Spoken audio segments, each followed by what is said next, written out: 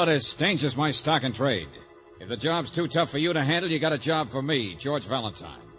Write full details.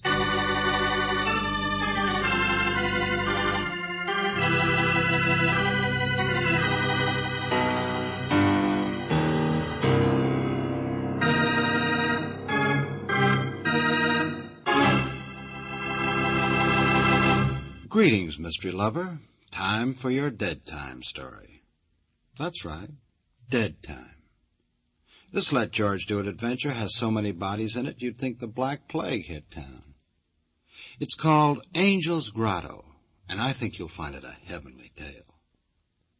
As usual, it's all about George Valentine and his faithful companion, Brooksy. Companion? Oh, well, I better not tell you any more, as it might spoil the suspense, and that we cannot do.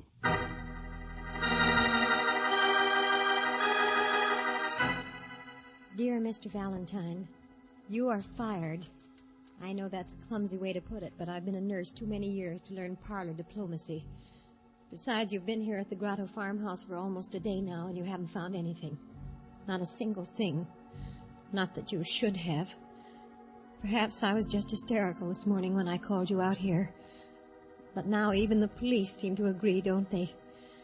Mr. Moraga's death last evening was an accident. Yes, an accident.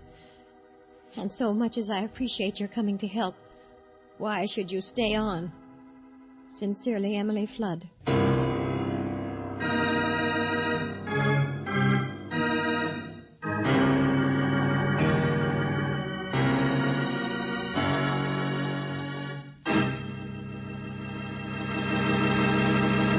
You are listening to Let George Do It. Our adventure will continue in just a moment. Now back to Let George Do It and George Valentine.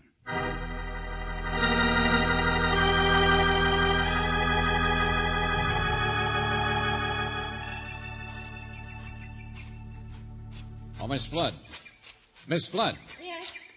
Oh, Mr. Valentine. Oh, here you are. We've been looking all over. Did you get my note? Yes, back at the house, but we wanted to... I don't like it back there. I came out Miss Flood, I was a little surprised. After all, I've barely even had a chance to talk to you since we got here. You see, there's very little factual evidence of any kind. Here. Did you check here? There might have been fingerprints on the handrail that might show... No, we checked all that. Best fingerprint man in the state found nothing to prove anything, not even on the wheelchair. No sign of a struggle. He hated that wheelchair. Imagine a man only 45 who usually couldn't sit still for a minute, having to spend 6 months in that thing. It was from a sailing accident. The bone wouldn't heal. Uh-huh. Most of the nurses were scared to death of him. But he liked me, because I wasn't good-looking and I didn't have an eye on his purse. And he had told me about this grotto. The Angel's Grotto. It's beautiful, isn't it? All that moss and the ferns. Yes. I saw it first about this same time yesterday. I just brought him out from the train, and he had to come here first thing, even before supper. Did you try to find the angel like we did? Oh, it's just a legend. Indians who used to work at the mission across the ranch. An angel of stone, they say. Crossed by the waterfall, I guess. Yeah. Only it's like all those things, huh? The face in clouds, the mountain shaped like a man's head. You can never really see it. Angel of death. He used to come out here and just sit when he was a little boy, you know. It was all so different then, he said. A farm, I mean. Just a place in the woods. And an exciting, scary grotto for boys to tell stories about and dare each other to come close to the edge. They were lovely boys, I guess. Herman hadn't met the bottle and the blondes yet. And that whiny stepbrother who still lives here was just like the real brothers. And John hadn't taken up sailing or broken hips, or even gone out to the city to build his steel mills to become the richest man in the state. Why? All been murdered. Mr. Valentine. All right, lady, we're sorry. We know you're upset. Anyway, there aren't any facts. But last night at supper, well, those guys aren't boys anymore, are they? He hated his family. He said this was the last time he'd ever come back. You want the rest of it? If you're going to fire me, you want my report, why I say murder? Go on. Well, you were there. You and he and the boys last night, remember? You were all sitting around the table? No, I don't want to talk business tonight. I don't want to talk anything. I'm tired. Emily, have you done my unpacking yet? Well, I thought as soon as supper is over, while you sit outside for a while. Sure, your nurse will take care of things, John. Here, have another glass of wine. It's special. No, I said. Well, farm isn't business. I only waited till you came, John, to talk about buying a new tractor instead of riding. Oh, for the love Leave of him Mike. alone, Jake. He's tired. Can't you hear what he Well, I said? got a setter coming around tonight. Got to get out there, help her with the pups. I only thought if he could spare $1,000 or so. Leave him alone. Jake, you'll just never understand us businessmen. Well, farm's a farm. You can't operate on Stop that. it. Both of you, stop it. I came here for a one-day visit, that's all. That day starts tomorrow. Oh, sure, Johnny, sure, we understand. I don't come out to the old place often myself, but a little reunion is different, huh? No. I wish I'd stayed in Florida. Don't blame you. All those classy nurses. Please, Mr. Moraga. Well, Johnny, I know the farm isn't very important anymore to you, but all I wanted to say was... Oh, get out to your barn. Go be a midwife, whatever it is. Now, you nurse, see if you can't give the cook out there a hand with the dishes. I notice Mary's not as speedy as she used to be, Jake. Stay where you are, Emily. Herman, for your information, I'm sick and tired of the steel business, too. Huh? You heard me, Mr. Vice President in charge of gas and wind? Oh. Oh, yes. Get everybody out. Leave us brothers alone. Have some wine. You don't want to talk business, not old Herman. Herman, the diplomatic sponge. Well, I wrote you I'm going to retire, didn't I? In the prime of life, and why not? And that means for my family, too. I'm here to cut all strings at once. Lazy relative steel mills, old family homesteads, the works. I'm sick and tired of supporting a worthless bunch. Please, don't. You're tired. You'll upset yourself.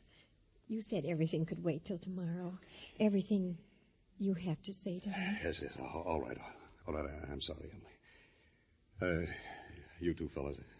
Wheelchair doesn't make a guy like me very friendly, but I mean it. I'm moving to Florida for good. Only, we'll talk tomorrow, huh?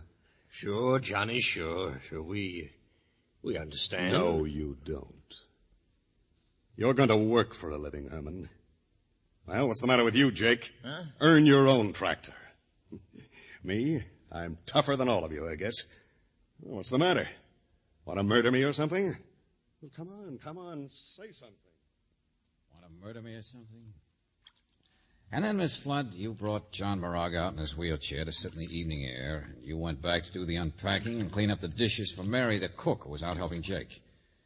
Brother Herman, he went to his room, so the testimony says, where he drank that wine all by himself. Jake, he came out and smoked a cigarette for a while with the impatient invalid. Then went to the barn and was busy for some time delivering a litter of puppies. Your testimony's very complete, Mr. Valentine. So what? So 10 o'clock, you came out to bring Mr. Moraga in for the night. And he was missing. Because around 9 o'clock, according to police reports, the doctors, his wheelchair parked here overlooking the grotto where you left him got a little bit too close to the edge. Look out, George! Oh. But there wasn't any evidence. You couldn't find anything. No, no evidence to show whether the brakes just slipped and the wheelchair rolled over, or whether Mr. Moraga was pushed off the edge. 200 feet down to the rocks. All those hatreds and everything, even motives. But everybody's story seemed to check. Yeah, that's it. Nothing so far can be proved. Mr. Valentine, you kicked that rock just now to see how I would react. Maybe. Well, I think you should understand there won't ever be any evidence. His death was an accident. I believe that now. So get out. Get out. Please, go away.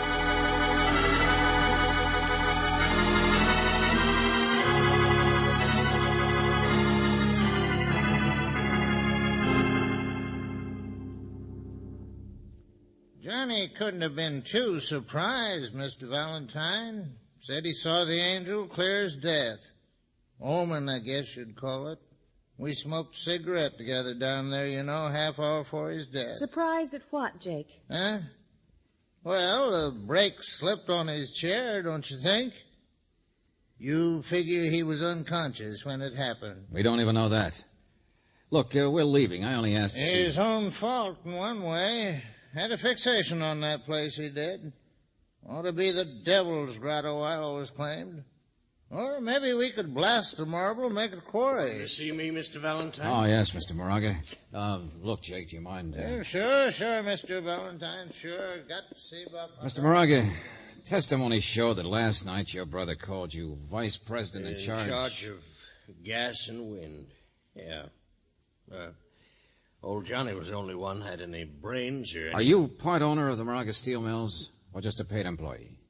You mean am I just the boss's brother? Yeah. Yes, if you like. Uh-huh. And now that he's dead, Weren't you leaving, Mr. Valentine?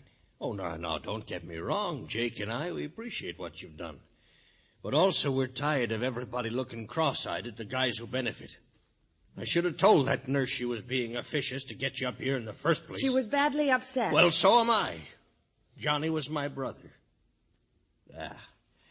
These little nurses get more conscientious the richer the patient is. Oh, how dare you! Mary, listen to me. What in the name? I will not, and I won't leave here until I'm sorry.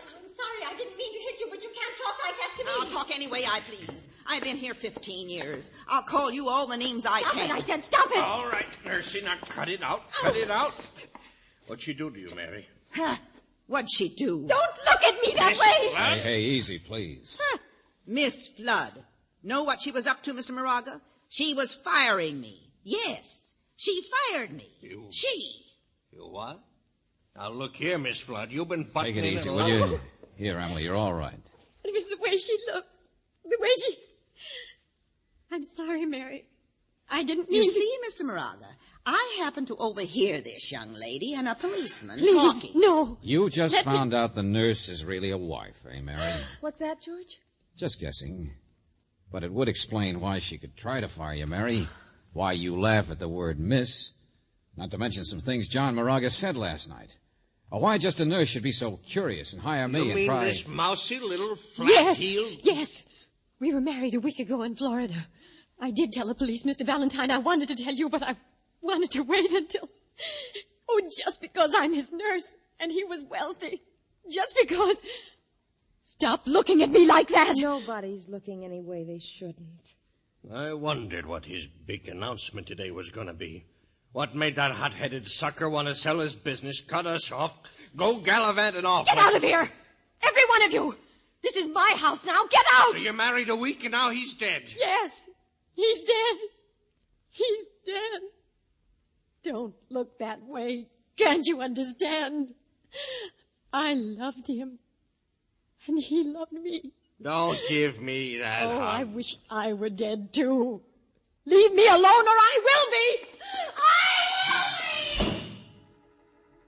Yes. A good act. Good act, Mr. Moraga? Are you changing your mind? I thought you were so sure your brother's death was an accident.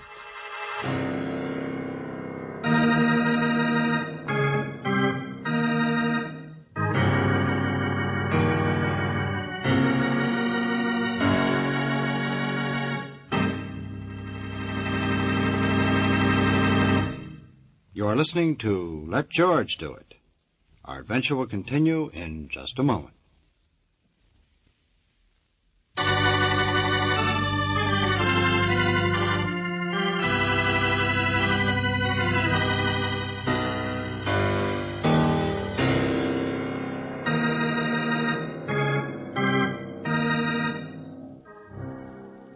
And now back to George Valentine.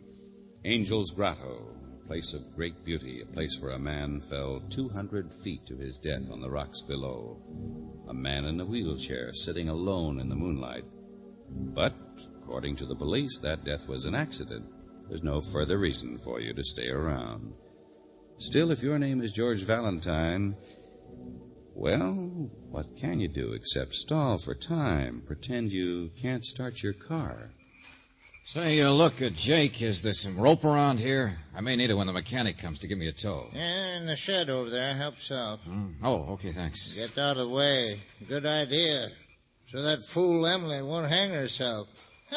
There's a good one. Come on, Brooksy. Let the rest of them think we've gone. You realize how short our time is? You mean what he just said about Emily? George, I want to go back in and talk to her. No, Brooksy, we got to find evidence before somebody else gets murdered.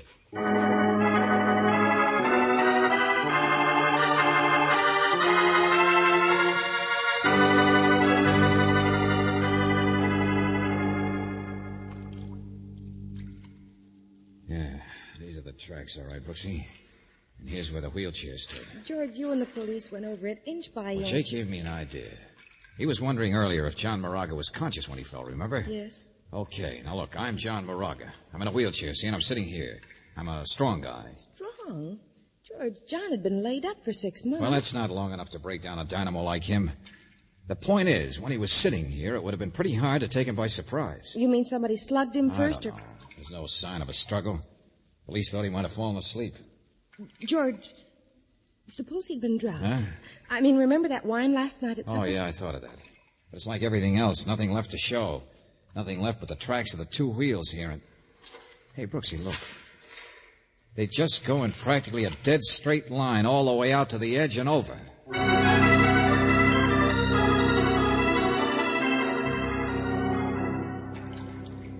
Okay, Brooksy, throw me that rope there.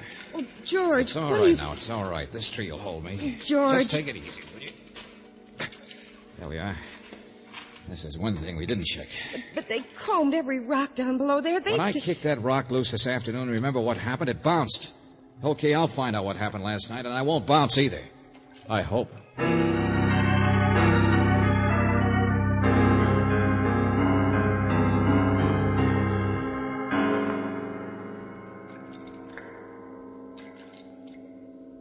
Hey, Brooksy, I can see the angel from down here. Yeah, it really does look like one, you know. Across by the...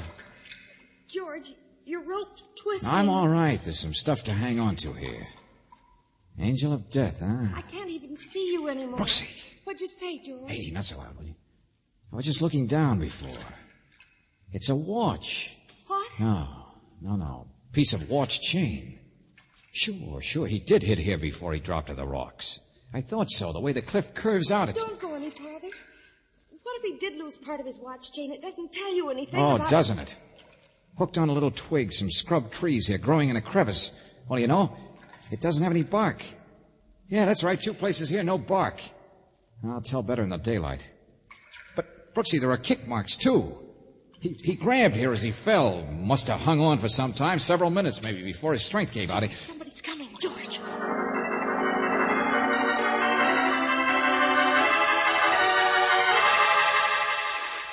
Mayday. Hey, I called you, but I didn't hear you answer it. Well, I went to see George. Listen. Listen to what? Oh, it's gone now. Okay, come on. Get this rope out of sight. Here, duck back here. In the bushes. That's better. Oh, George, I hate high places. You're crazy. But I learned something, Brooksy. The fact he clung there proves John Moraga was conscious. He couldn't have grabbed on there unless he was perfectly all right when he went over. He wasn't slugged, doped, anything. Just pushed. But those straight line tracks... Well, I can think of a person he might have trusted. Never guess what was going to happen until the last minute. Oh, George, any of them could have come down here without being seen. His shouts when he was hanging there wouldn't have been heard. Oh, Brooksy, look, stop evading it. You know who I'm talking about. All those tears don't hide her motive. George, I just can't believe that a girl would... Yeah. You see what I see? Little Emily. George, she's crying. That's what I heard before. Yeah, walking like she didn't know where she was. George, she wished she were dead, too. She was hysterical, but she said I'm like Jake. I didn't take it seriously. But she's going where we were. George, grab her. No, She's no, gonna... stop. Emily? Oh, you startled me. Oh? I didn't mean to. It's Herman. Beautiful night, isn't it? Mr. Moraga. What are you doing down here, anyway? You know, don't you? Why do you ask? Oh, well, I didn't believe a good-looking girl like you with her head on her shoulders would seriously think of... carrying out a threat You like... think I'm ugly. You said so. A stupid, flat-heeled nurse. Oh, well, really? It isn't No, anything... stay where you are. I don't think there's room for both of us here, Mr. Moraga. All right. All right. I loved your brother. I loved John. I'm 35. I'm not pretty. I know what I am. But he loved me, too. Now. Please don't touch me.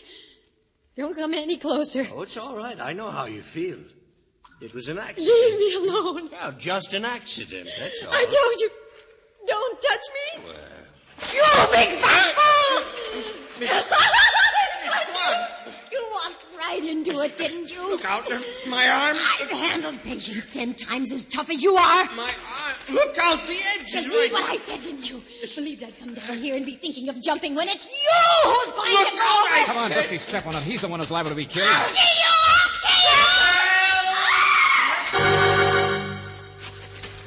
Get back here, I said. Get back. Let go of me! Okay, sister.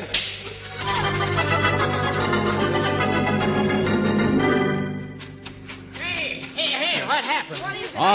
All right. Take it easy, all of you. Good Lord, what's the matter with She's her? all right, George. Let go. Leave me alone. She would have killed me. She was trying to I push me. know. We saw We it thought all. it was going to be the other way around. Oh? It never occurred to me. She has the same motive for getting rid of you, Mr. Moraga. You're the only real brother. You're in her way, too. Herman, for the love of Pete, what the crazy little fool... I thought that she was... Shove me. Was she All trying right, to will you do? please Tried to stop shove- it? Yeah, that's right. We prevented a murder. Now I can prove it. Murder number 2. Hey, did you find out something that... Mr. Lady, Valentine. will you stop crying for 1 minute, please? I didn't say you killed your husband. You didn't kill John Moraga. George. Emily, the tragedy we prevented tonight was you killing for vengeance because you thought the murder would never be solved. Herman did it. I was sure. The police couldn't find any clues for you, but you were like I was. You knew it had to be murder, and so you tricked Herman into following you down here. The only trouble was when you tried to take the law in your own hands, you picked the wrong person. What? Yeah, that's right. He didn't do it. He's demonstrated that pretty well right now, hasn't he? Only, what's your name, Cook? Mary? Oh, Did you ever see the angel? did I... What? Come on, the angel in the rocks. You've lived around here 15 years, you said. You've heard the legend. Oh, that. No, I don't know what you're talking about. There's no angel in the rocks, Valentine. That's just an Oh, old... yes, there is. Because I saw it. And John Moraga said he saw it, too. Oh, no. No, he After didn't. you left He's... him down here, Emily, he supposedly said it while smoking a cigarette. With you, Jake. Now, wait a minute. I never said anything. Oh, yes, you did. I remember it, George. And that was your mistake. Because, Buster, that angel turns out to be a real angel of death. You can't see that rock formation from any place except halfway down a straight cliff. No wonder the Indians had a legend. So when could John possibly have seen it except when he was climbing down there after he'd been shoved, clinging there, hanging there? Why did John scream out that he saw the angel? Was he pleading with you to help him? And did you just stand there and laugh at him, Jake? No, you're crazy. Me, I'm just a farmer. Sure, you're a big, strong guy. And that's why the tracks of the wheelchair were nice and straight, Brooksy. A man strong enough could just tip it back, load and all, and give it a roll. Now, you listen to me. I was up with that setter of mine. I was clean out in the barn. Mary helped me. Mary, do you know what the penalty is for providing a false alibi in a murder case? No, I don't even know what you're You talking... better tell me fast, lady, how many of those puppies you delivered? Mr. Valentine. How much you of that think- 2 hours Jake really spent with you in that barn? Hey, get her. She's running. No, we'll get her all right. I don't believe anything that dumb old thing... That's all, Jake!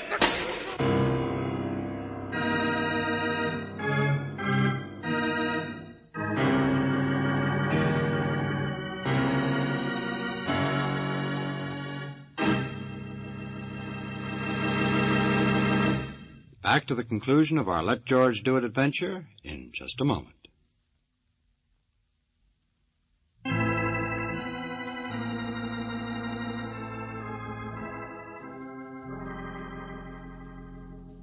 Angel's grotto. And the angel really did solve it. Well, Brooksy, the weak-kneed accomplice didn't help Jake much. But Mary wasn't really mixed up in But the... she started the ball rolling. Nothing else he could do but confess after that. I suppose she wanted to keep the farm as much as he did. And Moraga was going to take it away, sell everything. And to think it all started with our being fired.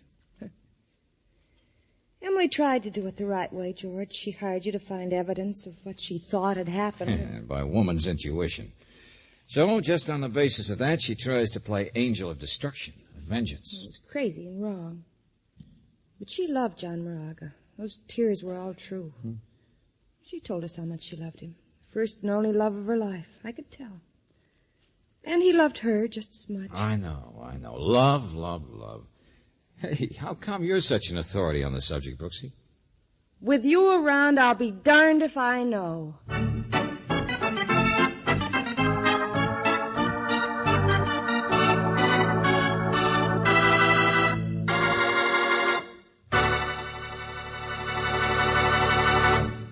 You have just heard Angel's Grotto, another Let George Do It adventure. Robert Bailey was starred as George Valentine, with Virginia Gregg as Brooksy.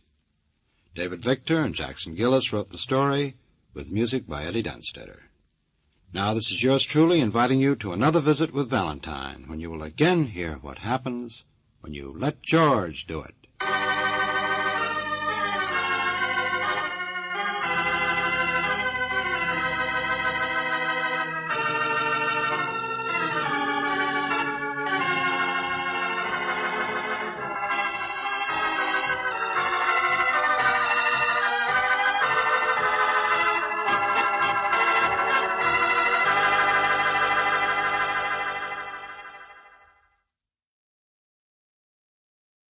From Hollywood, it's time now for... Johnny Dollar.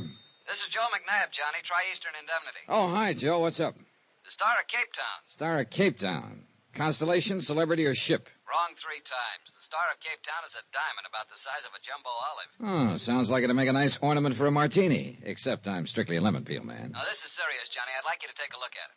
Now, what's so interesting about it, except it's probably worth $100,000? Make it $150. That's what we've insured it for. Oh? Got quite a history to it. 3 men we know of have been killed over it in the last 50 years. This stone I'd like to see. Where is it? Name of the stone, Johnny. Star of Cape... Hey, wait a minute. In Cape Town, South Africa? That's right. Interested? I'll be right over.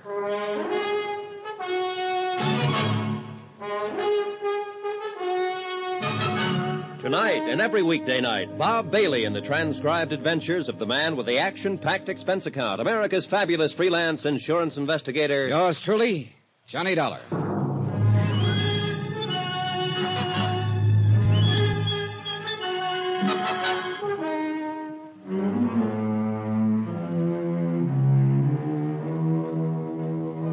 Expense account submitted by Special Investigator Johnny Dollar to Tri-Eastern Indemnity Associates, Home Office.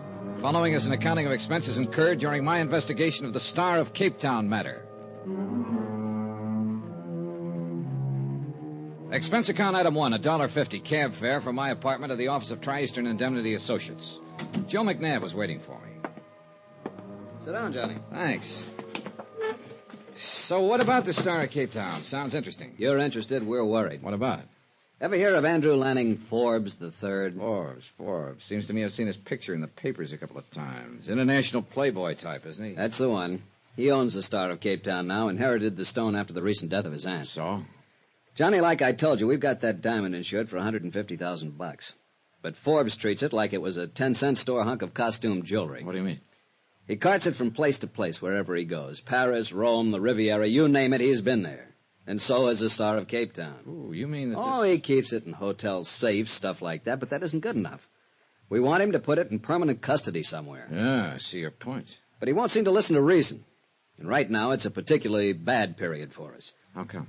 Forbes seems to be in one of his party-giving moods. He has them every once in a while. About 3 weeks at a time, a big party every night wherever he happens to be. Then he quiets down for a month or two. Yeah, probably resting up. But how come he's in Cape Town now? Who knows? Who knows why he goes anywhere he does? Oh, brother, sounds like a real character. Yeah, but what we want you to do is to talk him out of being a character long enough to put that diamond in a safe place and to keep an eye on it until he does. We got a plane reservation for you tonight at midnight. Tonight? Now, just a minute. Now, look, if it's the money you're worried about, don't be. This means a lot to us. We're willing to pay accordingly. Joe, you may not believe this, but I wasn't thinking about the money. Then what? Those 3 men who got killed over that diamond. You told me about them over the phone. Oh, that. Look, the diamond's 50 years old. Those 3 killings were 20, 30 years ago. Just the same, 3 is always a crowd. and I wouldn't like to see it increase by one. Expense account item 2, $360 cab fare to my apartment to pack and then to the airport, where Joe McNabb met me and told me 3 tired jokes in 2 minutes in a very subtle attempt to keep my mind off the 3 dead men as he gently steered me to the plane. Item 3, plane fare to Cape Town, South Africa.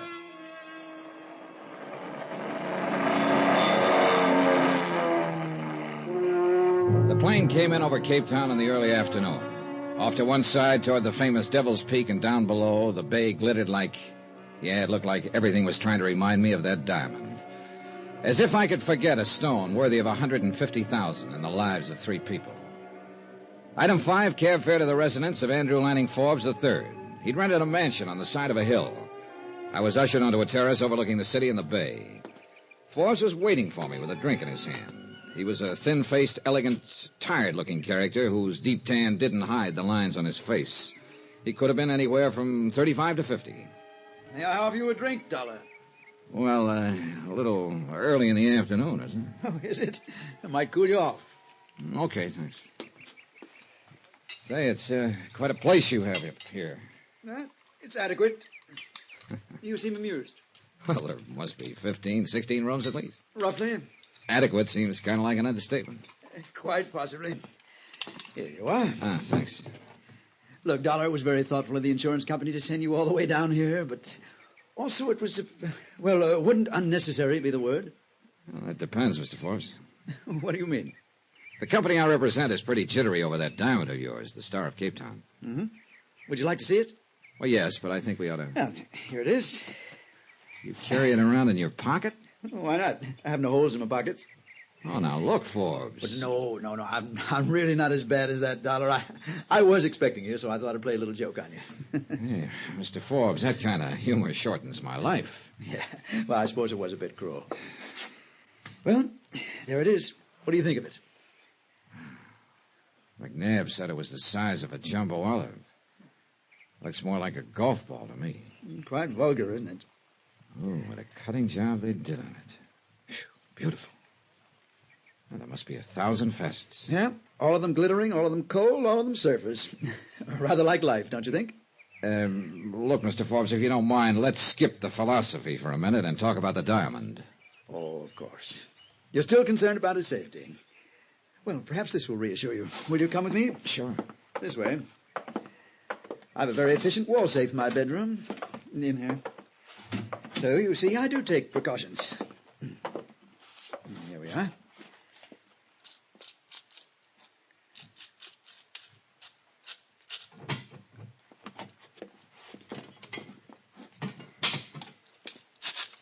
There. Are you reassured now? No. Your bedroom opens off the terrace. It'd be too easy for somebody to get at that safe. Very well, Mr. Dollar. After tonight, I shall place the diamond in a bank vault. That's the best news I've had all day. Yes. Tonight's party will be my last for a while. Party? For Agatha. Who's Agatha? Oh, she's my elder sister.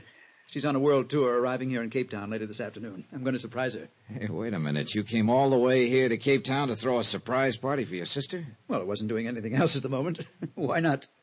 Well, I could think of a couple of reasons, but they probably wouldn't sound convincing to you. Probably not. Although they probably would sound convincing to Agatha. Oh?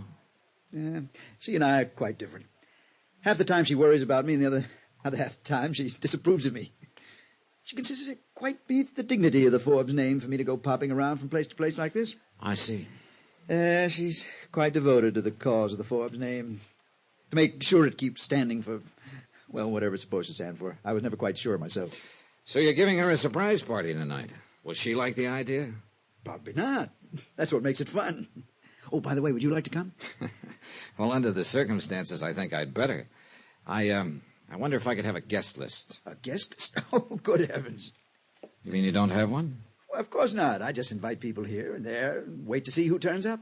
Then you don't have any idea who all's coming? Absolutely not.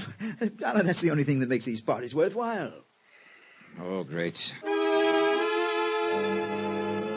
A character with a quaint habit of carrying his diamond in his pocket, throwing a party where he didn't know who was coming. This was a situation not calculated to help my peace of mind, believe me. Forbes had his driver take me back to town. I stopped along the way at police headquarters and talked to Lieutenant Van Tile, who agreed to furnish a man to help me keep an eye on the party. Expense account item 6, cab fare back out to Forbes' house that evening for the party. I thought I was getting there early, but there were already quite a few people about. A stocky bartender shoved a drink in my hand as I walked in, and I took a look around. Quite a brawl. Then I spotted a girl with honey-colored hair and a green dress that matched her eyes. Well, it was as good a place to start as any. Hi. Hi. My name's Johnny. I know. Oh? I'm Sheila. You a friend of Forbes? My, you are new around here, aren't you? What do you mean? You'll find me at most of Andy's parties. He arranges my transportation. Let's see. Do you?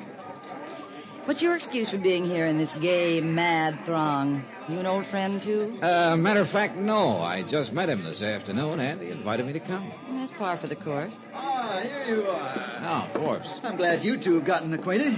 Enjoying yourself, Sheila? Delirious. Oh, isn't she wonderful, Johnny? She's always so gracefully bored. You see, Johnny, I perform quite a useful function around here. I'm always good for laughs. Yeah. Well, is your sister enjoying the party, Forbes? Agatha? Why, of course not. Haven't you met her yet, John? No, I haven't. Oh, she's over by the window. The thin, aristocratic, tired-looking lady. Oh, yeah. Yeah, I see what you mean. Well, that's her look of disdain. She thoroughly disapproves of this whole party, and of me, of course. And of me. Come along, Johnny. I'd like you to meet Agatha. Oh, you're taking a chance. She'd probably disapprove of me, too. Oh, no. You look like the respectable type. Thanks, I guess. She'd thoroughly approve. I seem to have another guest arriving. Would you two excuse me? I'll introduce you to Agatha later, Johnny. Yeah, sure. The perfect host. When he wants to be. Oh. Who's the new arrival? Her name is Helen. Andy met her a day or two ago. Well, I'll say this for her. Yes. Isn't she? Sorry. Don't be. I'm used to it. You know something, Sheila? I don't get you. Oh, I'm not so hard to figure out, Johnny. I think you are. You don't like these parties any more than Agatha. Oh, now watch it, Johnny. You start comparing me to her, and she's going to disapprove of you. Okay, but I still don't get it. You don't like the parties or Forbes' other friends, yet you keep... tagging along. Yeah, I've got a perfect attendance record. Why? Well, I guess there's one obvious reason, but that would sound real corny. Maybe not. So let's just say that after you've been riding the merry-go-round long enough, standing on solid ground doesn't seem normal. Oh? Well, maybe if you keep riding that merry-go-round, you'll grab the brass ring someday. Don't bet on it. Sheila drifted over to the bar, where she sat quietly drinking the rest of the evening. I somehow felt sorry for her, but I knew she'd bought her own ticket to the merry-go-round, at least for the first ride. I looked over at Forbes and started sweating. He was showing the diamond off to the party. But before I could get to him, Agatha did. She must have told him, in dignified but firm tones, to put the ice on ice. He laughed and took it back to his room, so I relaxed. The party dragged on. Agatha managed to look frigidly pained the rest of the evening, but Forbes was obviously enjoying himself with Helen. They danced, then went out on the terrace. Sheila turned her back and concentrated on her drink. Finally, I went over to the bar. Sorry, Johnny. Looks like the bartender's gone home. That's probably a good idea. Good night. She headed carefully for the door and went out. Then I realized I hadn't seen Forbes for 10 or 15 minutes.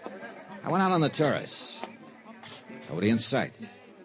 I walked to Forbes' bedroom door. Mr. Forbes? Forbes? No answer.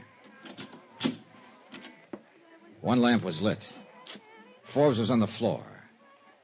The knife had gone in low under his ribs. He probably hadn't made a sound. Nearby was the case in which he kept the Star of Cape Town. It was open and empty.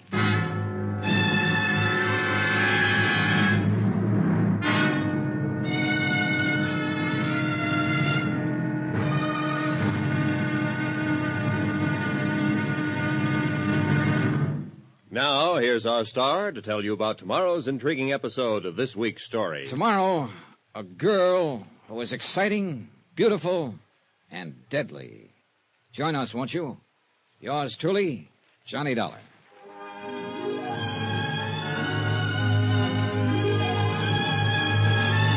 Yours truly, Johnny Dollar, starring Bob Bailey, is transcribed in Hollywood.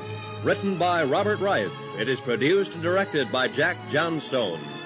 Be sure to join us tomorrow night, same time and station, for the next exciting episode of yours truly, Johnny Dollar.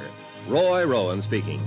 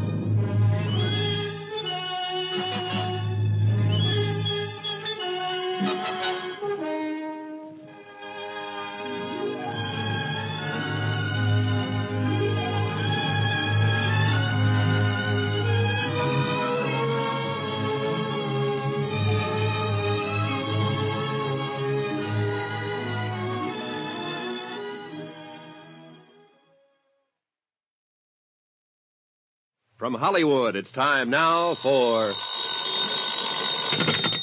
Johnny Dollar. This is Lieutenant Van Tile of the Cape Town Police, Mr. Dollar. Oh, yeah, Lieutenant. I've been trying to get you. Anything new on the Forbes murder? I'm afraid not. How about the diamond? It's still missing. Oh, so far we're batting 0. Any suspects? Oh, yes, indeed. Who is it?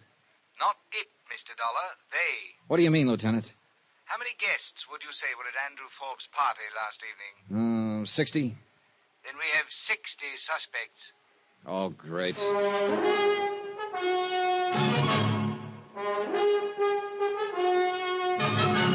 Tonight and every weekday night, Bob Bailey in the transcribed adventures of the man with the action-packed expense account, America's fabulous freelance insurance investigator. Yours truly, Johnny Dollar.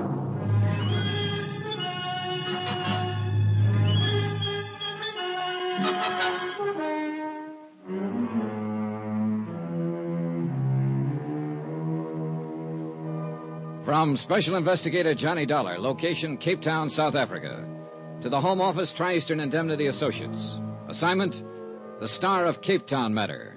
Expense account continued. Item 7, cab fare from my hotel to police headquarters. So far in this job, I'd been a big, brilliant nothing. I figured Lieutenant Van Tile of the Cape Town Police might be able to supply a few answers. But as it turned out, all he had on his mind was questions. Now, Mr. Dollar, suppose you sit down and explain your connection with this affair. Sure, Lieutenant. I can make it short, if not sweet. Andrew Forbes was an international playboy. I am well aware of that. Cape Town has entertained Mr. Forbes before, or vice versa. Well, then you probably also know that he recently inherited a very large diamond known as the Star of Cape Town. Yes? The company I represent was carrying the insurance on that stone, $150,000. They didn't like the way Forbes was flashing it around. They thought he was a bit too careless with it. I was trying to talk him into using a little common sense. And that is why you came here to Cape Town? Yeah, but it looks like I've struck out. Forbes is dead and the diamond's gone.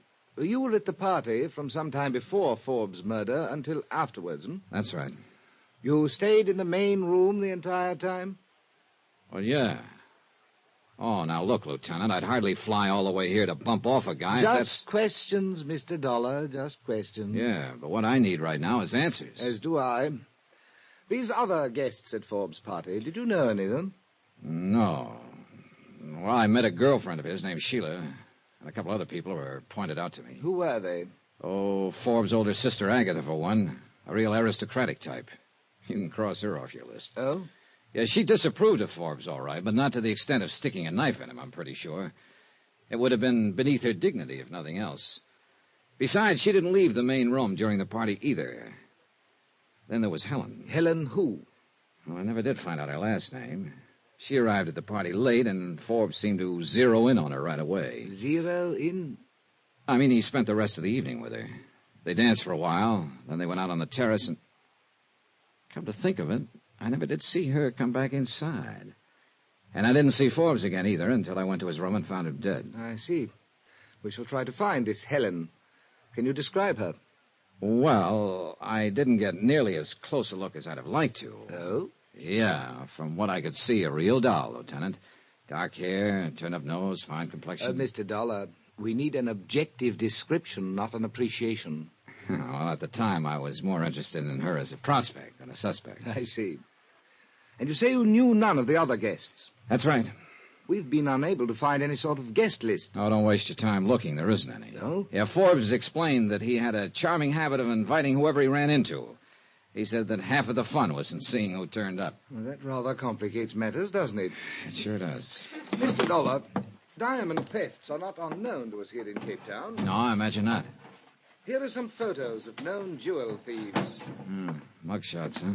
Please see if you recognize any of these people as having been at the party.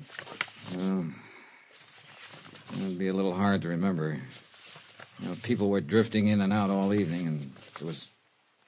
Wait a minute. Who's this guy?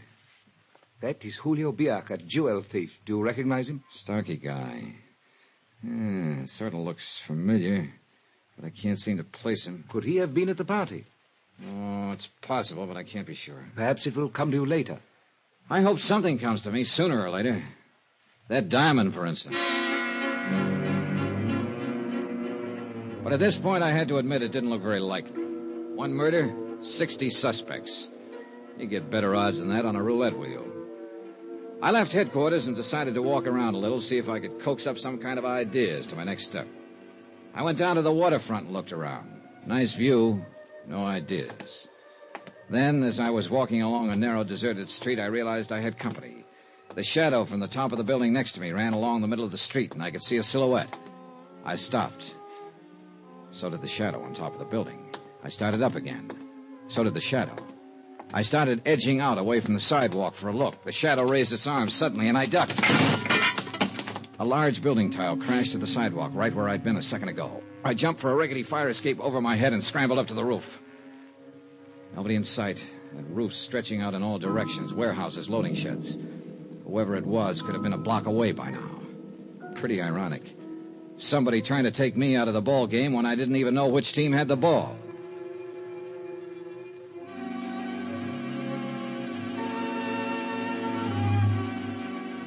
I went back to my hotel room. 2 steps inside, I stopped cold. I'd caught a whiff of what smelled like a pretty expensive perfume. It certainly wasn't my shaving lotion. Hello, Johnny. Wow. Sheila. Yeah. Yeah, I remember now. You were wearing that perfume at the party last night. I've been waiting for you. Let's talk. Uh-huh. Any particular subject? Last night? What happened, Johnny? Give me that. You were there, too. You remember. I left before it happened, I think. What do you mean, you think? Guess I had a few too many last night. I don't remember some of it. No? You were making pretty good sense when I was talking to you. Well, after that, I mean. And you were with it enough to react when Forbes and Helen went out on the terrace together. Don't, Johnny. Did you do it? Oh, well, now that's a switch. I'm not kidding, Johnny. You went to his room. There's only one way you'd know that, Sheila. You were outside somewhere watching. Yes. After I left, I went around and back. And? Pretty soon, Helen came out of his room. She was carrying something. Oh, what? Don't worry, it wasn't the diamond. I was close enough to see it. Even if I hadn't been, I guess I'd have known. What do you mean? It was a small bottle of perfume. That was always the first step. Perfume. And always the same kind. Oh. That kind you're wearing. Yes. It's got a great name. Forever. What happened then? I walked around the garden a few minutes, trying to decide whether to have it out with Andy once and for all. I started back toward the terrace, then I saw you heading for his room, so I left. I said, don't, Johnny. If I'd done it, would I have told you I was out in the garden? You would if you were afraid somebody'd seen you there and would tell me about it. Oh? And I suppose you figured out a motive for me, too. Couple of possibilities. You told me you'd been on a merry-go-round with Forbes for a long time. Maybe you couldn't stand the thought of anyone else getting aboard. Helen? That sort of thing's happened before, Johnny. Or maybe you figured the only way to get off that merry-go-round was to get rid of the guy who ran it. And the diamond. That'd get by you a lot of rides somewhere else. And I thought I was the cynic. You really have a nice opinion of people, haven't you? I'm afraid most of the people I get myself involved with on these jobs aren't very nice, Sheila. I didn't do it. All right, if you didn't, I'm sure Lieutenant Van Tuyl will find out. I know. I'm on my way there now. Oh? He phoned me an hour ago. I thought I'd stop by and talk to you before I went. Johnny, you don't really think I could do a thing like that, do you? I guess not, Sheila. One thing I am interested in, though. What's that? You're finally off the merry-go-round. How does it feel? It isn't real. That merry-go-round was all I ever knew. She walked out of the room looking, well, empty is the best word I can think of. And I kept wondering what she'd been like before the merry-go-round. The rest of the day I spent composing soothing cablegrams in reply to angry ones from McNabb of Tri-Eastern Indemnity. The inquest was the following morning, but the verdict was no help. Death at the hands of person or persons unknown.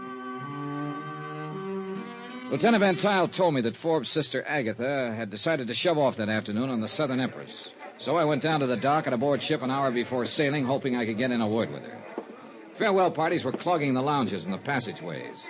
I waited outside Agatha Forbes' stateroom until she arrived. Miss Forbes? What? Oh, Mr. Dollar, isn't it? Yes, I didn't have a chance to meet you at your brother's party last night. He told me about you. It's too bad you weren't able to persuade him to put that diamond into safety sooner. Miss Forbes, I wonder if you'd answer a few questions about... I'm very sorry, Mr. Dollar. I am completely exhausted. I don't wish to talk about it. But there are certain... I made my statement to the police. There's nothing further to add. About the diamond, however... There's been too much publicity about the entire tragedy as it is. I have no wish to add to it. I'm very sorry, Mr. Dollar. I shall be in New York in a month or so. Perhaps I shall have recovered from the experience sufficiently by then to talk about it intelligently. Only trouble is, by then the diamond could be in Timbuktu or... See you later, Miss Forbes. What snapped me into action was a glimpse of a girl at the end of the passageway just entering the lounge. I couldn't be sure, but it looked like Helen. By the time I reached the lounge, she was nowhere in sight. Then I saw another familiar face over in one corner. The mugshot I'd seen at police headquarters, Julio Biak, jewel thief. And I had him pegged. He'd been the stocky bartender at Forbes' party, the guy who disappeared just before the murder. He spotted me and ducked into a passageway. I went after him. He turned a corner, and that was his mistake, blind alley. So I closed in on him. We circled. Now, I was at the blind end, and that was my mistake because suddenly there was a knife in his hand. He held it low like an expert. Now, Mr. Dollar. Oh, you must have a trunk full of knives, Julio. All I need is one. Just like the one you slipped into Forbes, huh? And you... He lunged at me. I ducked to one side and kicked at the knife. He whirled and dove, but now I had it.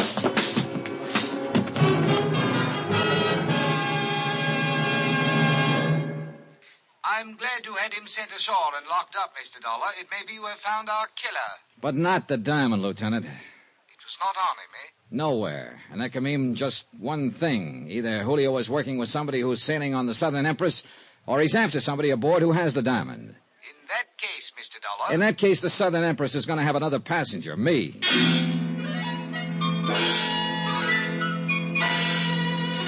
I checked with the purser who agreed to squeeze me aboard. Then I headed back to my hotel room to pick up my luggage. I could still smell Sheila's perfume in the room. Then as I bent over to lock my suitcase, I spotted a movement out of the corner of my eye. I tried to whirl, but too late. Something hard connected to the back of my left ear, and I went down. And out.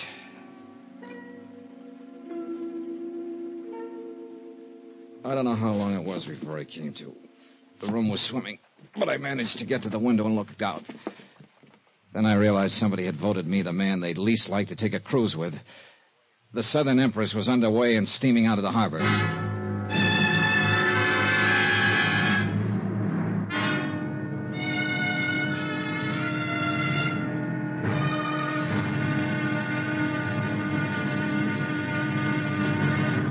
Now, here's our star to tell you about tomorrow's intriguing episode of this week's story. Tomorrow, I take a trip, all right.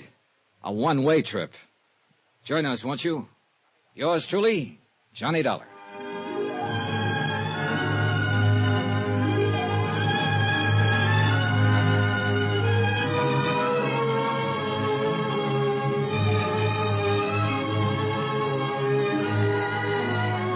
Yours truly, Johnny Dollar, starring Bob Bailey, is transcribed in Hollywood. Written by Robert Reif. It is produced and directed by Jack Johnstone. Be sure to join us tomorrow night, same time and station, for the next exciting episode of Yours truly, Johnny Dollar. Roy Rowan speaking.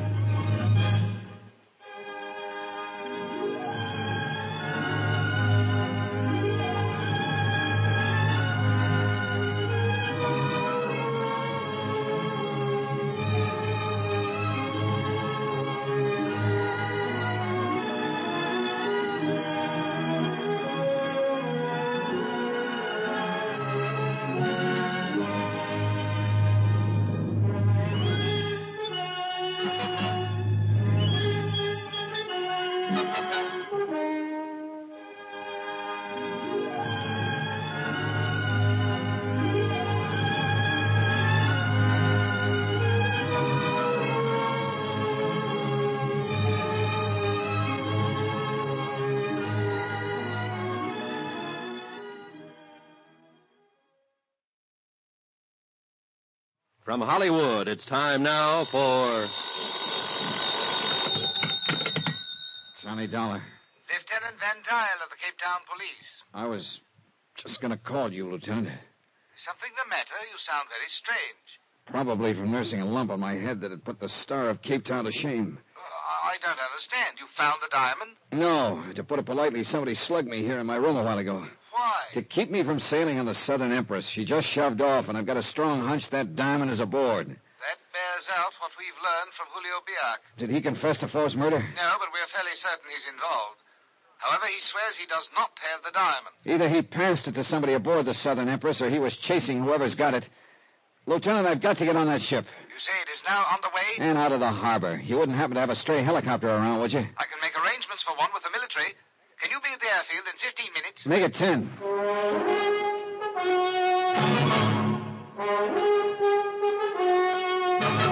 Tonight and every weekday night, Bob Bailey in the transcribed adventures of the man with the action-packed expense account, America's fabulous freelance insurance investigator. Yours truly, Johnny Dollar.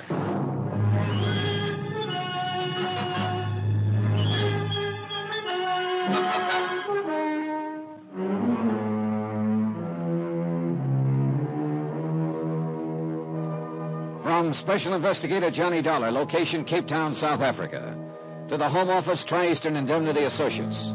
Assignment, the Star of Cape Town matter. Expense account continued. Item 8, cab fare to the airfield, where the helicopter was waiting for me. I don't know which was throbbing the most, the helicopter engine or my head. On the way out to sea, I had time to try to put the pieces together. But as usual, they didn't fit. A playboy named Andrew Forbes inherits a diamond called the Star of Cape Town, worth 150 G's. The insurance company gets fidgety at the way Forbes is flashing the stone around. So they send me to Cape Town to talk some sense to him. But now Forbes is dead and the diamond is missing. And the fact that his probable killer was picked up aboard the Southern Empress before it shoved off convinces me the stone is somewhere on that ship. But I've got no proof, even though I'm breaking my neck to get there at the moment.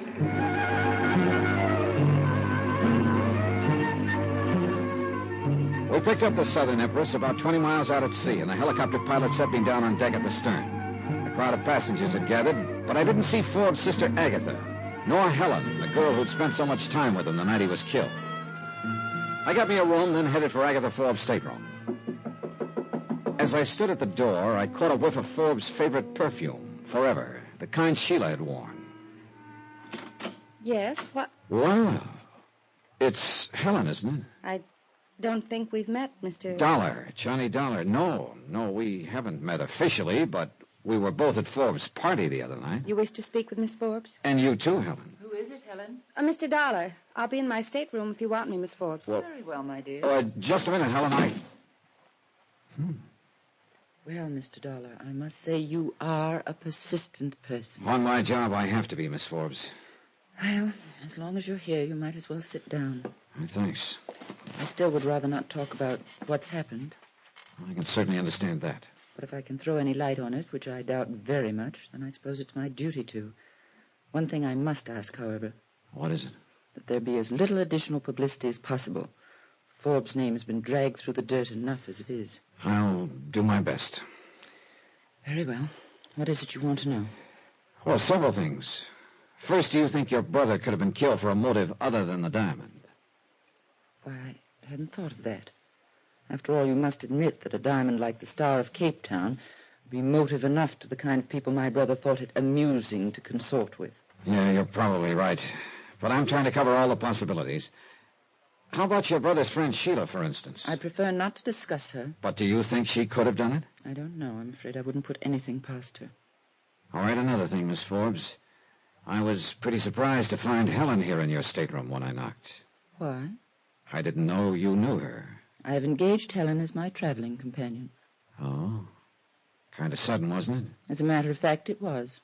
My brother had told me about her. For one of the few times in his life, he was right about someone. She's a thoroughly nice person. So you hired her? I think I told you before how exhausted I am by all this. I needed someone to make arrangements for me. At the last moment, she decided to make the trip, and I was delighted. Uh-huh. She made up her mind at the last moment, huh? May I ask why all these questions about her? Well, right now she's pretty high on my list of possible... That's impossible. As far as we know, she was the last person to see your brother alive. And I refuse to believe she could possibly be involved. I hope she isn't, but I've got to run down every lead I can get. If I don't recover the Star of Cape Town, the company I represent is on the hook for $150,000. I have not filed a claim as yet, Mr. Dollar, nor do I propose to until we reach New York.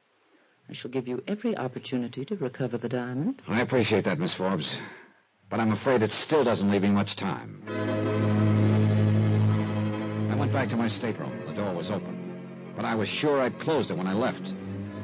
Inside was the same lingering smell of the same lingering perfume, Forbes' favorite forever. Sheila wore it, but as far as I knew, she was still in Cape Town. Then I remembered her saying that Forbes had given Helen a bottle of it. I also remembered smelling it in my Cape Town hotel room just before I got slugged. I thought then it was a carryover from Sheila's earlier visit. Now I wasn't sure. I started back out of my stateroom just in time to collide with somebody in the passageway. Sorry. Whoa. Say, partner, you sure took the wind out of my sails. Yeah, well, I'm sorry. I didn't know anyone was out here. Oh, I just passing by, partner. Stacy's the name, Ben Stacy. What's yours? Dollar. On the level?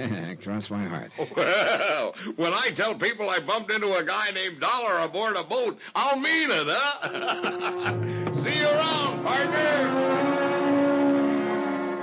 So he could have been just passing by, like he said. But if so, he moved awfully quietly for a guy his size. I locked my door and headed for the bar. Expense account item 9150, a double martini, which occupied me just long enough to get a couple of things nailed down in my mind. Namely, open stateroom doors and the smell of perfume. It had to be Helen. No two ways about it. At this point in my brilliant chain of deductions, I made a big mistake. I looked down toward the other end of the bar, and the person I saw sitting there made me realize in one big hurry that my train of thought had just gotten itself derailed. Hello, Sheila. Hi, Johnny. I thought you were back in Cape Town. Why should I be? What's to stay for now? Good question. But you didn't tell me you were leaving. You didn't ask me. Sit down. You must have decided in a hurry. That's the only way I ever decide anything. Oh? Well, you picked an interesting boat to sail on. I suppose you know Helen's aboard. Small boat, isn't it? Oh, look, Sheila, suppose we drop the flip chatter, huh? Okay, Johnny. What do you want me to tell you? That I hate Helen for taking Andy Forbes away from me? Okay, I do. It's happened before, but Andy always came back. What hurts this time is that he was killed before he had a chance to. Sheila... Don't worry. I'll keep out of her way. I won't make any trouble. And, Johnny, do me a favor. What is it? Let's just forget I'm on board. I'd kind of like a decent chance to forget a few things, if I can. Okay. Just one thing, Sheila. Yeah? Were you in my room a few minutes ago? No. On the level? Sure, why? All right, skip it. See you later. Okay. I hope you find your diamond. Thanks. I hope you find whatever you're looking for. You know what it is? No? I got news for you. Neither do I.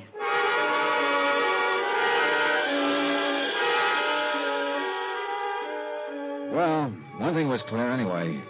If Sheila hadn't been in my stateroom, then the perfume I'd smelled must have belonged to Helen. She seemed to be getting higher on my list all the time. I had to have a talk with her, but by the looks of things, that wasn't going to be easy. She was doing a pretty good job of avoiding me. About half an hour later, though, I spotted her topside in a deck chair with Agatha Forbes. Next to them was my old buddy from the wide open spaces. Why, some of the things we got out west you just wouldn't believe. I am certain we wouldn't. I've never been there, but Oh. Hi, everybody. Well, sir, if it isn't Mr. Dollar himself. Now, I ask you ladies, if that isn't just about the most colorful name a fella Good can have. afternoon, Yes, Mr. Dollar. Hope you're a little more rested, Miss Forbes. Thank you, I am. And Helen, I'm glad Miss to see you. Forbes, I wonder if you'd excuse me. Why, certainly, my dear. I'm afraid I have a headache. Why don't you go lie down for a while? Thanks, I think I will. Well, now, that's kind of a chilly reception, partner. Looks like the little lady doesn't like you much. Oh, well, you can't win 'em all. Yeah, thanks. I'm sure Helen's simply tired, Mr. Dollar. Mr. Stacy here tells me he was quite a good friend of my brother's. Oh? Why, sure, partner. Andy Forbes and I was the best of buddies. Well, I didn't see you at his party the other night. Well, he asked me, of course, but I just couldn't make it. I tell you, though, dogged if I wouldn't have been there if I'd have known it was going to be old Andy's last party. Oh, excuse me, ma'am. That's all right. How long had you known Forbes, Mr. Stacy? Years, Dollar, years. Old Andy and me was always bumping into each other in the darndest places. Cairo, Paris, Copenhagen. I tell you, it was always a barrel of laughs when we got together. I'll bet. Why, I'll never forget one night in little old Dakar. We're going to be in Dakar in a couple of days, aren't we? I believe so. Oh, yeah. I suppose everybody will be going ashore for You the day. bet. Well, you don't want to miss Dakar. Why, I can show you some places you just wouldn't believe. Oh, yeah, sure.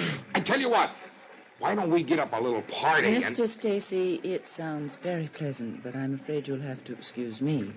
I'm not quite in the mood for sightseeing. Oh, I understand. Sure enough, Miss Forbes. Well, Dollar, how about you? We'll see. Yeah. Well, anybody care to join me for a walk around the deck? No, thanks. I gotta keep up my appetite, you know. See you later. But don't you forget about Dakar. It'll be a ball. Yeah, it'll be a barrel of fun. Miss Forbes. Yes? Did your brother ever mention this character Stacy to you? No. Of course, Andrew had many strange friends that he didn't mention to me. Yeah, I'm sure he did.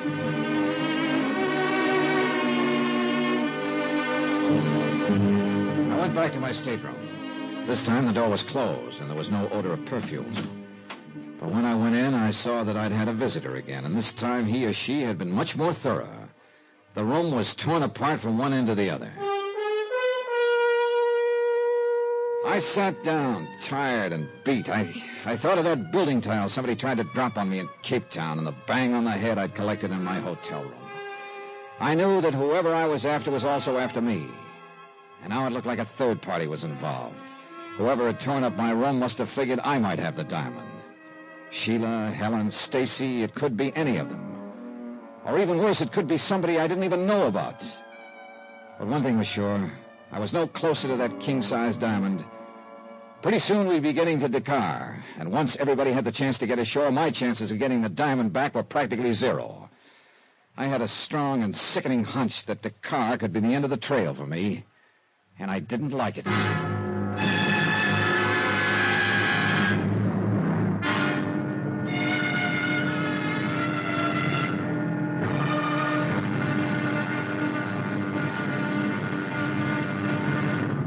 Now, here's our star to tell you about tomorrow's episode of this week's story. Tomorrow, my one good lead jumps ship the hard way.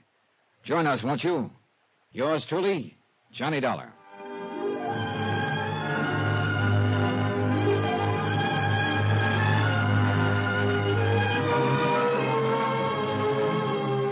Yours truly, Johnny Dollar, starring Bob Bailey, is transcribed in Hollywood. Written by Robert Reif, it is produced and directed by Jack Johnstone. Be sure to join us tomorrow night, same time and station, for the next exciting episode of Yours truly, Johnny Dollar. Roy Rowan speaking.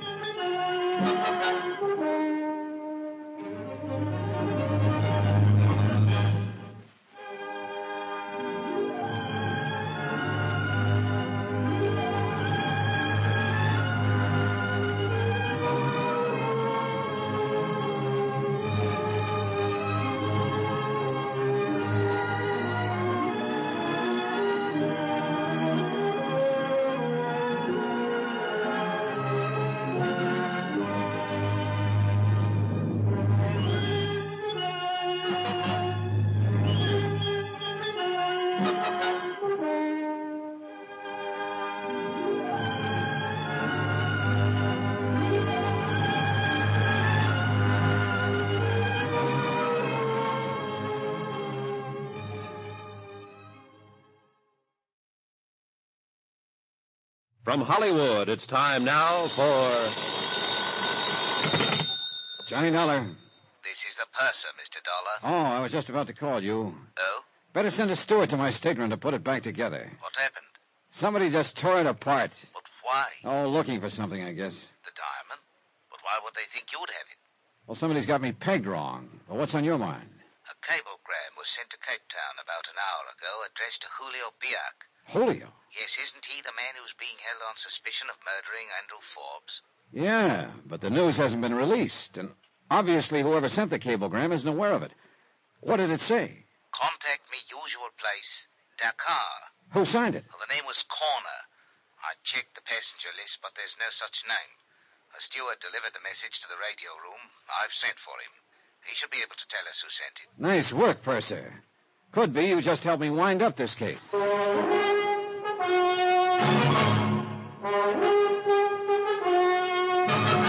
Tonight and every weekday night, Bob Bailey in the transcribed adventures of the man with the action-packed expense account, America's fabulous freelance insurance investigator. Yours truly, Johnny Dollar.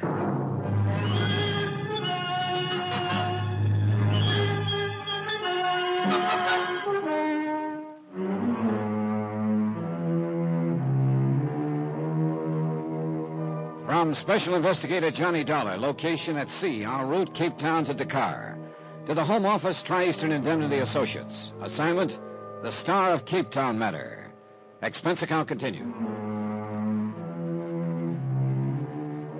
Item 10, $10. A token of appreciation to the purser for furnishing me the one good lead I've had in this deal. A cablegram to Julio Biak, who is being held in Cape Town right now as Andrew Forbes' probable killer. But Forbes' diamond, the Star of Cape Town, $150,000 worth, was still missing. The cablegram indicated that Julio hadn't been working alone on the deal. Whoever sent it was aboard ship and either had the diamond or was looking for it. Before long, I'd know who that someone was. I started for the purser's office. Mr. Dollar. Huh? Oh, Helen. I'd like to talk to you. Hell no, that's a switch. What do you mean?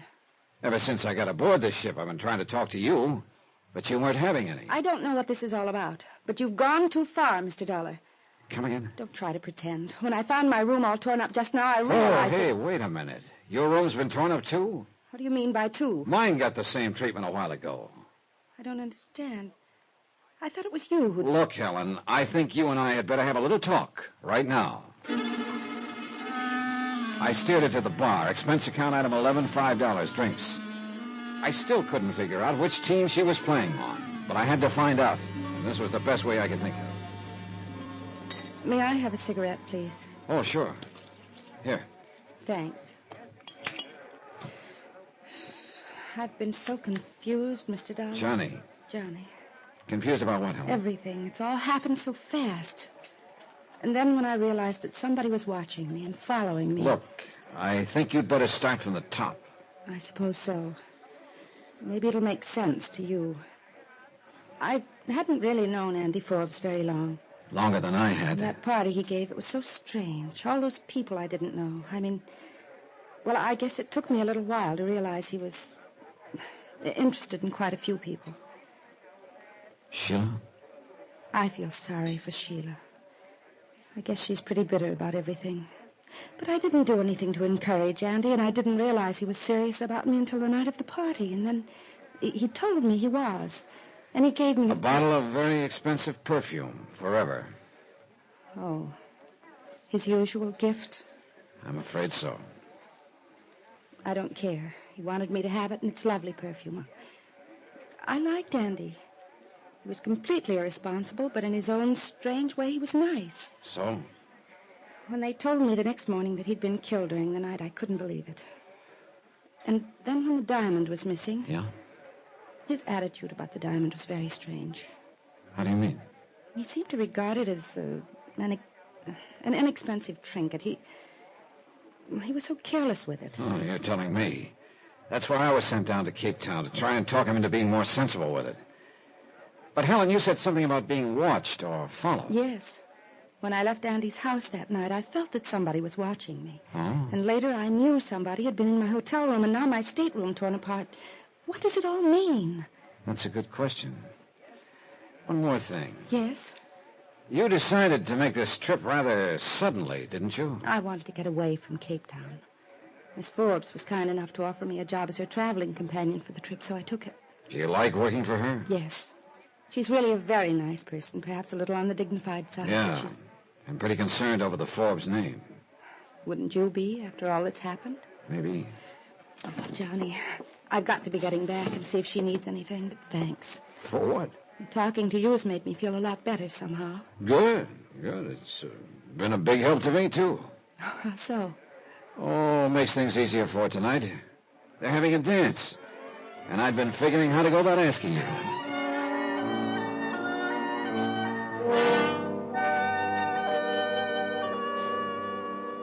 No, dear, there isn't a thing I need at the moment. Then if you don't mind, I'll go to my stateroom and change. Of course, Helen. See you tonight, Johnny. Right. Well, you two seem to be getting along pretty well now. Yeah, I guess so. I'm glad. I'm sure you realize by now that Helen couldn't possibly be involved in the murder or the diamond theft. I hope not. You are a very suspicious man, Mr. Dollar. It's part of my job, Miss Forbes. I still don't have any idea who's got your brother's diamond, and if I don't find out before we get to Dakar tomorrow, the chances are I never will. I don't see how you can be so sure the Star of Cape Town is aboard this ship. I wasn't sure until today. That cablegram convinced me. Cablegram? Yeah, it was addressed to Julio Biak in Cape Town. Biak? Isn't he the one who's under arrest back there? That's right. He was posing as a bartender at your brother's party. We think he's the killer. But apparently whoever sent him the cablegram was working with him and doesn't know he's been arrested. Well, I hope you can clear it up, Mr. Dollar, so that all this publicity will die down. It's been terribly trying. Yes, I imagine it has. I know Helen's felt the strain, too. She's been so nervous lately. Oh, If what? No, I was just thinking. If only Andrew had met someone like Helen sooner, perhaps none of this would have happened. Maybe not. Had I known she was coming to the party, I don't suppose I'd have tried to talk Andrew out of giving it. She's been the one bright ray in all of this. Oh, if only. But regrets are so futile.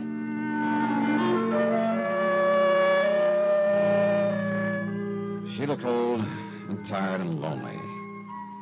Sure, maybe she was too worried about the dignity of the Forbes name, but I could see now it was about the only thing she'd had all these years. And with a brother who'd kept tossing the name around like a cheap toy, I quit looking at the picture. It wasn't very pretty. Anyway, I had another picture in my mind. Helen. I couldn't quite figure her. Everything she told me could be the truth.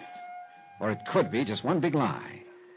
And there was something else bothering me about the whole deal. Something I couldn't quite put my finger on. A piece that didn't fit.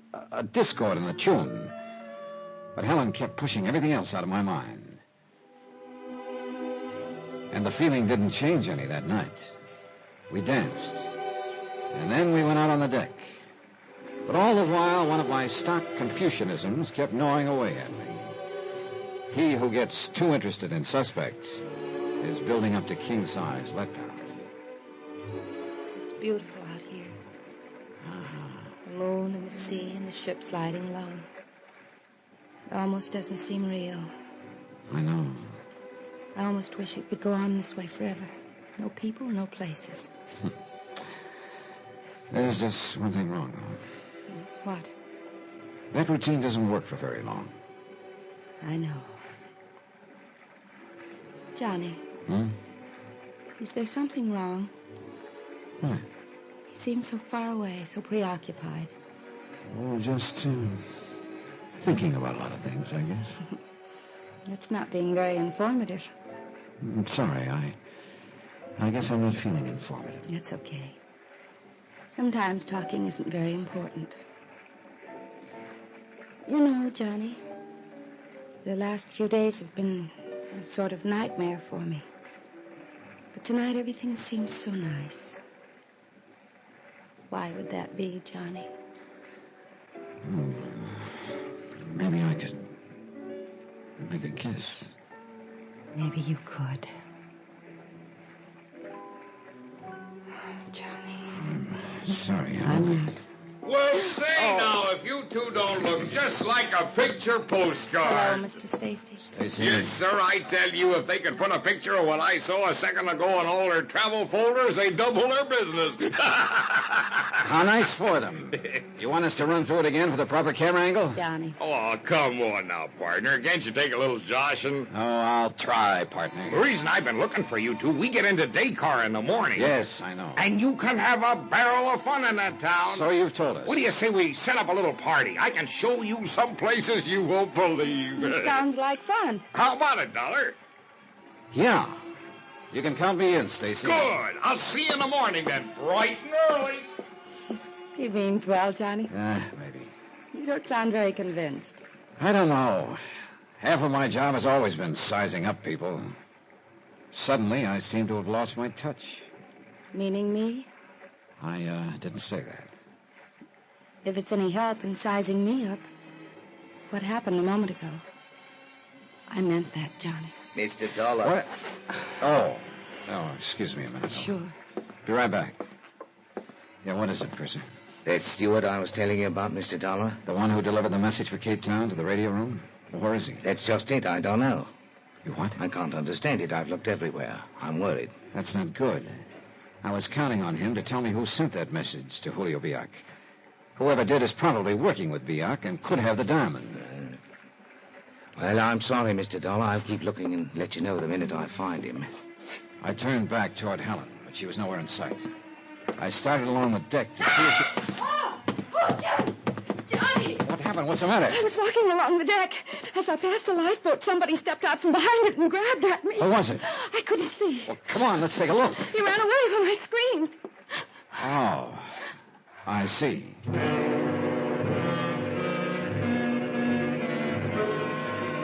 So there I was again. Was she lying or telling the truth? I took her to her stateroom and told her to lock herself in for the night.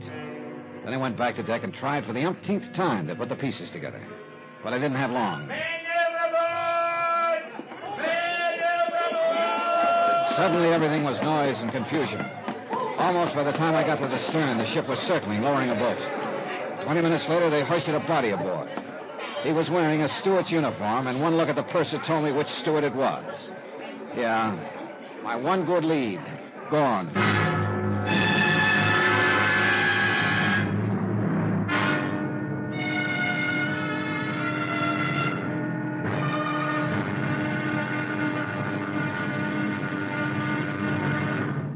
Now, here's our star to tell you about the final episode of this week's story. Tomorrow, I finally figure out the deal, only to find that my opponent is holding all the aces. Join us, won't you? Yours truly, Johnny Dollar.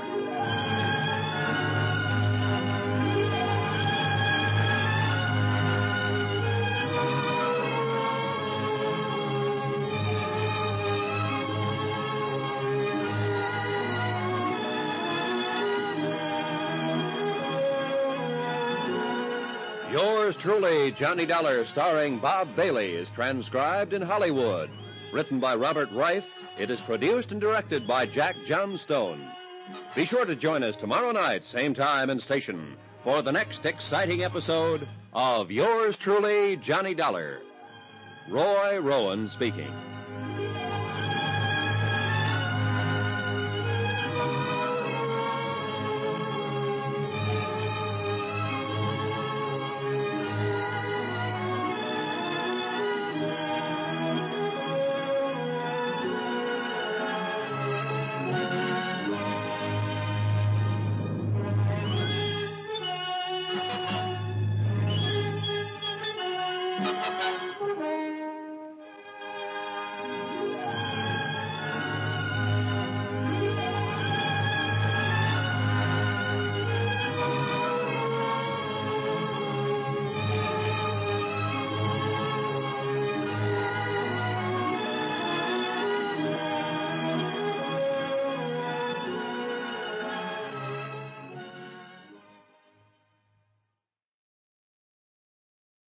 From Hollywood, it's time now for... Johnny Dollar. This has been Stacy, partner. Oh, hi, Stacy. We'll be docking a day car in an hour or so now. Yeah, I know. Don't forget, I'm going to show you and Helen around the town. Okay, I'll be ready. Say, Dollar, that was a little excitement we had aboard ship last night, huh? That steward who fell overboard? That's putting it politely. Oh, what do you mean? I think he got pushed.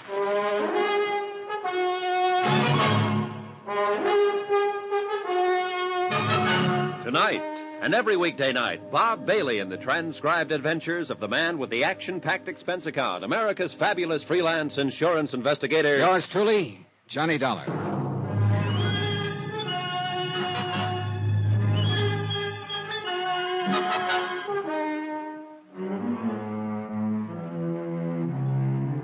From Special Investigator Johnny Dollar, location at sea on the Southern Empress, en route Cape Town to Dakar.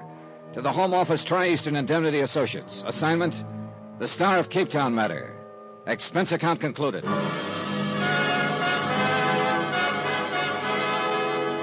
Item 12, 50 cents, room service on 2 aspirins. Right from the start, this whole deal had been a series of headaches. Headache 1, Andrew Forbes, international playboy and owner of the Star of Cape Town, insured for $150,000. Forbes was tossing that stone around like it was a cheap toy. He wound up murdered, the diamond missing. Forbes' probable killer, Julio Biak, was in a Cape Town jail at the moment, but his confederate was still on the loose. The steward who could have told me who the confederate was had been fished out of the drink, dead, last night. Now we were going ashore at Dakar, and whoever had that diamond could make it hard for me to find. It could be Stacy, the boy from the wide open spaces. It could be Helen, traveling companion to Agatha Forbes. And I knew if it did turn out to be Helen, it'd leave me kind of sick inside. Worst of all, it could be somebody I didn't even know about. Hence the aspirin. Stacy had asked us to meet him at the gangway at 10 o'clock, but he was nowhere in sight when I showed up. Pretty soon, Helen and Agatha Forbes came along. Good morning, Johnny. Hi, Helen. Miss Forbes. Good morning, Mr. Dollar. Helen just told me about what happened last night. Somebody trying to seize her on deck. How dreadful. Perhaps I shouldn't have told you, Miss Forbes. No, I'm glad you did. Anything happened during the night, Helen? No, I kept my stateroom door locked. Well, here you are. Sorry I'm late. I guess I overslept. All ready? Already. Say, now, I'm mighty glad to see you with us, Miss Forbes. I was hoping you'd come. I won't be going with you. I'm going to stay aboard and rest. Oh, come on now, Miss Forbes. Do you good to let your hair down and frisk around a bit. Really, Mr. Stacy, I assure you I don't feel like frisking around a bit. I'll see you when you get back. Say, now, I guess I put my foot in my mouth talking that way. Oh, well, I usually do anyway. It's sure big enough. Well, one thing I had to give Stacy credit for, he was a good guide. He threaded us through street after street in the native quarter of Dakar, narrow passageways crowded with people in stalls where native hawkers were peddling all sorts of merchandise. This is fascinating, isn't it? Well, like I told you, Helen, Dakar's quite a place. I love it. I wonder if it isn't about time we started back to the ship. Say, just a minute, Helen. I think there's a shop around here you'd be interested in. Silks, perfume, stuff like that. You interested? Sure. Well, let me get my bearings a minute. You need more perfume? Johnny, does it bother you that I still wear this perfume Andy Forbes gave me? If it does, I won't. Yeah, the shop I had in mind is right down the street. Come on. Stacy led us to the shop. Helen began trying on dresses and robes. This I didn't like. If she had the diamond, this was a golden opportunity to pass it along. But there wasn't much I could do about it. Then all of a sudden I realized that Stacy was nowhere in sight. I went outside and started along the street looking for him. Then I spotted a man following me, a native in a burnous. So I ducked down the next alley to shake him. But he didn't shake. Then I noticed that this was a blind alley. The native was closing in, and what he had in his hand looked strangely like a knife. Suddenly, a door beside me opened. Come on in, Dollar. Stacy. I said come on in. A gun in front of me, a knife behind me. I guess I don't have much choice. So, you had your stooge steer me here. I figured sooner or later you'd start looking for me, so I just thought I'd make it easy for you. Oh, thanks. Stick around, Hassan. I may need you. Very well. Hassan's a pretty effective persuader, Dollar. How jolly. So you're the boy I've been after, Stacy. Correction. You're the boy I've been after, Dollar. What are you talking about? A diamond called the Star of Cape Town. Let's have it. Oh, look, don't give me that routine. Forbes was knifed by your buddy Julio Biak in Cape Town. You killed the steward aboard ship to keep him from telling me it was you who sent the cablegram to Julio. Right boy, Dollar. That should mean you've got the diamond. Smarten up, boy. You think I'd have arranged this little reception for you if I already had the stone? Wait a minute. You're the one who was doing all the room searching aboard ship? I'm the one. Now let's have it. I don't have it, Stacy, and I don't know where it is. Oh, you got a real sense of humor, Dollar. So has Hassan. Why don't you show him, Hassan? Very well. Oh. Hey, look, this isn't going to do you any good. It's not going to do your face any good either, Hassan. Hey, look, you... Don't try it, Dollar. I guarantee you'll get yourself shot. Now, look. So you're a nice, brave boy, but you're being foolish. It's no good trying to snow me. I got it all figured out. Just what have you got all figured out? It isn't in her stateroom. It isn't in yours. I searched them both again this morning before we came ashore. That's why I was late. You're talking about Helen? Who else? That's why I steered her to that shop to try on dresses. The little lady who owns it is a friend of mine. She'd have found the diamond if Helen was carrying it. Helen? Yeah, Helen. How do you know she had it? Process of elimination, buddy. She was the only one with Forbes before Julio got to him. I've been watching you and Helen like a hawk, Dollar. There's only one time she could have given you the stone. That was during that tender little clinch on deck last night, right under my nose. Right under? What's the matter, Dollar? Nothing. Yeah, what Stacy had just said popped the whole deal into place suddenly. Right under my nose. Right where it had been all the time. I tell you what, Dollar, you got just 5 minutes to tell me where that diamond is. Hassan will be here with you, and he's going to start persuading again if you don't talk. I had to get back to the ship somehow. That meant I'd have to do some fast talking. I looked at Hassan. I couldn't tell which was glittering more, his black eyes or the knife he held against my throat. One wrong word, and I knew he'd start carving. Hassan. What do you want? You come from the desert, don't you? Why? You're a long way from home. Ever get homesick? What do you mean? Oh, I was just thinking, with half the money from that diamond, you could buy yourself an oasis with all the trimmings. Do not worry. Stacy will pay me well when we get the jewel. Well, what's he giving you for this job? 3 goats and a new burnous? $1. Hey, easy with that knife. It's just that everybody who works for Stacy seems to wind up getting paid off the wrong way. The wrong... Take Julio Biak for one. The guy Stacy hired to get the diamond in the first place. He's roosting in the Cape Town jail right now. You lie. No, you can check on it. Then there's the steward who sent Stacy's message to Biak. He got shoved overboard. You can check on that, too. But I'm sure a thing like that would never happen to you. Go on, Dollar. Okay. I know where the diamond is. How do I know I can trust you? You can come with me to get it. I don't know. At least he was thinking about it, and that's all I wanted. His eyes got that faraway look. That's what I was waiting for. I whipped my arm out and knocked his knife loose. I buried my fist in his midsection. He jackknifed. A rabbit punch finished him off. I dove for the wall just as Stacy came charging in. What the... I kicked the gun out of his hand. I went to work. Stacy was rugged, but I finally made it. I got the Dakar police to put Stacy and Hassan on ice, patched up my face, and headed back to the ship. But there was something else hurting me a lot more than my face. Helen. Johnny. Yeah, Johnny. Where have you been? Your face. What happened? Skip it. I have to hand it to you, Helen. That was a real Class A snow job you pulled on me. What are you talking about? Yeah. It was right under my nose all the time. The perfume Forbes gave to you. Now, where's the bottle? On my dressing table, Okay. Yeah, pretty fancy bottle. Solid base. Or maybe not so solid. Johnny! Uh-huh. In the base of the bottle. The Star of Cape Town. I'll bet you're real surprised, aren't you? Johnny, I didn't know it was there. I didn't have any idea. I swear it. She's telling the truth, Mr. Dollar. Miss Forbes. Wow. Well, Agatha, that gun looks sort of out of character. Perhaps. I won't hesitate to use it if necessary. I don't understand. It was cruel of Andrew and me to use you like this, Helen, but we saw no other alternative. Wait a minute. You and your brother rigged this whole deal right from the beginning, didn't you? Sure. Sure, because you slipped yesterday, Agatha, when you told me you discussed your brother's party with him. But back in Cape Town, he told me it was a surprise party for you. Johnny, I still... Oh, it's simple, Helen.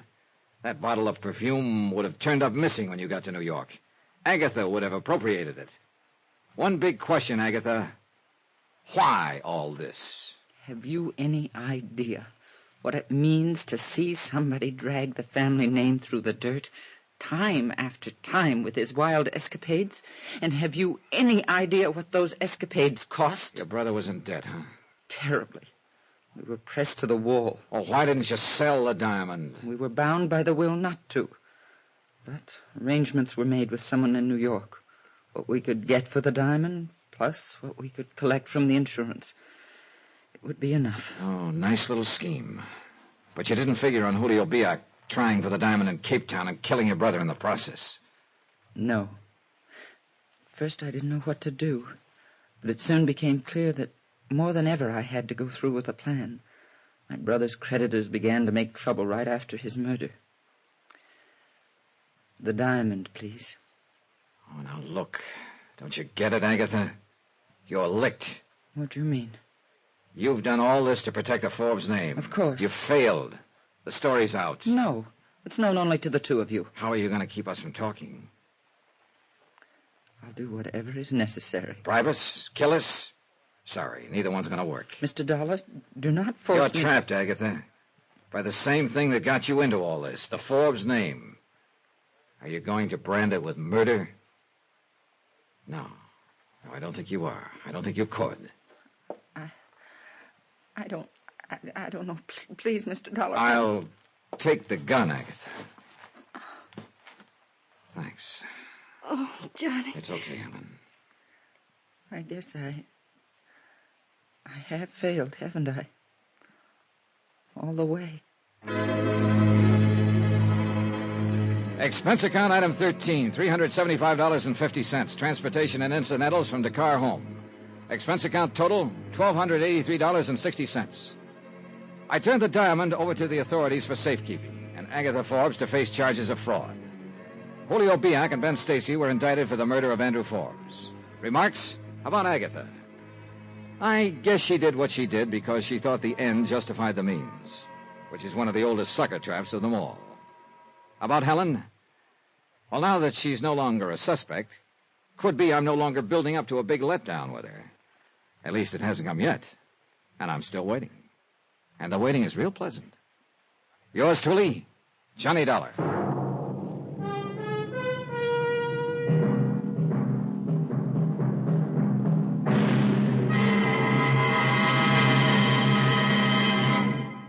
Now, here's our star to tell you about next week's story. Next week, a yacht that wasn't there and a man who wasn't there. They never were. But that's where I found them. Join us, won't you? Yours truly, Johnny Dollar. Yours truly, Johnny Dollar, starring Bob Bailey, is transcribed in Hollywood. It is written by Robert Reif and produced and directed by Jack Johnstone. Heard in this week's cast were Gene Tatum, Virginia Gregg, Harry Bartell, Chester Stratton, Marvin Miller, and D.J. Thompson. Musical supervision by Amerigo Marino. Be sure to join us on Monday night, same time and station, for another exciting story of yours truly, Johnny Dollar. Roy Rowan speaking.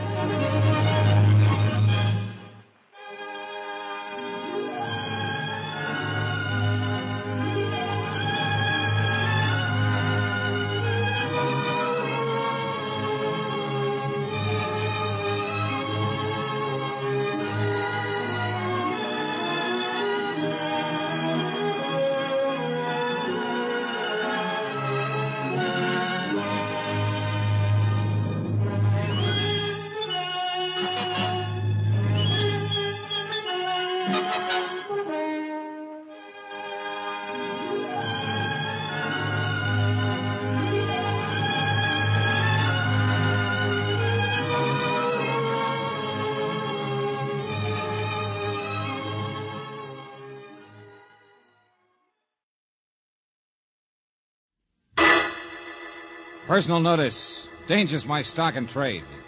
If the job's too tough for you to handle, you got a job for me, George Valentine. Write full details.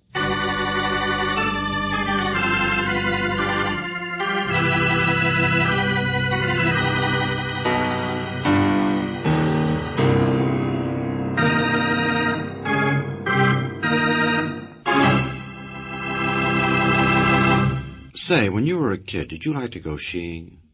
Now, by that I don't mean chasing the girl next door around the block, but rather the manly art of climbing the nearest snow-capped hill and then returning down said hill on a pair of skis. Of course, you probably know them as skis. Oh, but that's become a peasant term. Now, if you were to use that outmoded expression around the Sun Valley set, they wouldn't know what you were talking about. On the other hand, George Valentine had never heard of skiing, as you will find out in our Let George Do It adventure. It's called Red Spots in the Snow, and you can take it from me, it wasn't borscht.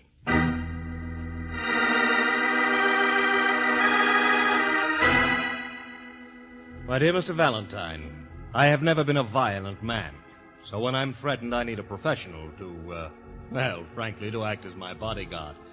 I don't expect you to follow me around ostentatiously with drawn revolver, but I will expect continuous protection night and day.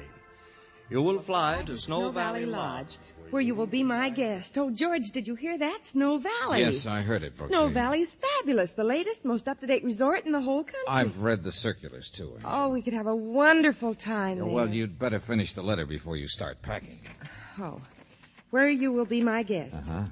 I don't think you will find your duties too arduous. There's skating, skiing, dancing, and entertainment. Oh, George, it sounds heavenly. Yes, it does. Who's it from? Oh, it's signed Herbert Judson. Oh. George, do you think it could be... Only one Herbert Judson, I guess. Oh, who'd threaten a famous picture director like Herbert Judson? Probably not over half the population of Hollywood. Well, he's handsome, he's famous, he's clever. And quite a lady killer. I was reading about his latest heartthrob in one of the gossip columns. Well, then you don't want to take the case. Oh, I didn't say that.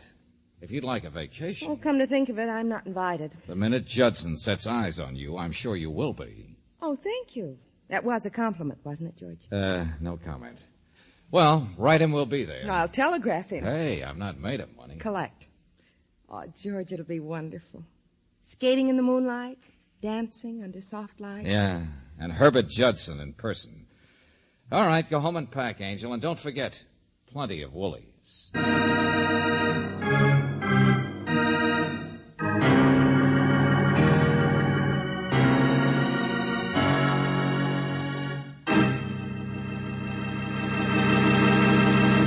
You are listening to Let George Do It. Our adventure will continue in just a moment. Now back to George Valentine and Let George Do It.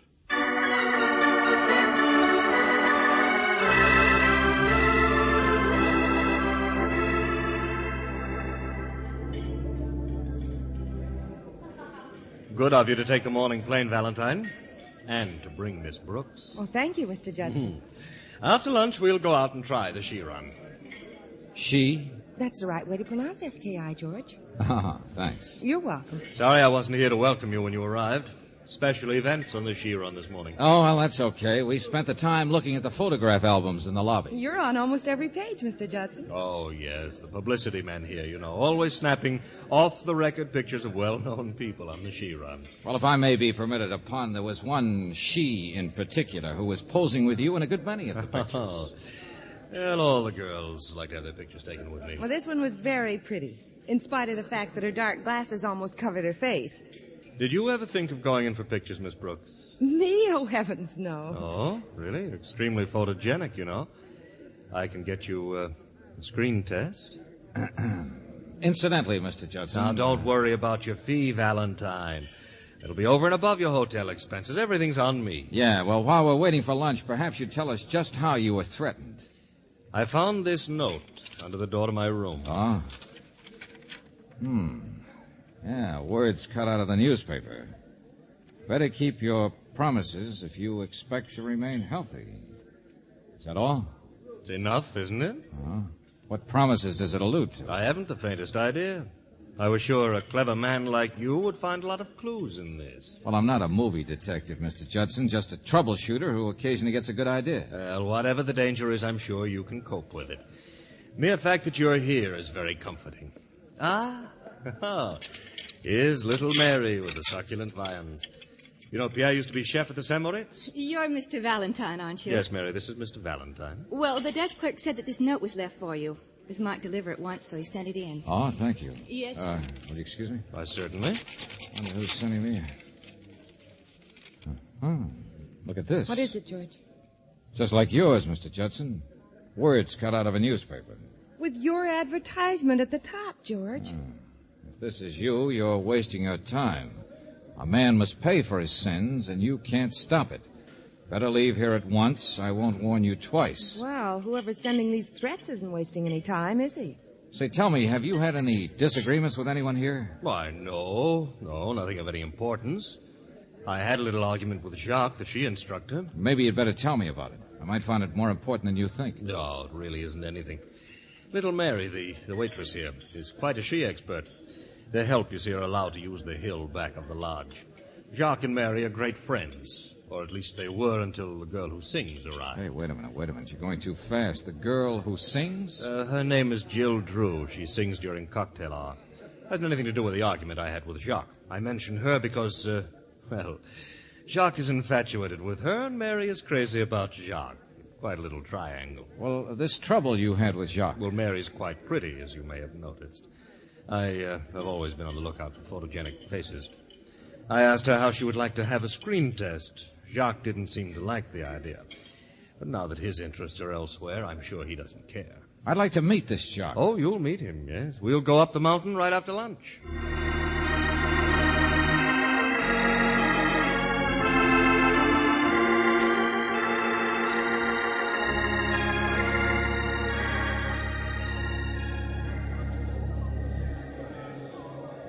Well, Miss Brooks, you manage your she's wonderfully. Well, they don't bother me, but that chairlift frightens me. Now, it's really very simple.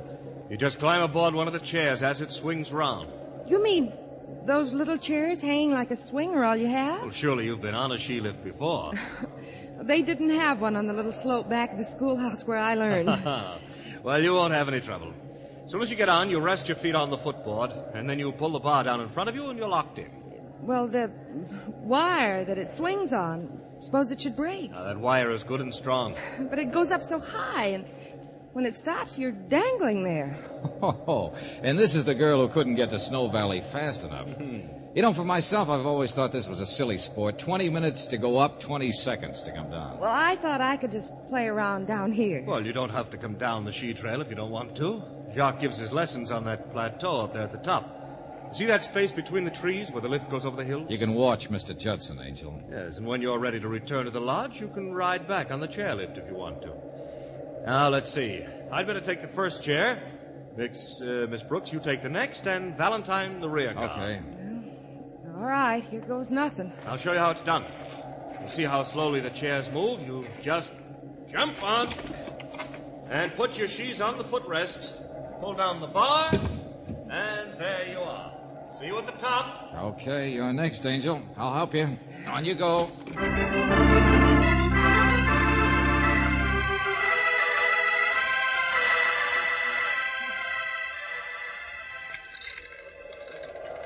We're awfully high up, George. Yeah, it's a beautiful view, though. I'm afraid to look. I get dizzy. Surely you're not frightened now. We're almost there. And did you ever see a clearer day? Yeah, it is pretty, but those treetops down there look awfully sharp. Oh, don't look down. Look ahead toward that opening between the trees.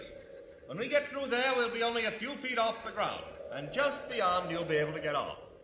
Hey, look back and see how far we've come, Angel. I wish I were an angel. With wings. What's that? Someone in the woods must be hunting. I didn't know they allowed it.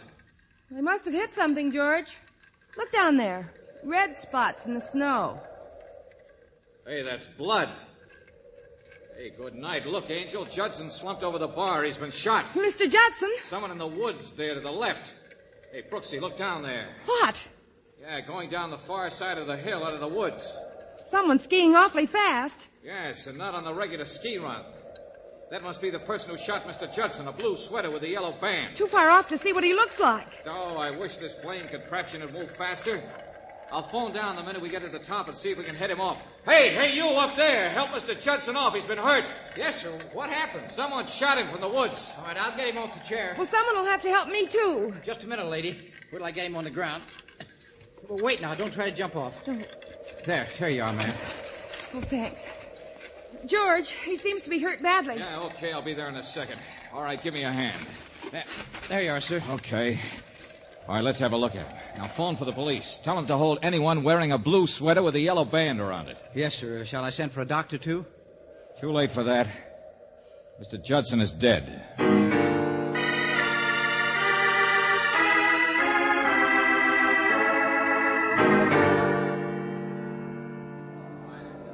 All right, please, folks, keep back. Will you, everyone, keep back? Don't touch him until the police arrive. They'll be here shortly, sir. Did you phone the lodge about the blue sweater with the yellow band? Oh, no, sir. I'm afraid I forgot it. Oh, fine help you are, Buster. You know anyone who has an outfit like that? No, sir.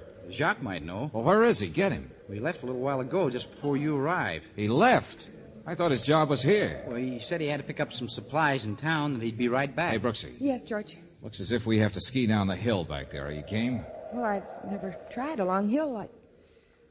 Well, whatever you say. All right, come on then. Now, look, don't let anyone touch the body. No, sir. Hey, you're going the wrong way. The ski run... We're taking the same route the killer took.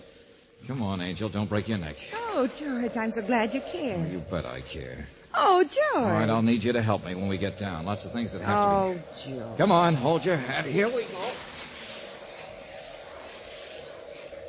It's like flying, isn't it, George? Yeah, pretty fast. George, look out. That snowbank. Huh? Be careful. Oh, hey. Hey, Brooksy, help me out of this, will you? Are you all right? Yeah, I guess so. Half the snow on the country went down my neck. Are you okay? Yeah, I'm fine. But it was certainly bumpy. The man must have been an expert. Yeah, but he slipped up. Nice of him to leave a trail in the snow for us to follow. Yeah, that's right. Well, come on. What are we waiting for? He's way ahead by now. I know, but we can tell the way he went. Duck down, Angel. Get behind that snowbank. We've caught up with our friend, the killer.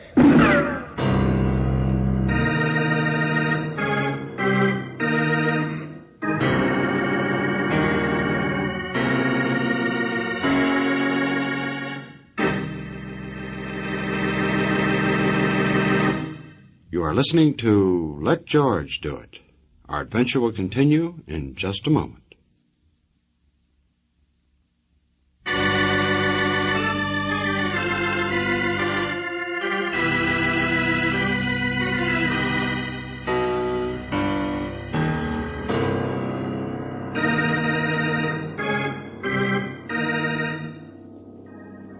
Now, back to George Valentine. You are invited to Snow Valley Lodge to act as guardian for the well-known Hollywood director, Herbert Judson. And now Judson is dead, shot while riding on the ski lift just in front of you and Claire Brooks. And now that you've followed the suspected killer's trail, you find yourself hiding behind a snowbank, trying to avoid being a target. Well, if your name is George Valentine, that's only going to make you more anxious to catch the person who's been doing the shooting. Okay, Angel, according to my calculations, that's the last shot in his gun. Be careful, George. Okay, I'll take a look. And no sign of anyone. From here on, he followed the road, and there isn't any more trail. Yes, road's too cut up by automobile chains. Well, let's get to the hotel. I want to check a few things before the police begin their inquiry. You check the drying room and ask about blue sweaters and yellow stripes. I'll phone Hollywood and get the latest dope on Judson.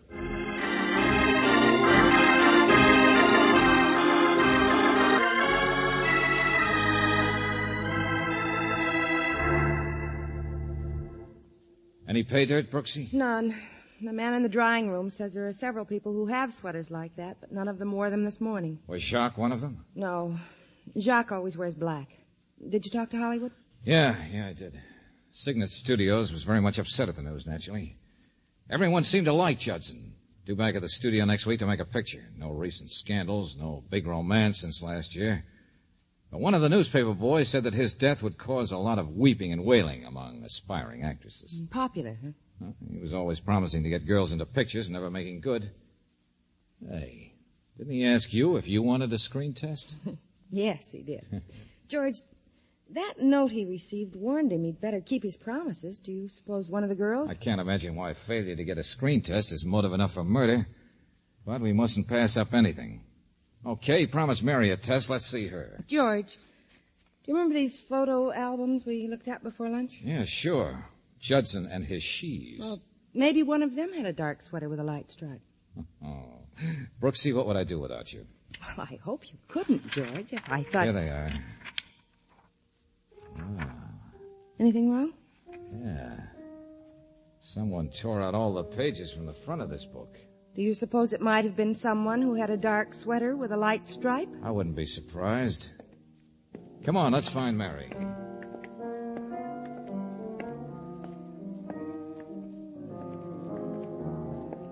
I beg your pardon. I'm looking for a waitress named Mary. Have you, You wouldn't find her here now. She's off in the afternoons. Oh, I see. You're Jill Drew, the singer, aren't you? Yes. My name is Valentine. This is Miss Brooks. Hello. How do you do? You heard about Mr. Judson, I suppose. Yes. Well, I'm asking a few questions before the police arrive. Would you mind telling me if you were one of the girls Mr. Judson promised a screen test to? I hardly knew Mr. Judson. By any chance, do you have a ski outfit? A blue sweater with a yellow stripe? No, I don't ski. I'm engaged to sing and play the piano. Where would I find time to ski? Now, if you don't mind, I have to practice. Yeah, the show must go on, I see. Oh, I'm sorry. I knocked them over to the floor. Sounds like a junk cart. Here, I'll pick them up. They're beautiful bracelets you have, Miss Drew. Rather heavy, aren't they, when you're playing the piano? Oh, I never wear them when I play. But I don't like to leave them in my room. It's marvelous what they can do with costume jewelry these days. My dear young lady, those are real. They're from Elwood's in Beverly Hills. Oh, singing for your supper must be profitable. Oh, I have admirers. I don't doubt it. Now, if you don't mind... Oh, sure. Sorry to have interrupted your practicing. If you're looking for Mary, you might find her in her room. And where is that? In the annex, back of the main lodge. If she isn't there, she may be skiing on the hill, back of the annex. She's very proficient.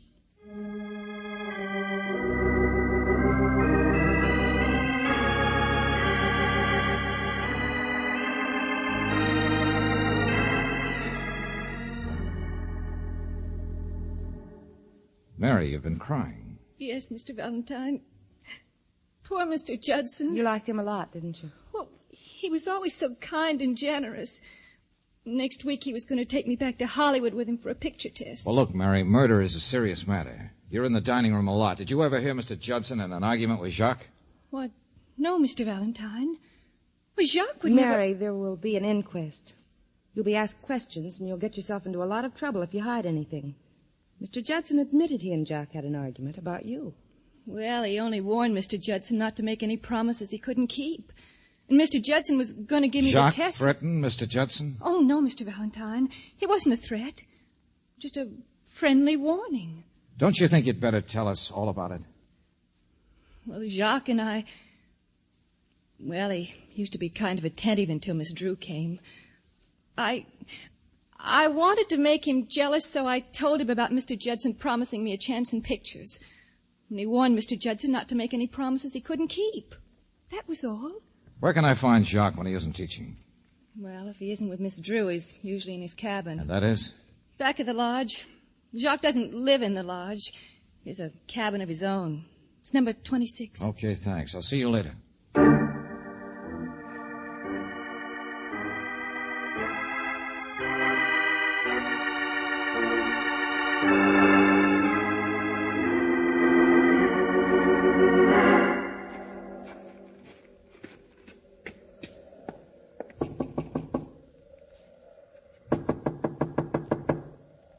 Seem to be at home. Maybe the door's open.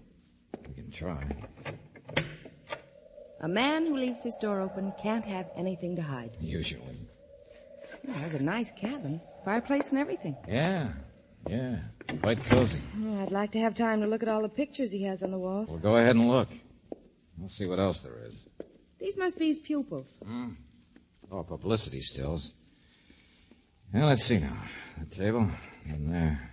Scrap basket. What is it, George? This newspaper.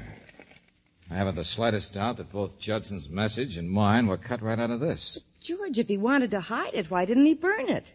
I was thinking the same thing, Angel. I'll keep it anyway. Now let's have a look at the pictures. Well, Jacques seems to have had his picture taken with every well-known star in Hollywood. To Jacques, who helped me stay on my feet, Grant Cooper. To Jacques, the best there is, Norma Lewis. And here he is with Mr. Judson and Jill Drew. In memory of a happy vacation. George, isn't this like one of the pictures from the book? Uh-huh. Only she isn't wearing the dark glasses here. She was prettier then. She wasn't posing when we saw her. Well, her sweater has a stripe. Only it's a light sweater with a dark stripe instead of the other way around. Thought she couldn't ski. Doesn't mean you can ski just because you're photographed with them on. George, do you smell something burning? Yeah, it smells like cloth. Hey, it is, here in the fireplace. I wonder we couldn't locate the missing suit. Where are you going? Well, to get some water to throw in the fire. Hasn't been in the fire very long. I'll get it out with a poker. There we are. Well, it's a shame to spoil this Don't rug, burn but... your hands. I'm getting the water. No, I got it, Angel. Just have to stamp on it a bit more. Look out, George. Huh? Oh, good. Well, what do you know? Blue sweater and yellow stripe, all right. I'm glad we found it before it had time to burn completely. Let's see if there's anything in the pocket. Nothing but what's left of this handkerchief. Hey, his initial, too. Well, that sort of settles it, doesn't it, George? Yeah, perhaps. We'll hold it for the sheriff when he arrives. What are you doing in my room? Oh, hello there. I suppose you're Jacques. Didn't think you'd be back so soon. Evidently, you did not. I ought to turn you over to the police. Well, for the moment, I represent the police. You're lying. Now, listen, Buster, maybe you don't know that you're the #1 suspect for a murder. What's that? Good imitation of a man indicating surprise. You think I killed Mr. Judson? Now, look, your ski suit... Oh, that isn't mine. I never had one like that. Your handkerchief was in the pocket. Oh, that isn't mine either. It's none of your business. Now, will you get out of here, or Look must out, I... George. Oh, another bit of evidence, huh? All right, put that gun down, Buster. Drop it, I say. Drop it, Buster. It isn't loaded. What? Yeah, don't you remember? You used up all the bullets shooting at us. Okay, pick it up carefully, Brooksy, while I hold our friend here. All the shots have been fired, George. Yeah, I thought so. Come on, Buster. We're going to find the sheriff.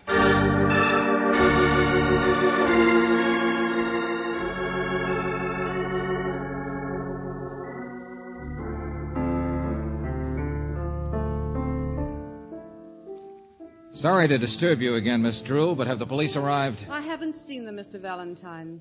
Come along, Jacques. Jill, Mr. Valentine, where are you taking Jacques? We're on our way to the police, Mary. This fool is trying to say that I killed Judson. We found the gun and the ski suit in his room. He tried to burn it. We got there in time. Jacques says the suit is too small for him, and I'm inclined to agree with him. Wait, it wasn't Jacques. He didn't do it. I know it. Mary, be quiet. He didn't do it because I did it. Huh? It does look like a girl's sweater, George. And what's left of the handkerchief looks like a woman's. Mary, are you trying to protect Jacques? No, She might have done it, George. She knows how to ski, and the sweater could fit her. Okay, motive, Angel? Mr. Judson promised her a test in pictures. He hadn't kept his promise. Look, not a very good motive for shooting a man, as I remarked before. Would you say so, Miss Drew? Please, can't you discuss this somewhere else? I have to... Oh, yeah, sure, I know. You have to rehearse. We'll only be a minute. And you might be interested in this. Do you think failure to give a girl a screen test is good and sufficient reason to... Mr. Judson made fun of me because Jacques had fallen in love with Miss Drew. Please, leave me out of this. You say you shot him, Mary, huh? Yes. And then came down the other side of the mountain and reached the hotel in time to go to work? That's it, George. And then planted the suit and the newspaper and Jacques' gun back in his room? She tried to burn the suit. Jacques' cabin was the only one with a fireplace, and it was only natural that she should return the gun. But she happens to love Jacques. Is even willing to confess to a crime she didn't commit to save his life. Why would she leave the stuff in his room for the police to find? Well, maybe she was jealous and then changed her mind when she saw he was suspected. Girls in love often do strange things. Oh, yeah, they certainly do. Well, it's an interesting theory, Brooksy. Only if you remember, when we started up the ski lift, Mary was still at the bottom. We just left her in the dining room. She couldn't possibly have reached the top before we did. Yeah, you're a sweet kid, Mary, trying to save the man you love. But it isn't a good idea to get mixed up with the law. Then you think it really was, Jack? Oh, no. I agree with you that it was a woman, all right. A woman's sweater, a woman's handkerchief. And do you remember the initial on the handkerchief? Yes. J for Jack. Why not J for Jill? Don't go away, Miss Drew. Oh, this is ridiculous. Is it? We saw your photograph in a blue sweater and a yellow band. You destroyed the pictures in the album, but you forgot the one in Jacques' room. But she had on a light sweater with a dark band. The strange peculiarities of photography, Angel. Unless you're using panchromatic film, blue comes out light and yellow comes out dark. And I think when I check with Elwoods in Beverly Hills about those bangles, we'll find that Judson bought them. Yeah, I think we'll find out that they were presents from him before he got tired of her and started sheeing elsewhere. All right, I did it. I didn't mean to kill him. I just wanted to frighten him. But he deserved to die. He was a pig. He was always promising women the world and giving them nothing. He even promised to marry me. Then he met this little nobody and treated me like the dirt under his feet. I tried to make him jealous by pretending I cared for Jacques. Uh-huh. Brooksy, I'll turn this little lady over to the sheriff. Phone the jeweler in Beverly Hills. And then I'll meet you back in the lobby.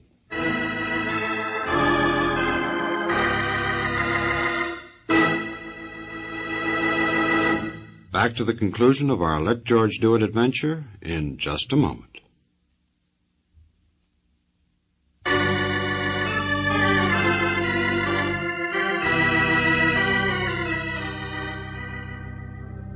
Well, I was right, Angel. Judson bought those presents and bracelets for Jill. But, George, did she tear the pictures out of the book so we wouldn't know she could ski? That's right. I don't think she meant to implicate Jacques, but his cabin was the only one near hers that had a fireplace. So when she went there to return his gun, she thought of burning the sweater, which she knew we'd seen from the chairlift. Well, how did you know Jacques didn't do it? Well, he didn't know the gun didn't have any bullets in it, for one thing. And now Mary and Jacques can live happily ever after. Can anyone really live happily ever after? Oh, George, you're so cynical. If you don't look out, some girl will take a shot at you for a warning. Not from a ski lift, Angel. The only girl who'd take a shot at me doesn't like dangling from the sky.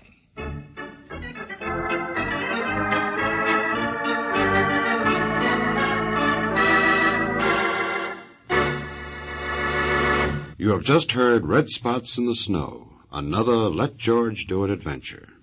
Robert Bailey was starred as George Valentine, with Virginia Gregg as Brooksy. Davis Kent wrote the story with music by Eddie Dunstetter. Now this is yours truly inviting you to another visit with Valentine, when you'll again hear what happens when you let George do it.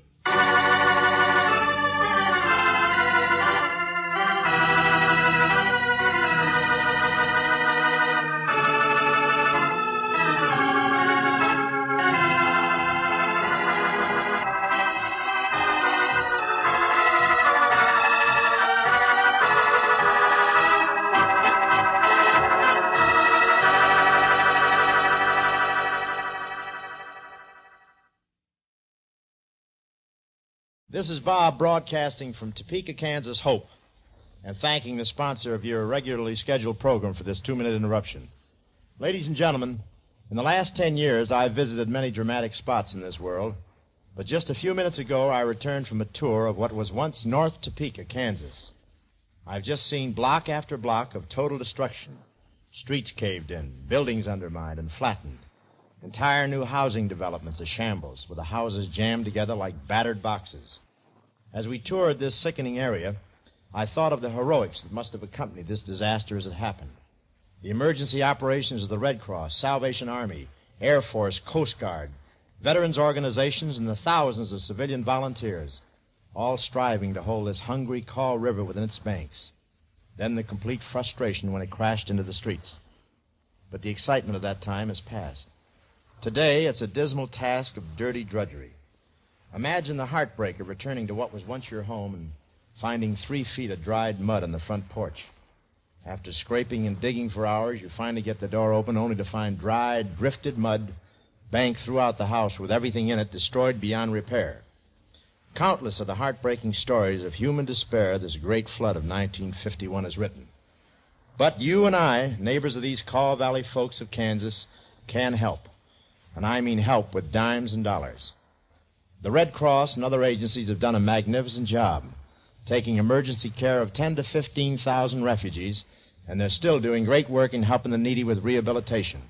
But that's a far cry from the tremendous job that lies ahead. In Topeka alone, the loss is $100 million. That amounts to $1,000 for each and every person in this city. I'm appealing to that great heart that has made America. It's never failed before. Won't you send your contribution, large or small, to Flood, Topeka, Kansas? That's all the address you need. Flood, Topeka, Kansas. And join me, Bob Hope, in bringing new hope to thousands of unfortunate American folks. Thank you. The William Wrigley Company has donated the time for this message from Bob Hope. Now, after a short pause, we switch to Hollywood for your regular program, Broadway is My Beat.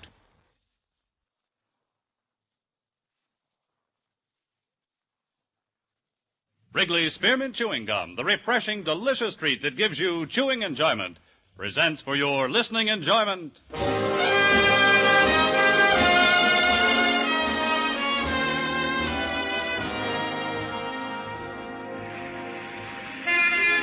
Broadway's My Beat, from Times Square to Columbus Circle, the gaudiest, the most violent, the lonesomest mile in the world.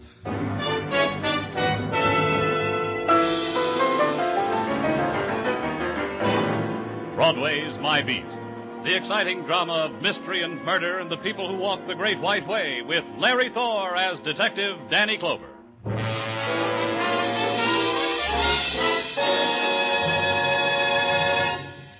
For refreshment while you work, for enjoyment any time, chew a stick of Wrigley's Spearmint Gum.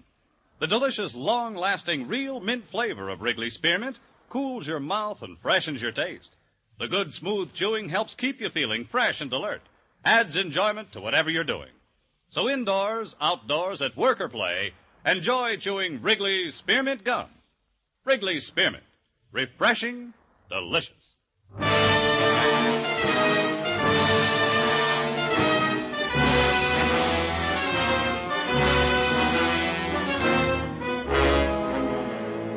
When the summer becomes August, Broadway pauses for a while, considers. What happened to the springtime dreams to be fulfilled in the middle of July at the very latest? And what of the blonde on last month's snapshots, the one with sunny legs, the one you tried with poetry and she touched your cheek, the fawn of Camp Nevercare, jewel of the Catskills? She's back in the Bronx shoe store, kid, and the last time you walked by, she didn't look so good. And walk the streets furious with people and heat, and feel your throat tighten when it suddenly comes to you. Another summer's rushing away. Maybe next year, kid. Maybe.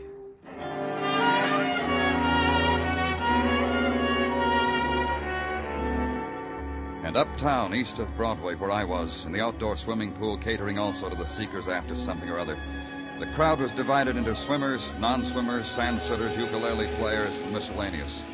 And the man in the swimming trunks lying on the concrete walk, the man who had drowned, and the police emergency crew working over him with a respirator, and the man from headquarters who had gotten there before me. They've been working on him for quite a while, Danny. Why'd you call me to come down, Muggavan? I asked the same question of Patrolman Kenny.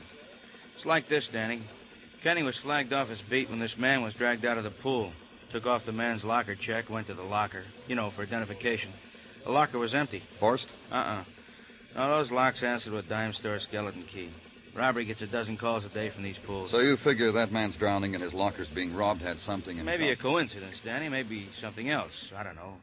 I wanted you to be here in case. Yeah, let's take a look.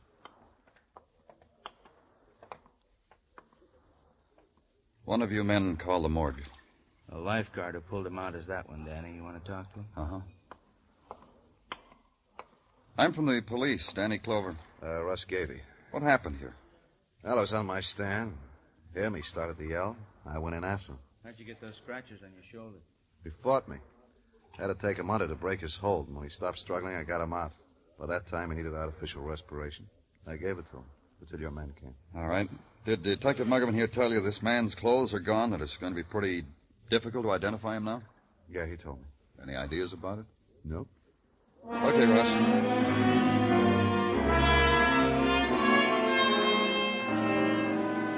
Back to the office at headquarters and sit with it. A man had been drowned in a public pool. From a policeman's point of view, worth only a quarter-page form in triplicate. However, the fact of his lockers being robbed may be something else again. Probably not.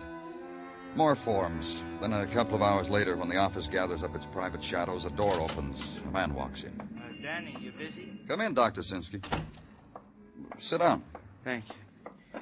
I just came from the autopsy room, Danny. And? Has that man brought in from the swimming pool, the drowned one, has he been identified, Danny?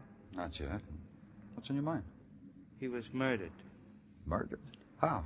Whoever administered artificial respiration to that man killed him as surely as if he had driven a knife into his heart. Dr. Sinsky... Gently, Danny, gently. I'll explain. Inside of the chest, Danny, is a delicate system of balances. Balances which cannot be upset. Else a man's heart will be affected and his lungs. What's that got to do with murder? Simply that the autopsy I just performed on the drowned man revealed small internal hemorrhages. Bruises of the muscles and bones of the chest from too active a manipulation. You mean that lifeguard didn't do I mean he did a very bad job of artificial respiration. And that's why you call it murder? Not premeditated, of course, Doctor. This is not the question in your mind. You wanted to ask if it was premeditated, didn't you, Danny? and let the question take over the room. Add the weight of its violence to the oppressive night heat, the stifling remembrance of other such questions, posed in the same room, quietly, fearfully, because a policeman, too, reacts to the touch of death. It fills the room, and against its pressure, you lift the phone, make the call to the Department of Public Works, have them check personnel files, come up with an address for Russ Gavey, lifeguard. Go there to the hall bedroom furnished in the style of brownstone, East 20s. Find it empty of Russ Gavey. Be told on the way out by the woman spread wide on the stoop you should have asked before. Russ was across the street in the park, on that bench, fighting for his share of the night air. Walk up to Russ. Let him chew the last fiber of a matchstick. Yeah, I'm taking my well-earned rest. You want to help, Mr. Clover? Sure. Mind if I sit down, Russ? Yeah, sit down. You were almost a hero today, Russ. You're kidding. That's how I make my daily summer bread, $50 a week. Ogle a girl, save a life. How long you been a lifeguard, Russ? Oh, 6, maybe 7 summers. Time out for a frolic on Anzio Beach. Then you've had a lot of experience saving people from drowning. My allotted share. The medical examiner down at headquarters says that man you tried to save... Yeah, I remember. Our medical examiner says he was murdered. Oh? How come? Our man says it was murder because artificial respiration wasn't applied properly. Well, your man is a smart man. But a 4-bill-a-week lifeguard does the best he can. He studies in classes. He follows a first aid manual. You call him a murderer because he didn't make out with one poor slob? You tell me, Russ. You murdered the man? Well, considering the percentage of lives that are saved and not saved by such as we, that's a question you may never be able to answer. How come? I'll keep trying, Russ. You won't mind, huh?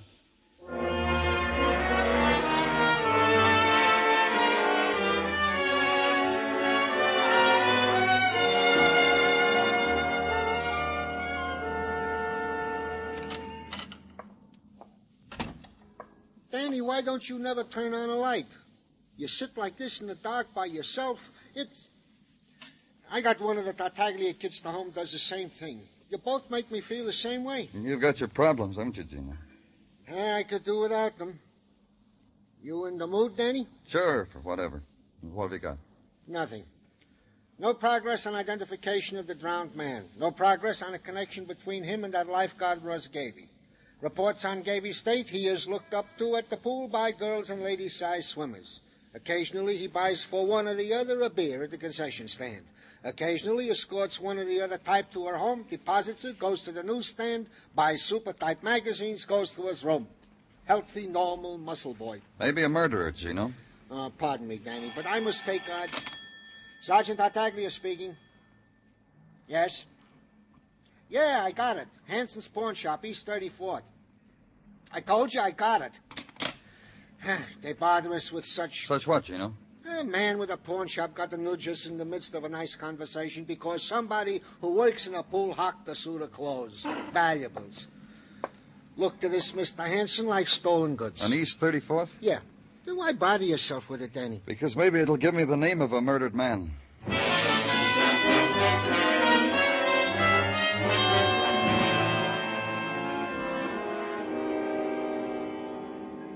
You might ask me why I called the police, Mr. Clover, after so many months of abstemiously staying away from you fellas. All right, Mr. Hanson, why?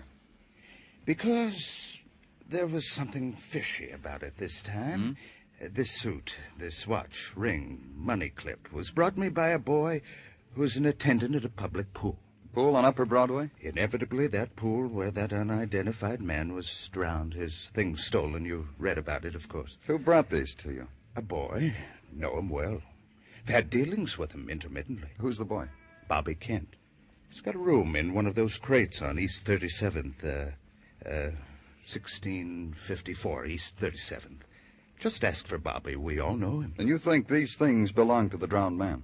The man was robbed where Bobby works. Died where Bobby works. Bobby pawns things that obviously don't belong to him.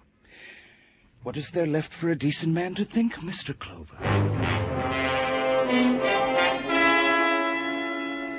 Then the three walked through the languid summer night, the city-bound and the dream-bound people on the sandstone steps who find their delights in a pop bottle, or by taking possession of a star in the sky, or by cooling themselves with a fan, courtesy of Swanson's chicken fricassee. past them and mind the kiddies at their nighttime play, the patter of little feet up an alley, and arrive at the address on 37th Street. And over one of the bells, see a name, Bobby Kent, apartment 3. And the sound you hear is the far-off thunder made of heat and air currents and stratosphere. And the lightning through the window at the end of the corridor lights up the number 3 on a door, briefly. Then again.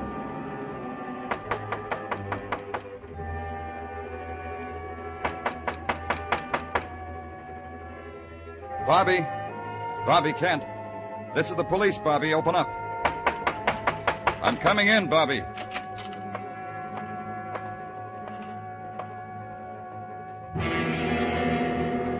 Bobby was in. His shirt was ripped, his face bloody, hands tied behind his back, belt around his neck, and the belt was strung over a pipe near the ceiling.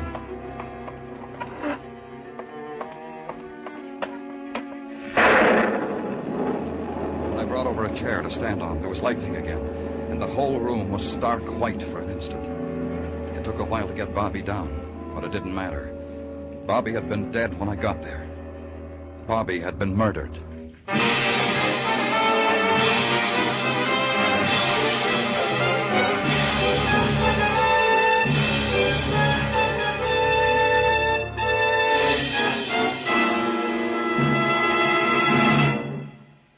For refreshment while you work, for enjoyment anytime, chew a stick of Wrigley's Spearmint Gum.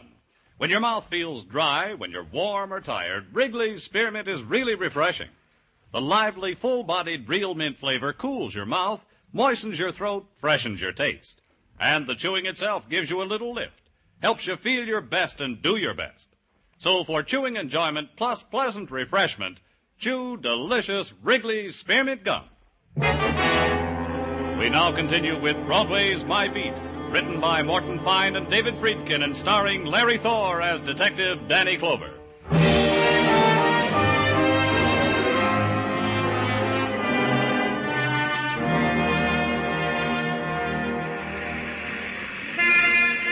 Broadway leans against a doorway, flips a coin, and makes odds on the 31 days of August. This month, kid, it'll come in. The filly in the third, the dreamboat. The oil on that little piece of property you leased in the Texas Badlands. Gotta come in. Otherwise, what have you been building, kid? Gotta come in. So you can indulge the whim of the hour, enjoy it, own it. All that neon, yours to turn on or off. That music of the dance calling to you from basement dance lands. Yours to play soft or loud, or cut off like that. Dance in dark and in stillness if you want. The traffic signals pushing back the people. Yours to make say stop, go. You're a king, man, with headlines at your feet. Boy murdered, hung by belt in tenement room. Unknown man drowned in public pool. All yours, kid. Clean shuffle, a minute of luck, and it's all yours.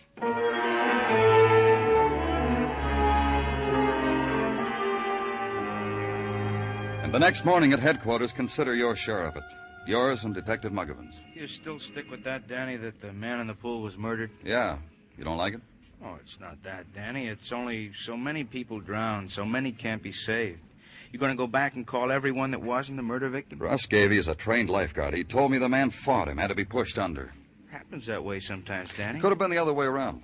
It could have been Russ wanted the man dead. It could have been he fought the man, drowned him, finished him with his own brand of artificial respiration. Could have been. But where's the string that knots it, Danny? What connection That is kid there? that was hung, Bobby Kent, the attendant at the pool. That could be a connection. Because he stole a man's clothes out of a crummy locker? We're not even sure they belong to the drowned man. What do we know about them, Muggavan? Well, from the cleaner's marks, they belong to a man named Howard Crawford. Married. I checked his wife. Should be at the morgue to identify in a half hour. Would have come sooner, wanted to go out and buy a dress first. I let her. I'll go down and meet her. You get whatever you can on Bobby Kent. Friends, people he stole from, whoever wanted him I'm dead. working on it. Put a tail on Gavey. Every breath he breathes, I want to report. Got it.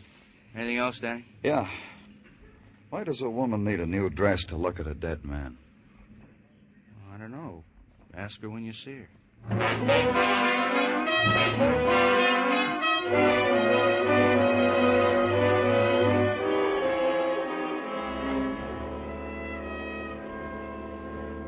Are you ready, Mrs. Crawford? Waiting for you? All right. Just look at this man and tell me if he's... Okay. Put him back. He's mine. Can we get out of this place now? Of course. Now through this door. Want to sit down on this bench for a minute? Or else, huh? Sure, I'll sit. What do you think of my husband, Mr. Clover? Can you imagine it? Howard getting himself a piece of marble in a police morgue. When did you see him last? I got out of a warm bed yesterday morning on account of the phone ringing. It was for Howard. He pinched my cheek, said, "Goodbye, honey, I'm going out of town." This happen often, his going out of town? In his line, salesman. And you didn't see him after that? Look, boyfriend, I was in the middle of a beauty exercise, bend-overs for the figure. I was grabbing my ankles. I looked back. There he was, going out of the house. Doesn't it seem strange to you that he didn't go out of town, that he was It's found? strange to me he's dead. But I'm going to get used to it. Who do you know had a reason for murdering him? Murdered? Thought you said he drowned. Do you like to swim, Mrs. Crawford? You see this sunburn? You think I got it standing under a hot iron? Look at it, see? How you like it? Did you get it at that swimming pool uptown? Coney. I know a part of Coney where they carry a pretty good crowd. That's where this burn came from. There's a lifeguard at that pool. I go to Coney, where they carry $1 million on a weekend. I don't confine me to public pools uptown. Did you have anything to do with your husband's death, Mrs. Crawford? Now, I'm a girl who's going to tell you the truth, boyfriend. Every time I've thought of it, I've wished Howard dead every hour on the hour. I'd have wished him dead on the half hour, too, but that's when the race results come over the radio. Howard, things have come true. I've wished for him. That's all, Mrs. Crawford. You can get out of here now. You watch her reapply the lipstick and readjust her clothes, and walk away from her dead to a summer rhythm that no longer held any part of him. A woman starting the new day fresh, the memories she had submitted to now happily dead on a marble slab. And at the end of the corridor, the street sunlight touching her face for an instant, darting away, leaving only pallor and the smear of scarlet on her lips.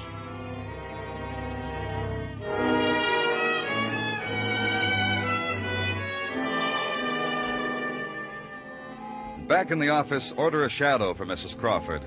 Then a telephone report from Muggavan. He had found a girl who was the girlfriend of Bobby Kent, a box office girl at an all-day, all-night movie on East 125th. Lucille Lang, on duty for the rest of the day and night. How many? Police, Miss Lang. Take back your badge. It don't buy you nothing. You were a friend of Bobby Kent's. Look, you want to lose me my job? All we want, Miss Lang, All is... you want is to mark me lousy with the management. A sweaty cop snooping around where I live. I know my girlfriend called me. Told me he had his nose in my affairs, asked questions. She had to tell him I was cozy with Bobby. All we want is something that'll give us Bobby's killer. Search me up and down, you won't find Bobby's killer. Then maybe someone who wanted him dead. All the kid ever did was steal a buck here and there. So he could make an impression on me. On my girlfriend. Boy has to die for that. He was a thief. Ain't everybody kiddo one way or another? To sweep out the locker room in a public pool. To empty the footbath, scrub 'em out. You think that's the end of the rainbow for a kid? Did you know about the clothes he stole from the pool? The watch, the ring, the money clip? Sure, I know. He told me. I even know about the $500 that was in the suit. 500. We were going to take it and go off to faraway places. Do you know something, kiddo? What? Bobby's dead from hanging, and I'm cooped up in a cage. So I ain't gonna make it, am I?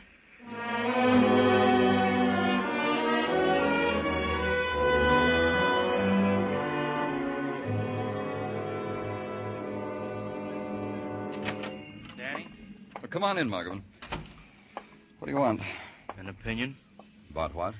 About how soon we should pick up Russ Gavey for the murder of Crawford and that pool attendant? If we pick him up, how long do you think we can hold him? A killer, Danny. He's... How are you going to prove premeditated murder by artificial respiration? Now, maybe we shouldn't start from there, Danny. Maybe we should start from the attendant.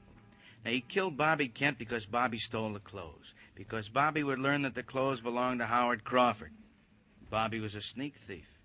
From there to blackmail him, one easy lesson. So we get back to Howard Crawford. You know what we need, Muggavan. Yeah, motive. We gotta find out why... Danny? We got something, Gino? Officer Ratchie just called from a gas station on Queens Highway. Mrs. Crawford just registered at the Ritz Lodge Motel about 10 miles out of the city. Thanks, Gino. Muggavan. Yeah, Danny. That shadow you got on Russ Gavey, get him off. I don't want him followed. All right. Where you going? To find out why a widow wanders far from home.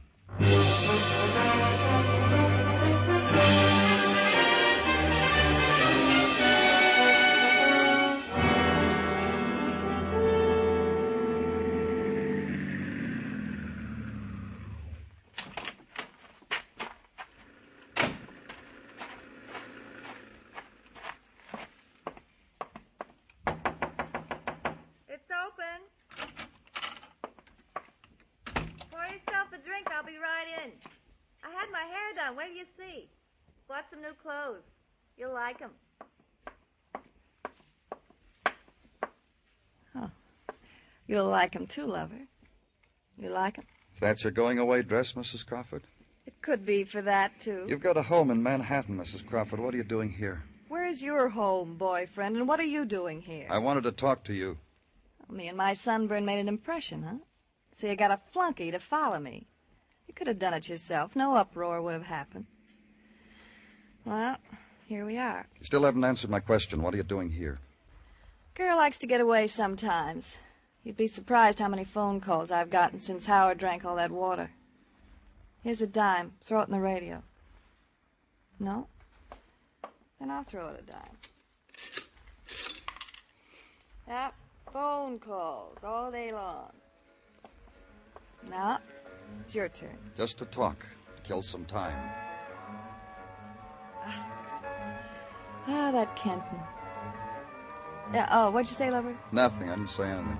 Look, be a doll. Will you go away? Come back another day. I'll be here. Let's pick a Tuesday. Make it definite, huh? Why don't you go right now? Out the back way, through a window? Just get up. Hi, Russ. Got a little trouble. Come in, Russ. Close the door. I'll bet the lady told you to get out of here, Mr. Clover. Uh-huh.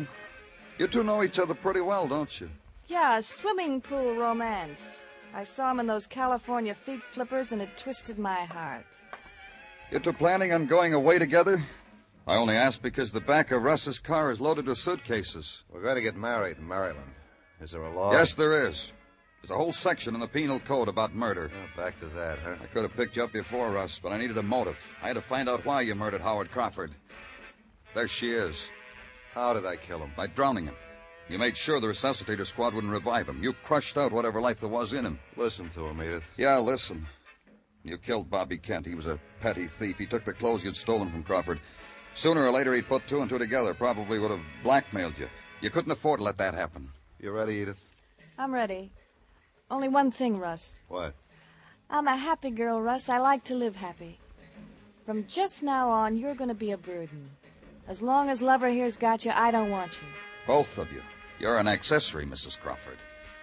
Well, that changes things right away. Russ. Yeah. Don't be a fool.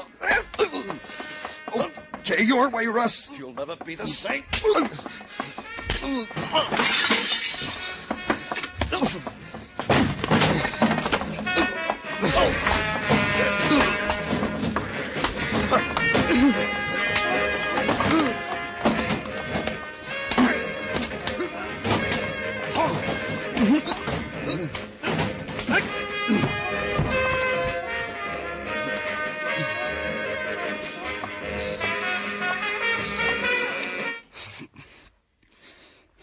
You ready to go back to town, Mrs. Crawford?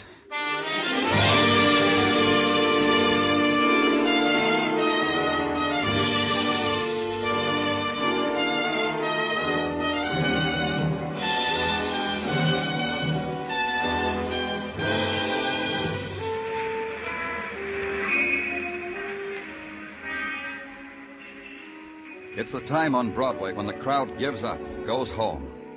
Then it's the street of the dim moonlight and the dark whispers, and the wind of the night, the wind that scatters everything.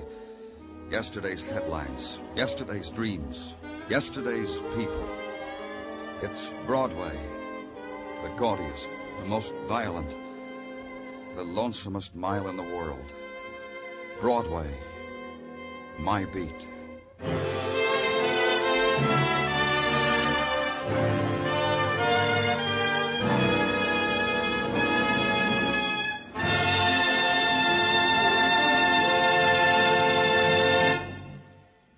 Remember, friends, for refreshment while you work, for enjoyment anytime, chew a stick of Wrigley's Spearmint Gum.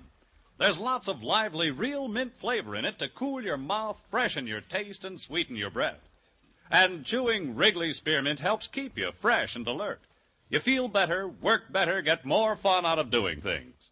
So indoors, outdoors, at work or play, always keep delicious Wrigley's Spearmint Chewing Gum handy.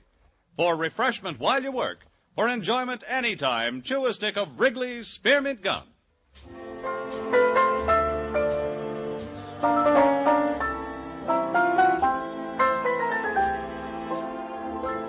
The makers of Wrigley's Spearmint Chewing Gum hope you've enjoyed tonight's story and that you're enjoying Wrigley's Spearmint Gum every day.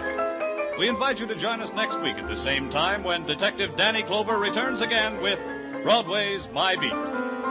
Broadway's My Beat, brought to you by Wrigley's Spearmint Gum, is produced and directed by Elliott Lewis, with music composed and conducted by Alexander Courage. The program is written by Morton Fine and David Friedkin and stars Larry Thor as Detective Danny Clover, with Charles Calvert as Tartaglia and Jack Crucian as Muggavan. In tonight's cast, Mary Jane Croft was heard as Edith Crawford, Hy Averback as Russ Gavey, Stan Waxman as Mr. Hanson, and Michael Ann Barrett as Lucille Lang. Bob Stevenson speaking. This is the CBS Radio Network.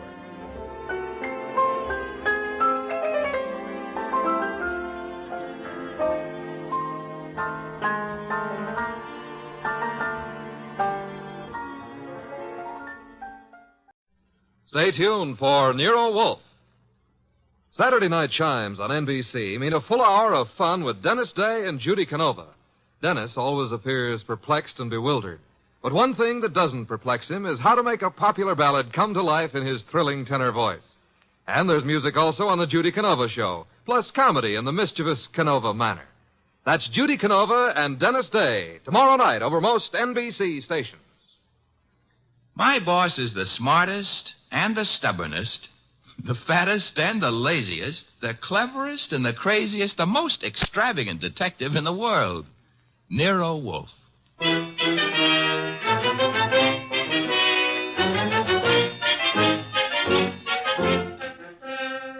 It's the transcribed adventure of The Case of the Careworn Cuff, with that brilliant, eccentric private detective, orchid fancier, and gargantuan gourmet, Nero Wolfe, starring Sidney Greenstreet.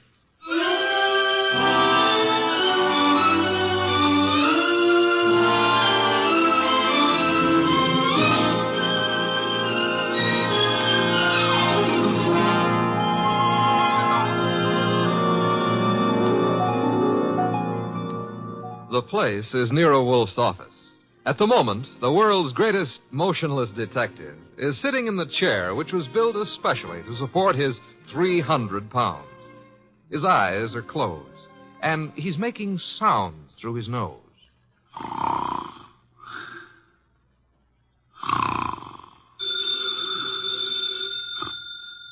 Archie. Archie. Archie! Yes, Mr. Wolfe, what is it? The phone, if you please, Mr. Goodwin. Well, it's on your desk, only 8 3/4 inches from your left elbow. All you have to do is lean forward. Found it, Archie? What do you think I am, an athlete? Hello. No, wrong number, mister. Well, I'm sorry, Mr. Wolfe, if that old phone awakened you. Wrong number, and I was not asleep. I was merely concentrating. On what? We're out of work. There's nothing to concentrate on. May have escaped your errant attention, Archie. But there are other subjects for thought besides murder. Mm-hmm. Sure, blondes. And blondes. You're right at that, brunettes. Phooey. That's not a nice thing to say about any girl, even if she does happen to be a brunette. Archie. Yes, sir? Go away. You annoy me. Suppose I did. Who'd get your beer for you? Fritz. Tonight happens to be Fritz's night off. However, you can always get your beer for yourself. Don't be an idiot. There are exactly 23 steps between here and the kitchen. As you very well know, I abominate strenuous physical activity. 23 steps times 2 is 46. You could walk very slow. Nonsense. Now that you mention it, I happen to be mildly thirsty, Archie. Would you... Now that I mention it, you'd better let the beer go for tonight. Why? Our stock is running low. You being careless? I've been careful, because something else is also running low. What? Money? Fiddlesticks, there's plenty in the bank. Sure, but very little of it is yours. Mr. Wolf, do you remember that batch of orchids you bought last week? Course I do. Magnificent and very rare specimen. I got a magnificent bill for him this morning, too. It was large? It was large. Confound it, Archie. I shall have to do some work. You turned down half a dozen cases in the last few weeks. One of them may still require me. Most of them hired other detectives. However, there is a Mr. Wenceslas who might still be in need. His problem is what? As I remember, he's being followed by midgets. He wanted you to do something about it. Not that he minded the midgets so much. It was the elephants they were riding. The man needs a psychiatrist, not a detective. Anyone else? I can check my files, but I don't think... Aha! Saved by the bell. Another cliche like that, and I shall... Answer the phone yourself? Assassinate. You see what it is. Okay. Hello? Yes, Mr. Wolf is in. Yes, he'll be in. He always is. What? But... That was a Mr. Charles Porter. He was in a hurry. He's on his way over right now. Should be here in 10 minutes. Prospective client, I trust? $1,000 worth of prospective client. Splendid, Archie, my beer. Okay, but, look, I'm not sure you're going to accept his offer. Indeed? What does he want me to do for his paltry fee? That's the point. If I heard him right, he wants you to do nothing.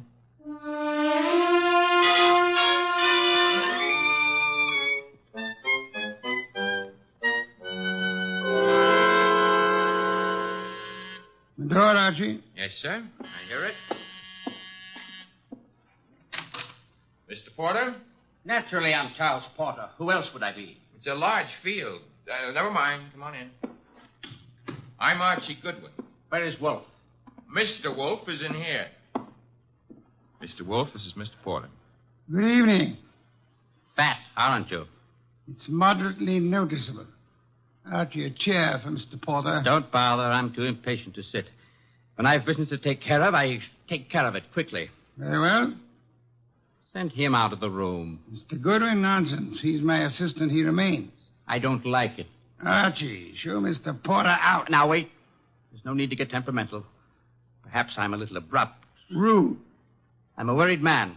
And impatient. You're wasting time, Mr. Porter. I suppose I am. The reason I came to you... Young man, what are you doing with that notebook? Getting ready to make marks in it. But... Oh, never mind. Mr. Wolf, you have a client named Dorothy Spencer. Have I? There's no need to be coy about it. I happen to know. Then you know. I want you to drop her. Drop her? Refuse to handle her case. Close the books on her. You know what I mean. Why should I? The girl has no money. I have. That doesn't answer my question. Perhaps this will. Appear to be a small package of dollar bills. It happens to be $1,000. Archie, will you? I will. It is $1,000. Thank you. Mr. Porter. Yes? You're paying me $1,000 in order that I refuse to act for Miss Spencer. Nothing more. That's right. What does she suspect you of? I said nothing about... Well, that is... You must know that as well as I do. Possibly, and nevertheless, what does she suspect you of? Being a blackmailer. Whereas your occupation really is? I'm a musician. Pianist. I'm appearing nightly at the Windsor Hotel. Archie, have you made out a receipt for Mr. Porter? Yep. Give it to him and show him to the door. Okay. Mr. Porter? Mr. Wolf, I want your assurance that the entire affair is definitely finished. My association with Miss Spencer, you mean? You have my assurance that it is. You will forgive a classical illusion. The carver. Thank you. Good night. Mr. Wolf, I have a secret about Mr. Porter. He smells. Some perfume or other. More important, his right coat cuff is more worn than his left cuff. And the carver happens to be a musical term meaning start again from the beginning. Oh? Porter thought it meant finished. Therefore, Mr. Porter is a liar. His ignorance of common musical term indicates that he's not a musician. The worn right coat cuff, that he is an office worker. That's kind of leaping to a deduction. But even if Porter's a liar, Mr. Wolf, there is something else. He He paid you $1,000 to drop a client named Dorothy Spencer. Mr. Wolf, you never had a client with that name.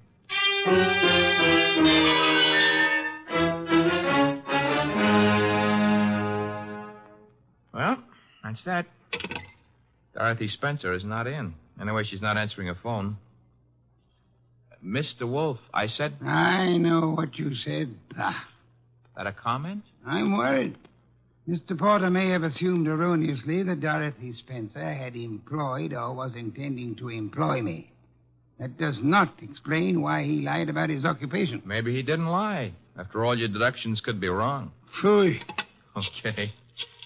Take care of that right now. I'm phoning her. Hello? Windsor Hotel? Get me the manager's office. Thanks. Could you tell me if a Charles Porter plays the piano at... Uh-huh.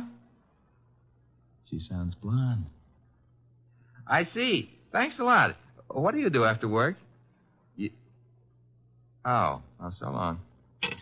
She goes home and beats her husband. About Porter, Archie. Bad news. He does play the piano at the Windsor in the move room. So where does that leave your deductions? Untouched, of course. Let me think. Yes, naturally. Naturally what? I came to the conclusion that Mr. Porter was an office worker. We have just discovered that Mr. Porter is not an office worker, therefore... You were wrong. I am never wrong. Therefore, the man who was here is not Charles Porter. Mr. Wolf, do you think a man of your weight should climb out on a limb like that? Fiddlesticks. Look up Porter in the phone book and call him. Okay. Take a second. Archie, the phone company's best friend. Yep, here he is. What do I ask him? There'll be no need to ask Mr. Porter anything. Just phone. You're the boss. Yeah. Have to say something to the guy. Hello. I'd like to speak to Charles Porter. So would you. Who's... Oh, Stebbins, huh? Yeah, that's right, Archie. Oh. No, don't bother why I called. It's a coincidence. Goodbye. You know who that was? No. That was Sergeant Stebbins, Sergeant Pearlie Stebbins. I might add, as though you didn't know, that Stebbins happens to be a sergeant in homicide. Indeed. You expected this. I still don't know what your conversation was about. It was about Charles Porter, who maybe was a liar, but who isn't going to tell any more lies on account of he was just shot to death.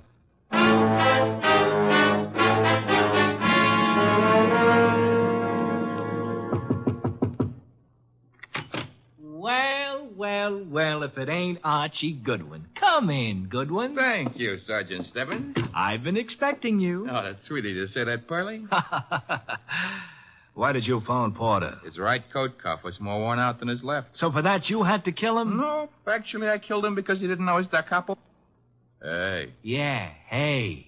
He don't look good anymore, eh? Guys who stop bullets with their face never look good. Pearlie, you've been robbed. I did... That corpse is not Porter. Now, relax, Goodwin, relax. His fingerprints were on file and they check. His girlfriend says he's Porter. If he could get up and talk, he'd tell you he was Porter. And what makes you think he isn't? Well, because when he visited us earlier tonight, he looked different. Not much, but... You said girlfriend? Yes, I said girlfriend. She's in the next room mopping up. She kind of broke down when we brought her here. You brought her here? Now, don't tell me what her name is. Why shouldn't I? It's Spencer. Dorothy Spencer. Ooh, that's what I was afraid of. Sergeant, Oh. Ignore him. He comes with the woodwork. His name is Goodwin, Miss Spencer. Archie Goodwin. Find what you were looking for? What I was looking... Somebody's gone through this place like a minor league hurricane. You? What business is it of Of yours? mine? None, maybe. On the other hand, Nero Wolf might have other ideas. Matter of fact, I'm sure he'd have. Miss Spencer, why don't you go see him? The address is 601 West 35th Street. I don't see why. You want your boyfriend's murderer found, don't you? Now listen, Goodwin, the police are working on this. Sure, they'll see to it nobody harms a corpse. Goodbye, Miss Spencer. Don't forget that address, 601 West 35th Street. Believe it or not, you used to be a client of ours.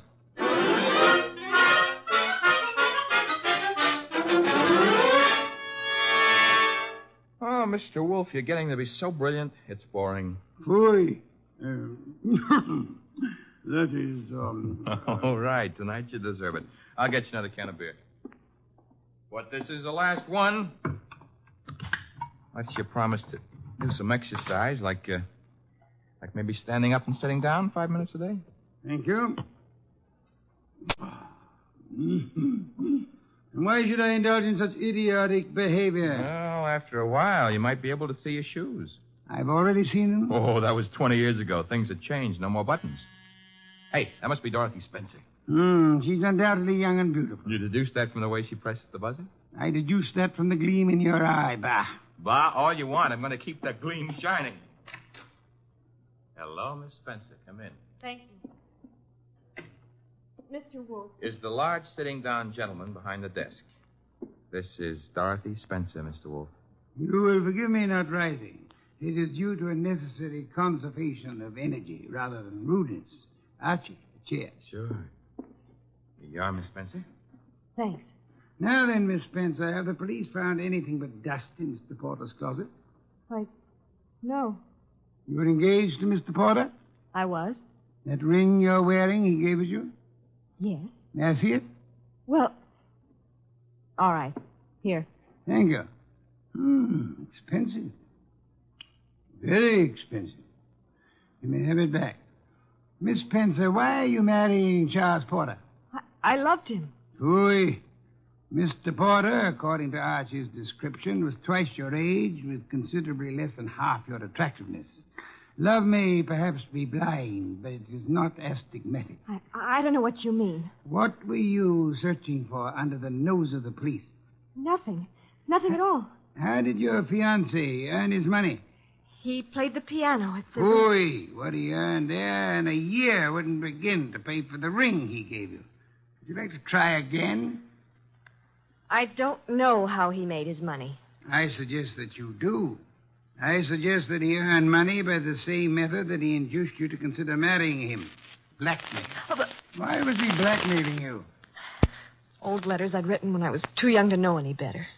Your motives for murdering Porter would be twofold, then. Recovery of blackmail material and the avoidance of marriage to a man you dislike. I didn't kill Charles. No doorbell, Archie. Get Miss Spencer into the kitchen. Once. Must be the police. Yeah, let's go, Miss Spencer. Right through that door. And stay there until I call you. Front door, Archie. Mr. Wolf, do I know Dorothy Spencer's here? You know nothing.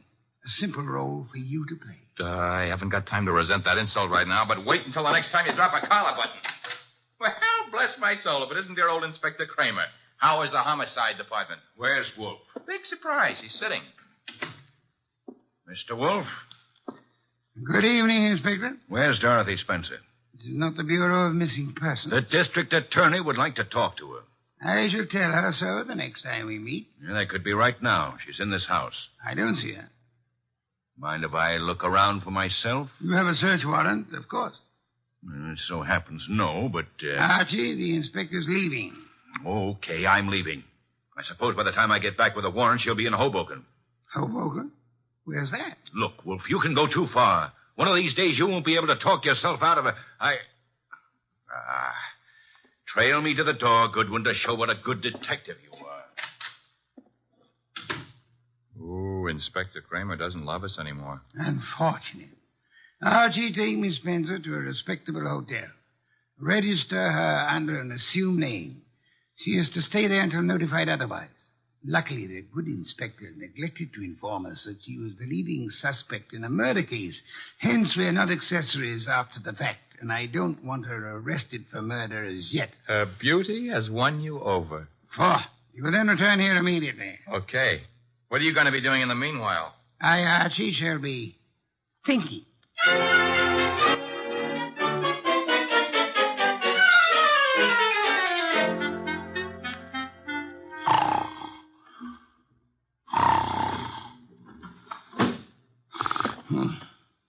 Archie? No. No, not Archie. Our impatient and non-musical friend came in through the window. How are you, Mr. Not Porter, of course. Where's the girl? Question is beginning to bore me. I don't know. I think she's here. So did the police. I might add that they were slightly closer to the truth. Incidentally, what makes you think she was Porter's accomplice? She must have been. Nonsense, she wasn't. Porter was blackmailing her. Just as he was blackmailing you. In her case, it was letters. In yours, a previous criminal record, perhaps, that your employers might be interested in. I want to know where she is. Maybe this would help you remember. Good heavens, don't point a pistol at me. It annoys me. Ah, the police, I should think, opened the door for them like a good fellow. Oh, no. I'm leaving. But if I don't find that girl, I'll be back. Knock the blasted thing down if it isn't open.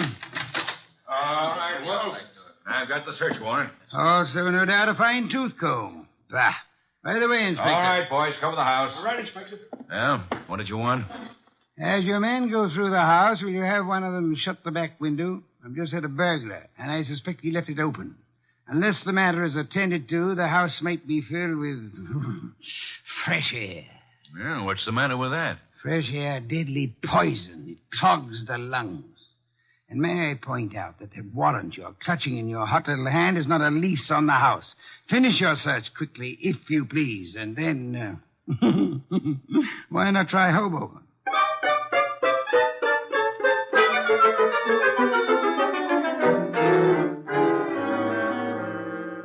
So I just missed the inspector, huh? You did? That I can stand. I'm sorry about the burglar, though. Perhaps we can arrange to have you meet him in the morning. He left his calling card with name and address on it? He dropped his handkerchief here on my desk. Oh. It's a handkerchief. It smells. So it does. But, All of our unknown friends' clothes carry the odor. Therefore... Yeah? You will go out immediately to the nearest drugstore, buy a specimen of every cake of soap manufactured in this country.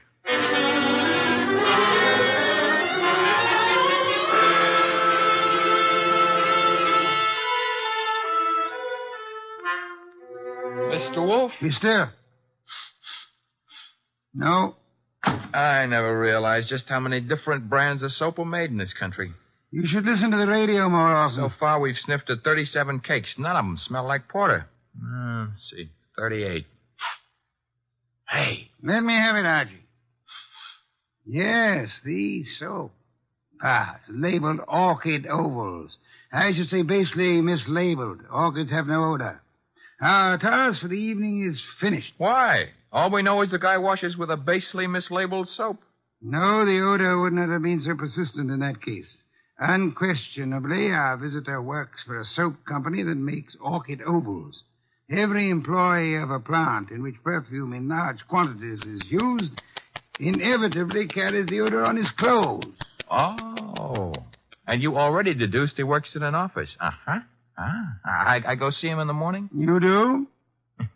You know, Mr. Wolfert, with hiring rooms for girls and paying visits to a perfume factory, I'm beginning to feel like a maiden aunt.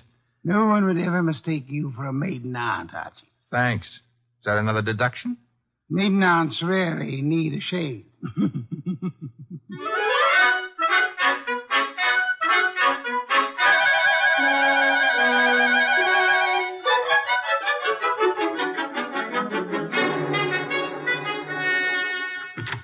Orchid Ovals, good morning. One moment, please. Oh, can I do anything for you, sir? Yeah. That is, let's postpone that question and slip in another one. I'm looking for one of your office people. In his 40s, 5'10", brown hair and eyes, speaks in a sharp, quick voice. He owes you money, too. Who owes me money? Mr. Wheeler, the man you were describing. He owes everybody money, in spite of the fact that he's office manager and makes lots and lots of money. How much does he owe you? Oh, not an awful lot. It won't break me if I don't get it. Is he in yet? Well, he was, but he went home. He was sort of sick. Sort of. He got a phone call from somebody and rushed out. Too bad. Well, I better scram. Well, you didn't answer my question yet. I'm off at 5. My name's Gwen. Goodbye.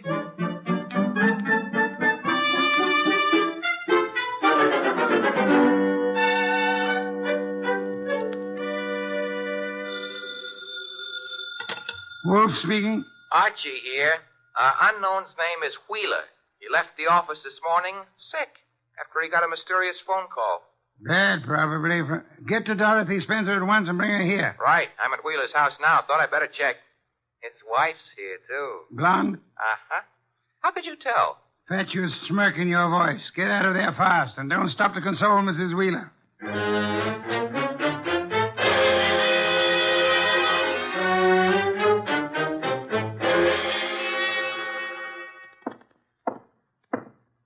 908. Ah, room 909. Miss Dorothy Spencer.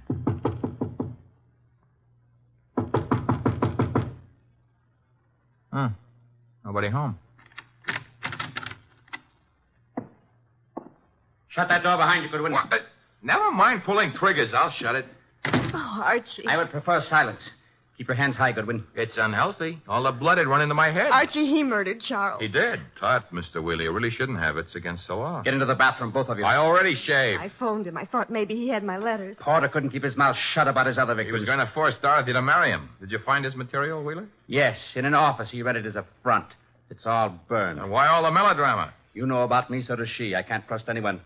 Get into the bathroom, I said. Look, let's not lose our heads about this. Get moving, Goodwin. I like it here. All right, then. Here is where you'll get it. Hey, wait a minute. Something's wrong. I got shot and Wheeler fell down. I shot him, Goodwin. Stebbins. Dear Sergeant Stebbins. Oh, you little flat-footed angel. It's lucky for you my flat feet got staked out here in time. Just for that, I'll buy you a pair of arch supports for your next birthday. But I'm beginning not to believe this. You had it all figured out? Well, not exactly. Well, that is, Wolf sent you here. Well, he kind of phoned in and suggested one of us shoot down here and do some rescue work. That old devil. Hey, you're not kidding. What are you laughing about? Wolf wasn't sure whether you'd need rescuing from Wheeler or... Stop killing yourself with your own jokes. Or whether Miss Spencer would need rescuing from you.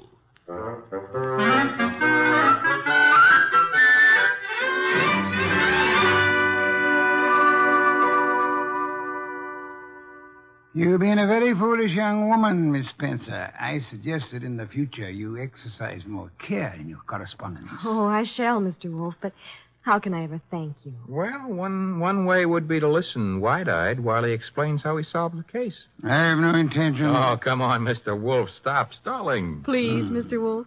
Well, I'd be very happy to. As a matter of fact, I'd like to see anyone try to stop me. A man came to me, offered me $1,000 to drop a client I didn't have. Why? Because obviously he wished to direct my attention to that client. Me? You, Miss Spencer. Now then, he identified himself as Charles Porter, a musician. But I tested him and discovered that he knew nothing of music. The da capo routine. Precisely. Therefore, he was an imposter. His purpose? Yeah? To indicate by no means subtly that enmity existed between Porter and Dorothy Spencer. Huh? Thus, when Porter was found murdered, I would presumably be convinced that Dorothy Spencer, balked in her effort to enlist my aid against Porter, had resorted to most foul and bloody murder. Most foul and bloody murder is very fancy, Dorothy. Shows he likes you.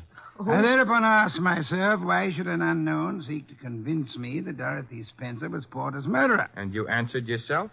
One reason only, because he himself intended to murder Porter, as he did. For which peccadillo he has, thanks to Sergeant Stebbins' accuracy with a revolver, already paid with his own life. Quodirat demonstrandum. Latin for that's what you wanted to know. I think you're wonderful, Mr. Wolf, and I'm going to... Ah, be careful. Kiss you. Archie, Miss Spencer is a very dangerous young woman. Today I feel brave. Do you, Archie? Very brave. What are you doing tonight? Nothing. Let's do it together. Bah. Oh, is that Mr. Wolf? I said bah. Would you very much mind conducting your romance elsewhere? I would not. And do so at once. I have a very important matter to attend to. Goodbye, Mr. Wolf. Goodbye. Night, sir. Very important.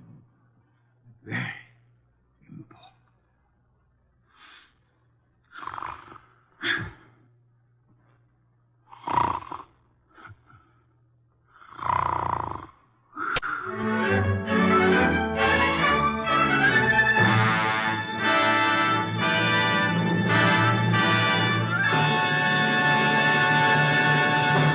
You have been listening to The New Adventures of Nero Wolfe, starring Sidney Greenstreet.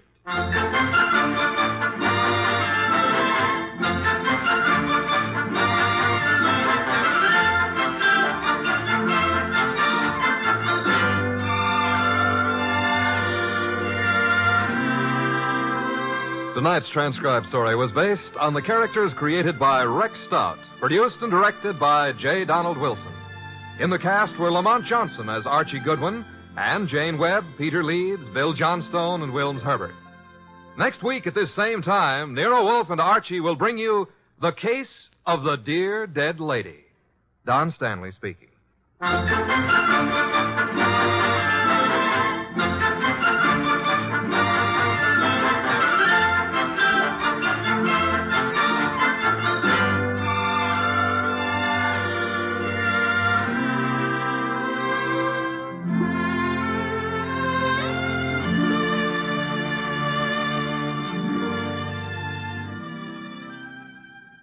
Three chimes mean good times on NBC.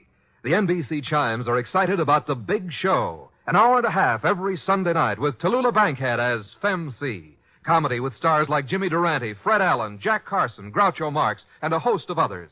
Music with Meredith Wilson, Mindy Carson, and many more. It presents drama with Mr. Jose Ferrer and many more leading stars of Broadway and Hollywood. It's The Big Show. Starts Sunday, November 5th on NBC. This is Chester William Bendix Riley. The Man Called X follows on NBC.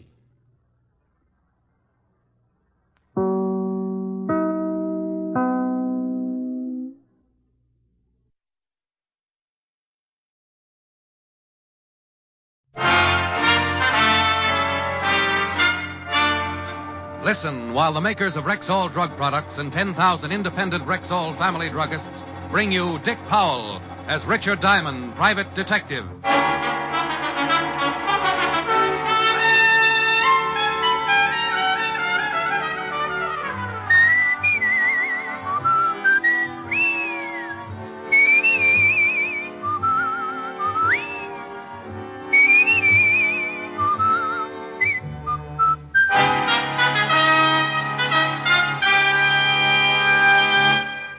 Good evening. This is your Rexall family druggist speaking to you for the 10,000 independent druggists who have made the word Rexall part of our own store names and who recommend and sell the 2,000 or more drug products made by the Rexall Drug Company. Like Rexall aspirin, for example. There's no faster acting aspirin made than Rexall aspirin. When swallowed with water, Rexall aspirin is ready to go to work for you even before it reaches your stomach. Quality like that is what we family druggists are talking about when we tell you you can depend on any drug product that bears the name Rexall. Good health to all from Rexall. Now, your Rexall family druggist brings you a transcribed half hour with Richard Diamond, private detective, starring Dick Powell.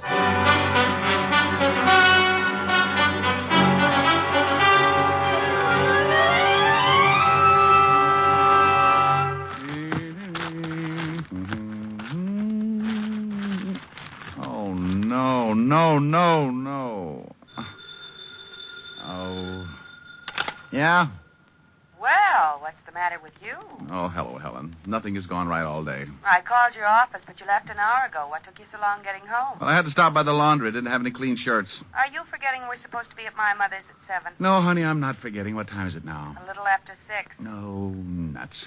What in the world's wrong? Well, first of all, I haven't seen anything that looks like a client for 2 weeks. That's unusual. I only got 2 hours sleep last night. You're complaining? Oh, no, honey. Then what is it? Well, that stupid laundry gave me the wrong bundle.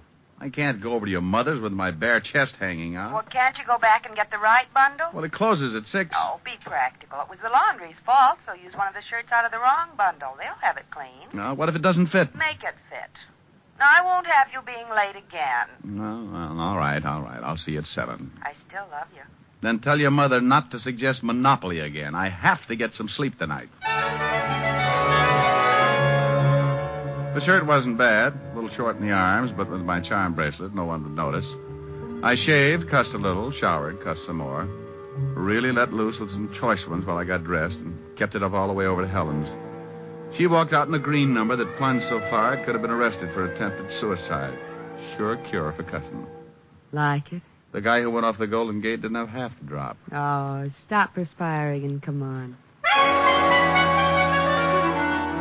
Helen's mother lived in a 40-room vault on Long Island. We had a wonderful dinner. Soup, salad, pheasant under glass. The only thing missing was cracked crab. until Helen's mother suggested Monopoly. Then I nearly shelled her and ducked her in the mustard. About 1 o'clock, my eyes felt like 2 3-minute eggs lost in a sand pile, so I gave up and went to sleep right in the middle of a tricky trade for my railroad. Helen apologized, looked at me hatefully when I suggested a piggyback ride to the car, and by 2 o'clock she dropped me in front of my flat on 53rd. You were horrible. Oh, well, how did I know your mother had the electric company, too? No. I'll talk to you tomorrow. All right. Kiss? You can't even keep your eyes open. This is going to stop me. I do my best work with my eyes closed. No. All right. Honey, are you growing a beard? That's my mink coat. Oh. Night. Good night.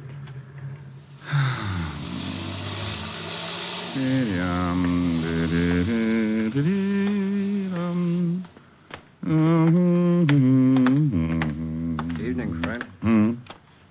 Your name Diamond? Yeah. What do you want? I got some laundry that belongs to you. That's nice. Nothing like getting your laundry at 2 o'clock in the morning. You got mine. We'll stop around about noon tomorrow and we'll swap. I'd like it now, friend. I gotta leave town. Oh, look, I'm a little tired, friend. I want the laundry. Yeah, well, you're dealing with a bad customer. I just traded Pennsylvania Avenue for one lousy railroad. What? Come back tomorrow, friend, and I'll give you your laundry and a detailed explanation. I want the laundry now. Now, look. You look. Well, if anything could have opened my little old sleepy blue eyes, it's that lovely gun. You look divine together. Now let's go up and get the laundry. What's the matter? You got the only long underwear with sequins? Move. And I moved. Up to my little flat with the laundryman sticking close enough so I wouldn't forget the big gun on his hot little hand. We went in and traded bundles. You opened it, huh? Well, what did you want me to do? Put it on a table and offer up prayers? You're a little too wise for your own good, but I got what I wanted. No hard feelings. Yeah, well, I hope your socks fall down. You just stay put until I'm out of the building. Thanks, friend.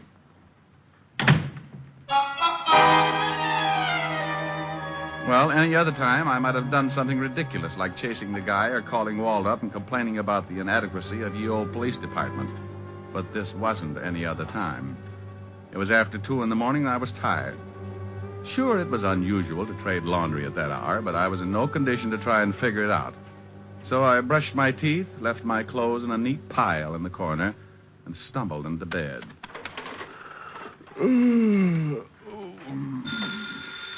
Oh, no, I'll never get any sleep. I'm coming. Yeah?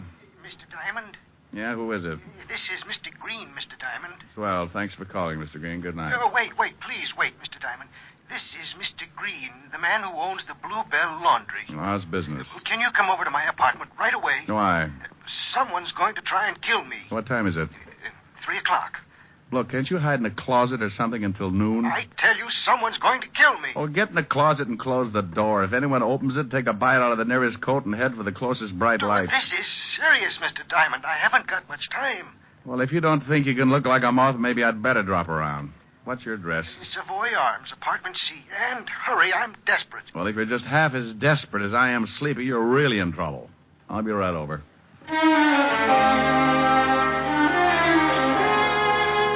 I stumbled back into my clothes and downstairs and a quick walk down to the park where I could grab a cab. Then 10 minutes later, I was knocking at the door of apartment C.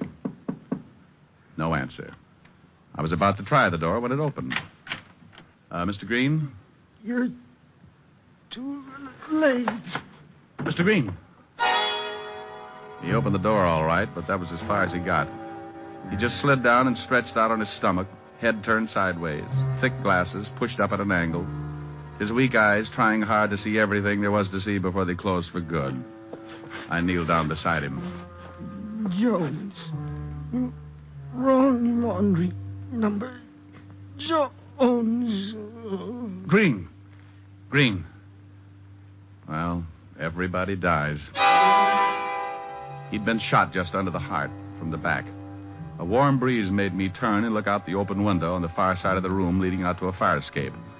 I went over and looked out. Nothing. But it was a good bet that the killer had shot Green from there. I put in a call to Walt, and in 10 minutes he was standing over Green. And this is the guy who owns the laundry and gave you the wrong bundle. That's right. How do you always get mixed up in things like this? Well, it's a talent. Did he say who he thought was after him? Oh, he just told me that he was in fear of his life. Now, what about the guy who shoved the gun in your face and took away the bundle of laundry? Oh, about my size. Had a hat on, light gray suit, brown eyes, heavy eyebrows, high cheekbones, very sharp features. Well, let's go down and run through the gallery, see if we can get an identification. Okay. But first, let's take a run down to the Bluebell Laundry. Might be a good idea to find out what this is all about.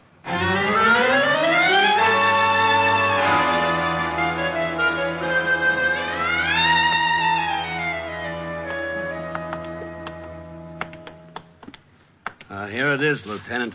Bluebell Laundry. Oh, he read the sign. If a guy with fangs and a long black cape answers, drive a stake through his heart. Or shoot him with a silver bullet. You keep your suggestions to yourself, Sergeant, or I'll open this door with your head. These keys are in better shape. I tell you, we can't use them. If no one answers, then we got to get a search warrant. Why? Because that's the law. What is? That we got to get a warrant to search the laundry. Well, what do you want to search the laundry for? What do I want to search it for? Because a man's just been killed. Okay, so what? What's that got to do with the laundry? The guy who was killed was the guy who owned the laundry. You told me yourself it had something to do with getting the bundles mixed up and that guy who stuck you up tonight. Okay, but you can't just go busting into a laundry just because of a stupid little old hunch. What do you mean, stupid? You could be wrong, you know.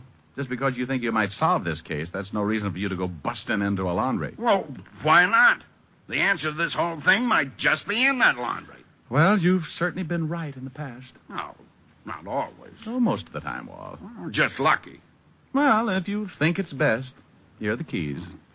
You understand. Oh, sure, Walt.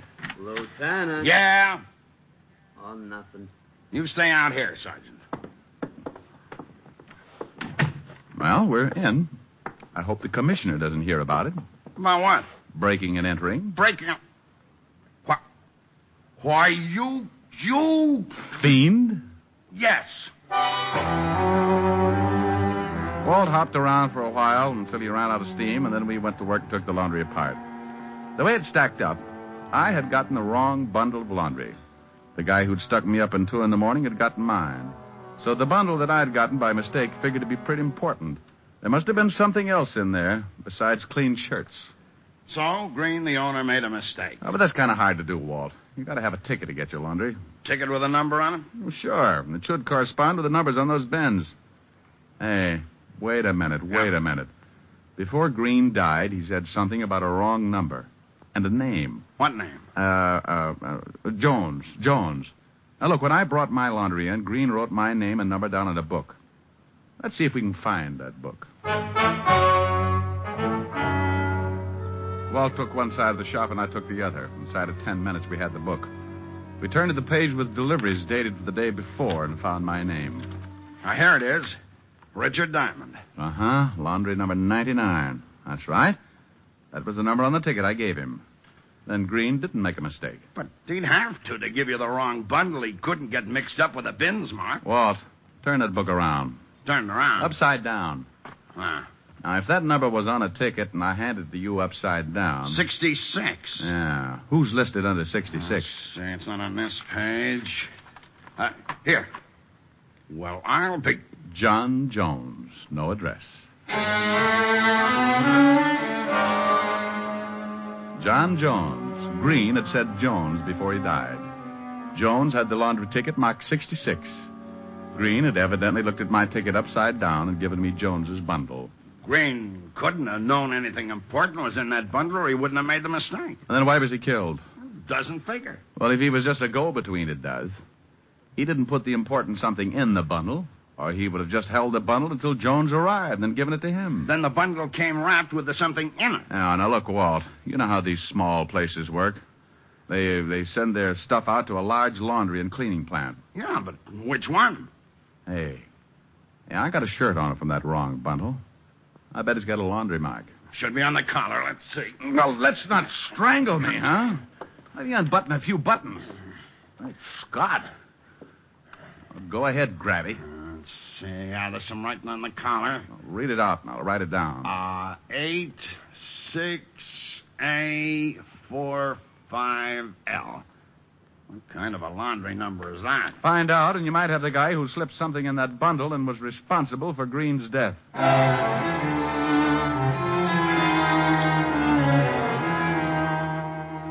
We We went through the rest of the place, but found no evidence to show us what big plant Green sent his laundry to. I bowed out as gracefully as possible and went home to get some sleep. It was 4 a.m. when I stumbled into my flat with just one thought in mind: sleep. And I got it in a hurry.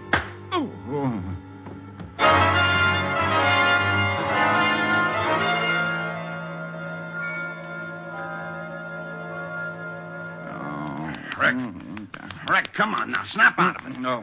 Come on, sit up. No, leave me alone. Somebody sapped you. I don't care if you split my head in sections. I went to sleep, didn't I? What happened to your shirt? My shirt? All right. Oh, so that's it. What's it? The shirt. That's what the guy was really after. Suppose it was Jones? Well, sure it was. Walt, when he traded bundles with me, he didn't have any way of knowing that I'd taken a shirt out of it. That shirt was what made that bundle important. Those numbers on the collar. I checked. They weren't a laundry mark. You still got them? Yeah. Well, they sure mean something. Let's see if we can figure out just what.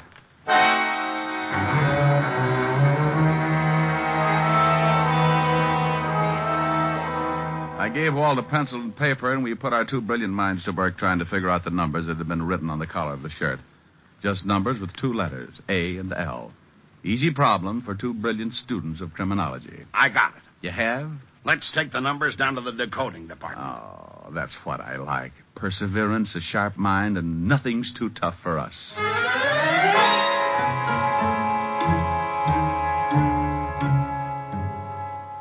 Well, come on, Art. You've been working on those numbers for nearly 5 minutes. Well, I've been sick. Could this be a code for some kind of a pickup? Guess it could be. Well, let's use times and dates. First number is 8. Well, today's the 8th day. Well, the letter A could stand for A.M. 6A, 6 a.m. Could 88, 6 a.m. Then 46L could be the where. 46th in any street beginning with L. Out of the way corner. 46th in Lexington, and that's not out of the way. Oh, I'm sure glad you broke that code, Walt. Experience and a little common sense. Come on. You and me are going over to 46th and Lexington. You and I, Walt. I could stand for idiot. That's another code, Arch. Fourth letter in Levinson. Oh, come on. We haven't got all morning.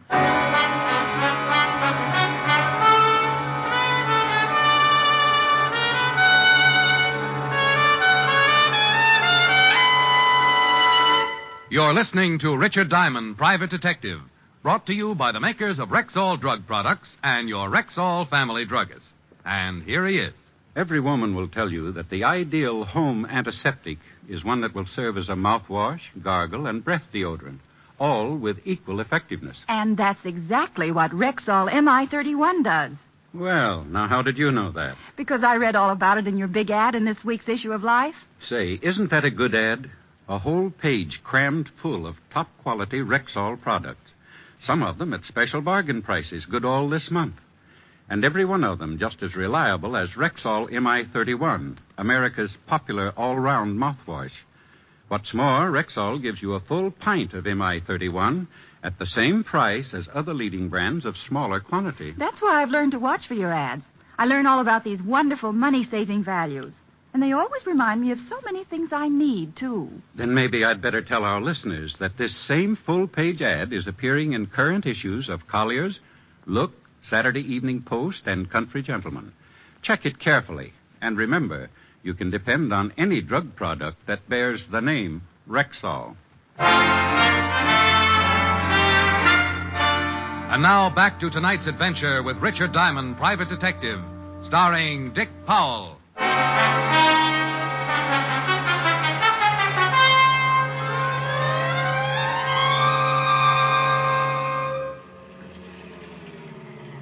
Yeah, this is a good spot.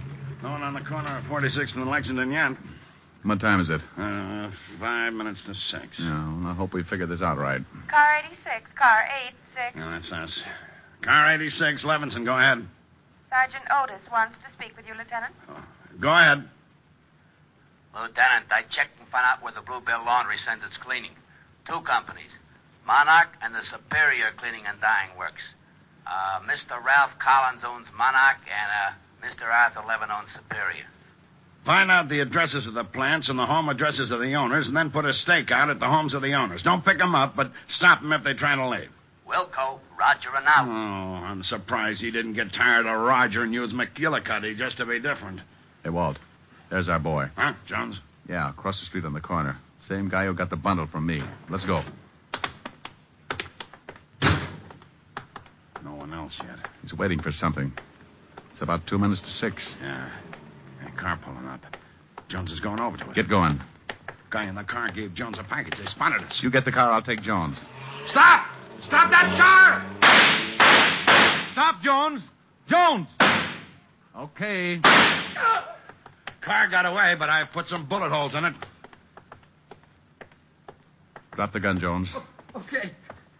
Okay, I'm hurt bad. Don't shoot again. Get me an ambulance, will you? Walt, he's got another bundle with him. I'll get back the car and get the wagon. I think he got me in the stump. You want to talk? Yeah, okay. What's in the bundle you got from the car? Junk.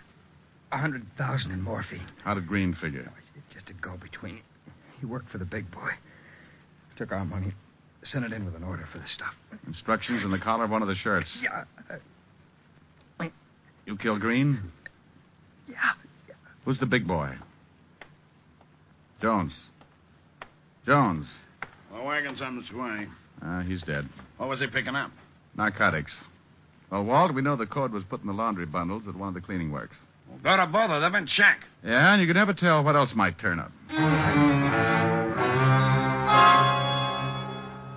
We waited until the wagon pulled up and carted Jones off, then we headed across town toward the first of 2 stops, the Superior Cleaning and Dyeing Works. 7:30 when we pulled up in front and let ourselves in with one of my pass keys. This is the only one we can check quietly. They open at 8, don't they? Yeah. Got a half an hour to make a noose for a pretty big operator.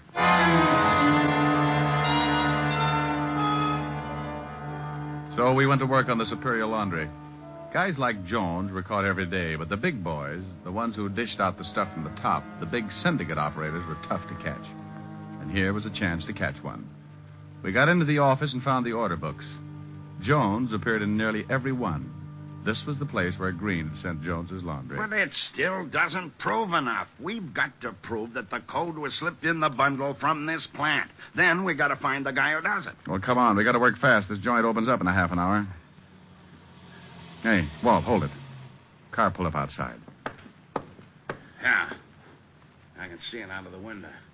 Rick, it's the same car that passed the junk to Jones. The one I put the bullets in. Hey, he's coming in. He's coming up here. Get in the other room. Yeah, leave the door open.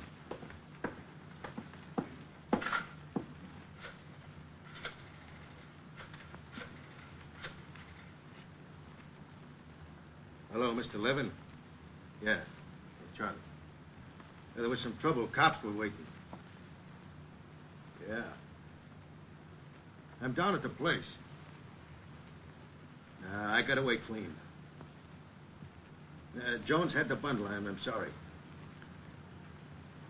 Okay. Yeah, I'll blow. Let's take him. Hey! Hold it. He's making a break. Stop! That's you, Conrad. He's got a gun. Blow him up. Well, he's had it. Yeah. Know him? Charlie Usher. Narcotics record. This sure turned into a mess. Yeah. Let's go see Mr. Arthur Levin of Superior Cleaning and find out what kind of cleaning works he's been running.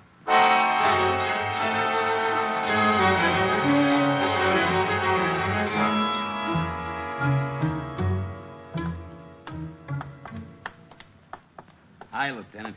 We got the whole place surrounded. Levin hasn't tried to leave. He's been out of the house once. Went to the garage. Have anything with him? Well, now, when he came out, went in with a big box. All right, let's take him. You better get out of sight, Otis. You'll see that uniform and get jumpy. Get down there in the end of the porch. All right.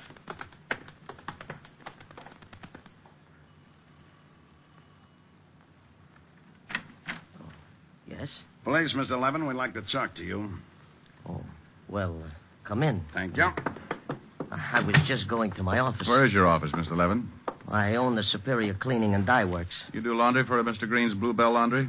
I do work for a lot of laundries. I believe that Mr. Green happens to be one of them. Know a man named Jones? I know more than one Jones. How about a man named Charlie Usher? Charlie... No. No, I don't know him. He called you 20 minutes ago. No, he didn't call me. You're very much mistaken. Now, would you mind telling me what this is all about? How many workers do you have at Superior, Mr. Levin? Well, about 40. Any of them have police records? No, not to my knowledge. And you don't know Charlie Usher? No, I told you I do not know him. Well, he had a key to the front door of your laundry. He used your office phone. I can't help that. He called to Mr. Levin. But I have never talked with a man named Charlie Usher. I what was swear in that box you brought in from the garage? Box? Books. I brought some books in. Where are the books, Mr. Levin? Well, I put them in the shelves in the library. What did you do with the box? I burned it. I don't like dirty boxes lying around the house. You went outside and burned it? Yes, in the incinerator. My men said you only came out of the house once, Mr. Levin. Then your men are mistaken. I went out twice, once to get the books, and the second time to burn the box. Look, what right have you got to hide outside my house and watch it like a bunch of burglars? I know my rights. I want to call my lawyer. Oh, sure, Mr. Levin. You go right ahead and call your lawyer. In the meantime, we'll see if anything was burned in the incinerator. It would be burned out by now. That was 20 minutes ago. About the time Charlie Usher called you. He did not call me. I don't even know him. Well, even if you did burn the box 20 minutes ago, Mr. Levin, there'd still be some smoking ashes. And if it wasn't burned in the incinerator, Mr. Levin, we'll take this house apart piece by piece until we find it. I'll go take a look. Wait a minute. Yes, Mr. Levin? Look, I'm not sure. I burned the box. Then you didn't go outside the second time? I don't know. I don't remember. I'm all mixed up. Look, you got to give me time to think. Well, if you didn't go out the second time, the box is still in the house. Look, please do this. Give me time. What's in the box, Mr. Levin? Books, I told you, books. Where is it? I don't know. Leave me alone now. Now, will you leave me alone? I know my rights. Start taking the house apart. No, please. Where's the box? Please. The box, Mr. Levin, the box. Yeah, where's the box? Under the sink. Where under the sink? There's a sliding panel under the kitchen sink. Narcotics, Mr. Levin? Yes. Oh, I'm ruined. You marked the shirt collars and sent Charlie Usher to deliver the stuff. That's right. I had 10 laundries working for me. Green was one of them. I'm ruined. Oh, relax, Mr. Levin. You can be happy about one thing. Jones and Usher didn't cooperate like you did. And they're both dead.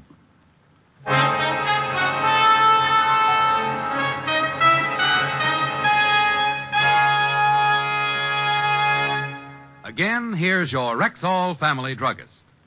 If you're often troubled with acid stomach, or if you're looking for a gentle, non-irritating way to achieve regularity, try Rexall Milk of Magnesia. Pure, mild, creamy smooth, and with no unpleasant earthy taste. Rexall Milk of Magnesia is justly popular. Buy the economy size, quart bottle.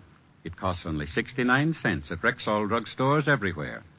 And remember, you can depend on any drug product that bears the name Rexall. Good health to all from Rexall.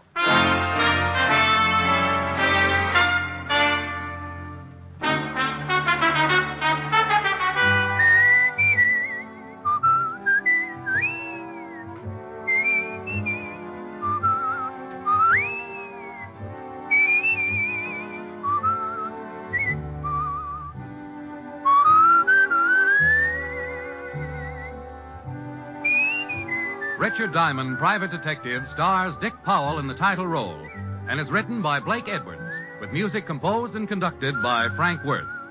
Featured in tonight's cast were Ted DeCorsia, Wilms Herbert, Clayton Post, Sidney Miller, Virginia Gregg, and Stacey Harris. Richard Diamond, Private Detective, was transcribed in Hollywood by Jaime Del Valle.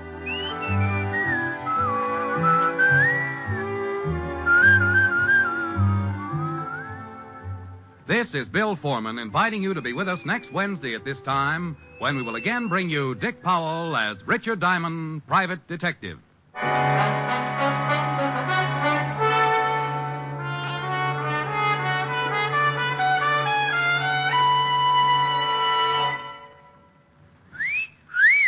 Hiya, beautiful. Get lost, Bristlepuss. You need a shave. But I have shaved. What else do you want me to do? Silly boy, she wants you to go Stag. Go Stag? But why? Because Stag is Rexall's exclusive line of men's good grooming aids, like Stag Brushless Shave Cream. No fuss, no massage, just smooth it on, and presto, you get a clean, close shave. Your face stays smooth and whiskerless all day long. I'll do it. I'll go Stag. That's it. Join the Stag line now at Rexall drugstores everywhere. Yes. To make girls care. Go Stag.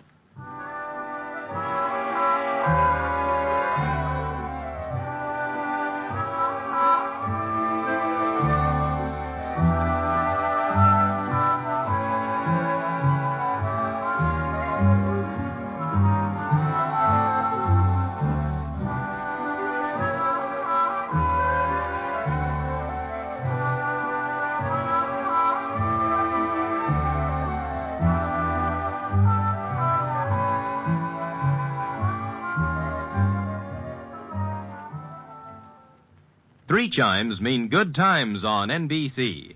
There's entertainment in store for you every Wednesday night on NBC. In addition to the action-packed adventures of Richard Diamond, beginning next Wednesday, listen to Mr. and Mrs. Ronald Coleman returning over most of these stations with their delightful series, The Halls of Ivy. In 4 weeks, laugh with Groucho Marx and You Bet Your Life on NBC.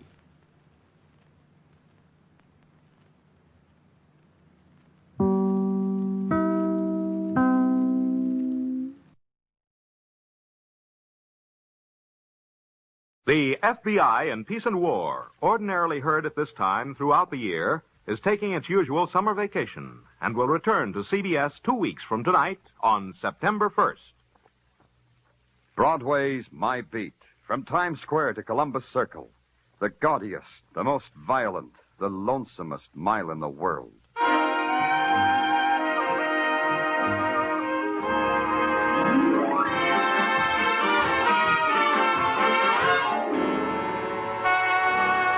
Broadway's My Beat, with Larry Thor as Detective Danny Clover.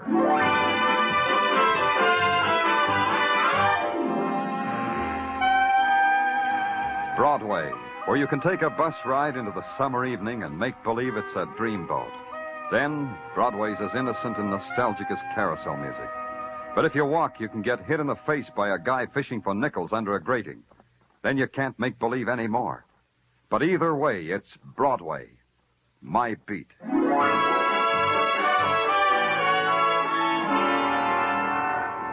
Danny! Danny, come in here.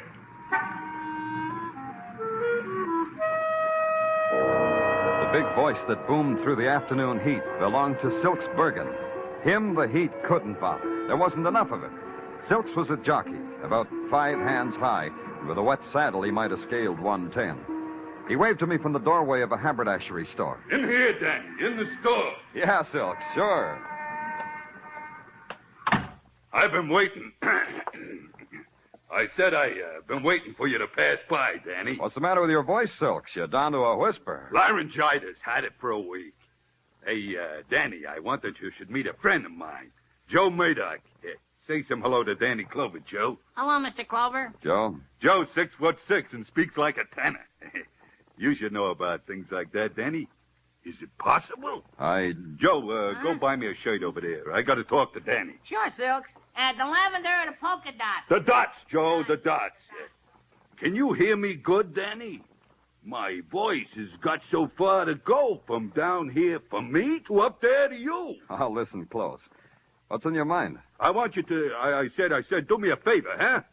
About the key. Why didn't I think of it myself, about the key? What key, Silks? Well, I'm riding a race down to Maryland tomorrow, you see. I don't know how long I'll be gone. Now, you understand? Oh, that key. What key, Silks? The key for the locker at the LaGuardia plane terminal. Oh, now I know. That key for that locker. Huh? I got a parcel check there. I ain't got time to run down for it now. It begins to dawn, Silk. Yeah, sure. So if I ain't back tomorrow night, how about having one of your boys who's on duty down there pick it up, huh? Yeah. And you hold it for me. Yeah. That'll save me rental, and it'll make us even for them riding lessons I give you in Central Park. Okay, Silks. Give me the key. Thanks, Danny. Here.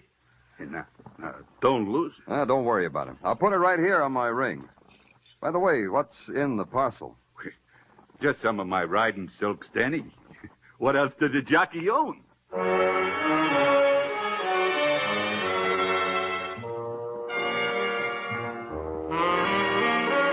I patted Silks on the head, bit him a fond yoicks, and mushed back into the tropical heat of Broadway. Tropical was an illusion that wasn't hard to believe. The crushed pineapple and papaya stands, the coconut milk in real whiskered coconuts, The sly, grinning beat of the native drums heard through wilting loudspeakers. The girls, the luminous girls in their grass sandals and 14th Street sarongs. And then one whose lips looked as if they'd been painted with wild strawberries stopped me and kept me from my appointed rounds. I didn't mind. I'm so honest. I don't have the price of a dream, and I'm honest. Here, you dropped this. What? This $100 bill. You dropped it.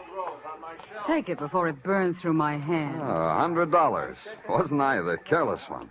Must have been in that Cracker Jack box I just threw away. Never throw anything away, Mr. Clover. There can be a prize in each and every package. That's a hard thing to remember. Will you help me try to remember, Miss... Ames. Belle Ames. Oh, If you ever need any help, Mr. Clover, ring for Belle Ames. that's cute. Very cute. Now maybe I can do something for you, Belle. Maybe give you back all this money you said I dropped.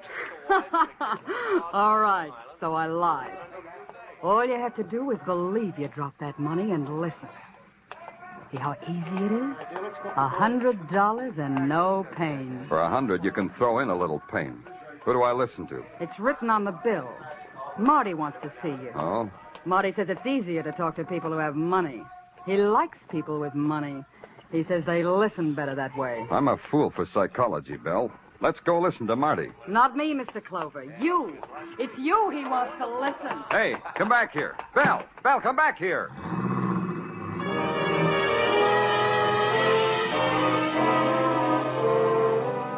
The heat melted her into the crowd and then into a cab. And I was left standing there with the after scent of a perfume I'd never smelled before and a $100 bill I'd never held before. I inhaled both of them.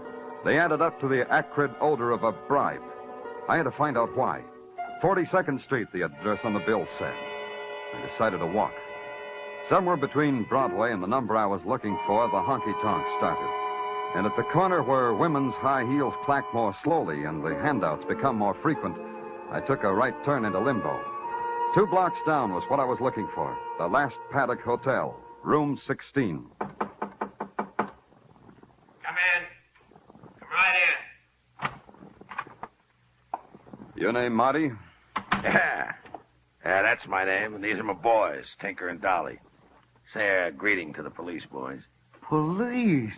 Gee. Police? Golly day. Boys are from out-of-town police like me.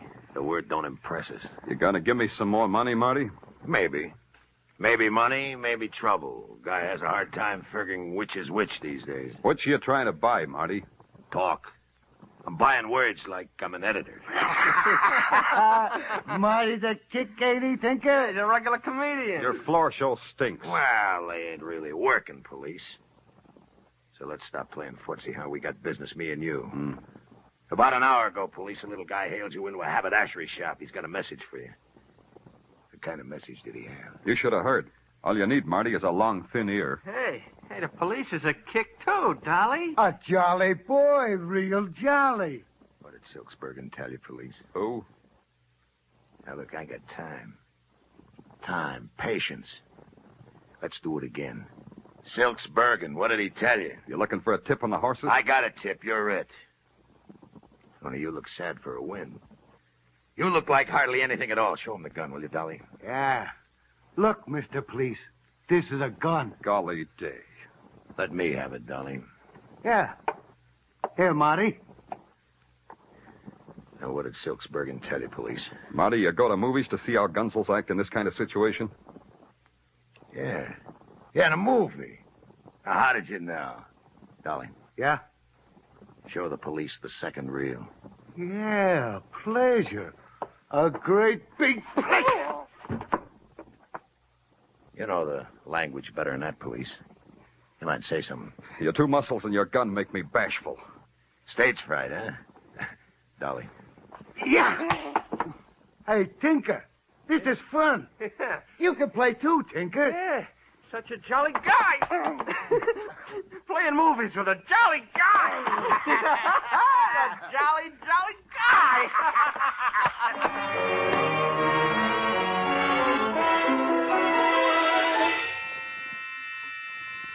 Somewhere a light going on and off made a big noise and a bigger hurt just in back of my eyeballs. It screamed at me from across the street and through a window hung with grease-stained drapes. And I knew I was still in Marty's hotel room, I knew that hours had been torn out of my life and thrown away. Then the light screamed again, and this time there were words. Big 1,000-watt words that said Pearl Club, delicious dancing girls. First one, then the other. And in between there was the creaking sound of a rocking chair. Then the rocking chair made words, too. Don't hurry. It's rather pleasant here, sitting rocking in the dark with that brazen sign throwing its naked, intermittent light. This gun gives me the right to introduce myself. I'm Gil Sherry. Oh, should I know you? Perhaps.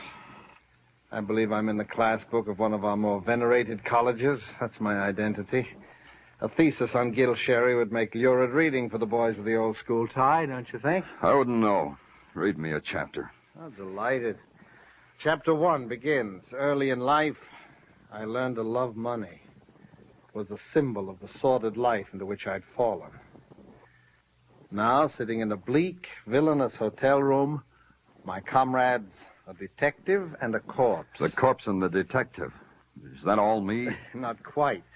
You're the detective, true, and the corpse is the true corpse lying in the corner. Huh? And I believe he's a friend of yours, Mr. Clover. Silks. Silks. Rather fancifully named, don't you think? Silks Bergen. Proud, colorful name. But pride and color seem to have drained out of him. Maybe he's ashamed of wearing bullet holes where his polka dots ought to be. He was a neat little guy. So? And he'll be pleased with death. Death is so precise. Closes your mouth, too. That wasn't smart of Marty. Marty realizes that. That's why I'm to keep watch over you until you open yours and tell us what Silks had to tell you, huh? Oh, by the way, here are your meager belongings. Yeah. Your wallet, a key ring, your badge, and a $100 bill. Marty's orders. That's good of him. They're all there? Yeah. You said $100 like there were words that hurt you. As I suggested, money is beautiful, Mr. Clover. Money buys money. Money is an ecstasy, but an exquisite pain. Oh. Gil, I dropped the bill. Huh? If you pick it up for me, I'll let you hold it for as long as you want. Go on. Touch it, Gil. Feel it. Oh, I'll get it. Yeah, Gil. And get this! I'm not going to send my boys to college. Their noses break too easy. Took 15 minutes for the riot squad to clean up room 16. I booked Gil Sherry as an accomplice to murder, and the morgue booked Silks Bergen. The thing I had to do now was break a promise to a dead man. I couldn't wait until tomorrow to use Silk's key, the key that Marty didn't even notice. A half hour later, I was in the big waiting room at LaGuardia Field. American Airlines DC-6 leaving at Gate 5 for Chicago and Los Angeles. Loading at Gate 4. Hiya, Lieutenant Clover. What brings you down here? Evening, officer. Had any trouble? Locker thieves? No, only trouble was a 3-year-old kid in a $400 cowboy suit screaming because he lost his nurse and chauffeur at the same time. Where's locker 147? 140? Right over here, sir. Let's go. Now, let's try this key. Suitcase, Lieutenant. Yeah, pretty heavy. Something you're looking for? Hold on a second. As soon as I get this open. Holy... all that dough. 10s and 50s and 100s. Yeah. What could be bought with that? It's been bought, officer. A lot of blood. Bought and paid for.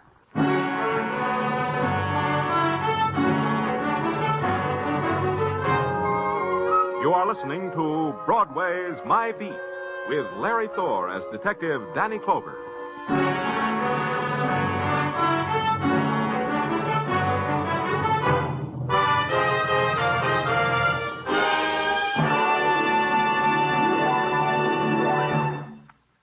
Practically all of Casey, crime photographer's adventures are summed up in the title of tonight's show, Big Danger.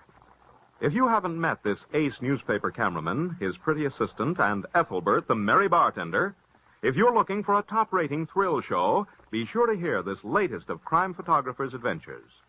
Along with Escape, which tonight will present Irvin S. Cobb's Snake Doctor, crime photographer is heard on most of these same CBS stations.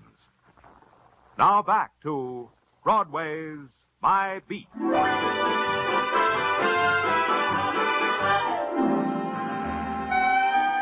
Broadway is an animal that feeds on hot tips, a tip on a horse or a chopped liver sandwich. There are even touts who will hawk you a scratch sheet giving odds on Broadway's being wiped off the face of the earth. And sometimes the tips pay off, like the one not to put your $2 on jockey Silks Bergen because Silks was dead and his handicap was a chest full of bullets. Or maybe his handicap was a heavy $100,000 left in a pasteboard suitcase in a public locker. It didn't make sense for Silks to have that kind of money. Even to sane, sensible, sensitive Sergeant Tartaglia, it didn't make sense. It don't make sense, Danny. Silks with $100,000 left kicking around. That's not like him. Yeah.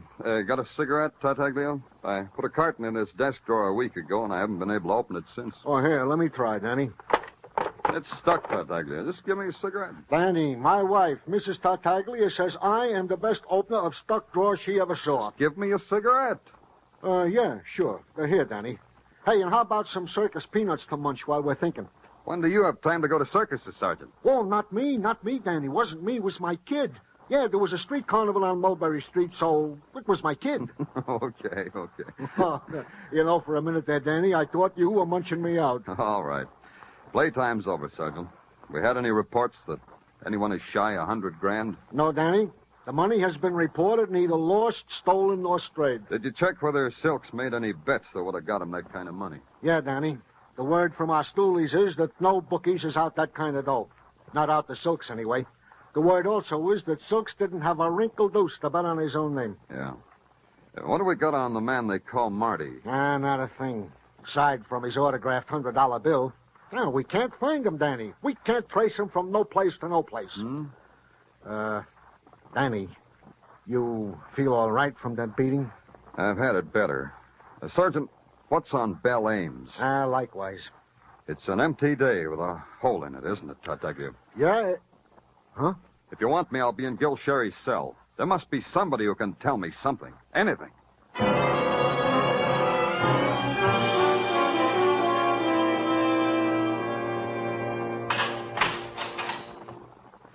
There's no need to humiliate me further, Mr. Clover. Being forced to talk to you is humiliation enough. Murder doesn't bother you, huh?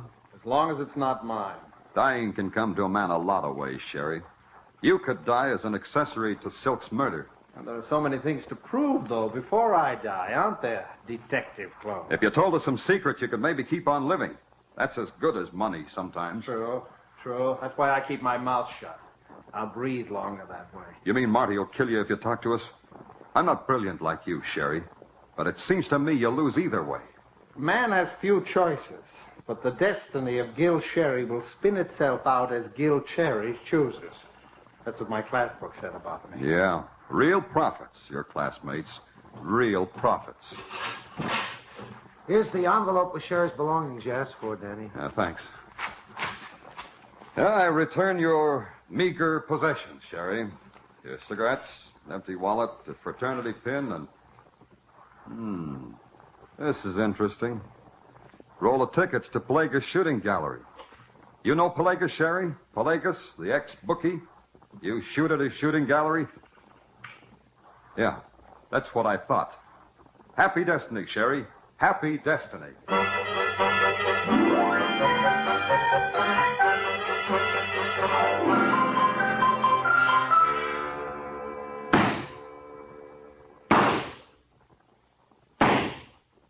Hello, Pelagus. Keeping in trim? Pardon me, Danny. You're in my way. Oh, sorry. Nice shot. You angry at somebody? What's on your mind? Guy named Marty? Yeah. You like that shot? Makes me quiver with excitement. You think I hit that duck twice before it sinks? I doubt it. See what I mean? You still booking races, Pelagus? I got caught once. You still booking? You're in my way again. Try getting used to it, Pelagus. Try this. Where would Silks Bergen get $100,000? Yeah. Where? From you? Oh, yeah, from me. From Pelagus. I give people $100,000, eh? That's why I'm running this thing from shooting gallery, because I give such big prizes. You hit that duck, Lieutenant, I give you $100,000 prize. Is that what you mean? Hold No, tell us. Tony Vrani Joe Murdoch neses to potami. Petimanos. Oh, Petimanos. Joel Murdoch. Joel Murdoch. Silks' friend, the big guy with Silks in the haberdashery. Pelegas, what's he saying about Joe Murdoch? It's hard to explain. Hard, huh? Like this. Joe Murdoch was fished out of this river. Murdered. Don't spare me that last either. What did you say? May he rest in peace. Yeah. See you around, Pelegas. Danny Clover. It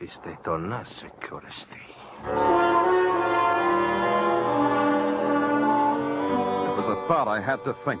That pal Joey Murdoch was dead for the same reason that Silks was. I checked headquarters, found out that Murdoch's last known address was the Last Paddock Hotel. He shared a room there with Silks. The environment made its own possibilities. The lobby of the Last Paddock had a new embellishment. Above the clerk's desk was an embroidered wreath. To Silks, it said, "You finally beat the bookies." The clerk didn't sound funereal at all.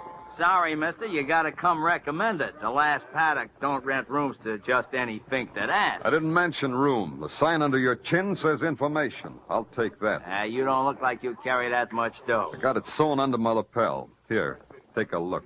A cop? A shaman? A real friendly policeman, mister. Come on, the information. Now, look, I'm a new boy here. You ring that bell, I give you the register. You sign it, you got a room. That's how it works. That's all I know. Yeah. Say, that's a pretty big safe over there. Why such a big safe for such a small flea bag? New, too. Yeah, new. How come? How come such a big new safe? Look, like I said, I'm a new boy. Look, friendly, we got laws about new boys who get close to new murders. Put your out to lunch sign on the counter. We're going uptown. No, wait a minute. Wait a minute. About that new safe. See, we had an old one. What happened to it? Well, yesterday the boys opened the old safe, and all it gave back was an empty stare. The boys did. What boys? The boys, the guys that live here, the bookies. Oh, they kept their money in a safe, huh? Well, sure, it's much safer than a bank. No peeping T-men that way, eh? That way the bookies don't pay income tax. That way, if their money gets stolen, they can't run to the police. Yeah. And that's all I know. You can take me uptown, and that's still all I know. Yeah. Don't go away, friendly. Maybe soon you'll be able to tell your story to an audience.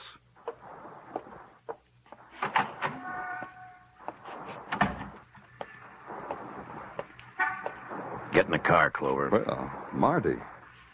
Good seeing you, Marty. I've been looking all over for you. Get in the car, Clover. Dolly's looking at you with a gun pointed to where your badge might be. Now just get in the car.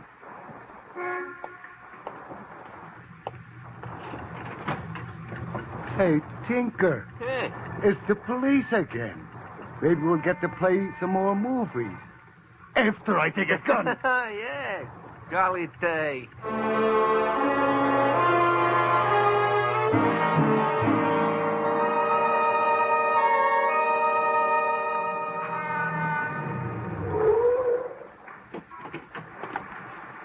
You'll play later, boys. Wait out here. Oh, Marty. Wait. This way, police. In that house. 2 murders, eh, Marty? How does a guy feel when he's murdered 2 men? A good feeling. I like it. Open the door. Yeah. There's someone I want you to meet again, Clover. In here. Mr. Clover. Mr. Danny Clover. You mind if I blush with joy? You can still think of a reason to blush, Belle?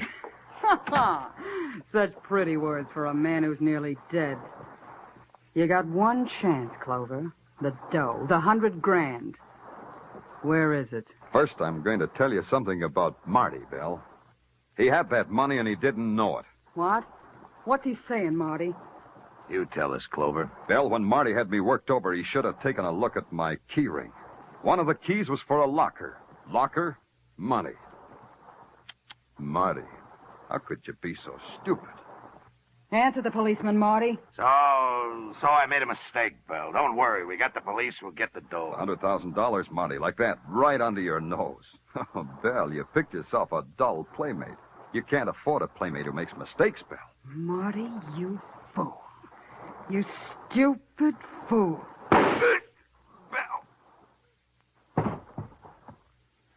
I've got to ask you, too, Belle. How does it feel to kill a man? Where's the money, Mr. Clover? At police headquarters, in my office. Get on that phone, Mr. Clover. Get on that phone and have one of your flunkies bring it over. No tricks, Mr. Clover. Just tell them... Hard to kill from up close, huh, Belle? Pelagos. It's me. Pelagos, of Pelagos Shooting Gallery. You see, Clover, how well they learn from Pelagos? You always teach them with a gun in your hand? Yeah, one needs something to rap one's pupil across the knuckles when she is bad. No, Belle? Belle deserves it, Pelagos. She tried to double-cross you. That makes two, Belle and Marty. Didn't know you were so much alike, Belle. You and Marty. Don't listen to the policeman, Pelagos. No, it's just you and me. Nobody else. It's you and me and $100,000. Oh, sounds good. To me, that sounds good. How does it sound to you, Clover? Speaking strictly from a personal point of view, I wouldn't believe it. From a personal point of view, that is. Uh-huh, but Pelagos' point is view different.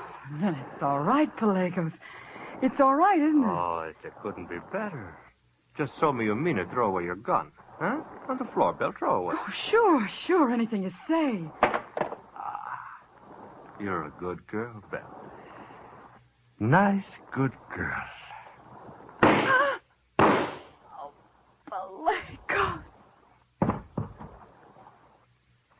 Yes. Belle was a nice girl. She had nice, good ideas, Clover. How did she say? Get on the phone and have the flunky bring money over. No tricks. That's how she said. The flunky comes alone, Clover. I tell you in English, not in Greek, so you understand. He comes alone in 20 minutes. Yeah. Tartaglia, this is Danny. Silk's dough. Yeah, the $100,000. Bring it here to me. Yeah, to 8 West 63rd.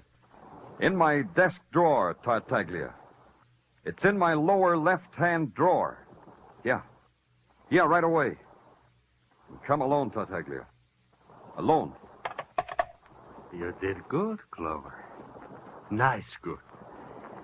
Now we wait 20 minutes. 20 minutes, the man said. Just Pelagos and me. There was no one to play him off against. No Marty, no Belle. Just me. The fall guys I'd set up, Marty and Belle, all gone. It all belonged to Pelagos now. Two new fall guys, Tartaglia and me. A few more minutes, the man said. Mostly, the man watched the clock.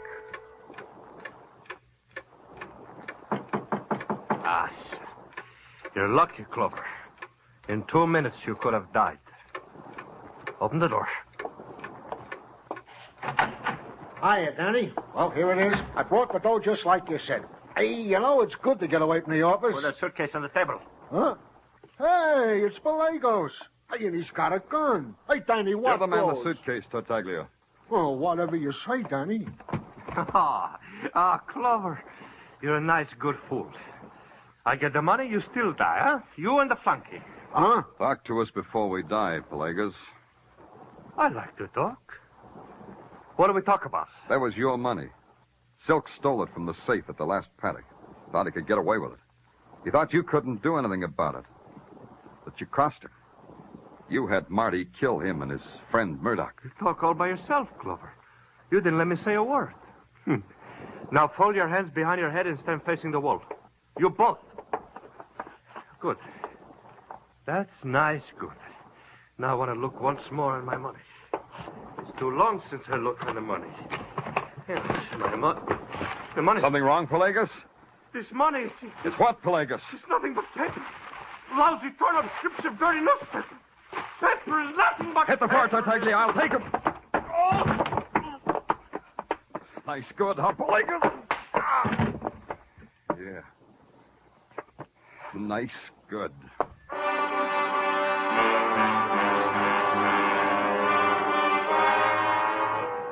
First, I kissed Tartaglia on the top of his bald head, because today that's where his brain was. My lower left-hand desk drawer had been stuck for a week, and he'd gotten the cue. Dolly and Tinker, they were sitting outside, just like Marty told them, right in the middle of a police net, just like Tartaglia had arranged. So I kissed him again.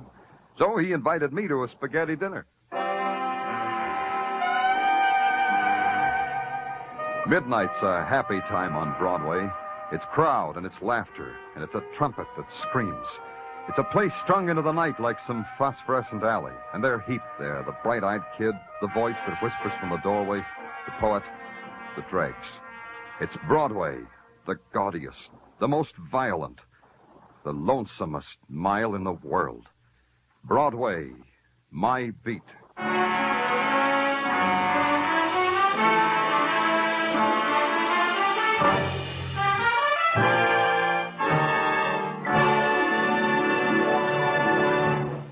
Broadway's My Beat, with Larry Thor as Detective Danny Clover, is produced and directed by Gordon T. Hughes, with script by Morton Fine and David Friedkin. Musical direction is by Lud Gluskin. Be sure to join us next week, same time, same station, for Broadway's My Beat. This is CBS, the Columbia Broadcasting System.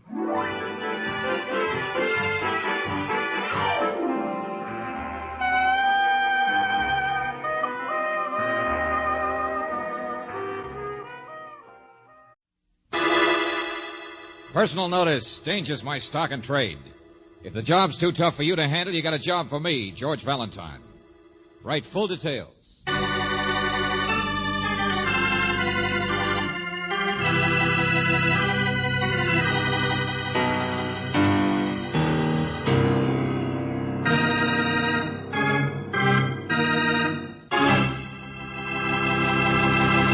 Well, greetings as usual, friend. Now, before we get down to cases, I want to ask you a question.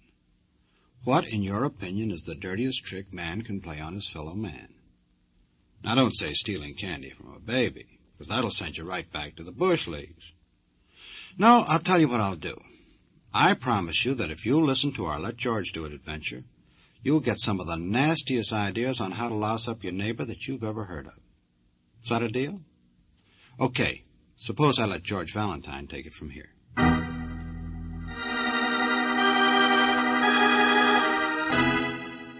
Dear Mr. Valentine, first letter I ever written 17 years, since the last time I filed a gold claim in Nogales. Name's Tioga Tom, only honest man left in the West. If you ever heard of the castle I live in out by the desert, then you know what these railroad tickets are for.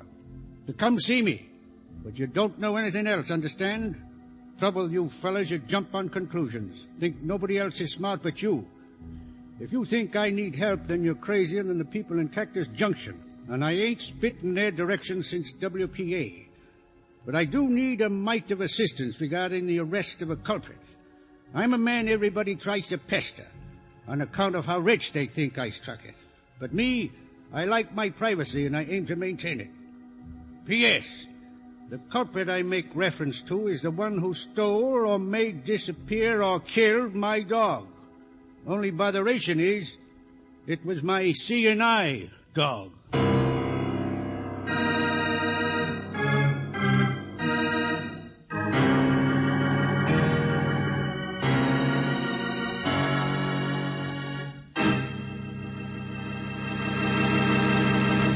You are listening to Let George Do It.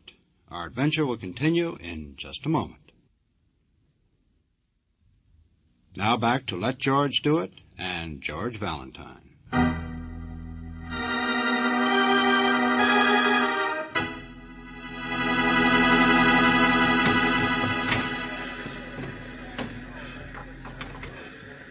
Like a chicken leg, dearie, I brought a whole fryer along with some hard-boiled eggs. You know how trains are. Oops! Excuse me while I just get my valise on the rack here. It's all right. I'll move my coat, only this... Guess you came all the way through from the city, huh, dearie? Claire Brooks, it says on the baggage thing. Oh, my, that's a nice name. I had a boarder named Brooks once, but he died with his kidneys, poor darling.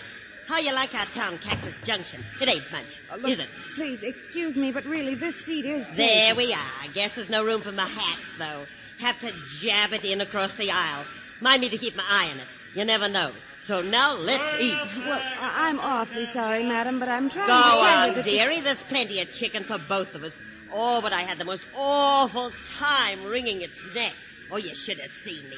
I chased him all around the yard. Oh, no. I said, will you please not sit down here? The seat is taken. Oh, George. Yeah, here I am, Angel. Well, if I'd known you was that tight. Oh, that's all right, lady. Sit still, sit still. But, George... Going out for a smoke. Have a nice time, Brooksy. Oh, George! Isn't he sweet after all? Now, my name's Carmichael, dearie, and let me tell you about this chick. Good. Let it go, Jake. Well, here we go, Mr. Valentine. Last stop before Emery Switch. Emery Switch. That's where we get off, huh, conductor, for Tom's? Yep. 2-3 mile walk, I guess, up the hill. But there's a moon tonight. Road around the back way, but of course it's its father. Uh-huh. Kind of a lonely spot for a blind man, isn't it? Yeah, desert rat with money. Probably never let a doctor touch him in his life. Seen him out there once just a couple of weeks ago. He's fumbling along, hanging on to his dog. Doesn't like people, huh? Oh, there's an old Oriental been with him for years, if that's what you mean. Po Sing, cook and bottle washer. Richer in creases, Tom is. A whole fortune might have paid in his castle, they say. I can't feel too sorry for him. Tioga Tom, last honest man in the West. Says him. Well, you'll be the first fish up there for a long time, I guess. Maybe you can get your hands on some of that gold. Underway now. Hey, save me a nugget. Hey, wait for me! Hey, stop it! Oh, conductor, there seems to be a guy out here who wants to Never get make off. it, will he? Always somebody too late for a train. Huh? Ridiculous. Shows a man's got no efficiency. I'm never late. Wait, will you? Hey, wait! Come on, let's give him a hand. Drinking, too. Can't even run straight, you see? Help me, fellas, will you, please? Here, let me reach him. Now, here, I can reach him. Oh, gee, thanks. Oh! Easy there. Couldn't even hang onto my hand. Don't know why we bother. He's liable to fall. Get out of the way, friend. I'll get him. Here we go, boys. Come on out. Here we are. Oh, gee. Oh, thanks. Sorry to be in trouble. I was in the bar. Everybody's so nice they couldn't get away. Okay, friend. You made it all right. Oh, yeah. Wait a minute. Here's your hat over here. My name's Loosefoot. Want a drink? What? Loosefoot. It's a name. Somebody just give it to me, I guess. I don't remember. Come on. Have Wait a minute. sifter, It's your ticket, huh? too. Hey, look, it fell off your hat. Take it. Here, give me that. Yeah, well, it's sure nice of you, Hey, pal. Emery Switch, it said. Yeah, didn't it? Oh, sure. I'm a necktie salesman. Got a few samples for the switchman who works there, that's all. Well, thanks again, and you too. Where'd the other guy go? Back in the car, I guess. Oh, well, thank him for giving me a hand, will you? I mean, thanks. I sure appreciate Yeah, sure. Only didn't you notice, Loose Brain? What that other guy tried to give you was a shove.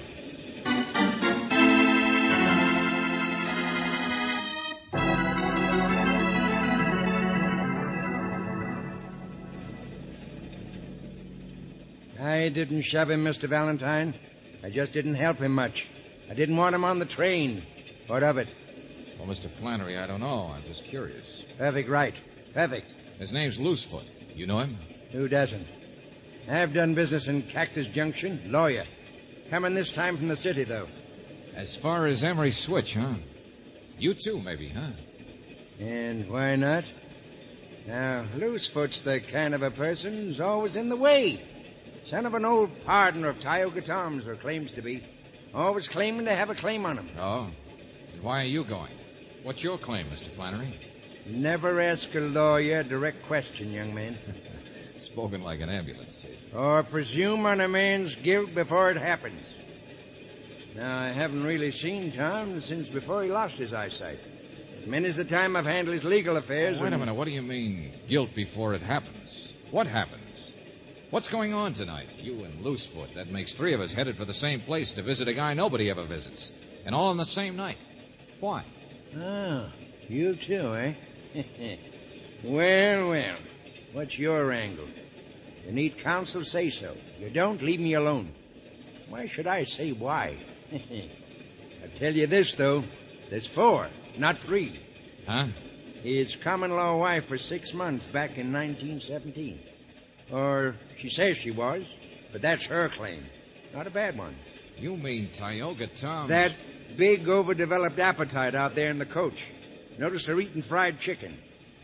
A woman, Mr. Valentine, who'd wring your neck for a favor, but charged to tell you the time. The widow Carmichael.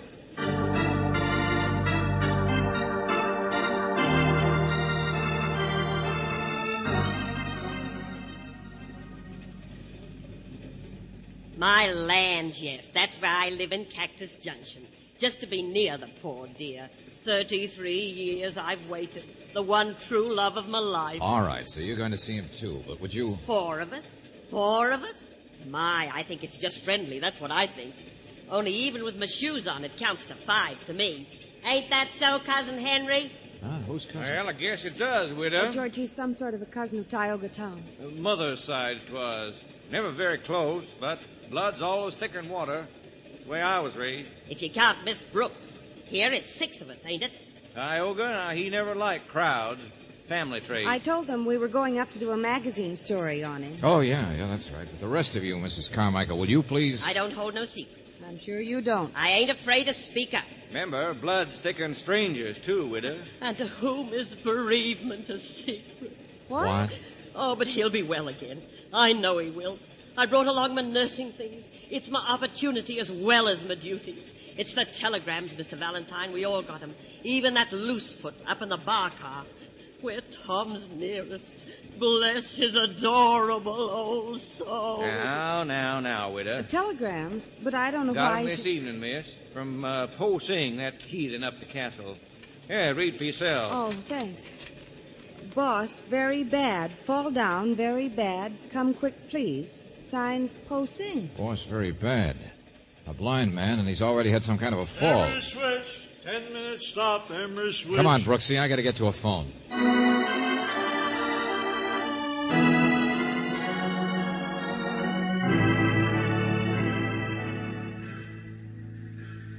Trap? What trap? What is it? Quiet, Angel. Some kind of trap. I know, Savvy. All the same, he mix for up. the love of... Look, Posing, I told you this is Mr. Valentine. I'm on my way up, but I want to find out what happened since Tom wrote me. Now, if you need a doctor or something... No. Boss, he say doctor just for horses and the sending he bills. Boss dying, that's all. What? Come quick, that's all. Boss is dying. Dying?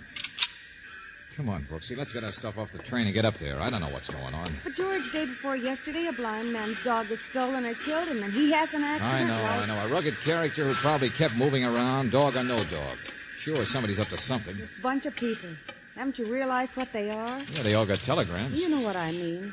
They're the only people in the world, apparently, who have any sort of claim against Tioga Tom. They're nothing but vultures. Well, I'll go you one better, Angel. Say ghouls. Because you want to bet a guy like Tom was never made out of will? So if he did die, they'd all want to be handy to stake out those claims, start grabbing for his gold. There they go, George. All walking out together. Yeah. About 3 miles up the hill, somebody said. Only suppose you and I just walk fast and beat him, huh? Let's get to Tom first. All right. Loosefoot and the widow. Look, they're certainly a pair.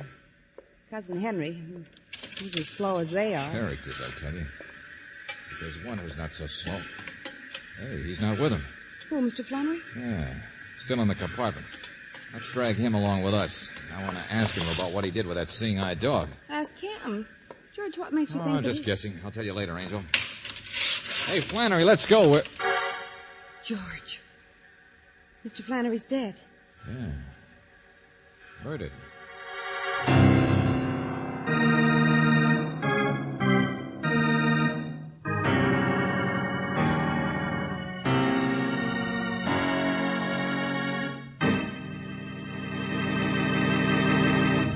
You're listening to Let George Do It.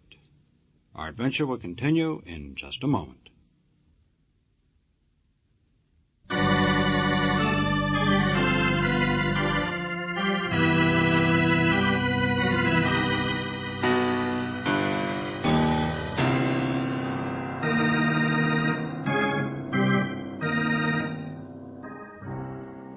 And now, back to George Valentine. Tioga Tom, the legendary man in the castle overlooking the desert. He thought he didn't need help, but that was yesterday, when all that worried him was the disappearance of his seeing-eye dog. Once his protection was gone, something happened to Tom, an accident.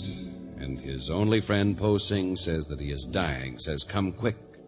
The vultures, the only relatives or ones with claims against Tom, they're gathering too. But if your name is George Valentine, you can't hurry to the castle quite as quickly as you'd like, because one of the vultures is dead. Yes, Mr. Flannery has been murdered. Holy brother of McIntosh, what are we going to do? All right, take it easy, conductor. Take it Some easy. sort of a sharp weapon, George. Yeah, a little tiny wound in his throat. Yeah, but I got a train to worry about, and them people all scattered now. I better get on the telegraph. George, you said you had a hunch Mr. Flannery was the one who did something to the dog. Why? Oh, any of these people could have got at that dog. You know, Angel, it happened yesterday. It's only 15, 20 miles from Cactus Junction out to the castle. So they could have gone back and forth. Well, what's on your But mind? Mr. Flannery told you he'd come all the way from the city, didn't he? Yeah, he did. Neat, sharp little guy, man with efficiency. How about that, did he? Well, I don't know. I don't remember. I'm so rattled that I can't tell. There's mud, clay on the bottom of his shoes and the instep, see it? I noticed when he crossed his leg and carefully creased his trousers. Mr. Valentine, wait till the If sheriff... he'd been in the city the day before, how'd mud get there? I'm the kind of guy who'd have a shine before breakfast. Say, well, wait a minute. I got the stubs here. Yes. Flannery, compartment. But you're right. He just got on at Cactus Junction, just like the others. Uh-huh. So then maybe I'm wrong about the dog. Oh, George, now you're confusing me even worse. Well, why was he murdered? Who murdered him? Maybe somebody else did something, and he was up here snooping around and saw it. Quite an operator, you know that. That'd be his style. See something and just keep quiet. Hey, Al, you see him? No. See a little woman, a little wobbly guy, and a stiff-jointed slowpoke? I know, sure, I know. No, I didn't see him. I couldn't catch up.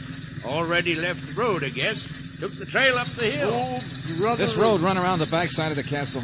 Sure, about 5 miles up there. There's a place you Okay, stay and help the conductor, will you? Let me have your truck. Well, he's got to get us off on the side. And then All wait right. before he You gets guys worry about the train and the body. Come on, Brooksy. The ghouls are on foot. We can beat them. Yeah, sure, Only get that sheriff here fast. One murder's enough for tonight. Particularly if the second one should be me.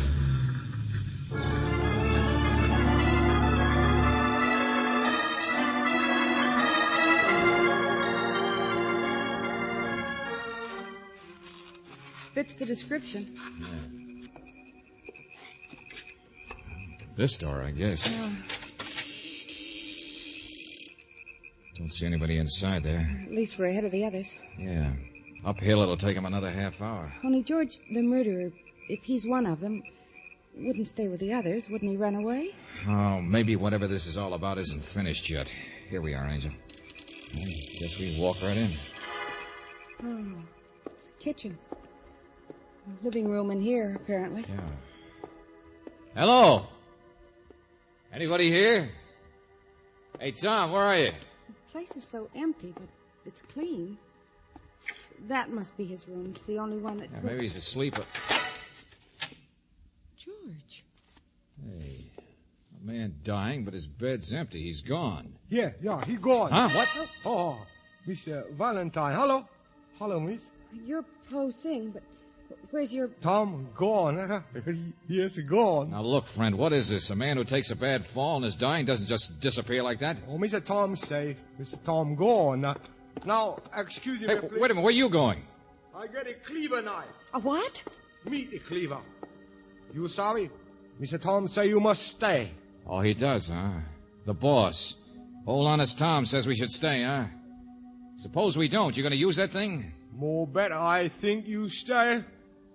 Oh, sure. Okay. No. We'll stay outside.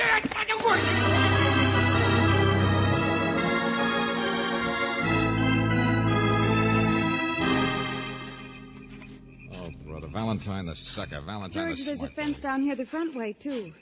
Supposed to be a gate half a mile from the house. Yeah, and this was a path when we started out on it. Where the deuce did we lose it?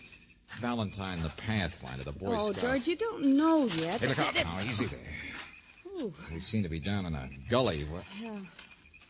The trail must be up there, George. Little bridge right up over us. Come on. Oh, wait a minute. Wasn't what I was looking at. Sawdust. Hmm? Yeah, sawdust. Scattered. All around here, too. Farther under the bridge. Seems to be just a little footbridge. Pretty far up there, though, isn't it? Yeah, sawdust has been here for a day or two. Wet. Fell here, and there's some on top of the crosspiece, too. Yeah, I see it. Somebody said trap. Something up there has been freshly sawed, Angel. And anybody coming up the trail from the front gate would have to go across that bridge, wouldn't they? And it's so dark they couldn't Yeah, see. come on. Get up there before somebody tries to walk across it. Hey! Look out where you're going. What? Bump into a man just sitting peaceful like that. Hey there. Woman's voice, wasn't it? Well, yes, couldn't you see it? Tom, Tioga Tom, wouldn't you know? You wouldn't know anything. Who is it, Valentine? Yeah, I'm standing right here in front of you. You're sitting on a rock waiting for something to happen? Detectives always thinking. Trouble with you, fella. But sitting nice and healthy, huh? The poor guy who had the bad tumble. Only honest man left in the West. And he gets his hired boy to send out telegrams saying he's dying. Had a tumble. Broke 10 ribs back in 1922. Never told a lie in my life. 1922. So that's the way you stretch it. Poor dying Tom. Been dying since the day I was born. So have you. So now you're sitting here waiting to hear wood break, huh? Po Sing brings you out where you can, waiting to hear people tumble through that little trap you set up there. Pester me, every one of them. I told you that... I'm afraid we don't believe anything you told us. Told you I like my privacy. I aim to maintain it. Bunch of vultures all pester me looking for my gold. So you hire me Seeing I dog disappeared. Don't you think somebody's up to something? You jump on conclusions. Say, I had that bridge sword. Well, one of them did it. Like one of them did a murder, I suppose. Ain't interested in murders. Gonna die myself sometime. That's enough to worry about. Just trying to slow up the process, that's all. They steal my dog and then saw my bridge. Who do you think uses that bridge? I do. Even without my dog, I can find my way around this place, but I found him out, yes, sir. Tom isn't going to go down with it. Huh? Go on, Munchausen. Hold your tongue. Ain't you got ears? George, yes, somebody's coming. I'm going to get up on that bridge before... No, this way. Hey! Hey, where am I? Who is that over there? Where's the trail? I can't see. My loving vultures. Tell everybody they're friends of mine can't even find their way around. Hello, Henry. Your voice, ain't it? Tom. Fitter than a fiddle. What in the name of... Never mind. Where's the rest of them? Loosefoot and the lady. Oh, coming, I guess. We moved kind of separate. Only that telegram, Tom. What kind of a stunt? There. Let me take your arm. Help me out. Quiet, both of you. Henry Loosefoot. Mrs. Carmichael. Another county you heard from. Could hear that one across 3 counties. Yeah, there she is, over on the other side. She's headed for the bridge. Come on. Hurry up and get her. I'll be all right. George, we can't get up there in time. We're on the wrong side. She's coming this way. Mrs. Carmichael, stop. Who's that? Where are you? Stay where you are. Don't come across that bridge. What did you say? Oh, the bridge, yes, I see it. All right. Stop! Don't walk on it! Oh, it's you, dearie. I'm coming. Stop, I said. Stop, will you? Well, I can't stop till I get there, Oh, can I? Lord, she'll fall. Stop. My heavens, what's all the fuss? Oh, we... Out of the we way, got- Angel. Let me see something. What's the matter with him? Oh, dearie, what a climb. And the wind blowing my hat off all the time. What are you trying to see, George? The gird is sawed half through, all right. But a board's been freshly nailed across to support it. George, But I who don't... could have nailed the board across? Tom and Po Sing are the only ones up here. So Tom was telling the truth. Someone else sawed it, then Tom had it fixed. Wait a minute. Mrs. Carmichael, where's your hat pin? What? Yeah. When Flannery was murdered, a little tiny wound.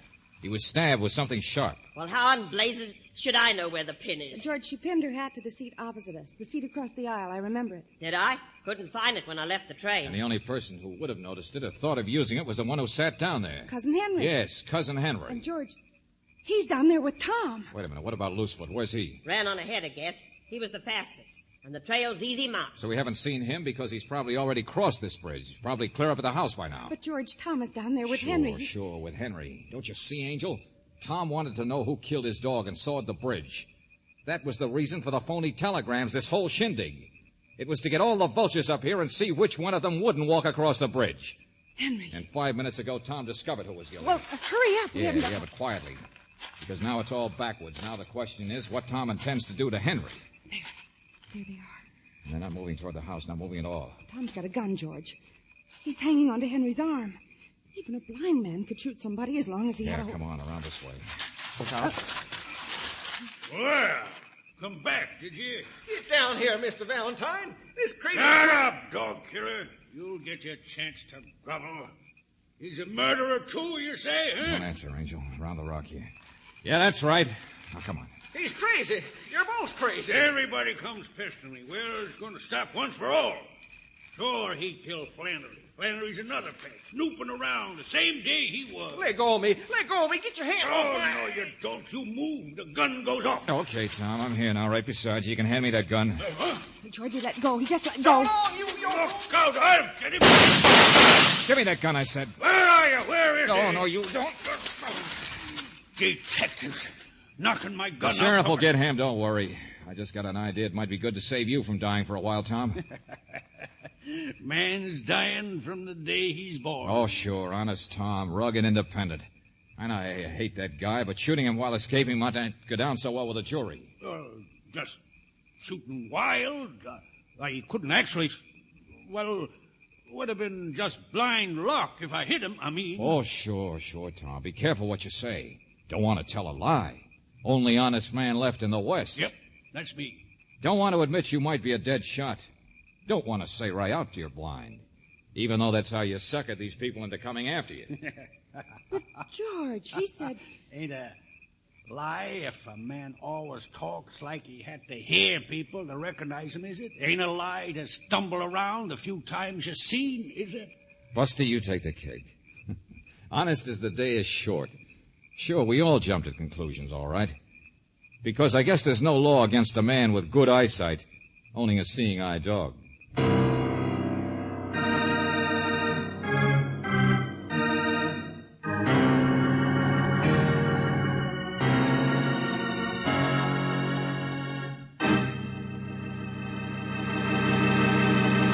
Back to the conclusion of our Let George Do It adventure in just a moment.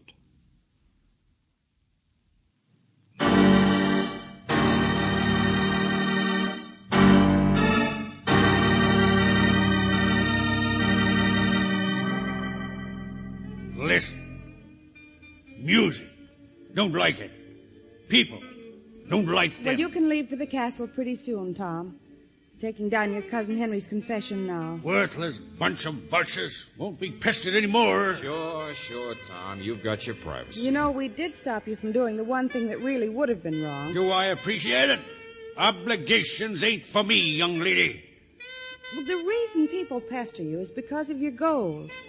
And I thought maybe you'd tell us what... Tell you a secret. Sure, I got barbed wire and fences, but I never actually said I have gold, did I? What? Oh, for the love... Oh, George, come on, let's get out of here. Jump on conclusions like everybody else. Oh, that awful man. George, I want to go out someplace and go dancing and forget about him. Okay, spend my gold. Well, at least I know you haven't got any. I'll tell you something that'll worry you for years. You notice? Tom didn't say he didn't have any either.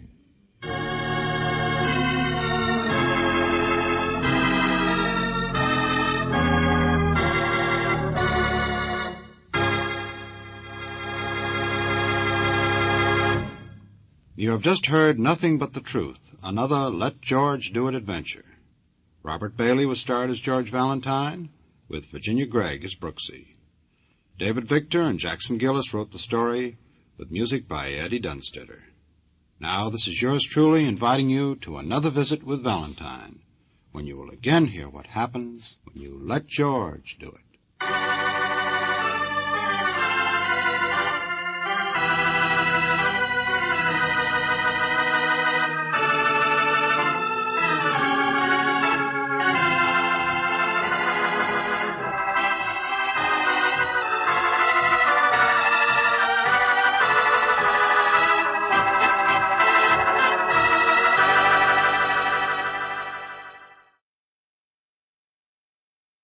Stay tuned for Nero Wolfe. This Sunday marks the premiere of The Big Show on NBC. Not just any big show, it's The Big Show. NBC's hour and a half of comedy, music, and drama. The best of each. The Big Show will be heard every Sunday afternoon over most of these stations, with Tallulah Bankhead as Mistress of Ceremonies. Your stars for this Sunday's broadcast include Jimmy Durante, Fred Allen, Ethel Merman, Frankie Lane, Mindy Carson, Meredith Wilson, Danny Thomas, and hosts of others. All this and Tallulah, too. No wonder it's The Big Show. My boss is the smartest and the stubbornest, the fattest and the laziest, the cleverest and the craziest, the most extravagant detective in the world, Nero Wolfe.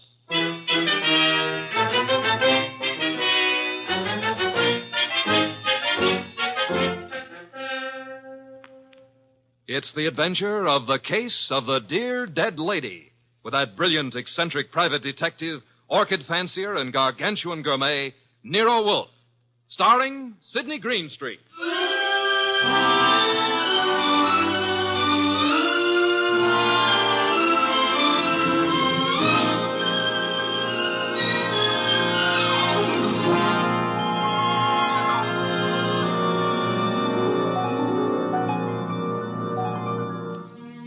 Nero Wolfe had just come downstairs, having tended to his precious orchids. He was, as usual, seated in the library, which served as the office.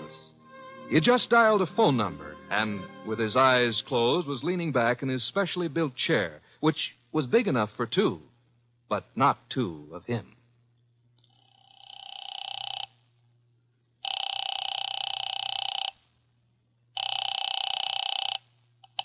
Halsbecker's Market, domestic and imported delicacies. Mr. Halsbrecker, this is Nero Wolfe. Oh, yeah, Mr. Wolfe. I was just about to ring you. Well, I have need of 2 pounds of duck liver. I do not, of course, refer to the commercialized Strasbourg pate. Well, I appreciate the order, Mr. Wolfe, but... Next, my cook Fritz informs me that we require 3 fine fat geese. Look, Mr. Wolfe, there's a little matter of an unpaid You bill. might add 12 cases of beer, a bushel of Vermont apples, green for stuffing, and a gallon of Marquesa Patrisa Roman oil. Mr. Wolfe. In addition, Fritz has listed 6 dozen eggs, 4 braces of Sussex woodcock, and a few pounds of Westphalian ham. You have all that? Well, I can get it, Mr. Wolfe, but my bookkeeper... Thanks very much, Mr. Halsbrecker. That will be all. Now, now then, Archie. Yes, boss? You seem to be worried. Oh, I am. This means naturally that I'm supposed to handle Halsbrecker's delivery boy when and if he shows. I had thought of leaving that simple matter to you. And what about the simple matter of the money? Money? I hate to bring up a vulgar subject, but where is it coming from? Oh, of course. You're right, Archie. I should have said... Said what? Charge it. Boss, look, you don't realize I know, but we're into that truffle broker for $500 bucks and change. All right. Then give him a check. Okay, I will give him a check. And I hope they'll let you keep the orchids in your cell. You're a wit, Archie. Mm-hmm. You know, I'm on the bank's mailing list. We got a notice this morning. You don't mean... Oh, but I do. Again? Yeah, you just can't take money out of an account, boss. Sometimes you gotta put some in.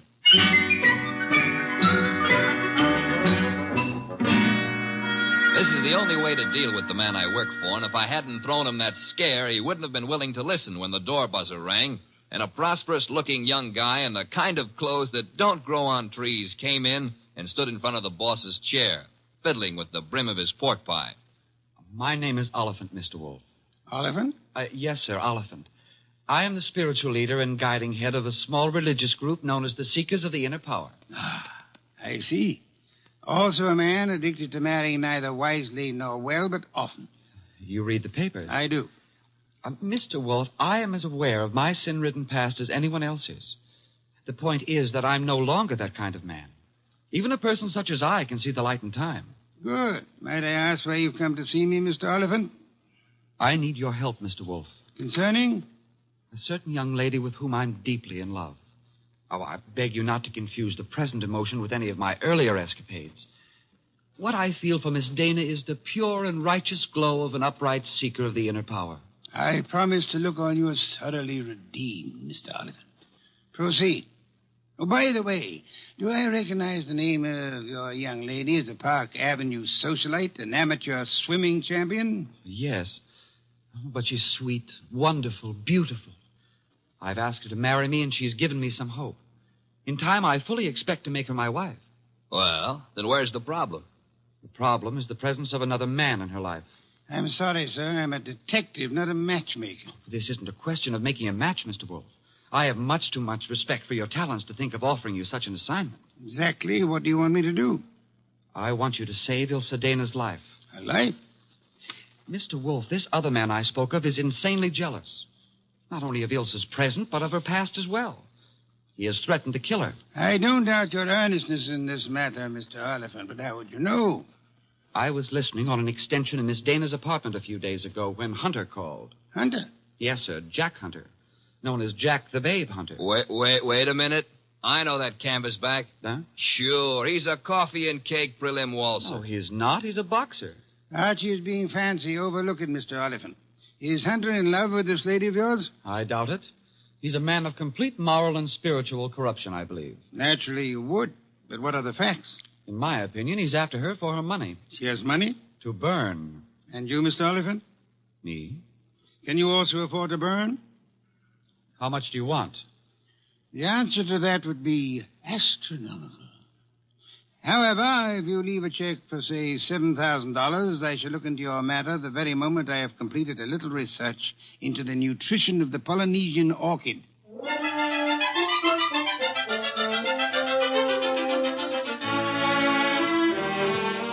Oliphant's check gave our bank account a slight blood transfusion. I think it was the boss's plan to spend a week or two in the plant rooms before he got busy on the case. And he'd have done it, too, if that phone call hadn't come in about a little after 9, just after Wolf had polished off one of Fritz's dinners and was settling back with a stein of beer in his hand. Don't disturb yourself, Archie. I'll get it. Now, well, look out you don't strain yourself, boss. You got to straighten out an elbow to reach that receiver. You have an unfortunate flair for mixing humor with impertinence, my friend. Hello, Nero Wolf speaking. This is Ilsa Dana, Mr. Wolf. How do you do, Miss Dana? We were discussing you only this morning. So I've heard. Through whom? Ted Oliphant. I see. The young man seemed to be quite worried about you. The young man should tend to his own affairs. Said you were in some danger. I know what he said, and not one word of it was true. Oh? I'd like to talk to you, Mr. Wolf. I'm sure it'll be an immense pleasure. Where do you live? I have an apartment at 22 Blanton Street. Could you be here soon? I could be there in a quarter of an hour, Miss Dana. By proxy, of course.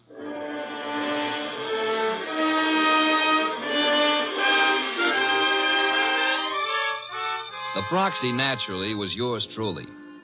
10 minutes later, at 9:20, I walked up to Ilsa Dana's door with a nosy elevator boy giving me the 00. The reason for his interest was that her door was open and the room inside was empty except for a little twisted pile of pale pink satin, which at close range turned out to be a woman. Which woman turned out to be Ilsa Dana. And Ilsa Dana was dead. She used to be pretty. She isn't now. Yeah, strangulation doesn't help any girl's looks, son. Make anything of it? Well, the position of her body and the bloodstains on her pointed fingernails tells me that she put up a tough struggle before somebody succeeded in smothering with a pillow from the sofa over there. Yeah, that figures. When did it happen, I wonder? Yeah, the last 15 minutes, I'd guess. Say, who's been up in the elevator this evening? Nobody for her. Well, somebody came up. Well, who says not? They could have used the stairs, you know. Yeah. How well do you know Miss Dana? I know exactly zero about Miss Dana. How could you ride her up and down every day and know nothing about her? It's a rule of the house to keep your mouth shut. The rule also goes when being questioned by a cop. A cop? Who's a cop? Oh, I guess you're a cello player from the Philharmonic. Look, I happen to work for a guy named Nero Wolf. Oh. Heard of him? Maybe. Well, if your memory comes alive, son, I might see my way clear to spend a few dollars with you. Understand? I'll keep you in mind. Going down, mister?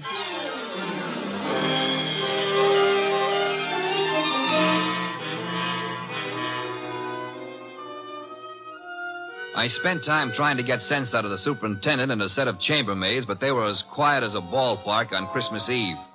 Then I called the cops and told them about Oliphant and Hunter. By the time I got home, the house was dark and Nero Wolf was sleeping. Next morning, I gave him the details while he drank 3 bottles of beer. When I finished, he sat for a long time and then started another bottle. The prize fighter. What about the prize fighter, Archie? Hunter? Well, I phoned the hotel he lives in before you got up. And? They told me he wasn't in. You know, I begin to think that Mr. Oliphant brought us a more absorbing case than he suspected. You know, I'm glad you like it. I don't like it. I don't like work of any variety. But this thing has its points. Well, what do we do next? Next, we investigate my client. What? Merely because the reformed playboy employs a detective doesn't exempt him from suspicion, Archie. Oh, now who's that? I'm afraid we have no choice but to open the door and see. My name is Young. Barstow Young. It's nice meeting you, Mr. Young. What do you want? I want to see Nero Wolf. About? About a certain young lady with whom I am deeply in love. What? Will you repeat that? I want to see Mr. Wolf about a certain young lady with whom I am deeply in love. Mm-hmm. Her name, please? Ilsa Dana. Is it possible that you entertain plans of making her your wife? Why, yes, but there's a problem involved. Another man? Yes. Well, do come in. Do come in. I think we've been waiting for you. Oh, Mr. Wolf. Here's another one. Ah, Mr. Wolf. You've come to me about Miss Ilsa Dana, sir? I have come to you, more specifically, about a man who has threatened her life. How unusual. He's the treacherous kind. Mild-mannered, you know. As we say in my profession, he underplays it. Your profession, then, is the stage. It is, sir. Go on, you interest me deeply. I was present recently when he told her that he would certainly kill her unless she mended her sinful ways. Sinful? No one denies that Ilsa has had, shall we say, a checkered career. But the man's attitude is totally fanatical. What's his particular brand of fanaticism, Mr. Young? Theodore Oliphant is a religious maniac.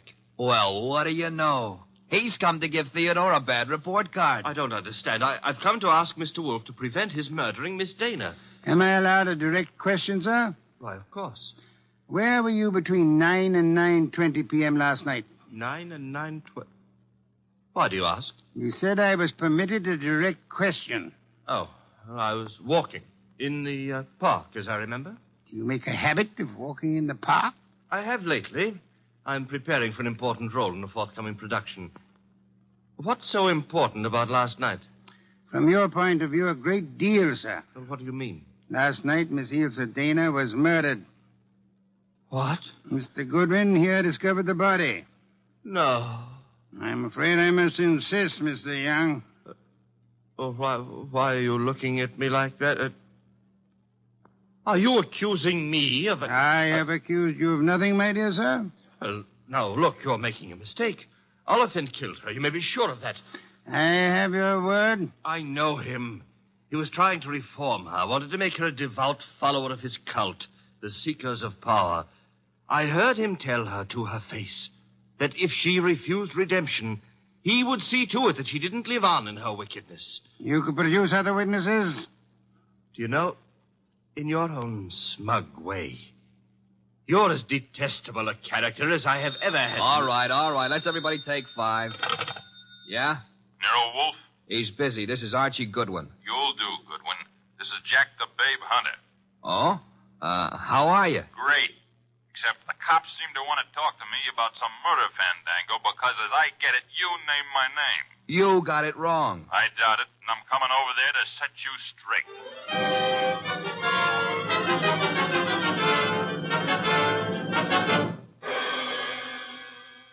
Why'd you ring me in on this mess, Wolf? You knew the girl pretty well. Me and how many more? Besides, what time was she murdered? Last night between 9 and 9:20. I see. So if you would inform the police where you were at the time, that should be that. Yeah. By the way, Mr. Hunter, where were you at the time? I don't see your badge, Wolf. I was only wondering. I haven't been near the Dana woman for over a month. But if you're really interested, I'll give you the name of the killer. Please do not keep us in suspense, Mr. Hunter. A couple of years back, Ilsa financed a guy in a big and lousy Shakespearean play that closed like a clam and nothing flat. Go on. It was money down the drain. The guy's got nerve. And he was in love with her, and he figured she'd do anything for him. So he comes back to her to finance him again. This time in Hamlet, no less. I see. I don't have to tell you what a flop that would be. You needn't tell me the actor's name either. You know? Mr. Barstow Young just left here. Yeah? Well, he's your man, Wolf. He got so sore when she told him she wouldn't toss any more moolah into his broken-down career, he went off his rocker and tore it down. Your reason for thinking so? I met him on the street one day, and he started beefing to me with blood in his eyes. It's all I could do not to punch him. The results might have been less fatal if you'd followed your instincts, sir. I couldn't.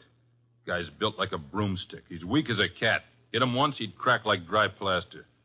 I see. What's on your mind? This man you're accusing of Miss Dana's murder, Mr. Hunter, he was very much in love with her.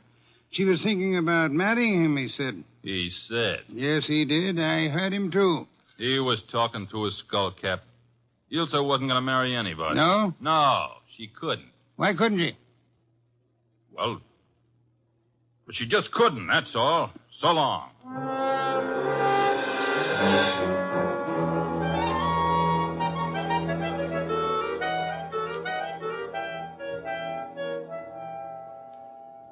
Well, now we got a perfect circle with everybody pointing at everybody else and nobody able to prove a thing. What Hunter says isn't impossible, Archie. You think Young did it? I don't think at all yet. But if there's anything more dangerous than a woman scorned, it's an actor scorned. We have another visitor. Yeah, who are you expecting? At this point, anybody. Hi. Oh, you. Yeah, I told you might hear from me. Come on in. Who's this? Fellow runs the elevator at 22 Blanton Street. What do you got for me, kid? Postcard? Postcard? Yeah, the cops missed it, but I spotted the edge stuck under a rug. Nice of you to have delivered it. Or maybe he was just being curious. Curious? It's not every elevator boy who has a chance to see Nero Wolfe in the flesh. Oh, him? Come off it, High Pockets. I'm here because you mentioned something about spending a few bucks. Oh. I wouldn't cross the street to see the best gumshoe that ever breathed. Look, gumshoes don't breathe, and how would you like a sucker Archie, pay him and let him go. Yeah, pay me and let me go. Sure, Mr. Wolf. Here you are. Thanks. Don't mention it. Anytime, pal. Anytime. How do you like that fresh little punk? Archie, the lad has done us nobly. Yeah? A typewritten card addressed to Miss Ilse Dana. Well, what's it say? Rather peculiar message. Have you prayed tonight? It's signed with a single letter O. Have you prayed tonight? Yes. Signed O? Exactly. Weird, isn't it? Well, what's weird about it? What could be plainer? Have you prayed tonight? Now, I ask you, who is the man in this deal who's interested in praying? All of us, I hope, are God-fearing. All right. But I ask you again, what does O stand for? It could stand for O'Brien, Obituary, Omaha. What about Oliphant? Oliphant, too. Look, what's with this indifference? The case is cracking and you slough it off. You remember what Young said? Oliphant threatened to kill her because she wouldn't join that cockeyed movement of his. Don't exhaust yourself, Archie. We have a hard night ahead. Yes, but I don't understand. But I don't mean to stifle your imagination, my friend. But if you'd reserve your deductions for a little while, you could lend me some much-needed assistance. What do you want? I want you to become a burglar. A burglar? I want you to hurry over to the dead woman's apartment on Blanton Street and ransack it. For what? How do I know? We need help. Anything may help us. Go through the place with a fine tooth comb.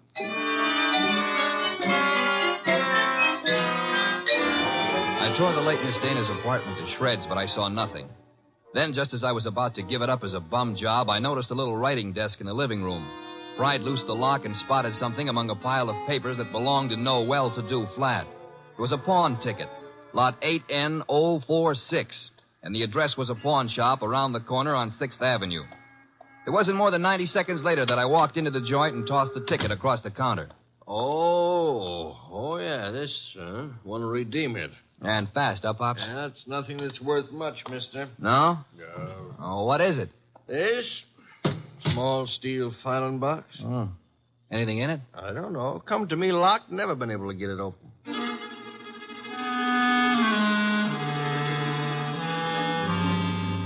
We got it open, Wolf and I. Smashed the front end with a poker. There were some odds and ends inside, old earrings, some thumbtacks, a cigarette lighter, just trash. Then the boss stuck his fingers in and pulled out a plum. This is it? What do you mean, this is it? You fail to recognize this classic document? Huh? A marriage license, Archie. A marriage license. Yeah, well, whose marriage license? The wording is self-explanatory. Listen. This is to certify, etc., thus licensing on this 3rd day of May, 1946, the marriage of Miss Ilse Dana to Mr. Johann Jaeger. Johann Jaeger? Exactly. Well, who in the world is Johann Jaeger? We'll soon see. I don't get it. I can understand. It's a befuddling little puzzle. It'll be very easy for one to make a fatal mistake here. But of course, you won't. I won't. 3 hours later, I'd herded all the suspects into the office, and he sat in his chair and glared at them. Oliphant, Young, and Hunter. It was tense and tight, and the boss let it stay that way, saying not a word to anybody while he calmly sipped his beer. It was Oliphant who cracked first. I didn't kill Ilsa. I couldn't have. Jealousy is a very compelling motive, Mr. Oliphant. And you came to me, remember, complaining that there was another man in Ilsa Dana's life? Whatever I complained about him, and jealous as I was, I didn't kill her as the sacred power is my holy judge. Being unacquainted with your sacred power, I'll have to ask you for a better authority. Sacred power? Oh, it simply wouldn't have been possible for me to have done it. Why not? Yeah, why not? Because I was at Mickey's Night Owl Club last night from 7 until 4 a.m. Contemplating the sacred power, no doubt. That can be proved, Mr. Oliphant? Let me call now. Let the head waiter tell you. Well, you take your embarrassment as an indication that you're telling the truth. Hey, wait a minute. You can't let him off like that. Don't be bothersome, Archie. Yeah, but we got that card he wrote, the one about have you prayed tonight, signed with his initial. He didn't write that card, Archie. Now, look. And the O is not his initial, is it, Mr. Barstow Young? I'm afraid I don't understand. On the contrary, I am afraid you do. But for the record, I'll explain. Oh, Archie. Yes, boss? Hand Mr. Young that large red volume off the shelf behind Mr. Hunter's head. This one? That one, thank you. Now then, Mr. Young, you will favor me by opening the volume to page 1133. But why? Open it, sir. Good. You will now count 6 lines down from the top and read what you see. Have you prayed tonight? Thank you, Mr. Young. What the devil is going on? Mr. Young has just given us a reading from a tragedy. The line, have you prayed tonight, is spoken by the hero to the heroine just before he murders her. The name of the heroine is Desdemona. And the hero, as I'm sure you all know, is Othello. Othello? Yeah, the O was not Oliphant, Archie. Othello, I think, was a Shakespearean play which Miss Dana financed for our Mr. Young.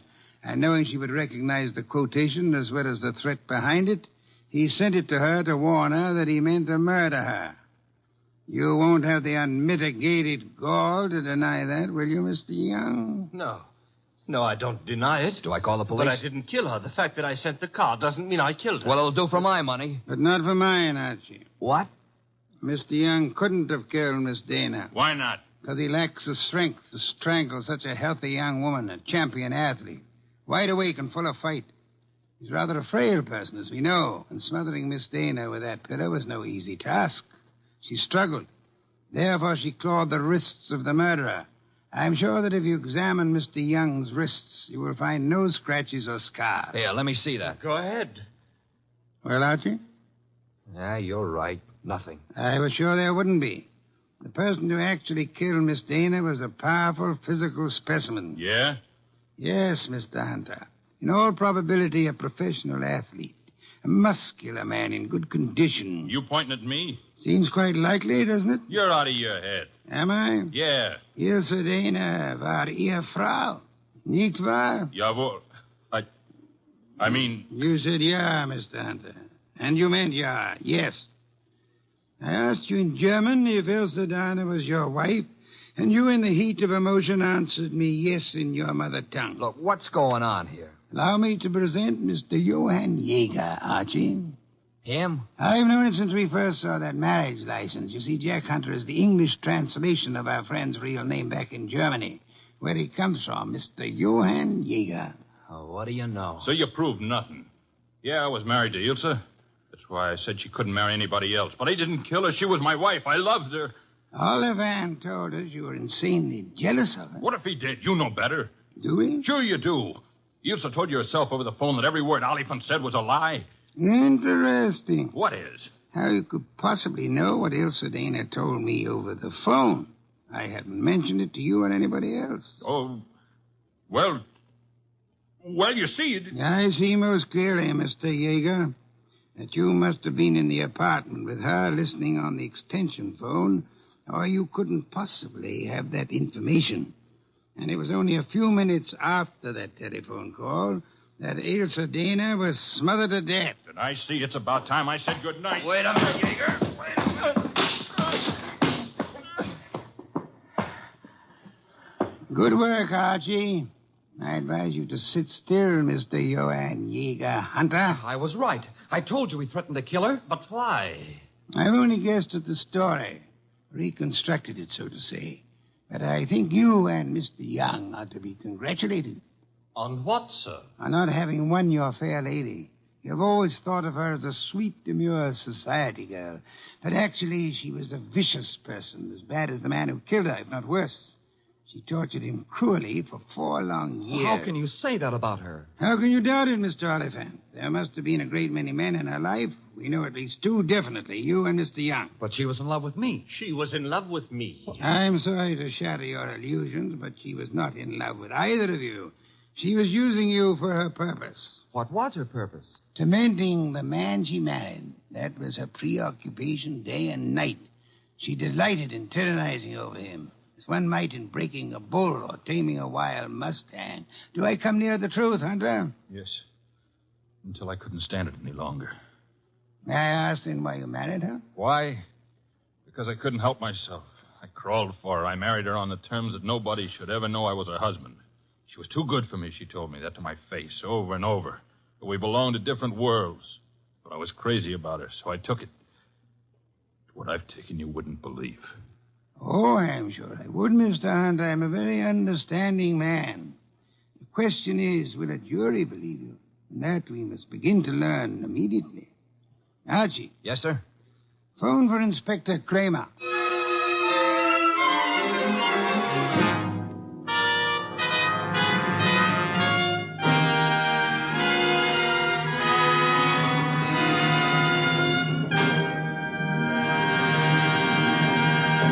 You have been listening to The New Adventures of Nero Wolfe, starring Sidney Greenstreet.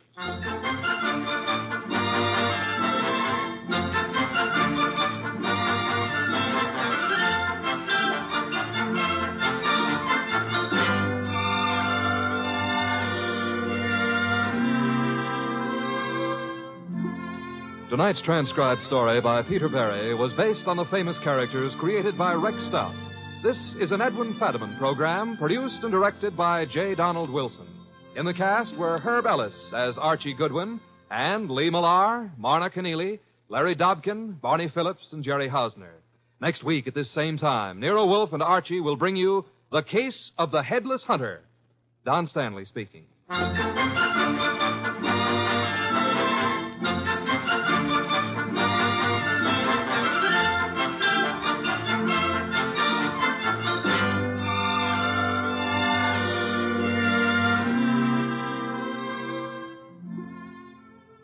And don't forget, this Sunday marks the premiere of The Big Show on NBC.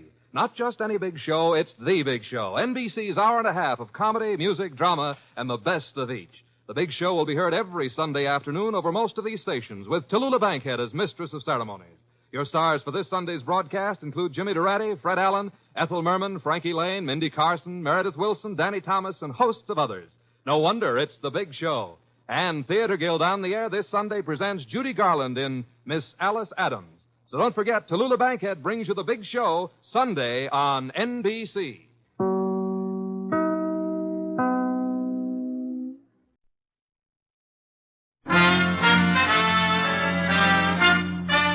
Listen while the makers of Rexall drug products and 10,000 independent Rexall family druggists bring you Dick Powell as Richard Diamond, private detective.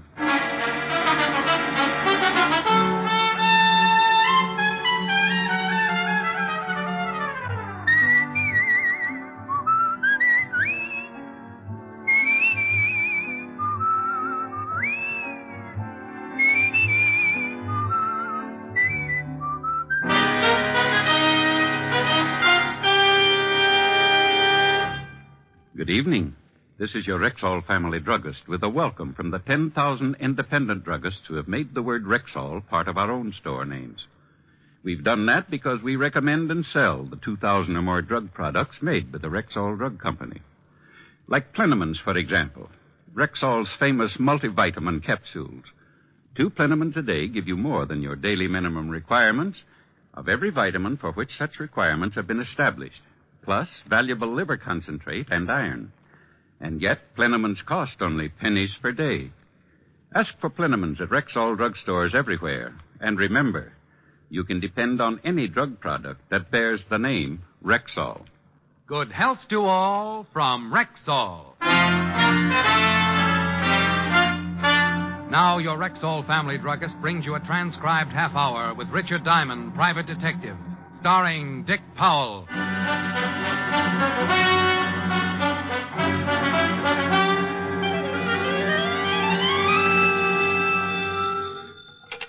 Diamond Detective Agency.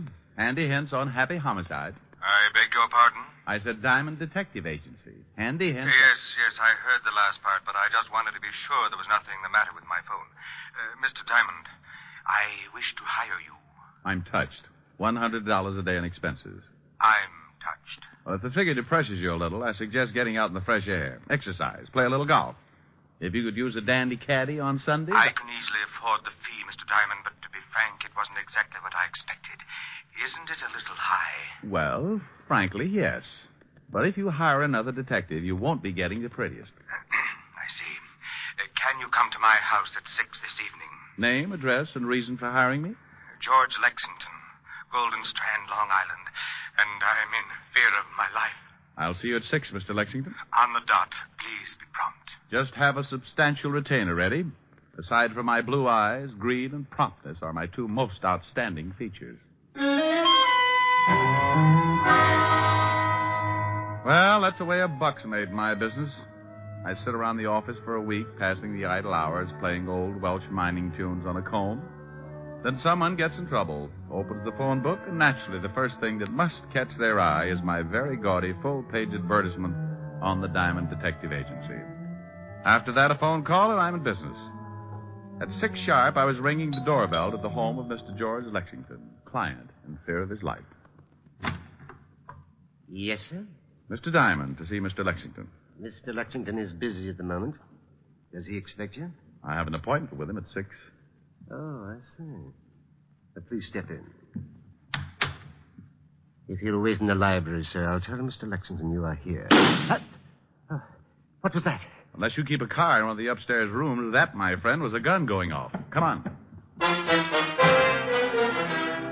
With the butler right behind me, we took the long, curved staircase 3 steps at a time. The butler managed to pant out that Mr. Lexington was in the study at the head of the stairs, so that was the door we went through, only to be stopped cold on the other side. Standing in the middle of the room was a girl. The word girl, in this case, to be identified with adjectives one might think up after having spent 3 lonely years on a life raft in the middle of the Atlantic. The only thing that kept my eyes from melting and running down on my shirt was the .32 revolver she held in her gloved hand. Miss Morris, no! Give her the gun, honey. No! No! Drop it, honey. You just scorched my money belt. She dropped it, and we all went to pieces. I helped her to a seat and let her cry it out. The gun I could have passed off as a whim or too many Hop-Along Cassidy adventures, but the man sprawled across his desk on the other side of the room changed the whole picture. I called the 5th Precinct Police Station and got Lieutenant Walter Levinson started for Long Island. The police? You shot a man, didn't you? Yes. You tried to kill yourself, didn't you? Yes. Well, they're both against the law. Want to tell me about it? He deserved it. Mr. Diamond? Yes? I just found something rather strange. Well, don't scratch it. Miss Morris shot Mr. Lexington, all right. I never denied it. Well, what's bothering you? The thought just occurred to me. Who also took the trouble of stabbing him? Stabbing him? He was shot. Then how do you explain this carving knife in his back?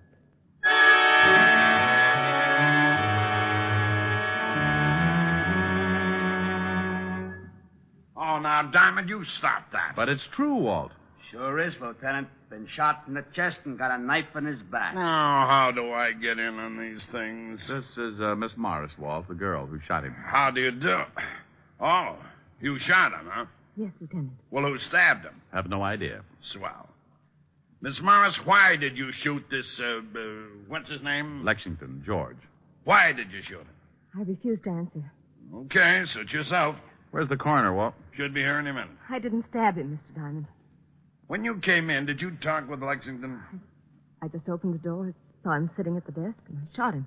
Did you talk to him? Oh, sure, Walt. She played 20 questions with him while he was trying to paw the knife out of his back. I was just trying to trap her. Why? Why? Because if she said she'd talk to him, it would have been an admission that, She'd talk to him. No, that he was still alive before she shot him. Okay, who stabbed him? How do I know? Well, if he was still alive before she shot him, she talked to him, then she must have seen who stabbed him, right? Yeah. Well, if she saw who stabbed him, she couldn't have done it, right? Right. And no one would have stabbed Lexington if he'd already been shot, right? No one would have stabbed Lexington if he'd already... Yeah, of course. You think I'm stupid? Lieutenant. You shut up. So if they stabbed him, he hadn't been shot and he was alive. Of course. Then if he was alive and they stabbed him, the girl didn't do it to confuse you. Huh? So if she didn't do it, she can go home. Go on home, Miss Morris. But, Mr. Diamond... You heard him. Go on. That's what I was trying to tell you, Lieutenant. Diamond's at it again. Otis. Yeah, Lieutenant? Take the girl, the butler, and Diamond down to the car. And when the coroner gets here, we'll all take a little drive down to the station. Understand? Yes, Lieutenant. What are you yelling at? I don't know. I don't know.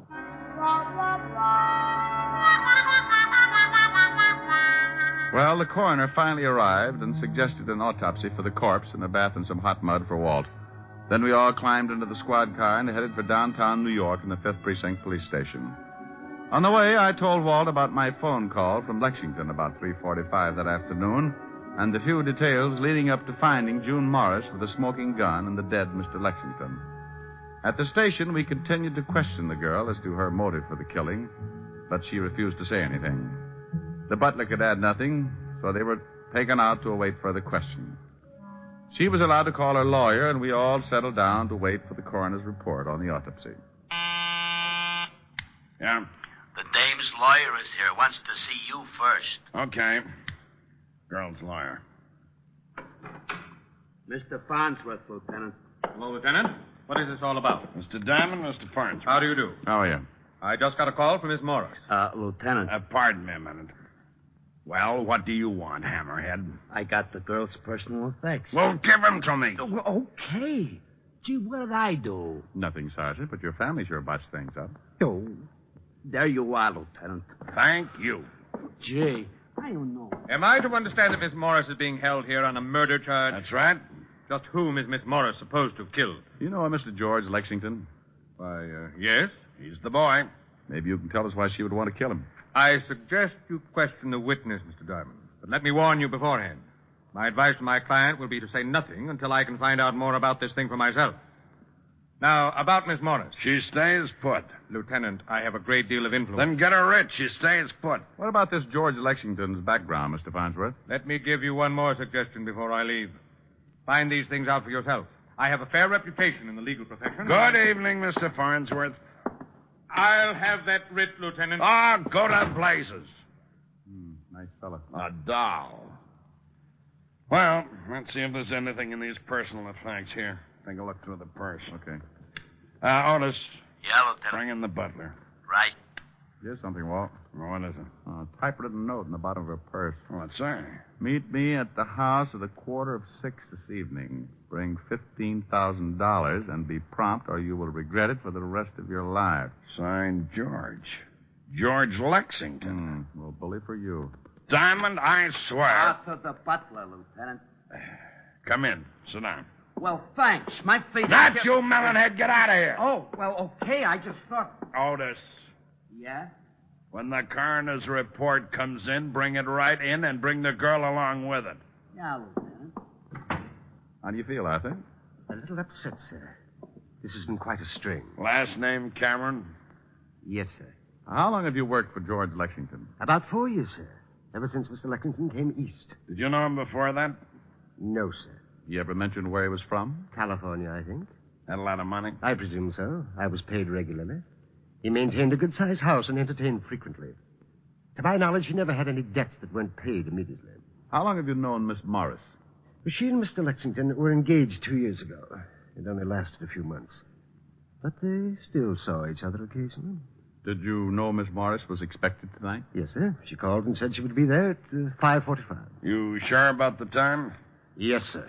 But you didn't expect me at 6. No, sir. Mr. Lexington said nothing about it. Is there another way into that study? Yes, sir. A back door leading down to the garden. Did Lexington have any other visitors during the day? No, sir. Was he in from 3 to 5? Yes, sir. I got the coroner's report and Miss Morris, Lieutenant. Okay, that's all, Arthur.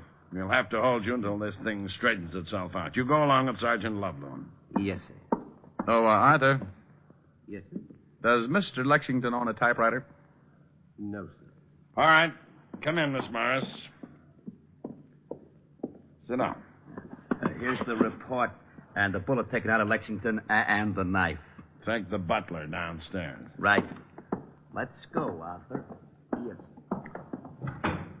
When did you receive this note, Miss Morris? Where? We found it in your purse. When you become a murder suspect, I'm afraid nothing's very private. This morning. It's from George Lexington? Yes. He have something on you? Okay, you're just hurting yourself. Miss Morris, did you know a man named Jack Short? No. Who's Jack Short, Walt? Just read this report. Here's what it says about the late Mr. George Lexington. Fingerprints check one Jack Short, arrested 1936, 38, 39, petty theft, suspicion of robbery, suspicion of possessing narcotics, 3 arrests, 1 conviction. Did a year and a day in Alcatraz. When did he have time to do his laundry? He was arrested again in 1942 for manslaughter. Went to trial, case dismissed for lack of evidence. Lovely boy. You mean George Lexington? Was really Jack Short a criminal with a record? But his house, servants, the money he spent. That's something we're going to find out about. What does the coroner's report say, Walt? The knife did kill him, not the bullet. And the knife has got your fingerprints all over it, Miss Morris. What? It's got a what? That's right. Ever see it before, Miss Morris? I don't know. It's a carving knife. One that might belong to a cent. Something wrong? That's my carving knife. I missed it this morning. Sure. When was the last time you used it? Last night. I gave a small dinner party. Do you own a typewriter, Miss Morris? Yes, I do. Hello, June. You'd better come along with me. Oh, Mr. Farnsworth. Just a minute. What's the idea of busting in here like this, Farnsworth? I tried to stop him, You Lieutenant. should have stuck out one of your big feet. Those things could trip a tank. I told you I would be back with a writ. Well, I'm here, and there's the writ. Come, June. She stays right here. Lieutenant, you don't seem to understand. No, you don't seem to understand, Mr. Farnsworth. You got that written and it was sustained because I was nice enough not to issue a formal complaint. Also, there's a little matter of influence. You're darn right, and I'm going to show you how it works. I'm making a formal complaint right now, and the charge is murder. And if you don't think I can make it stick, I won't even bother to throw you out of my office. I'll let the commissioner do it for me. Now get out of here. Gee, you're wonderful, Lieutenant. You shut up.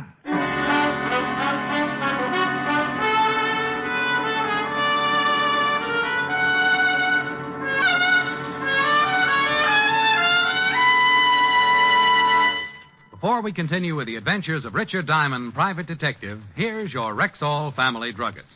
One of the questions most often asked a druggist is this: what can I take for fast relief from acid stomach? I've often wanted to know that myself. What's your answer? Naturally, ma'am, it's Bismarex, Rexall's justly famous antacid. Why? What is it that makes it so outstanding? Well, the secret lies in the scientifically developed formula. You see, the active ingredients in Bismarex vary in the time it takes them to dissolve in the stomach. That way, the relief it gives is not only fast, but continuous and prolonged. Excess acidity is often neutralized in less than 1 minute. Then the other ingredients, dissolving more slowly, ease up that gastric distress. And finally, Bismarex leaves a soothing protective covering on irritated stomach membranes. Well, I'll have to remember that. Bismarex. Is that how you say it? That's right, ma'am. Bisma-Rex. Bismarex.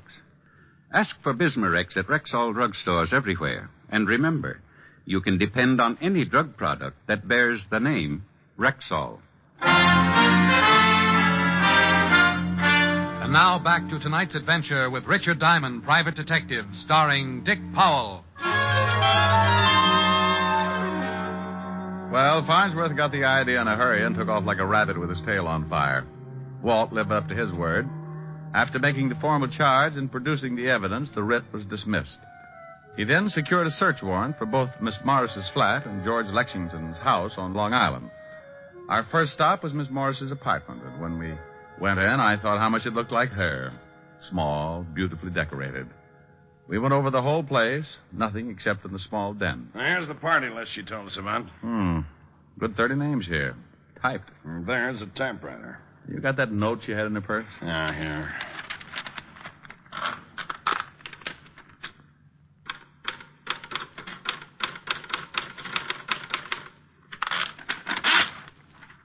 Top of the E is blocked out like on the note. Same machine. No. Bring the typewriter, Otis. Right, Lieutenant. You going over to Lexington's home? Yeah, aren't you coming along? No, I got an idea. Do me a favor, will you, Walt? Well, sure, why? When you get over there, besides checking that back door to the study, put in a call to the phone company and see if a call was made around 3:45 this afternoon to El Dorado 1234. It's a toll call from there, and they'd have a record. Now, let me write that down. El Dorado 1234. Yeah. I'll call you at Lexington's in about an hour. If that number wasn't called from there, check every name on that party list. Well, about 30 names there. You want me to check each one to see whether a call was made to El... What's the matter? El Dorado 1234. That's your office number. Walt. Yeah? Bye. I left Walt turning that awful green and headed for the Times building. It was a little late when I got there, but an old friend at the morgue noticed the $5 bill I was wearing in my lapel and agreed to take care of it for me while I looked through the newspaper files. I dug up everything on Jack Short and his alias George Lexington. The stuff on Short wasn't much, except the trial for manslaughter had made the front page. The items on George Lexington could all be found in the society columns. From what I could gather, he'd started his social whirl in 1944. He'd been engaged several times, and each time to a wealthy woman. I even came across a picture of June Morris on the evening they had announced their engagement. Well, having all the information I could get, and with one little item dated California, June 26, 1942, tucked away in my pocket, I put in a fast call to Walt, who was at the home of the late George Lexington. Yeah? What did you find out? Well, someone could have gotten in the back door. There were some blurred footprints outside in the garden, but they won't help. If you had a key, you could let yourself in and walk right up the study. What about the phone call? There was no call made from here to your office, but one of the names on the list paid off. Mrs. Julia Wright out on Long Island. Now, would you mind telling me what this is all about? You stay right there, Walt. I'm going out to see Mrs. Julia Wright. If she called your office today at 3:45, you certainly must have talked to her. George Lexington called my office today at 3:45. But he couldn't have. The butler said Lexington wasn't out of the house and the call wasn't made from here. Well, someone called. Maybe it was the right day. Maybe she got a low voice and told you she was Lexington. Walt. No? Oh, forget it. You wouldn't like it anyway.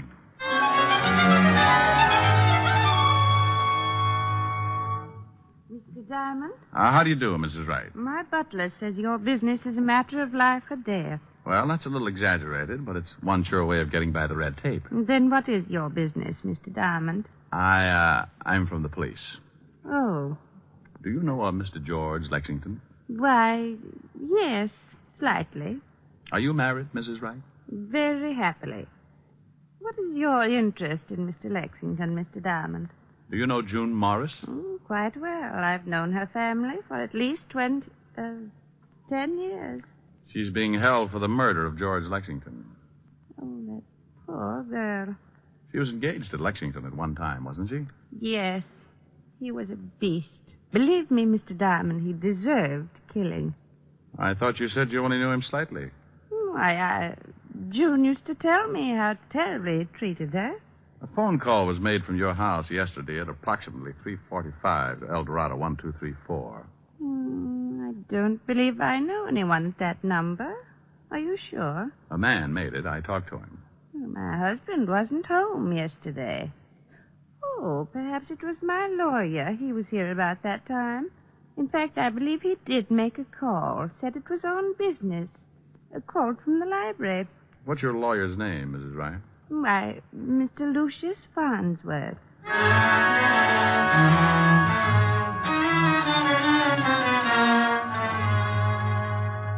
I don't believe it. I just don't believe it. I certainly don't like the guy, but His reputation's been spotless. It's just got to be, Walt. Here's the girl, Lieutenant. Come in, Miss Morris. Thank you, Lieutenant. Hello, Mr. Diamond. June, the note you received was written on the typewriter in your den. What? Lab just sent up a report. You think I sent that note to myself? No. But can you remember anyone using the typewriter in the last 2 days? No. No one has used it but myself. What about the night of the party? Who uses a typewriter at a party? Anyone go in the den and maybe lock the door? What? Why, yes. As a matter of fact, Mr. Farnsworth said he had to make some business calls. He went in and closed. You don't think that... That Farnsworth did it? It's absurd. He's been with my family for years. Did he introduce you to George Lexington? Yes, it was at a party at Julia Wright's. Did Mr. Farnsworth know that you owned a gun? No one knew it. Were you actually using that knife the night of the party? Yes, I sliced some turkey. You remember what kind of a suit Mr. Farnsworth was wearing that night? He was wearing a dinner jacket. Lexington was blackmailing you, wasn't he? I can't answer that. Oh, honey, believe me, if you don't trust us and it comes out anyway, we'll have no way of stopping it. Oh, right, it was blackmail. I was going to marry George. There were some letters, a picture. He broke off the engagement and began demanding money. Last week he mentioned something about leaving town, and I received the note. I couldn't afford that kind of money, and I was just tired of paying month after month. I decided to kill him, and I was going to kill myself. I guess I lost my nerve.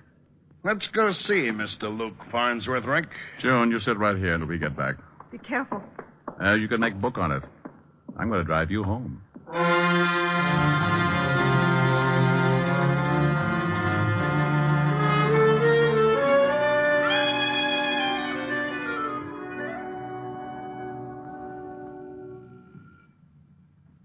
Use your paw. All right. There he comes. Yes, what is... Oh. What do you want, Lieutenant? Got any hot coffee? If this is your idea of some kind of a joke... Mind if we come in? I most certainly do. Thanks. How dare you break in here like this? I can cause you a great deal of trouble, Lieutenant. How well did you say you knew George Lexington? Only slightly. Hey, get a load of these fancy ashtrays, Walt. Yeah, but I don't go much from modern. Pretty drapes, though. Oh, the policemen are being casual.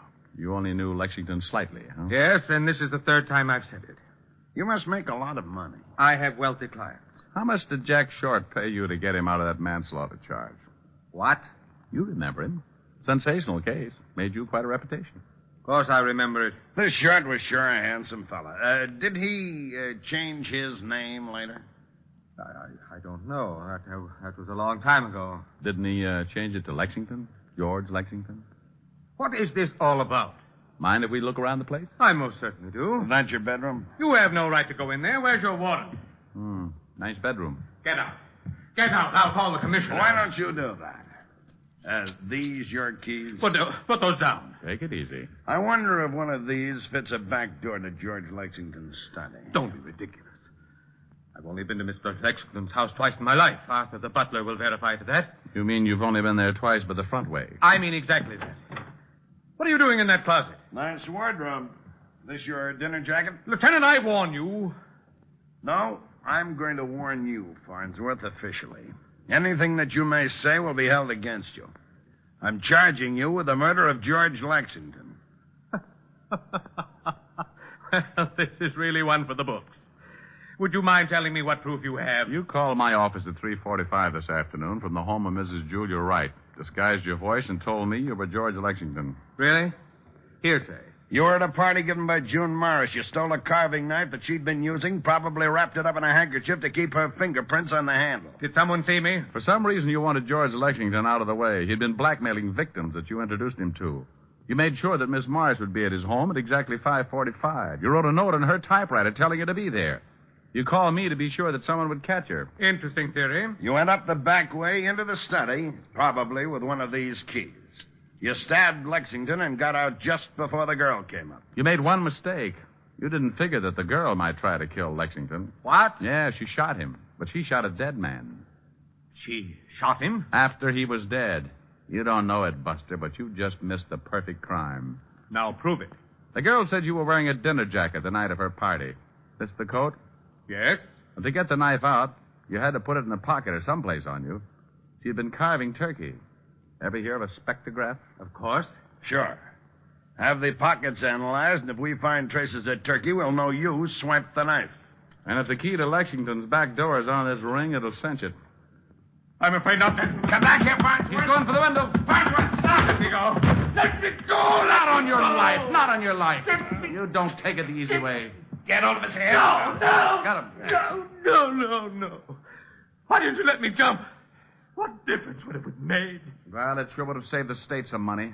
But a quick trip to the sidewalk doesn't make up for a killing. That's the easy way, Farnsworth. You forget when you commit murder, there's a little thing called society. And if you can't live with people, they'll decide what to do with you. Oh, that last mile is a Lulu.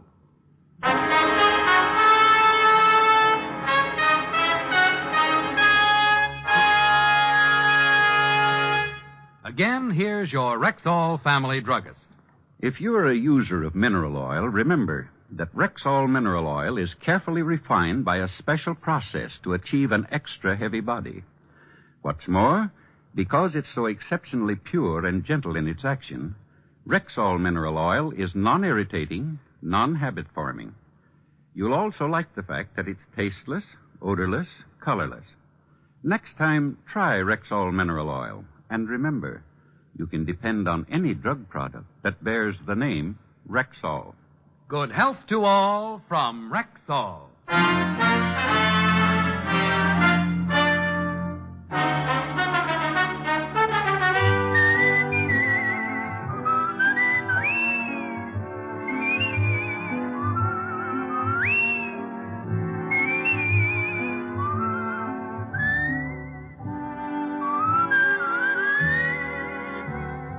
Richard Diamond, Private Detective, stars Dick Powell in the title role and is written by Blake Edwards with music composed and conducted by Frank Worth.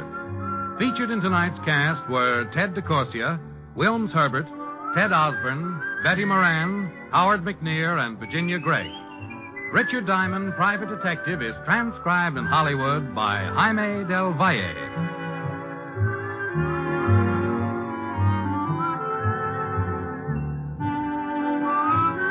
This is Bill Foreman inviting you to be with us next Wednesday at this time when we will again bring you Dick Powell as Richard Diamond, Private Detective.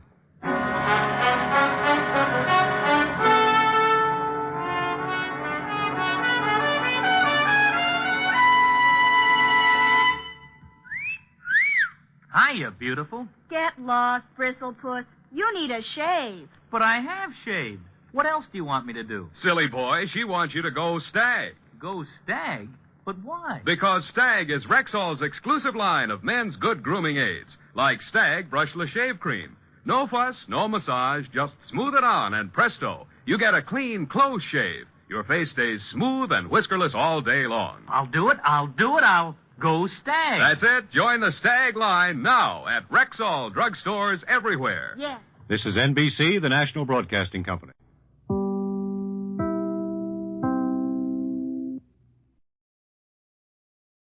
The FBI in Peace and War, ordinarily heard at this time throughout the year, is taking its usual summer vacation and will return to CBS 1 week from tonight on September 1st.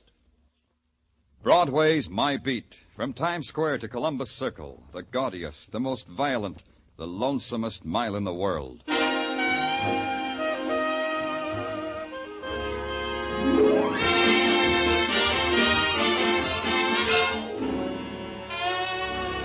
Broadway's My Beat, with Larry Thor as Detective Danny Clover.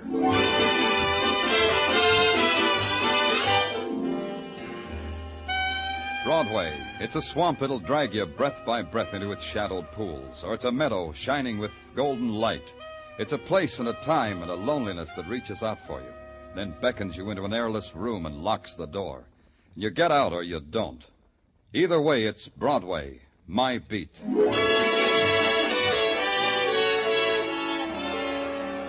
A man dies in silence and in dark, and the city sets up a shrieking clamor, and you're part of it. You ride a scream through the crowded, heat-heavy streets, and then you hit a dead end. And it's a building, In a room at the top of the building, and it's a man lying in the center of the room while other men take notes on the history of his dying. All right, Joe, get one from this angle, huh? Yeah, hold the light while I focus, will you? Hiya, Danny. Okay, that's good. Got it. Now get a shot of all that food. Oh, what a banquet this guy laid out for himself. Danny, come over here. This'll interest you. It never interests me, Doc. What have you got? Val Dane, the novelist. Ever read any of his stuff? No. Neither do I. The wife does, though. Says she's mad about him. But she went mad over Rebecca of Sunnybrook Farm. Well, let's have tea some other time, huh, Doc? Tell me about Dane. Yeah, well... Hey, first tell him about me, huh, Doc? Tell him about me. Oh, yeah. Danny, this is Clem Picasso. Yeah, that's who I am. Picasso. Picasso? Haven't I heard your name someplace? Sure you have. Clem Picasso, the painter. I paint flagpoles. That's where it was. You were painting a portrait of a flagpole for Dane, is that it? No, you don't understand. I'm the real article. Let me tell you about me. Yeah. If it wasn't for me, you guys wouldn't even know Dane was dead. Tell me more about yourself. Well, I was painting a flagpole on top of this building, see? All of a sudden came a gust of wind. I grabbed hold of the pole, dropped my pail of paint right through that skylight there, see? I look for spilled paint. I find a dead man. That is the experience that happened today to Clem Picasso, flagpole painter. Unforgettable. It'll live in my memory, too. You got anything to add to that, Doc?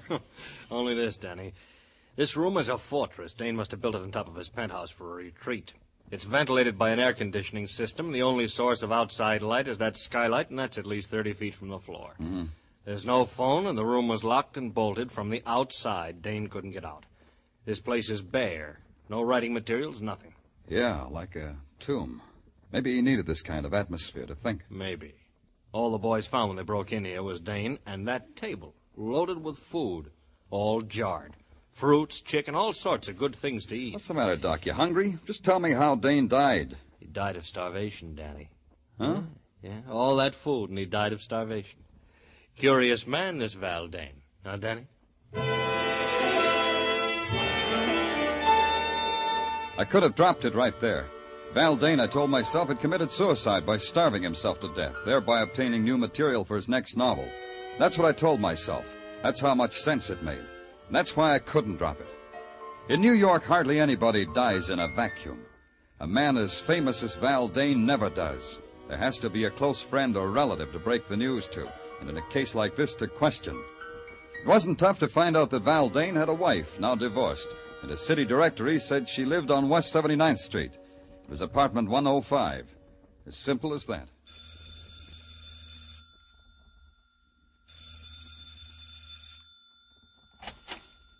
Yes, what is it? You're Mrs. Dane? Well, only approximately. Mr. Dane and I are divorced. I've kept his name for my son's sake.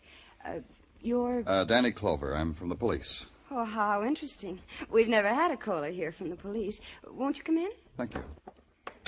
I do hope you'll stay until Jimmy comes home. Jimmy is my son, Mr. Clover. I'm sure he'd love to hear the experiences you'd have to tell him. In here, the living room.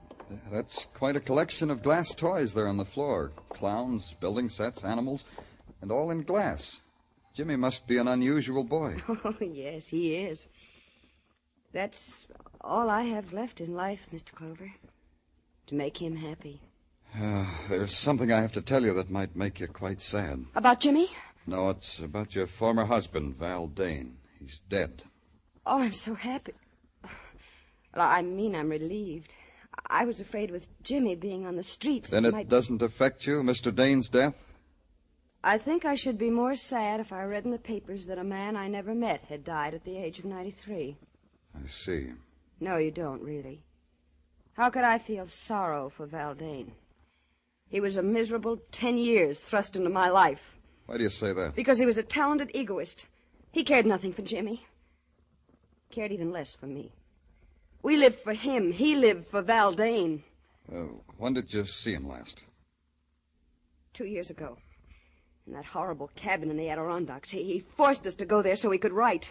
And one more thing, Mr. Clover. Yes? When you write your report about me, put this down. Put down Joanne Dane, Val Dane's ex-wife. She's glad he's dead.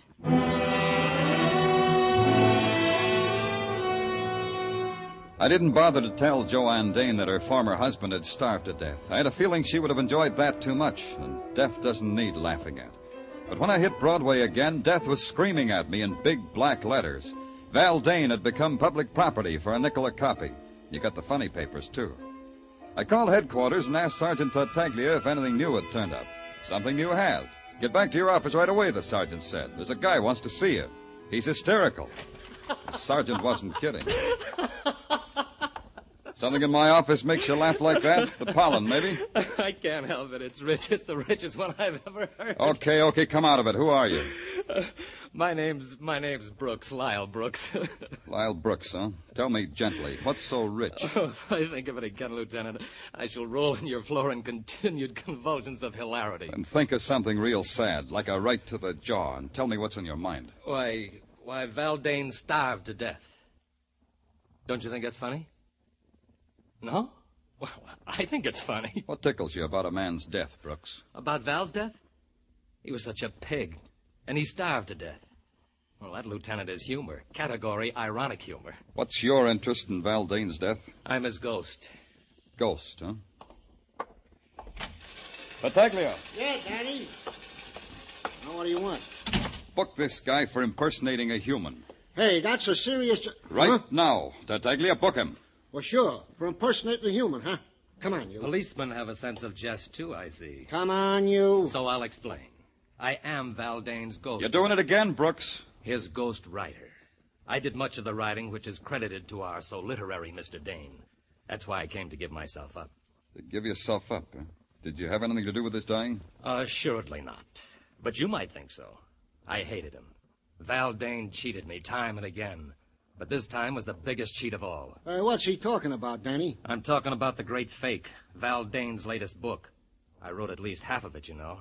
Got no credit. Val said I would get credit. What are you trying to tell us? Just this. If Val Dane met with foul play in any way, I should head your list of suspects. Me and Cynthia, of course. We mustn't forget Cynthia. Oh, we can't forget her. Cynthia who? Cynthia Troy. Why, everybody knows she's the woman in The Great Fake. Heavens. Do you mean to say you haven't read the book, Mr. Clover? Mr. Clover hadn't, but Mr. Clover did. The Great Fake, new novel by Val Dane, available at your favorite bookstore, $3 the copy. I bought it, noted it carefully on my expense account, and went home and curled up with $3 worth of vitriol. Because that's what the novel was. A book of hate, a sneering book, a book without humor. There wasn't a person in it, only caricatures dipped in acid. And the leading woman of the novel had been dipped deepest of all. It tweaked me. The next morning, I just had to see her. I'd been expecting a call from the police, Mr. Clover. Drink? No, thanks, Miss Troy. Then you won't mind if I do. No. I realize it's before noon, but then I haven't had my breakfast yet. You sure you won't have a drink? Yeah, I'm sure. Just why had you been expecting a call from the police, Miss Troy? Because I have no doubt about your intelligence. One thing you must know in my business is never to underestimate anybody. You mind if I ask what your business is? The same as in Val's novel. I give parties, Mr. Clover. I arrange that the unfortunate rich be impressed by their leisure and their wealth. By opulent and clever parties, Mr. Clover. For an opulent price, Mr. Clover. Now the question, Miss Troy. Why were you expected, Mr. Clover? The answer is a question. How do you get a man to starve to death? I've been asking myself that. You think somebody got Val Dane to starve? Undoubtedly. Val Dane was a man whose only love was Val Dane. He was too jealous of his love to kill himself. He would never commit suicide. Then you think he was murdered?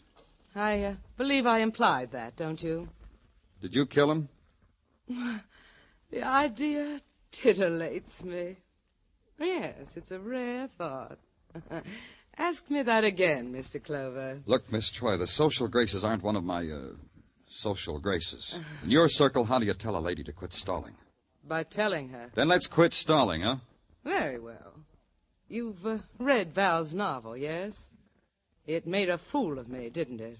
Is that why you killed him? Locked him in that room and starved him to death?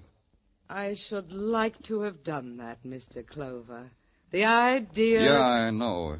It titillates you. You've started a train of thought, Mr. Clover. I should like to have locked him in that room and spent days of ecstatic joy watching Val Dane starve. I went back to the clean, almost domestic air of the police laboratory and waited while the lab boys checked and rechecked the coroner's report. No matter how you shook it, it came out that Val Dane had died of starvation. Then it caught up with me what Cynthia Troy had said. It would have given her days of ecstatic joy to watch Dane starve. There was only one place anyone could have done that. That was from the roof and through the skylight of Dane's death room. I took a uniformed officer with me because maybe that kind of ecstasy leaves a clue. Danny, I've been over every inch of this roof. There ain't a particle of it that ain't intimate and familiar to me. I'm also sick of the sight of it under my nose. Okay, officer. You can get up off your hands and knees now. Thanks, Danny. You know, Danny, maybe it'd help if you told me what it is we're looking for. I don't know. Threaded cloth, a cigarette butt, the smell of hate. The smell... Huh? Hey, Danny, you dizzy from the altitude or something? No. You can go now, officer. I won't need you anymore. Okay. Hey, you know, it's kind of pretty up here. Huh. All the lights of the city. Gee, that reminds me. I think I'll take my wife to the top of the Empire State Building. It'll be like a second honeymoon. Well, so long, Danny. Don't stay too long in the night air. Yeah. There has to be something.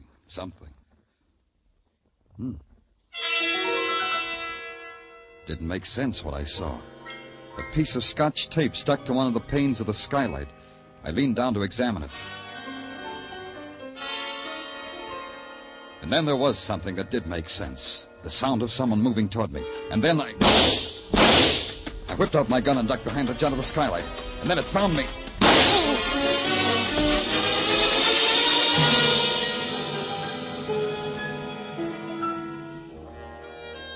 When I woke, a sickly dawn spread itself over the roof and over me. I took inventory and found I was missing 2 items. A valuable hunk of skin from my right temple and a piece of Scotch tape. Just that. Scotch tape.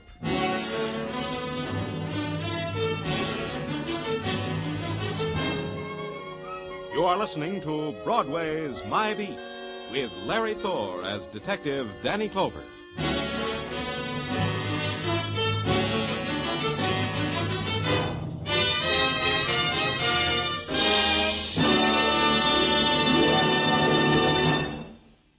A thrill a minute. High-tension suspense from the word go. Dramatic excitement that builds and builds until it explodes in a smashing climax. That's Inner Sanctum, the great mystery show that's another of CBS top-notch Monday night programs. You'll find Inner Sanctum one of the most entertaining spots on your Monday night listening schedule. And remember, Lux Radio Theater returns next Monday, August 29th, for its 15th year of great dramatic presentations. Inner Sanctum, Lux Radio Theater, every Monday night over most of these same CBS stations. Now back to Broadway's My Beat.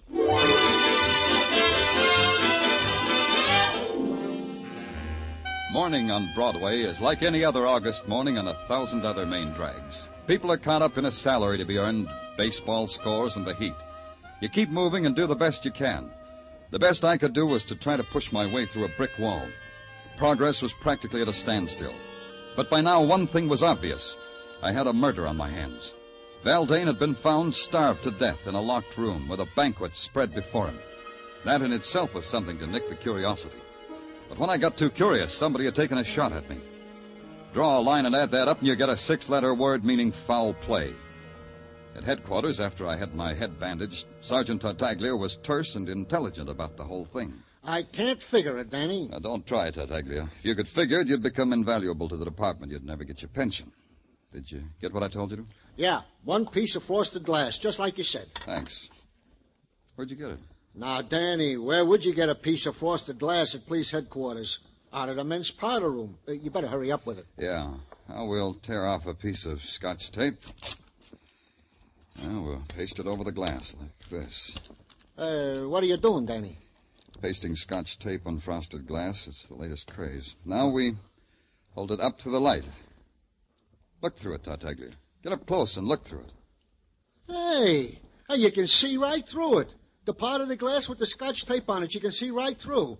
Hey, that's a neat trick, Danny. It's also a clue, Sergeant. The skylight to Val Dane's retreat was frosted glass. Somebody stuck that missing piece of tape on the glass so they could watch Val Dane die. Uh-huh. Tartaglia, suppose you were locked in a room loaded with food and you were starving to death.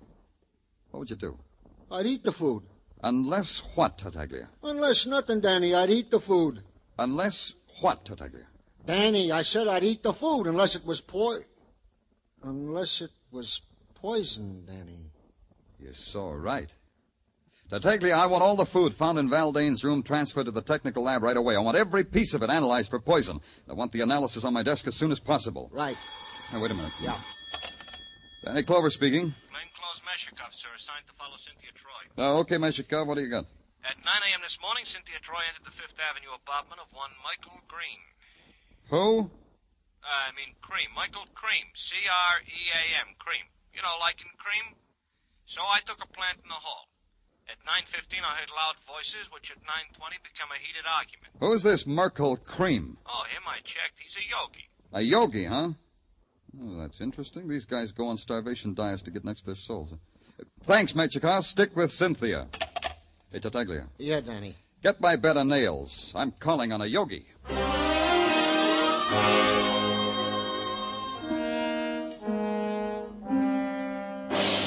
The yogi with a homogenized name, Merkel Cream, lived in a rich, creamy Fifth Avenue mansion with a high money-fat content.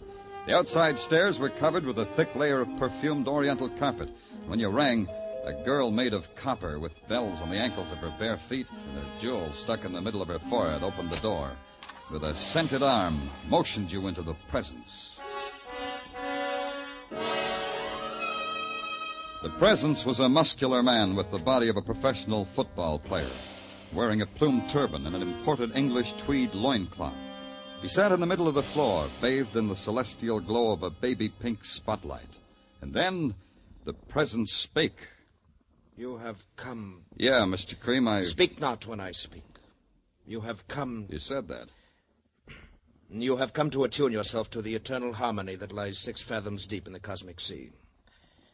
You will go into the cleansing room. Huh? You will go into the cleansing room and there cleanse yourself and attire yourself in a loincloth. You will find a suitable array hanging from pegs. The panther skin for you, I think. Look, Mr. Have Cream... no fear. They are sterilized after each use. Now go, tortured one, go. Look, Cream, I'm not here to cross your palm with How silver. dare you speak to Merkel Cream thus? How dare you, savage? That's me. Look into your crystal ball and tell me why you should scream at a tortured one named Cynthia Troy and vice versa. How did you know? Don't answer. I will answer for you. You are omniscient, clairvoyant, like the me that is the true me. Like the me that is Danny Clover, New York police. I got a hunk of protoplasm named Meshikov who floats under windows and soaks up things like a fishwife's brawl between you and Cynthia. But you are clairvoyant. The Cynthia underneath Cynthia is a fishwife. She pays you to tell her that? Cynthia Troy is a disciple. Disciple fall out sometimes, as you know. I've heard. Val Dane, he was a disciple, too. What did you do to Dane, Yogi? Put him on a starvation diet for his eternal harmony? Then you've read his book. Yeah, he gave you a paragraph. Let's see if I can remember the exact words. The yogi, a vicious parasite, a jeweled vampire, a stinking phony. Did I quote the exact words exactly, Yogi Cream? Dane died in a way that pleases me. He died in an agony of hunger. What does it matter if his exact words are remembered? To him or to me, what does it matter? Yeah. Get up, Cream. You're coming with me. I got a feeling you can give me better answers with your pants on. You believe that I'm a fake. You believe what Dane said of me. To put it bluntly, Cream, yeah. Sorry, but yeah. Maybe Dane killed your lush racket with his bestseller. Maybe you knew it would. Maybe you arranged for him to die. Let's go. Help me up, Mr. Clover. Yeah, cosmic harmony makes you weak. All right. You know I can't afford to go to jail. It would ruin me. Let go of me. If you move, Mr. Clover, I'll break your back as if it were a stick of wood. Let go of me. A little trick I learned from a man on Amsterdam Avenue. 10 judo lessons for $20. Worth it, don't you think? Don't you think? I got my lessons for free. Well, send them back. They're no good. Let's find out, shall we? Let's find out. Now, my way, Cream. Let's do it my way. Oh. Well, what do you know? The yogi found cosmic harmony. Has to be a phone in this dump. Here.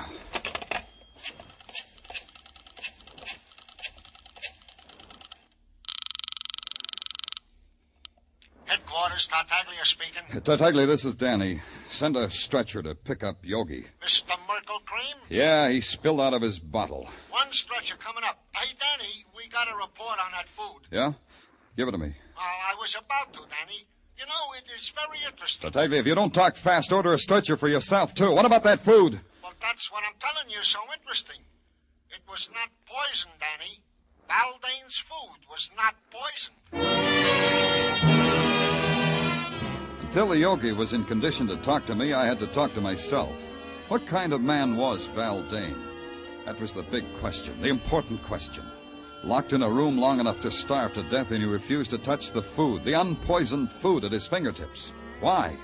What was the mentality of the man? Once, long ago, he had been human enough to marry, to have a family. Maybe that was the clue. Once somebody loved him. Maybe his ex-wife, Joanne Dane, would be calmer now. Maybe she could divorce her memory from ugliness.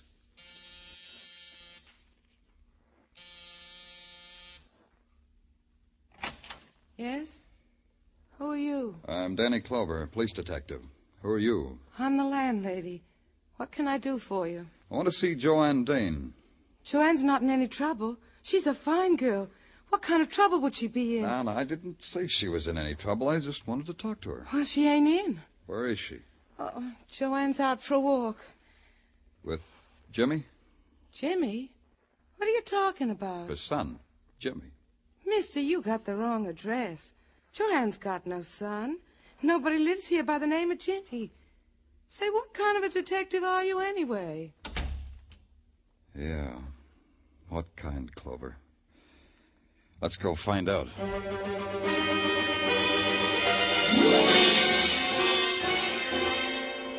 Oh, here are the vital statistics he asked for, Danny. Yeah? Hey, when are you going to take me to see South Pacific, Danny? Oh, any day now, doll. I'm just waiting for that inheritance. Oh, Danny, stop pulling my leg. Here. Know the vital statistics, Danny. Read it to me, doll, because your voice is like honey. Read it to me. Get him. James Dane, age 4, son of Val and Joanne Dane. Died June 22nd, 1947. Cause of death, accidental poisoning. Death spasms took 4 hours. Remoteness of cabin in Adirondacks made it impossible to reach boy in time to help. Signed, Dr. James Robeson. Hey, Danny, where you going? I haven't finished. Danny, come back here. I've got some things to settle.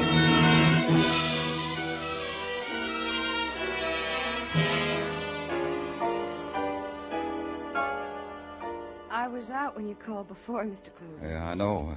Joanne, your landlady said you'd gone for a walk. With Jimmy. Jimmy loves to walk on a sunny day like this. Where's Jimmy now? Out playing.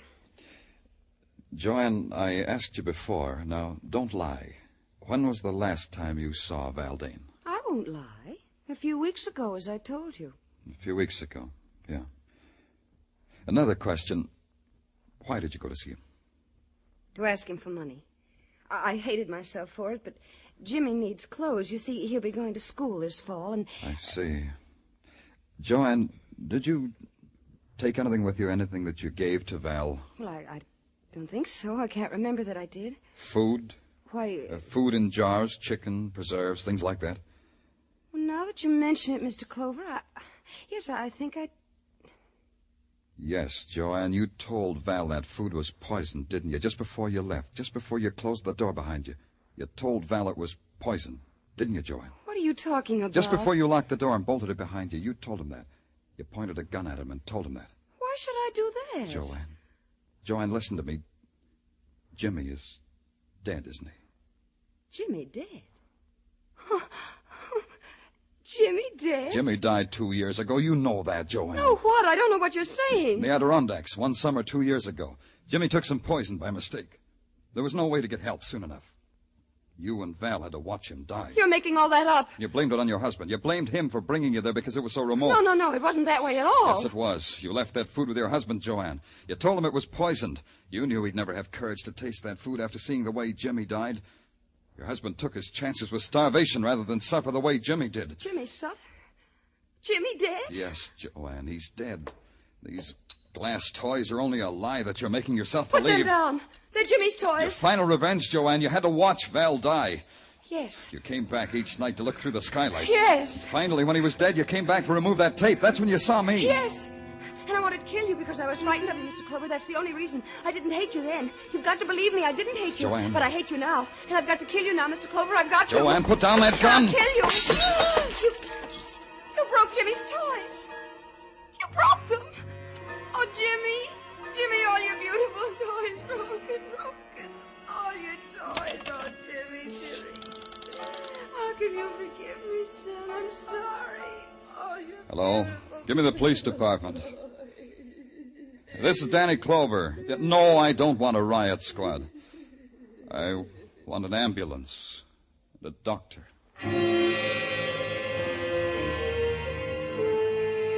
It took 15 minutes for them to come, and in that time I watched the shadow soak up the remnants of her mind. How do you tell a woman her life is done? How do you fill it in reports? How do you make statistics out of it and file it in a ledger? How do you write sorrow as a number? How? Broadway's really living now. It's got a creamy yogi back in circulation. Cynthia is throwing a marvelous party for Patrolman Mishikev. And the ghost, Lyle Brooks, he's haunting another author. Broadway's jaunty now, and it wears a chip on its shoulder. It's flexing its muscles and daring the nighttime. And before it's over, it'll tear itself apart and laugh at its own agony. It's Broadway, the gaudiest, the most violent, the lonesomest mile in the world. Broadway, my beat.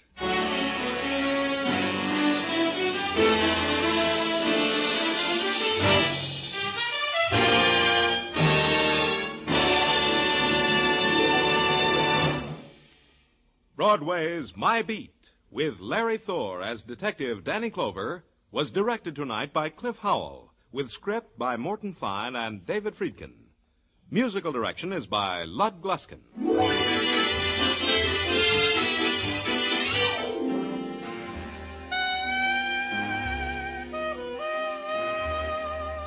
That man is coming back again. Yes, Arthur Godfrey is returning from his vacation, and he'll be helping some promising young performers up the ladder of success when Arthur Godfrey's Talent Scouts return to the air next Monday night over most of these same CBS network stations. Along with the Talent Scouts, you can hear such great shows as My Friend Irma, Inner Sanctum, the Lux Radio Theater, and the Bob Hawke Show, all on Monday nights and all on CBS. Stay tuned now for Mr. Keene, which follows immediately over most of these same CBS stations.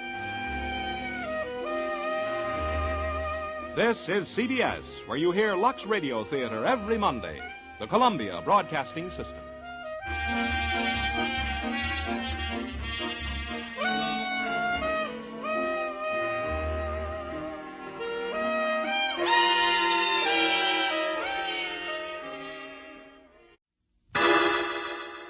Personal notice. Danger's my stock and trade.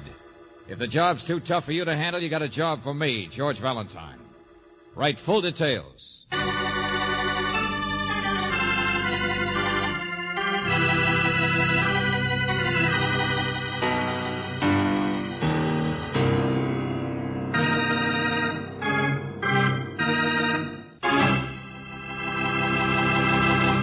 Greetings, friend. Time again for Let George Do It. Oh, which reminds me. How would you like to sit in on a nice little card game? I happen to know 4 charming fellows who are just dying for a 5th. On the other hand, though, maybe you'd better forget about it, because these boys would not only take your bankroll, they'd just as soon take your life. But it's a pretty good game at that. So while we're waiting for George Valentine to show, let's take a look in on this happy foursome.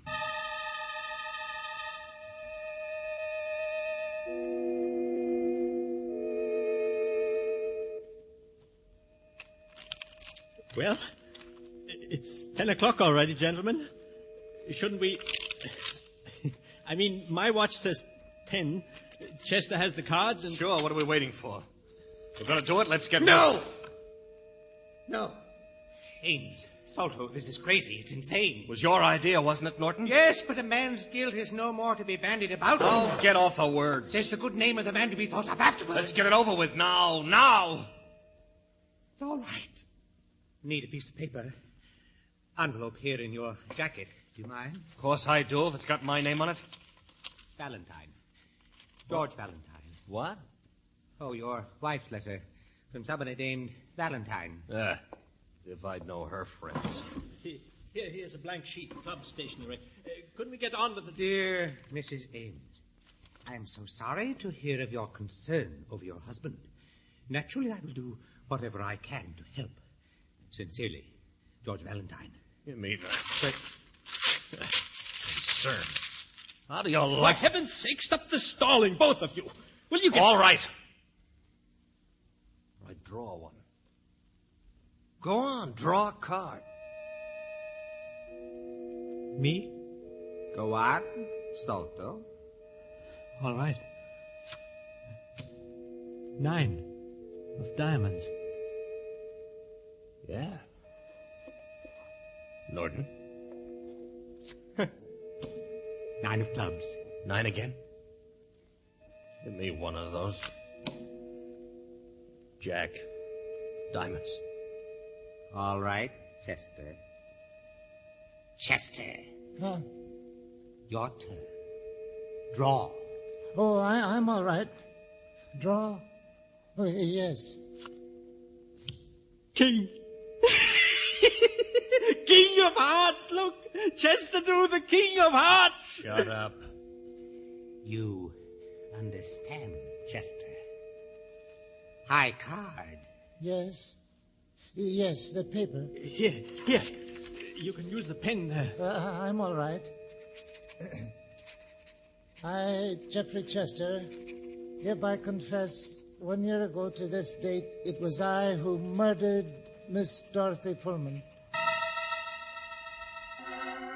It is after 10 o'clock now, Chester. I'd like to have a drink or two. I'll have to run down to my boarding house. There's a bill I should pay. The watchman's spare gun is in the locker room, and it would look better if you did it at the same place that... Leave him alone, Salto. I'm all right. I could run downtown first, then come back, have the drinks, if I could borrow your car, Mr. Ames. Sure, Chester. Let's go over and get you my car. Sure. Thank you. You can mail my confession of guilt to the police. I got the high card. I'll be dead by midnight.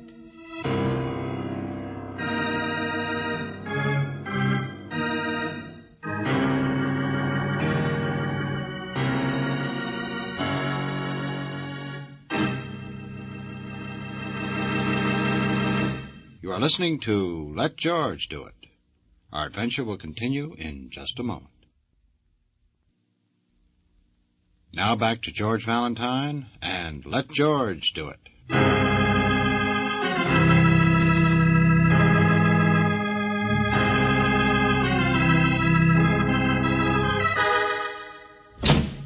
Where are you, Sylvia? It's the big idea, that letter in my coat pocket. Miss Valentine, who is he? Honey? Oh, there you are. So sorry to hear of your concern over your husband. Of all the meddling... Please. Hello? This is Mr. Valentine. Miss Brooks, my husband, Mr. Ames. Oh, how do you do, Mr. Ames? With my foot in my mouth. Just who are you? Did you have a nice time, darling? Where have you been? Huh? Oh, over to the club. Yeah, they let me in. Just playing a little cards, that's all. Look, Mr. Ames, I had a letter from your wife. My wife I'm is only... leaving me. What difference does it make? Go on, get out. She's hired snoopers before, my friend. You can't. Oh, shut up. Listen to me. You were beaten up the other night. Get them out of here. Get yourself out of here. Oh, no, you don't. Stop it. No, listen. What's the matter with you, friend? Victor, that was your car, wasn't it? Driving away? Yes.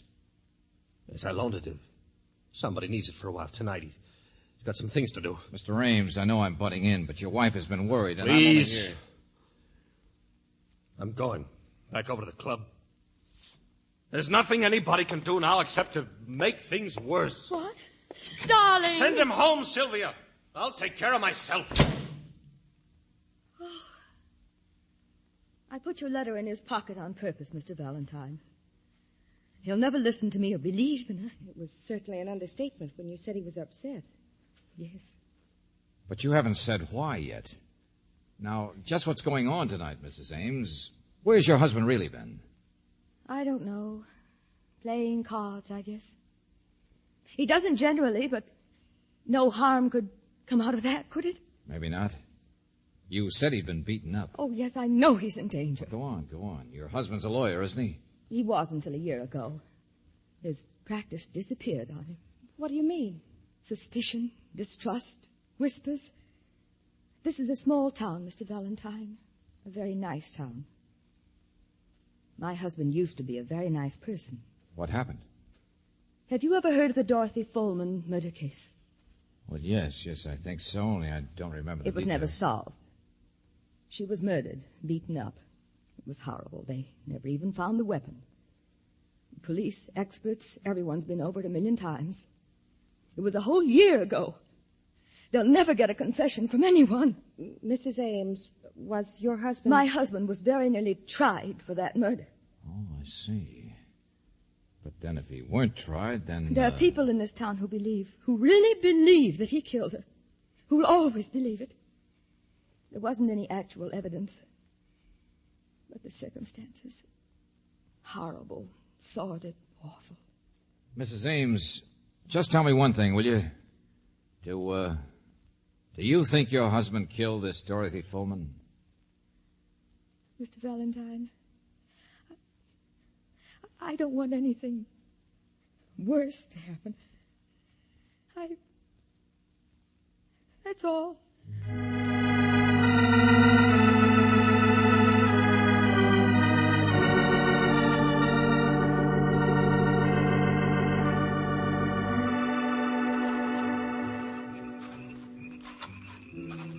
I say, excuse me. You're Mr. Valentine, after all? George Valentine? Yeah. I was looking for the club doorman. My name is Norton. This is quite a pleasure. I've heard of you. Seen your name here and there. Oh, is that so? See here, join me on the veranda for a cup of coffee, will you? Hospitality of our little club isn't I'm much, sorry, but- Mr. Norton. I'm looking for a man named Ames. Oh, yes, Victor Ames, splendid chap. Haven't seen him in some time. Might be here later. We can wait together. I said I'm sorry, Mr. Norton. Well, I certainly don't intend to be pushy. Oh, wait a moment. Perhaps I should be a bit more honest and say there's a little matter I'd like your advice on. I'd still go looking for Mr. Ames. Even if I said the little matter concerned Mr. Ames? You twist my arm. Then we can do better than the veranda, I think. People there. There's a lounge in the locker room. All right. Through here? To your left. Generally closed at night, but... there we are. Okay. Now, what's the story? Nothing so very important, but sit down. How'd you know who I was out there? Well, Ames had mentioned your coming. You said you haven't seen him lately. Try again. Really, Mr. Valentine, Who's that? Hey, anybody in here? Walking up. Blue shirt. Private police? Just a moment. Yes, he is. Mr. Valentine, let go of me. Well, what are you doing here? What do you mean? Stop it. Who are you? Hey, what is it? Jimmy, I Hey, found this man. Break it up. Break what up, John? I found him in here. I'd left my wallet in my locker. All right. Oh, it's you, Mr. Norton. He was snooping, Jimmy. Now my wallet's gone. He took it. He must have. Oh, brother. If What this am is... I supposed to do? Search him. Oh, but he won't have it, will he? That's not the way they work. But he's trespassing. You can lock him up for that. I'll see the steward. Prefer charges. I'm sorry, Mr. Norton. What? I said I'm sorry. You're not going to prefer anything. Good night. Jimmy, my father was the founder of this club. When I issue an order to one of the paid employees, I expect that... Yeah, sure, issue away. Only someplace else, huh? I'll handle this end. Good night, Mr. Norton. Jimmy, I have never in my life been so... Good night. Yes, good night. Well, that was something. Okay, Bud, hand it over. What? Oh, now, wait a minute. You don't mean you believe that old school tie's gag about... And still you boot him out? The wallet, Bud. Oh, sure. Mine. Here. Credentials, the works. Good enough? Oh. Well, I didn't exactly figure. Valentine, huh? Yeah, that's right. Only look, Buster, why? Why'd you treat him like that? Willed him like lettuce before you even know what he had to say? Because I have no use for the high and mighty Mr. Norton. And don't worry, I won't get in trouble either. He maybe don't know it, but he's being eased out the side door of this club anyway. All 4 of them are. All 4? Will you clear that up? You ever hear the Dorothy Fullman murder? Well, that nice, dignified man there, that Norton, for my money, he's the one that killed her.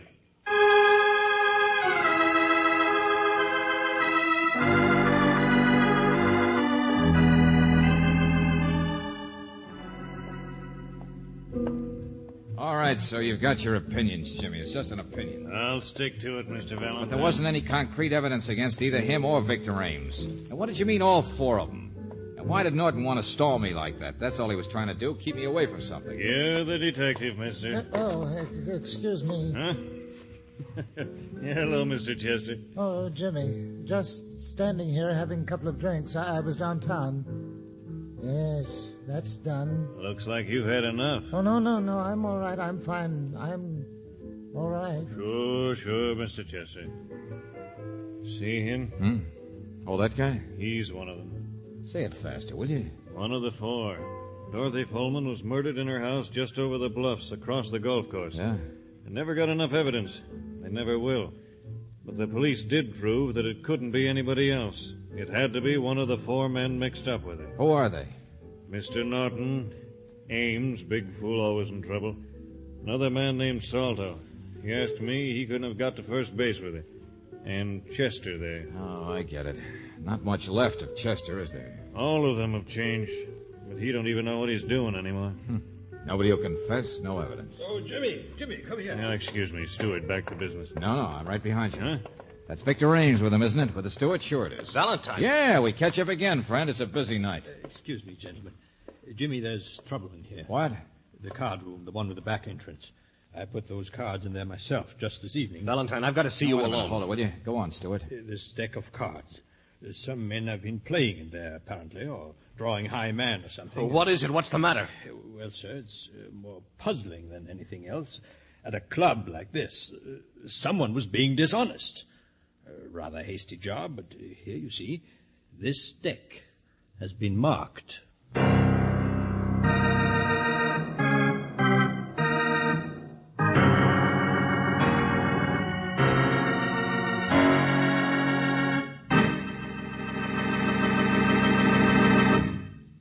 You are listening to Let George Do It. Our adventure will continue in just a moment.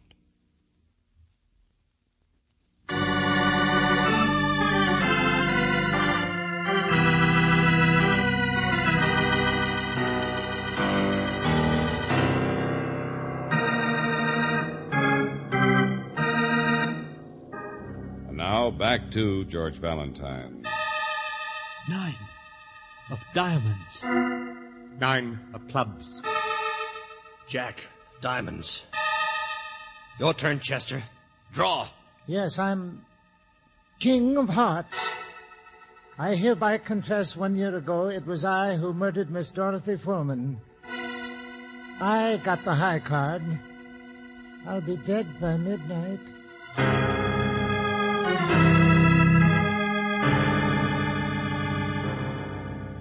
Only if your name is George Valentine, all you know is that Dorothy Fullman murder case has never been solved.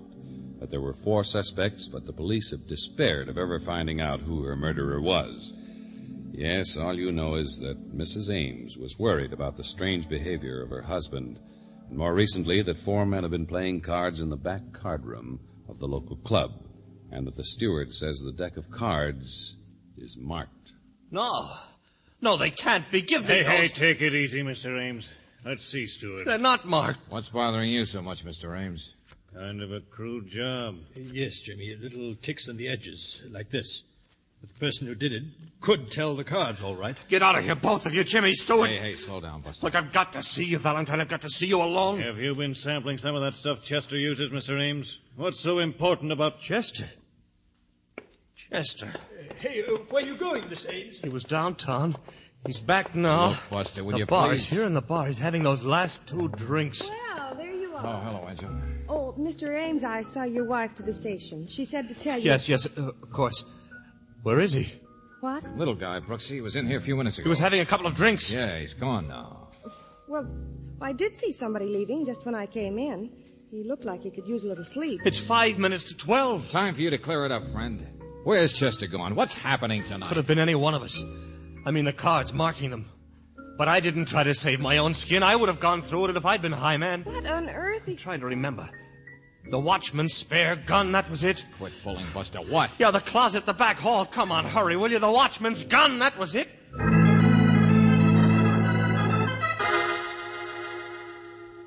Only the cupboard was bare. He's taken it already. Chester. Certainly no gun in here. We drew. High man. He had the king of hearts. Little Chester, the weakest one in the whole bunch. Didn't even seem to react. What do you look? I know I'm talking wildly. I'll explain later. We've got to find him first. Hurry. Oh, we're with you, all right, but who's he going to use this gun on? Who's he? Oh. Isn't it perfectly obvious, Mr. Valentine? On himself.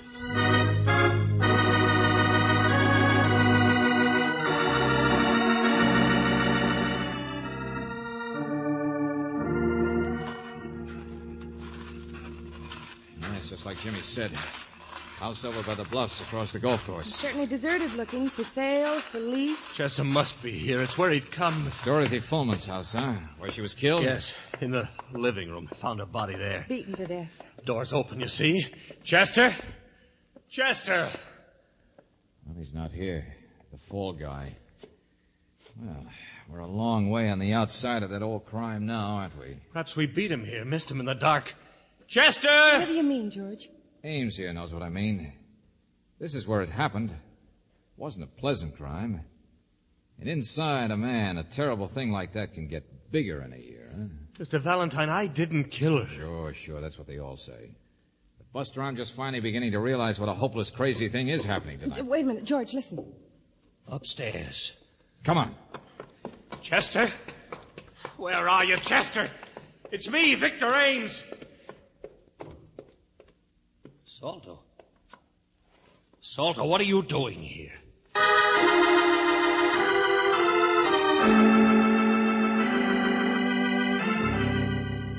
Mr. Valentine's all right, Salto. He knows the whole story now. But I didn't mark any cards. It wasn't me. Then what are you doing here, Salto? Hiding? Leave him alone, Ames. Leave him alone. And never mind who marked the cards. But what do you think, Brooksy? 4 men actually drawing to see which one would be a fall guy. Which one would confess to a murder? I don't believe it. Oh, yes, it's very easy for the two of you to talk like that. I told them it was ridiculous. Same as Russian roulette. Spin the cartridge wheel. See who gets the bullet. Yeah, they couldn't stand to be pointed at. The suspicion, the shadow of guilt. The crime that would never be solved otherwise. Yes, I told them that, but Ames and Norton kept You saying were willing enough, Salto. You didn't have any solution anyway to keep yourself from going insane. Maybe you can't believe it, Miss Brooks. Why should you? You don't have a private hell to live in. I don't think that's exactly what she meant, Ames. Sure, I know it's not like in books where people just forget about murder. But to try to dig yourself out of a swamp by drawing, taking one chance in 4 of being tapped for guilt, just to lay all the ghosts for the others. If we did it, so what? We did it. We've nearly killed each other trying to make each other confess anyway. I was thinking about the second part of the bargain. Suicide for the elected guilty one. Yeah, to make sure the police would accept that confession. Mr. Ames, you might have gone through with it. You're that kind. But I just don't believe that most men Shake, would... Angel. All right, how about it, Saldo? That's why you're here, isn't it? To see if Chester would go through with something that you wouldn't do yourself. That I'm sorry, Victor. I wouldn't have. I couldn't have. I went along with it. Of course I did. If I'd been high card, I don't know what I would have done, but... Okay, there's one down. Wet feet. By this time, Chester must be aboard the nearest freight train headed for parts unknown. Chester? He signed the confession. But he wouldn't do it. I know he'd been At the drinking, last but... moment, it's a little hard to pull the trigger. Is that so? You're so sure, aren't you? Huh? Moonlight out there. Window, come here. Look. It's him. It's Chester. But he's not coming toward the house. Just walking.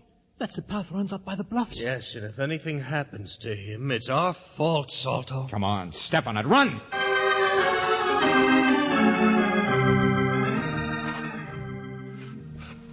Chester! Chester! What's the matter with him? He doesn't even listen. Oh, look out, George. Yeah, these bluffs are pretty steep, aren't they? Chester! I'm going to climb up this way, too. Oh, no, you don't, Buster. Huh? You What? just stay behind me with Miss Brooks. Valentine. There's another way this whole thing tonight can work, but I'm going to see that it doesn't. George, look, he's up on one of the edges. Stand still! Oh, What a... Norton! get out of here. Leave him alone. Norton, wouldn't you know? Stand still! I'm warning you, I have a gun. Oh, yeah, sure. The one from the watchman's locker? He didn't take it. Chester didn't take it. What's all this? So you did. Sure. You guys wouldn't just make a deal for somebody to commit suicide. You'd get him to write a confession and then murder him. He killed her. He killed Dorothy Fullman. He confessed. George, he's up on the edge. Look at him. Leave him alone. He'll jump, I tell you. Look at the way he's acting. I just followed him. To give him the gun he didn't take. James, listen to me. It will all be over. For all of us. You inhuman old... Let it happen. If you don't, it'll be the same thing over and over and over again. Yeah, look.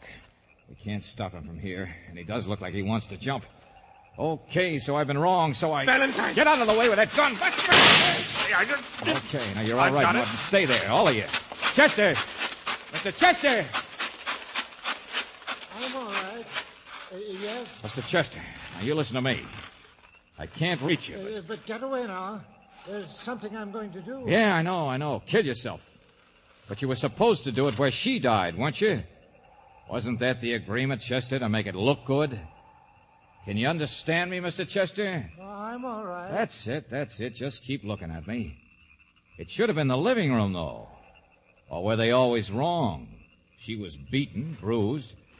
I remember they said they never found a weapon. Was it really up here that she died? Was she thrown? It would have looked the same if somebody then carried her body back to her house. I'm going to jump, you know. Get back, get back. No, you're not. You're too curious, Chester. This year, since Dorothy Fullman died, must have been the worst for the one who really killed her. Don't you think so, Mr. Chester? What do you mean? But admitting it is worse.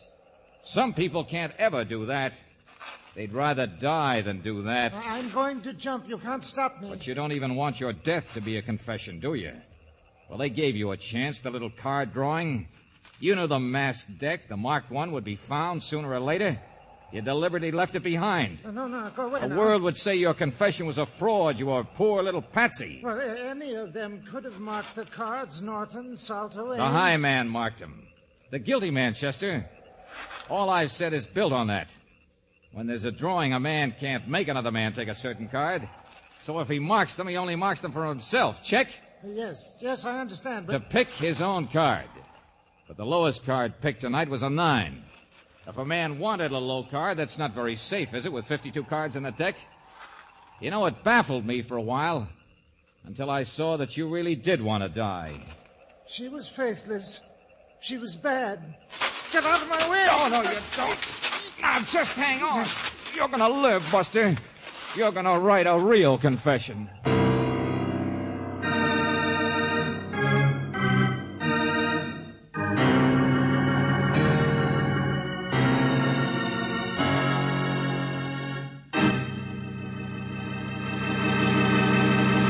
Back to the conclusion of our Let George Do It adventure in just a moment.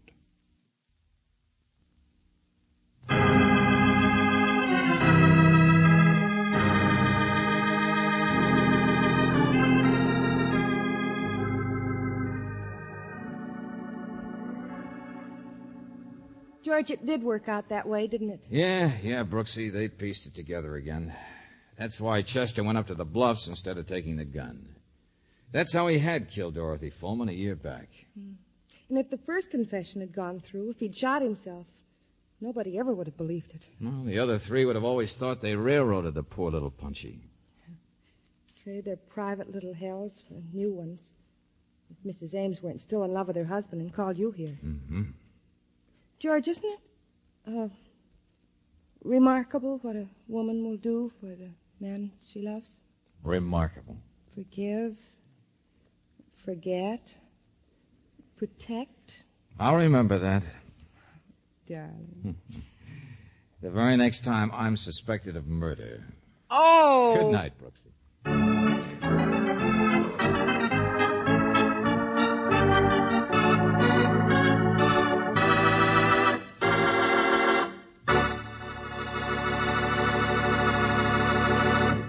You have just heard High Card, another Let George Do It adventure. Robert Bailey was starred as George Valentine, with Virginia Gregg as Brooksy.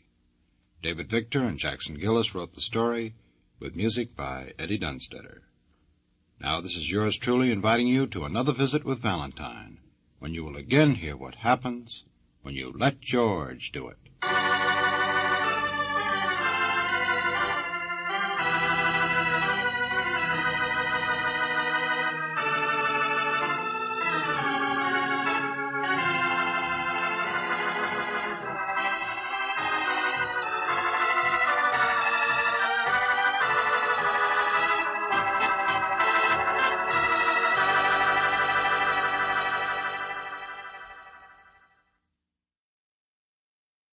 There's a full serving of laughs on the menu at Duffy's Tavern tonight with Archie the Manager, played by Ed Gardner. Archie's colleagues in comedy are Miss Duffy, Clifton Finnegan, and Eddie the Waiter. This Sunday, The Big Show comes your way once again on NBC. And just listen to a few of the stars who'll be with you. Fred Allen, Jack Carson, Mindy Carson, Ed Archie Gardner, Ed Wynn, and many, many more. And, of course, your MC will be Tallulah Bankhead. Listen Sunday for The Big Show. Ladies and gentlemen, that phone bell means exciting adventure. Hello? Hello. The handsome young man answering the phone is Archie Goodwin. A mountain of a man engrossed in deep thought in the oversized armchair is Nero Wolfe. Hey, boss. Oh, Mr. Wolfe. Mr. Wolfe. There's a guy on the phone wants us to take a case. Seems that someone was mad at a guy who was mad, and now this guy on the phone is mad, wants us to find out who did the killing. What do you say, Mr. Wolfe? We need the money. Hello? Yes, Mr. Wolfe says he'll be happy to take the case. Just present yourself and a check for $2,000 at 601 West 35th Street at 11 o'clock. Mr. Wolfe can't wait till you get here. He's dying to go to work. Goodbye. Greatest detective in the world. The only trouble is, he is.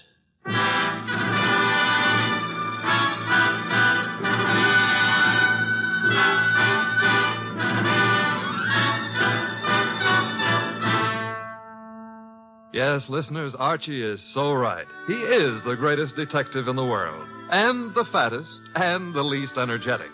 He's Nero Wolfe, created by Rex Stout, and brought to you over this NBC network in a new series of adventures by Mr. Sidney Greenstreet.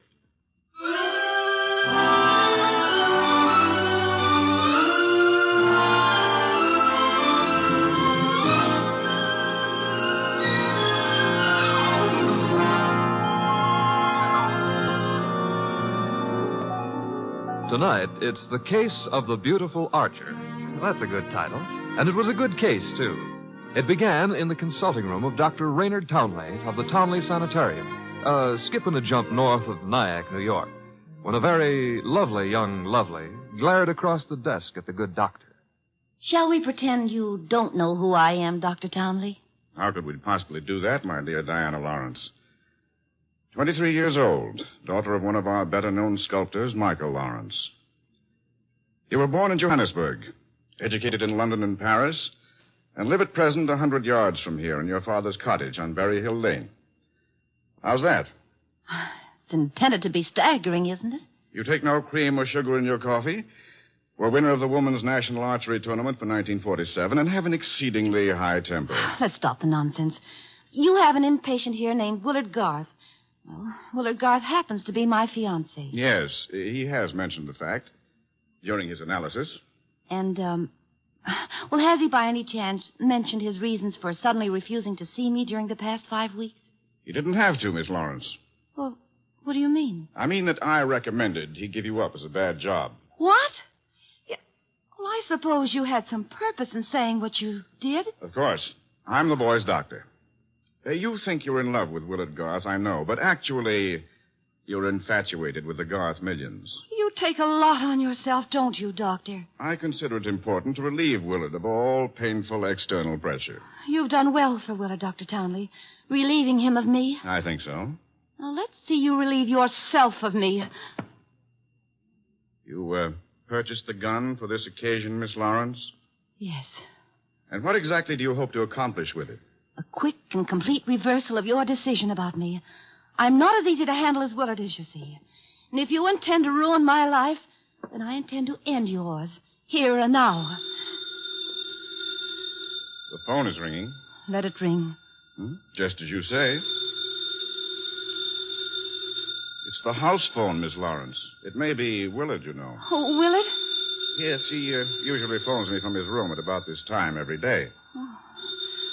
Well, all right. Answer it, but be careful what you say. You're in command, it seems. Hello? Oh, why, hello. I thought it would be you, Willard. Look, my boy, Diana Lawrence is here. I've had a talk with her, and I've reconsidered my opinion. Yes, I'm quite serious. If you're at all sensible, you'll see her regularly and plan on a marriage as soon as you're discharged. Yes. Oh, you do? Very well. I'll see if she'll talk to you. Miss Lawrence. Yes? Do you want to speak with him? Give me the phone. Of course. Here you are, and I'll take this gun. There we are. Now, stand away, Miss Lawrence. But Willard's on the phone. Willard is not on the phone. No one was on the phone. The ring came from the push-button bell under my desk here. Oh. Sometimes I find it convenient to interrupt my consultations with a phone call. Oh, you smug, deceitful, self-sufficient... Murder is a vexatious business. You'll be grateful to me one day. All right. Give me my gun and let me go. The gun, I'm afraid, stays with me. Here in this Majolica cabinet. I'd scarcely feel justified in trusting you with it. And now, with your permission, or without it, the interview is ended.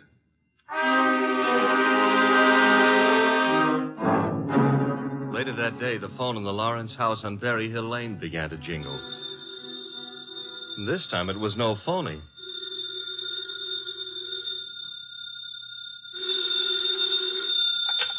Hello? Diana? Yes? Willard, darling. Diana, darling, it's Willard. Imagine.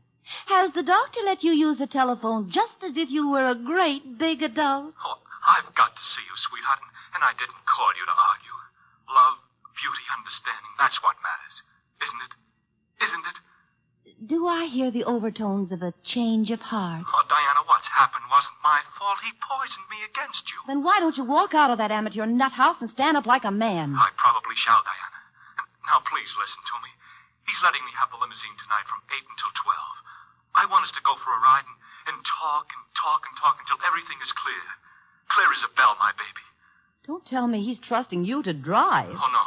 No, one of the handymen here will chauffeur us. Oh, say you'll come, Diana. Will you? Say it. Say yes. Say you will.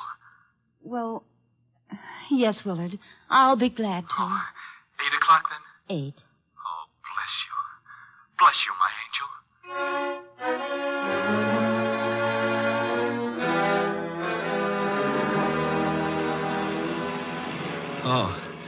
Oh, so that's it. You want my father's money. That's what you love, not me. Willard, the chauffeur will hear you. It's the way Townley says it is. He's right. He's right. Oh, why did I let you talk me into this? What a fool I was to have come at all. You're sick inside, Willard, so utterly, hopelessly sick. Oh, so now I'm hopelessly sick. Yes, you are. You're trying to confuse me. Take advantage of me. Wind me around your finger. Just because I love you too much. That's it. That's my illness. Of course, I see it now. You're the thing I must get rid of. You with your beautiful, beautiful face and your twisted values. You're at the bottom of all my agony. Willard! fight. I'm saving myself. I'm saving myself. Once you're dead, the sickness is ended. I'll be safe. I'll be safe. I'll be safe. Willard.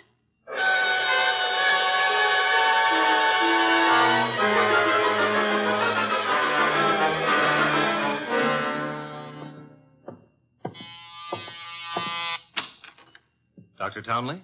Yes. Come in. Mr. Wolf's been expecting you. Come in, Dr. Townley. Come in. Have a chair. Thank you, Mr. Wolf. I'm so happy you've agreed to take this case. Have a glass of beer. Oh, no. Never at this time of morning, thank you. Well, Doctor, the newspapers checked with what you told me. The girl and young Garth went out for a ride in your limousine last night. The car was driven by one of your handymen. That's right. Haynes, his name is. And they never came back. Young Garth was found dead in the car with 2 bullets in him. The girl was gone, and also Haynes, the handyman chauffeur, huh? Correct, sir. Have you any idea where he could be? No, sir. And the young lady, tell me about her. She's Diana Lawrence, daughter of Michael Lawrence. The sculptor? The sculptor. She lives with him in a small cottage near my sanatorium on Berry Hill Lane. An extremely aggressive and self-centered female with more than a slight flair for violence. Your description might easily lead me to suspect her of this murder, sir. Well, I'm aware of that. And I don't think you'll be far off the mark. As I told you on the phone, she tried to murder me yesterday morning. The police have made no headway in locating her? No, the homicide division has contacted her father, but he's remained quite noncommittal. He simply says that he's sure she's incapable of killing a fly and that he hasn't laid eyes on her since 8 o'clock last night. Highly suspicious behavior. She was unquestionably in the car with young Garth when he was murdered. She wasn't alone in the car with him. You're referring to Haynes?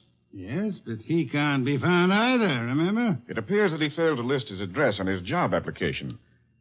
But somehow, Mr. Wolf, I'm quite sure he'll show up this afternoon. Somehow, Dr. Townley, if I were you, I wouldn't be quite so sure. We must begin by facing the initial problem of locating our suspects. Archie? Yes, sir? Get out the car and drive up to the house on Berry Hill Lane. And then? There you will ask Mr. Michael Lawrence to be sensible enough to cooperate with us in finding his daughter. And if the answer is no? I recommend, Archie, that you flatly refuse to take it.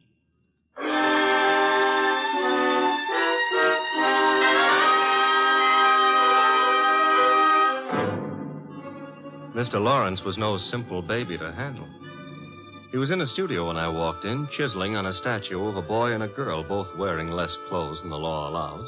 And before I got a chance to state my name, he commenced giving me a free lecture on the marble work of art. She's good. Really good. She's practically superb. The Ariadne. The what Ariadne? The girl in the statue. Oh. That's Ariadne, tragic nymph of Greek mythology. Don't tell me you're not familiar with Apollo and Ariadne. All right, I won't. The Apollo, on the other hand, is unfinished. The face, you see, it lacks something. The passion of yearning, Olympian desire. And yet, you know, the two figures have motion. Like your daughter? Eh? Your daughter, Diana, she's got motion also. As I hear it, she's been in motion ever since she murdered Willard Garth last night in the back end of a limousine. So you're another flatfoot? Not exactly. I'm paid in private by Nero Wolfe. Nero Wolfe? Yeah. You don't mean that a creditable man like Wolfe thinks Diana killed young Garth? Well, he'd like to talk over the possibility with her. How laughable. Look at that face. Is there anything of the murderous in a face like that? In a face like what? Oh, I'm sorry. Diana posed for the Ariadne, you see, and the likeness is exact. You think a girl of this type, classic, sensitive, civilized, could descend to the clumsy, brute level of murder? Well, it's a little hard to imagine. There. Even you agree with me. On the other hand... Shall we discuss the other hand over a cup of coffee? I'm quite exhausted. If you insist. I do. Sit down and inhale the atmosphere of culture at its source. There's a pot warming on the stove. Pot of what? Coffee or culture? Well, wait and see what he means. Could never ignore a phone call. Who knows? Might be something important. Yes? This is Diana. Oh, yes, Diana. It's all over the papers. Yes, I know. Well, I don't think they'll find me where I am, and I'm staying here until things quiet down a little. Where are you, honey? What did you say? I said, where are you? You said honey. Daddy, you never call me honey. I know it's because I'm excited. Where are you, sweetheart? Well, you mustn't let anybody find out. Not a soul in the world. Where are you? Well, you know where Tyne Pike turns off to the left beyond Bardsville? Yes? Well, I'm... Call me later, Angel. But, Father, Oh, get that motorman's number. You will live, my friend, but not long if you don't control your curiosity. You hit me. With that mallet, you hit me. What was the big idea? Do you really have to ask that question? Weren't you trying to trick my daughter into disclosing her whereabouts? The police are pretty interested in her whereabouts. Then let them find her. But you can't be surprised, my friend, if I choose to protect Diana's interests.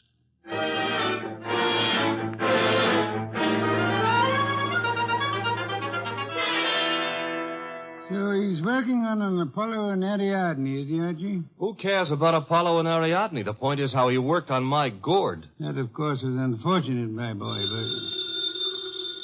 You get that piece? Mm-hmm. Hello? Inspector Kramer. Hold it. For you. Here. Thanks. Yes? Wolf? How are you, Inspector? I hear you're in on the Garth killing. Not very deeply, I am afraid. We are still trying to locate the Lawrence girl. Well, you can forget about that.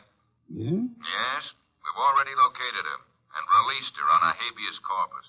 That sounds interesting. Her father had a lawyer on our heads before she was in here 10 minutes. Too bad you couldn't have held on to her. Oh, I don't know. I'm not so sure we want her. Why not? Well, first of all, it's not likely she did it. No? No. Ballistics stated that the bullets that killed Willard Garth were not fired from point-blank range.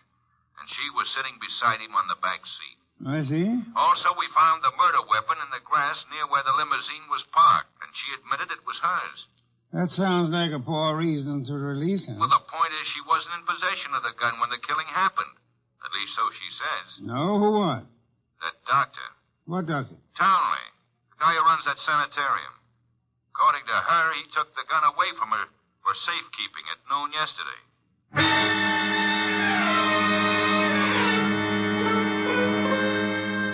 There was a little more talk between them, something about fresh cigar ashes that were found in the dashboard ashtray of the limousine. After that, the boss hung up and exerted himself enough to put a call through to the Townley Sanatorium. I'm afraid the doctor is very busy just now.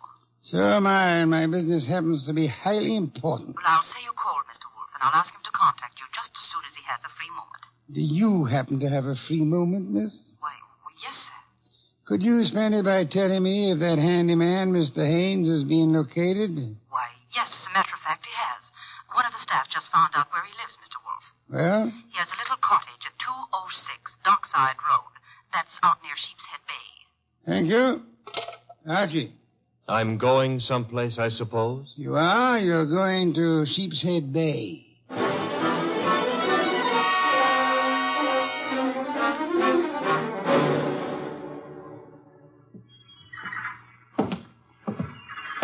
Hello there.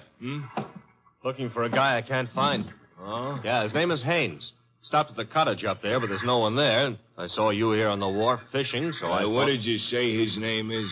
Haynes. Haines. Oh, Haynes. Yeah, do you know him? Well, there's a fella named Hines used to fish out here. No, not Hines. Haynes. Couldn't be Huntingburg? No, it couldn't be. The name is Haynes. Hain... Haynes, give me a hand here, eh? Well, what do you know? Funny, huh? That guy seems to think my name is Haynes. Yeah, so do I. You do? Yes, I...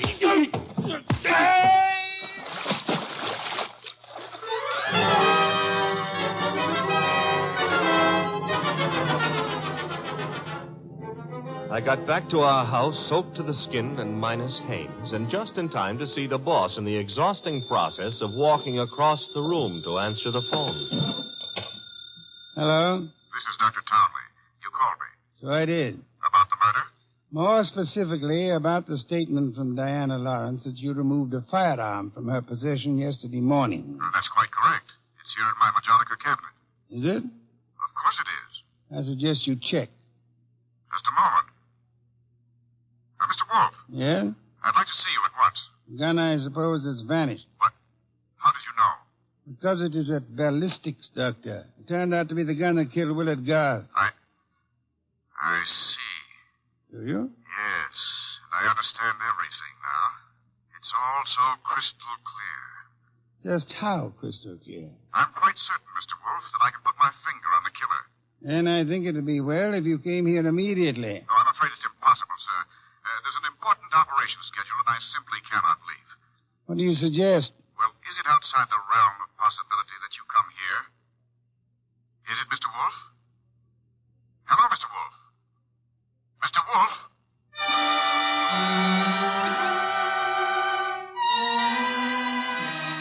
When my boss has to leave the house, it's a major tragedy.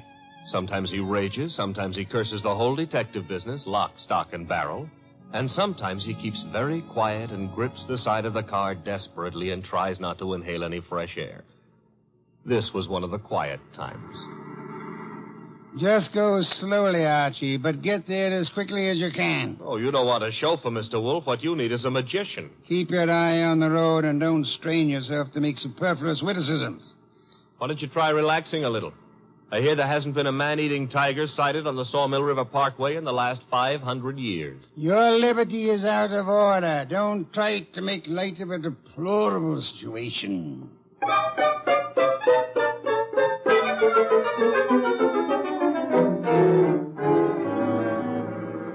Here's the sanatorium. And there's Dr. Townley coming to meet us. It's terribly nice of you to have come, Mr. Wolf. I've heard about your aversion to traveling, and I appreciate your going to the trouble. Don't mention it. Oh, Archie, help me out with my other arm. There we are. Now, calm down. You're all in one piece. I think you'll find the trip highly profitable, Mr. Wolf. You'll consider it time very well. Hey, what's the matter? What is it? What happened? He's been shot. It's hardly likely. There wasn't a sound. This kind of shot doesn't make a sound, boss. What do you mean? Better take a look for yourself. There's an arrow in his back, and he's dead.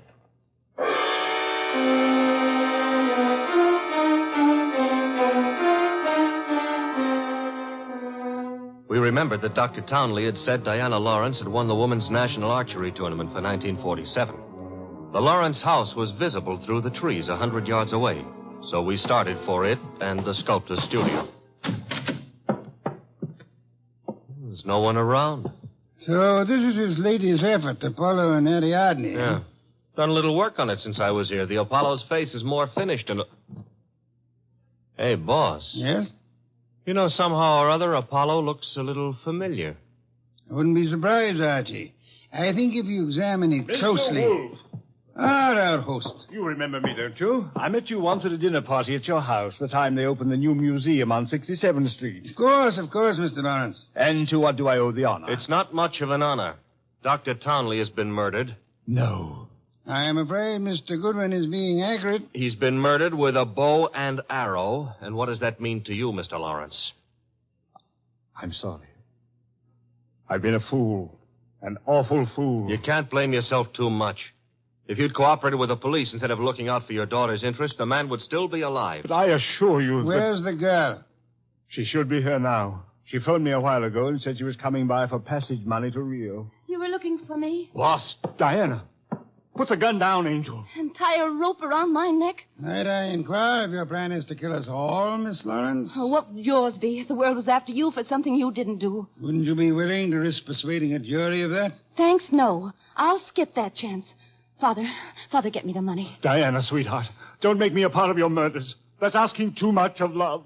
Don't you know I'm not guilty? No, Diana, I don't. Leave that gun away, Diana. Haynes. Looks like I walked in on the nose. That's him, boss, the guy who soused me. Take a little of your own advice. Relax, Archie. What do you want here, Mr. Haynes? I want to give up and try to straighten out this little deal. Mr. Lawrence. Yes? Here's your money back. You got a right to call me a welcher. I promised I wouldn't give evidence against the girl, and you paid my price. But enough is enough, and right here and now I'm unloading. Just what does this mean? It means I saw her do it. Oh, you stupid, lying, rotten... Oh, yeah. Grab her, Archie. Grab her. Get the pair of them out of here.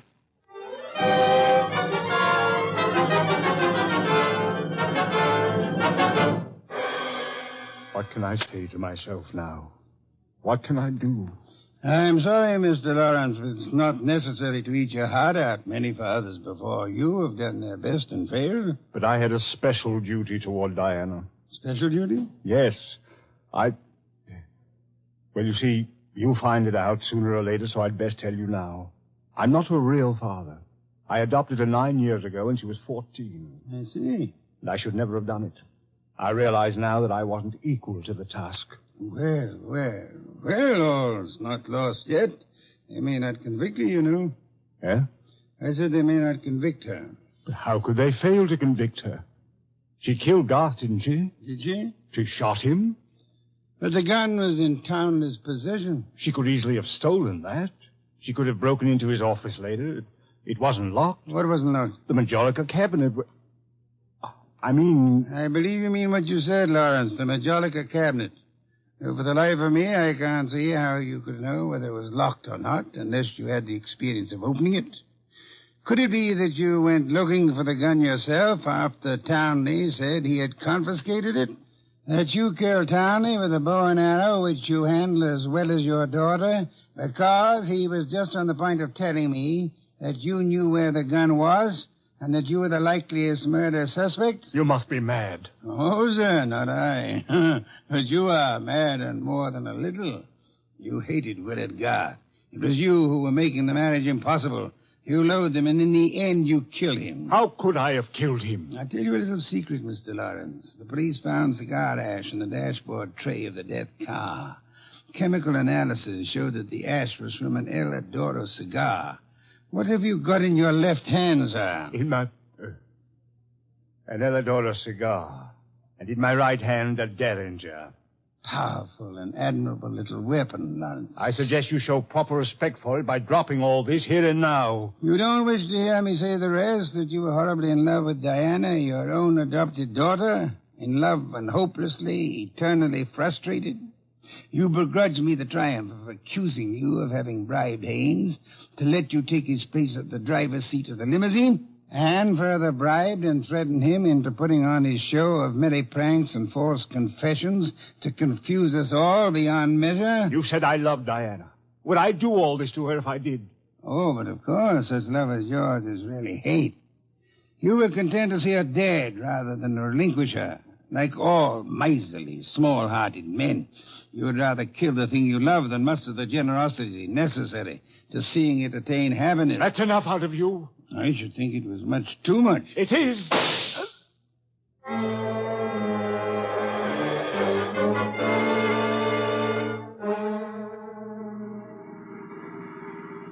Archie, my boy, I'm grateful to you, both for coming back into the house when you did and for being such a good shot. Hope you remember that next time you feel like insulting me. Mm-hmm. Tell me, what's with that cigar ash routine? Who told you the ashes in the limousine were from an El Adoro, boss? I never heard anything about that. As a matter of fact, neither did I. No one could possibly have determined the brand by any chemical means in existence. I knew that, you see, and I took the long chance that Lawrence didn't. Oh. But I still don't get the mainspring of the deal. How did you know he was in love with Diana? That was genius. I have to admit it. You see, it all hinged on the statue of Apollo and Ariadne. According to the Greek myth, Apollo fell deeply in love with the nymph, but because they were of different worlds, he was condemned to pursue her always and never to catch her. Well, what's that got to do with the price of eggs? Isn't it perfectly obvious? Didn't he tell you that Diana had posed for the Ariadne? Yeah, but I still don't... And you yourself remarked on the fact that the finished Apollo looked somehow familiar, didn't you, Archie? Yeah, I did, boss. Don't you know why that was? You mean that... I mean that Michael Lawrence unconsciously revealed the true state of his heart. He didn't intend to, I suppose. But precisely and accurately, he chiseled the features of the tortured God in his very own image. Oh. And speaking of torture... Yeah? Will we be home in time for dinner? Oh, boss, you can't be that hungry. Oh, yeah, I am. Good heavens, Archie. Do you realize that I haven't eaten since lunch?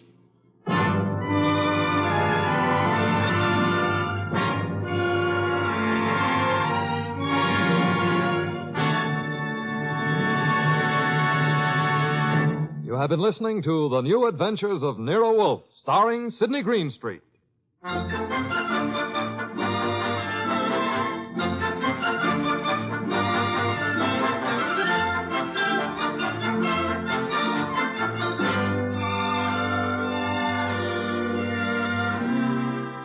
Tonight's transcribed story by Peter Berry was based on the characters created by Rex Stout.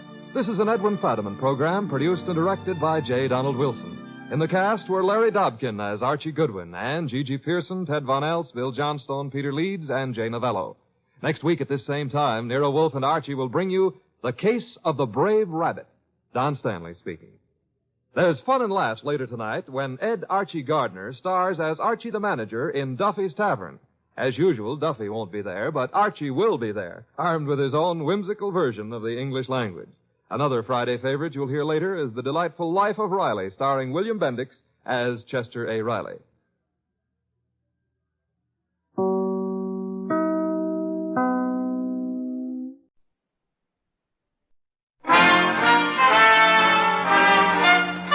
Listen while the makers of Rexall drug products and 10,000 independent Rexall family druggists bring you Dick Powell as Richard Diamond, private detective.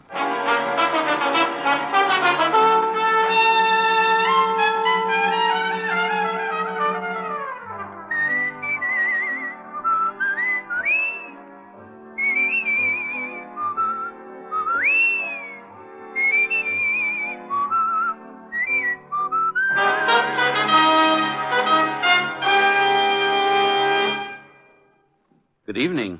This is your Rexall family druggist with a welcome from the 10,000 independent druggists who have made the word Rexall part of our own store names.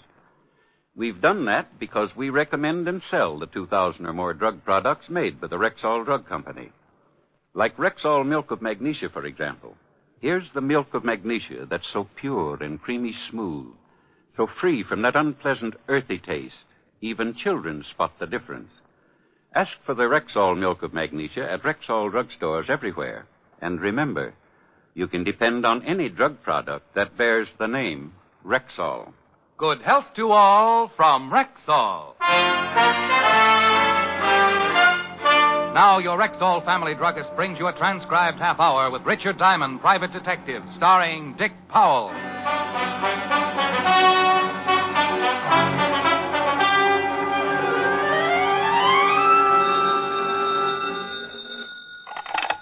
Diamond Detective Agency. With camels who know their detectives best, it's Diamond 2 to 1. Ricky? I won't admit a thing. Last person who called me Ricky sold me stock in a bubblegum factory. Whole deal blew right up in my face. Ricky, this is Pat. I'm in trouble. Bad trouble. Somebody steal your last name? This is Pat Stens. Pat Stanley, an old friend of several years' standing. Blonde, attractive, and the owner of a plan to eliminate cranium luster. To the aging juveniles of the world's biggest city, she might easily be called the mother protector of hairlines. In other words, like the sign says on the front of her uptown salon, she grows hair. You've just got to come down to the place. Honey, I've graduated. You told me so yourself. Another treatment, and I'll be wearing a snood. Ricky, I'm on the level. I'm in trouble. Something's happened to one of my customers. What's the matter? Did he sprout feathers? Well, almost. He sprouted wings. He's dead. Now, phone games with Pat weren't a heartache. She might kid a customer about the condition of his scalp, but when she called me to say she had a corpse on her hands, I knew she hadn't been sampling her hair tonic. I told her I'd be right down, call Helen, broke my date, locked the office, set a few traps for impatient clients, and 15 minutes later I was in Pat's office talking to a pretty frightened little blonde. Oh, Rick, I just don't know what to do. Oh, now, honey, first calm down. Now, who's dead and where? A man named Wiley. John Wiley's on the vibrating table. Why didn't you call a doctor or the police? Because I think he's been murdered. Murdered? Looks like his neck's been broken. I didn't know what to do. I was afraid of calling the police. Well, baby, if one of your customers got his neck broken in here, you're going to get mixed up with the law sooner or later anyway. The publicity will ruin my business. Honey, murder always ruins something. You got any idea who might have done it? No. Well, who was in the place when you discovered the body? My usual 3 girls and 2 customers. Anybody leave or come in? No. How many people know about it? Just the girls. Neither one of the customers. Oh. Well, first we lock your front door. I don't want anyone to leave. Then we'll take a look at the dead man and find out if his neck really is broken. If it is, we call homicide. We locked the front door, and Pat let me down a hall with booths on either side. In two of the booths, I spotted the customers relaxing as girls in white uniforms worked on their receding foreheads. At the end of the hall, we stopped at another booth, enclosed by a white curtain. In there, Rick. Okay. The vibrating table was centered in the middle of the room, an enclosure about 6 by 14 feet. The table was built at an angle so that when a patient climbed up and stretched out on his back, his feet were elevated a good 16 inches above his head. The angle and the vibration increased the flow of blood to the scalp, and under normal conditions, it's considered very healthy. But the man lying on the table now wasn't getting the full benefit of the treatment. His shoulders extended over the end of the table, leaving his head hanging down at a grotesque angle, rolling from side to side with a monotonous rhythm of the vibration. Oh, Rick, Not very pretty, huh? I forgot to turn the table off.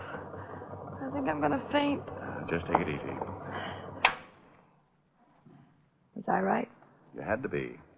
A circus rubber man would need vulcanizing if he turned his head that far. Busted neck, all right. Guess we better call the police. Can you keep the customers out of here? What if one of them gets inquisitive? Tell them the table's out of order. I'm going to call homicide and tell them Mr. John Wiley's in the same condition. As frightened as she was, Pat played it pretty well. She tipped off the girls and started swapping jokes with their balding clients to keep them happy.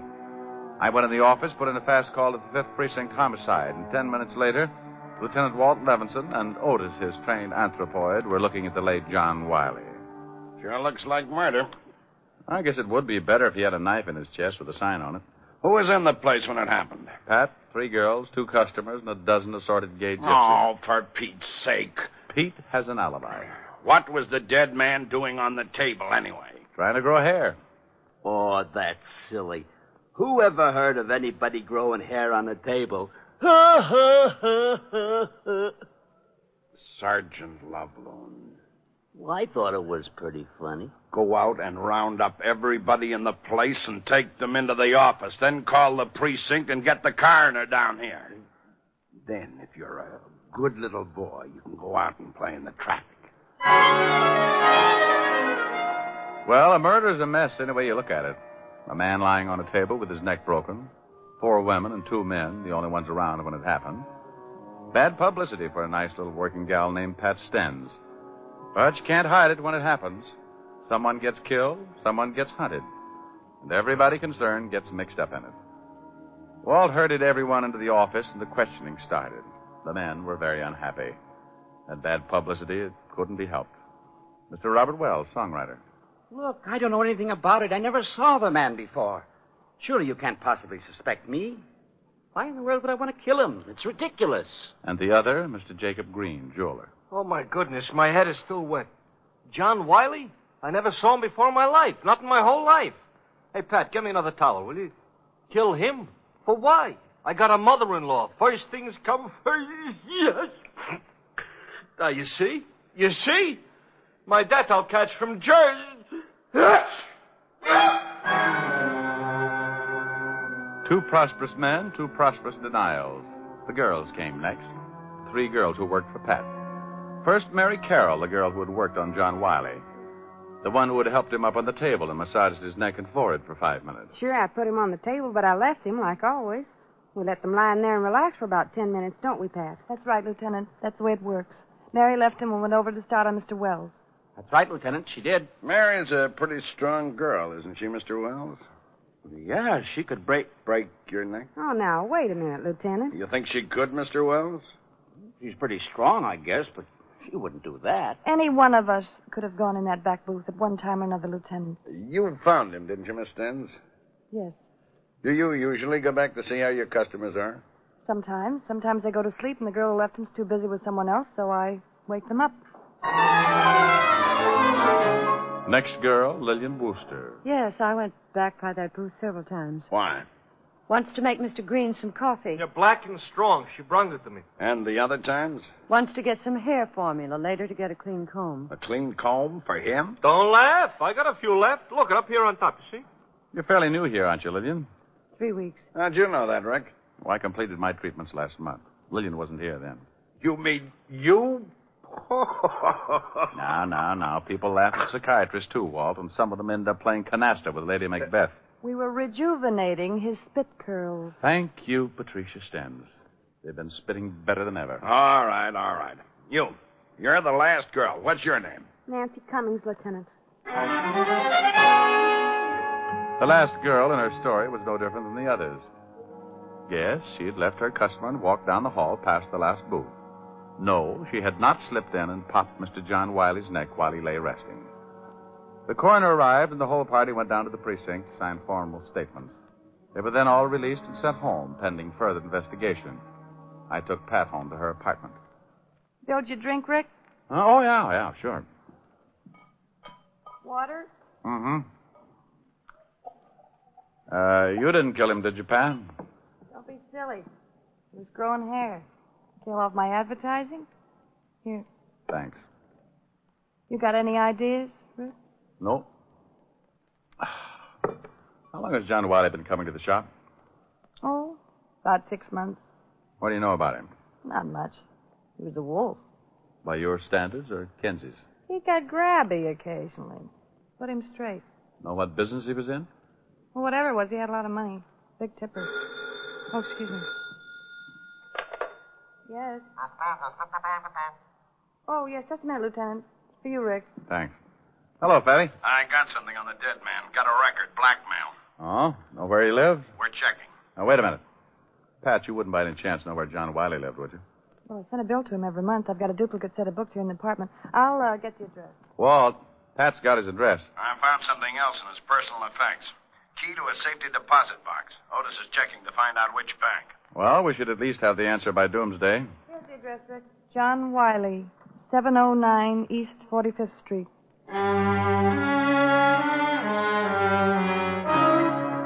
I told Walt I'd meet him at Wiley's place, downed my drink, gave Pat a pat, and a half hour later we were tearing Mr. John Wiley's apartment to pieces. Nothing. No? Well, I at least turned up a kazoo, grab a comb and some tissue paper. We'll do a fast course of Swanee. Hey. No tissue paper? No, here's a date calendar. Good. Maybe we've been working on a holiday. Here's a name, Nancy. That comes after April, doesn't it? Same name on some of the other pages here. The 28th, Nancy, 6 o'clock. Again on the 22nd. Nancy, 8 o'clock. Again on the 18th and the 12th. Hey, one of the girls who works at Pat's is named Nancy. Yeah, I know it. Well, do you think we should go over and see her, or sit down around a card table, hold hands, and make her pop out of the wall? You know, someday I'm going to get very mad at you, Rick. Only when you find somebody prettier. Come on, Grouchy, let's go over and see Nancy Cummings.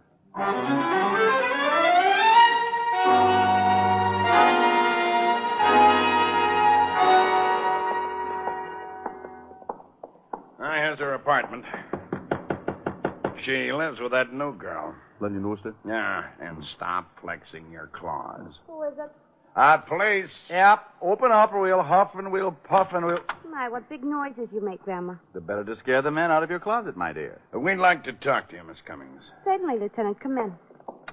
I was just making some lemonade. Would you like some? Oh, thanks. It's pretty hot out. Maybe you'd like something stronger? Lemonade's fine. I'm on duty. He's on duty. You better give him some torpedo juice. Miss Cummings, you didn't tell us that you had dated John Wiley. Would you like your lemonade, sweet Lieutenant? Medium.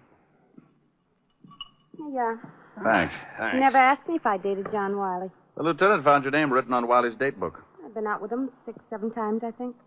Know what his business was? We never discussed it. Ever meet any of his friends? No. Did he ever mention any of the other girls in the shop?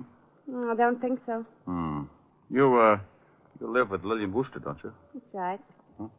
Hey, whose picture is that on the piano? Lillian's father. You still don't have any idea why anyone would want to kill Wiley? No. How did Lillian Wooster happen to move in with you? I asked her to. When she went to work for Pat, she was living in a terrible place. One small room. I told her she could come in with me and share the rent. Well, how well did she know John Wiley? She'd seen him at the shop, seen him here when he came to pick me up. Where's Lillian now? Shopping, I think. Well, thanks, Miss Cummings. We'll be talking with you again. More lemonade? Or later, maybe.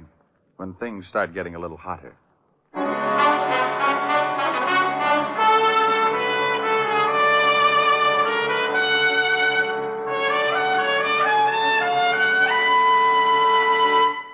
Before we continue with the adventures of Richard Diamond, private detective, here's your Rexall family druggist. Here's an important fact about Rexall aspirin I'd like you listeners to remember. It's simply this. There's no faster-acting aspirin made. Oh, but what do you mean by fast-acting? Well, ma'am, aspirin itself is too fine to hold together in tablet form. So it has to be bound with an ingredient that will quickly disintegrate. That is, break up the tablet. So the aspirin itself will immediately be free to do its job. Well, you mean the aspirin can't go to work until the tablet breaks up? Exactly. And that's why Rexall scientists developed a binder so low in moisture content it begins to break up the very second it touches water. Now, that means that when swallowed with water, the 5 full grains of pure aspirin in every Rexall aspirin tablet are ready to go to work for you even before they reach your stomach. Well, that's fast enough for me. And it's fast enough for 10,000 family druggists, too. Quality like that is what we're talking about when we tell you you can depend on any drug product that bears the name Rexall. And now back to tonight's adventure with Richard Diamond, Private Detective, starring Dick Powell. 3 in the afternoon, out of Nancy's cool apartment and down in the blistering street. The thermometer crowding 90 and the humidity sticking to us like a steaming blanket. I feel awful. A terrible day to solve a murder. Yeah. I want to go look through some newspaper files. What for? That picture on the piano. Lillian Worcester's father? Mm-hmm. I've seen that someplace before. News story connected with it. I'll drop you off. I got to get back and see if Otis has found the safety deposit box that fits John Wiley's key. Walt dropped me off at the newspaper, and I went down to the morgue file to do some hunting. The air conditioning made the job easier, and by 4 o'clock, I walked into Walt's office with an interesting bit of information. We found the bank and the safety deposit box. Oh? Anything turn up? Wiley was doing some pretty fancy blackmailing. Here's a bundle of evidence and a list of names. Mm-hmm. Well, I can understand why someone would pay to keep these out of circulation. Lousy photography. What did you find out? Well, here. Newspaper clippings. Oh. Picture of Lillian Worcester's father. Same picture as the one on the piano. Prominent banker leaps to death. William Baker. William Baker? The girl's name is Worcester. That's what she calls herself. William Baker. Give me that list we got out of the deposit box. I've just been looking at it. William Baker's name is on here, all right. That clipping I just gave you mentions that he left a daughter and a wife. Let's go pick up Lillian Worcester or Baker or whatever her name is. Well, it might not have meant a thing, but at least we had found one person who had a strong connection with John Wiley other than socially. The girl who called herself Lillian Worcester was the daughter of one William Baker, deceased, and one of John Wiley's blackmail victims. We climbed in the squad car and hurried back to Nancy Cummings' apartment, where Lillian Worcester lived as roommate. Let's go. Hey, wait a minute. What's wrong? Hold it. Lillian Worcester coming out of the building. All right, we pick her up on the street. The doorman's hailing a cab for her. Let's see where she's going. Wouldn't it be easier to just ask her? Oh, stop trying to ruin my afternoon. There's nothing more relaxing than a pleasant drive through quiet, peaceful little old Manhattan. We started tailing Lillian Worcester's cab, across town, along the river, and across the George Washington Bridge. She's headed for Jersey. You looked at your compass. That's not fair. We kept going through Hackensack, past the outskirts, and on out Route 17. Pretty expensive cab ride. Pretty expensive makes it pretty important. We kept following like that. Lillian's cab a good quarter of a mile ahead so she wouldn't notice us. They're turning off on that road. Oh, you're absolutely amazing, Fatty. I probably would have missed it completely. No. We took the road to the right off the highway and spotted the cab up ahead, pulling into the entrance of a large white building. The sign over the tall iron gate read, Woodview Sanitarium. She's getting out of the cab and going in. Wait till she gets inside. Then let's go up there and find out who Lillian Worcester's visiting in the Woodview Sanitarium.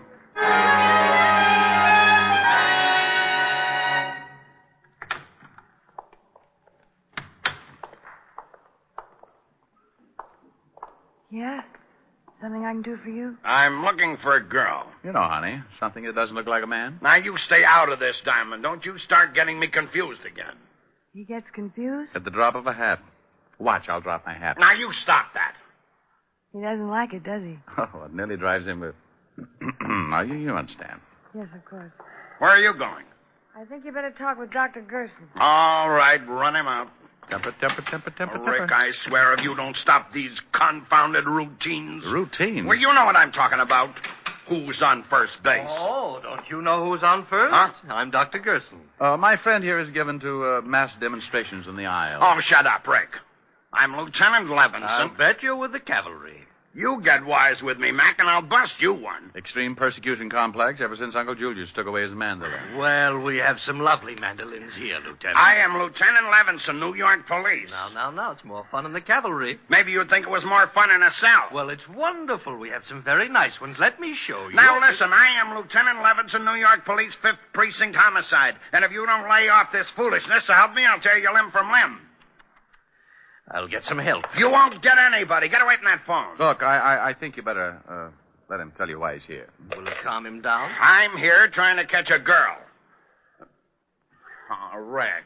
That's right. He's here trying to catch a girl. Certainly. Why don't we all try and catch one? Look, would you do me a favor, friend? Why, of course, Lieutenant. Take a look at those credentials. Certainly.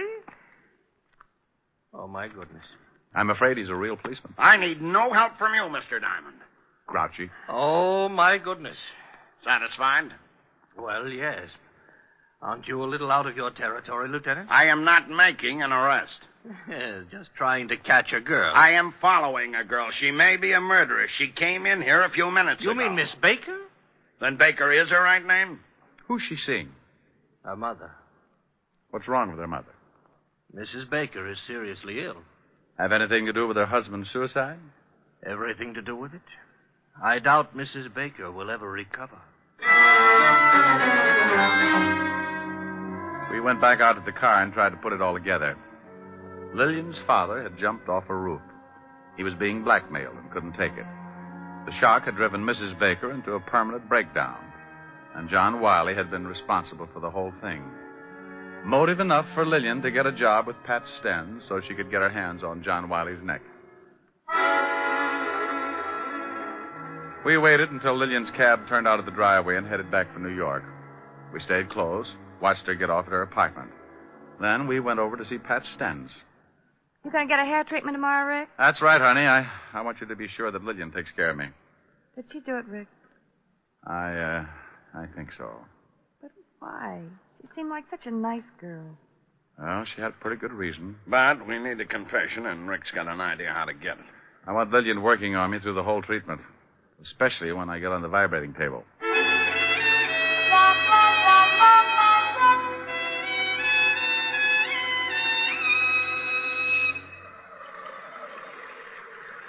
Your scalp looks pretty good, Mr. Diamond.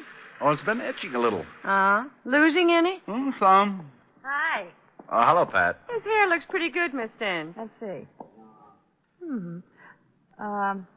Use both solutions. Okay. I'll see you later, Rick.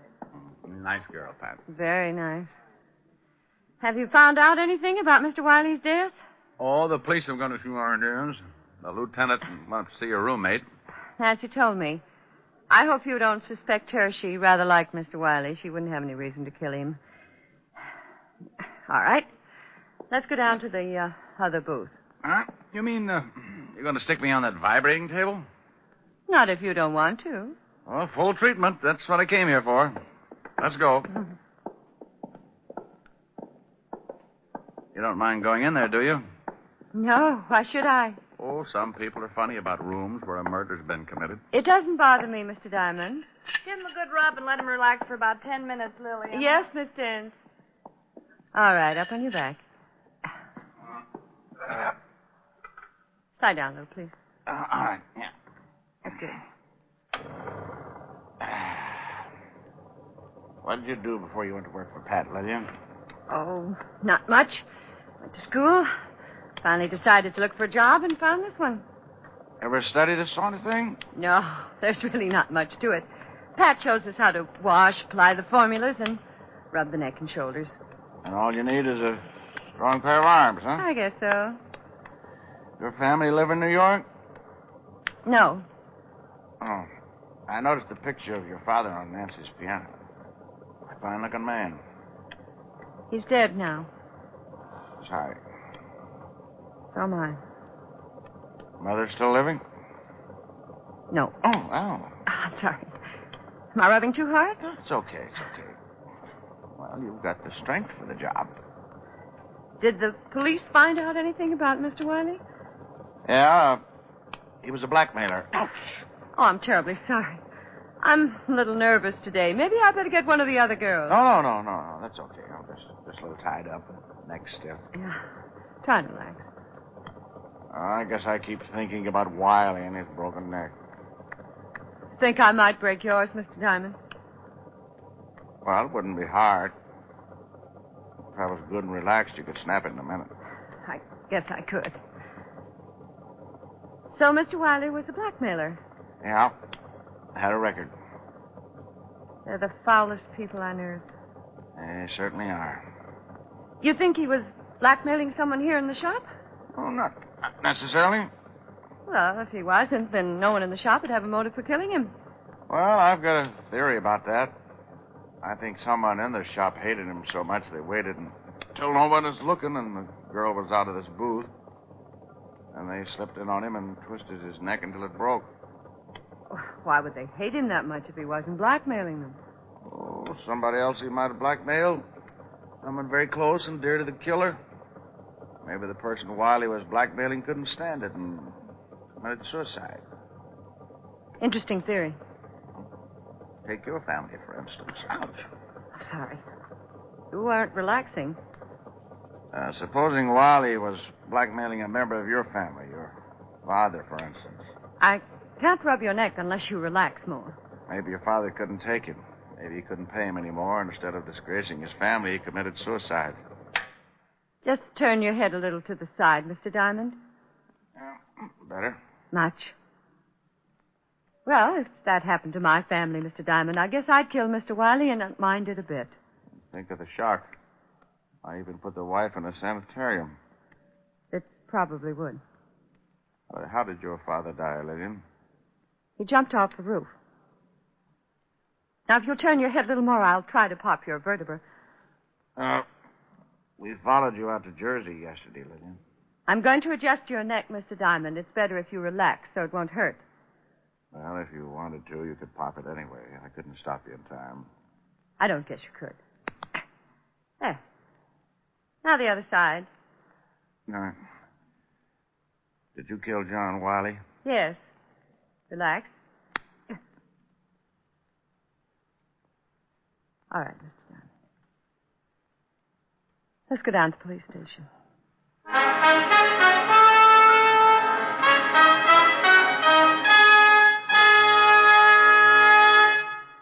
Again, here's your Rexall family druggist. If you're looking for a way to save money on drugstore needs, buy Rexall MI31, the triple action antiseptic that makes an ideal mouthwash, a soothing gargle, and an effective breath deodorant. What's more, Rexall gives you a full pint of this quality product at the same price as other leading brands of smaller quantity. Ask for Rexall MI31 at any Rexall drugstore. And remember, you can depend on any drug product that bears the name Rexall. Good health to all from Rexall.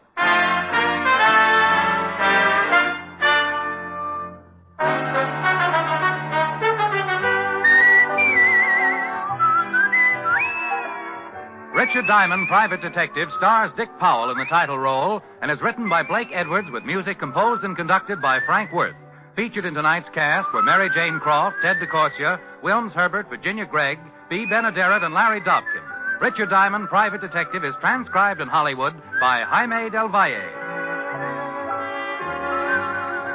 This is Bill Foreman inviting you to be with us next Wednesday at this time when we will again bring you Dick Powell as Richard Diamond, Private Detective.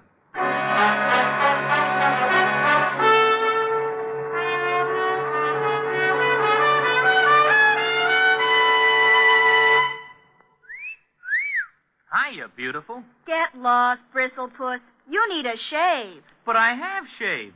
What else do you want me to do? Silly boy, she wants you to go Stag. Go Stag? But why? Because Stag is Rexall's exclusive line of men's good grooming aids, like Stag Brushless Shave Cream. No fuss, no massage, just smooth it on, and presto, you get a clean, close shave. Your face stays smooth and whiskerless all day long. I'll do it. I'll go Stag. That's it. Join the Stag line now at Rexall drugstores everywhere. Yes, to make girls care. Go Stag.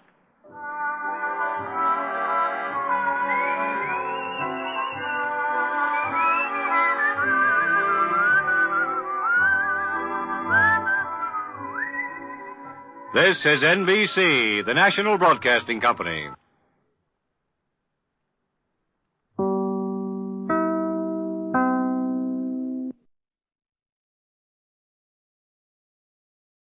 Wrigley's Spearmint Chewing Gum, the refreshing, delicious treat that gives you chewing enjoyment, presents for your listening enjoyment.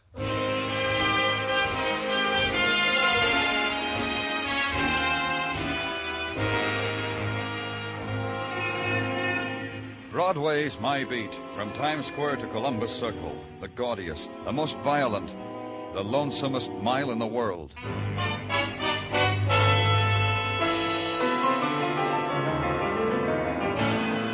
Broadway's My Beat, the thrilling drama of murder and mystery and the people who walk the Great White Way, with Larry Thor as Detective Danny Clover.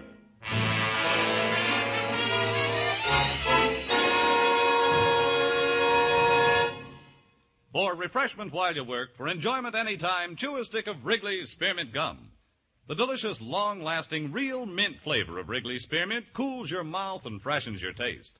The good, smooth chewing helps keep you feeling fresh and alert, adds enjoyment to whatever you're doing. So indoors, outdoors, at work or play, enjoy chewing Wrigley's Spearmint Gum. Wrigley's Spearmint, refreshing, delicious.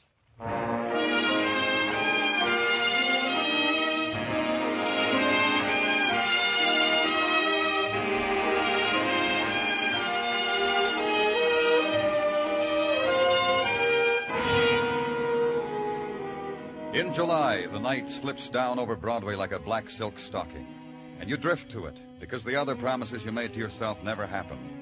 The part of your life that never counted is left behind. You stand on a street corner beating down the scream in your throat. The shadows start at 7 o'clock and deepen into night. You hug it close because it's your chance that something will happen to you outside of the movies. And the tap on the shoulder starts it, or the laughter that floats down to your end of the bar, or a smile, or the man who runs down the hall after you. Danny! Hey, Danny. What's the matter, Sergeant? Glad I nabbed you before you took off for the day. Phone call, Danny, from a hysterical woman. You know, I had a hard time piecing it all. 1647 East 56, Danny, 4th floor apartment. That's where her fiancé lives. The guy's threatening to blow his brains out. Here, the names and such I jotted on this paper. Squad car, Gino. Waiting for you downstairs. Muggerman's with it.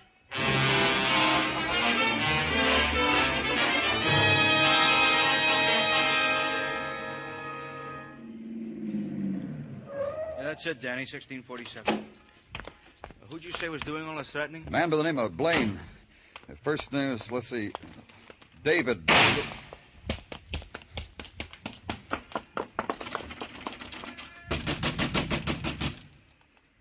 Try the buzzer, Muggerman. Yeah. He did it. Miss Carroll said he was going to do it, and he did. We're from the police. It happened up there on the 4th floor. Mr. Blaine, it happened just now, not more than... Who's that crying? That's her, Miss Carroll. See her? See her? Hugging the banister up on the 3rd floor landing. And that's Mr. Fallon at the rail on the 2nd floor. Let's go, Muggerman.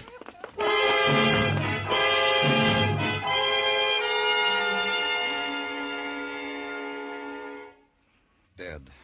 The gun's here, Danny, by his chair. It looks brand new. Looks like Mr. Blaine had his choice. Uh-huh. It's quite a gun collection, from Derringers on up. Complete equipment for a young arsenal. Muggerman. Yeah? Those people we passed on the landing, that boy on the 2nd floor, Mr. Fallon, and Miss Carroll on the 3rd, I'll want to talk to them. Yeah, Miss Carroll's still crying, Danny. You hear her? Poor woman.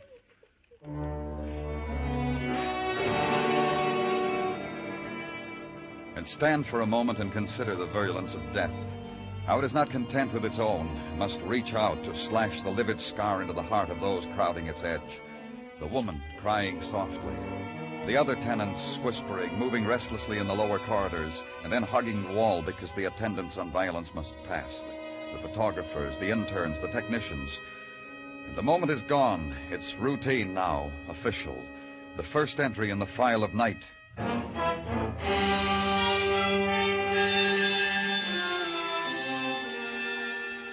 The next morning, gather it into a neat stack on your desk and sit down to it, and be surprised at the opening door and the quick presence of the woman you had marked for later interrogation. The man who was with you last night, he said you wanted to talk to me. It could have waited, Miss Carroll, until you felt better and until you... It'll not be forgotten that easily, Mr. Clover, if that's what you mean. If you've something to ask, ask. Only don't prolong it. Don't make me wait and wonder. Sorrow's enough by itself, don't you think? Yes, it is. And you, try to understand us, Miss Carroll. A man I loved, who loved me, is dead. By his own hand, by his own will. He could have lifted his burden onto me, whatever it was, but he didn't. And now he's dead. You want more than that? Maybe, because this is my job. Because I can't rule out the possibility that David Blaine was murdered. Awful. How ugly of you to think a thing like that. That anyone could have wanted my David dead. It's ugly. Tell me about him. He loved me. He was going to marry me. He was polite, gentle. Sometimes he'd forget himself. Then he'd beg my forgiveness. Wept sometimes. Showered me with gifts, so I'd be quicker to forgive. This watch, he called it an engagement present, but it was really an atonement for... Look at it. See how he loved me? It's a beautiful watch, Miss Carroll. See? Listen to it. And it ticks away my life with David. Softly, gently. Listen to me, Miss Carroll. Why would David kill himself?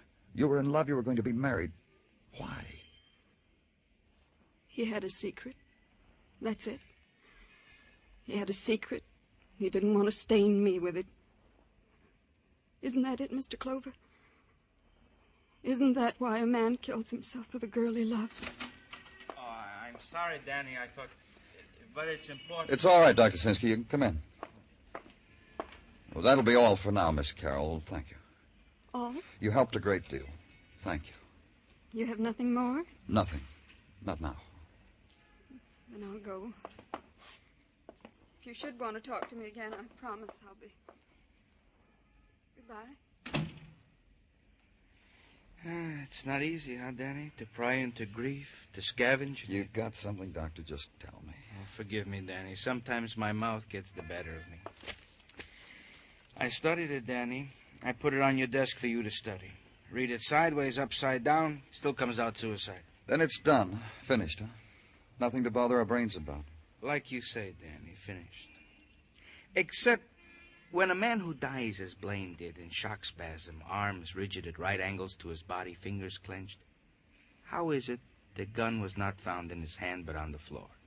It's just a small question, Danny, to gnaw at the brain of a medical man. Sometimes it happens so, but... Yeah. Go practice medicine, Doctor. Maybe I can bring you back an answer. Maybe where a man died, someone has an answer.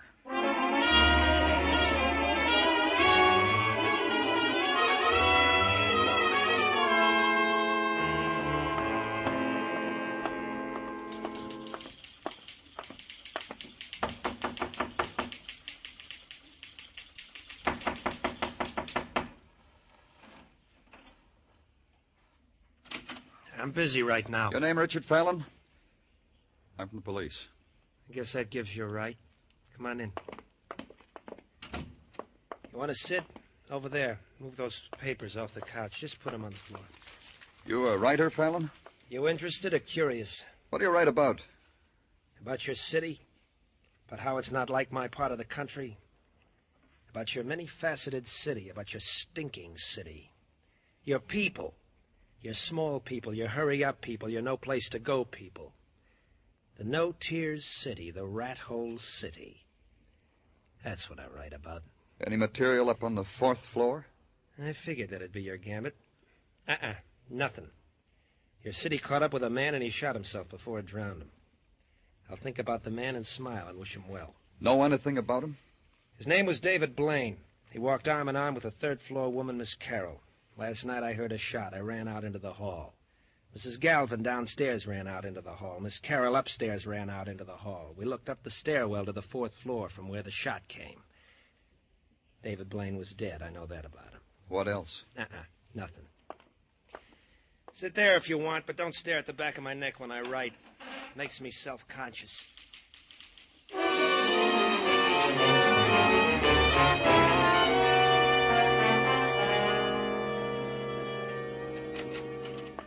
My gratitude for permitting me my 10 minutes at the water cooler, Danny. Feel better, Gino? Goes without saying. And now to the toils of the day. It comes to that part of the rundown in which I proffer you your daily piece of resistance, in 2 parts. To wit, gun found at side of deceased David Blaine is indeed gun with which deceased did do himself in. Now, Gino, that hasn't been... Patience, Danny. Part 2 will settle the question itching in your brain of suicide versus murder. Scratch it for me, Gino. Delighted. Part 2 of report from technical states. Impossible for any tenant to have shot said deceased, made an escape down the fire escape, arrived in the hallways in time to look up and yell, "Man dead on the 4th floor," in your presence. Add to this the double whammy I have held out on you. Give it to me, Tartaglia. Piques you, huh, Danny? The legman assigned to such duty have come up with that David Blaine did indeed lose upwards to 50 grand by sour bets in the stock market. This in the period of the last month. 50 grand in 30 days. For this, guys killed themselves, Danny. For a lot less sometimes. Yeah. All right, Gino, close the file on Blaine. There's nothing more... Danny Clover speaking. They switched me to you. You the man on that Blaine thing? Yes, what about it? Who are you? Blanche Hemby, mister. 1834 East 59, room 11. You said Blaine. What have you got? What have I got? I got he was murdered, mister.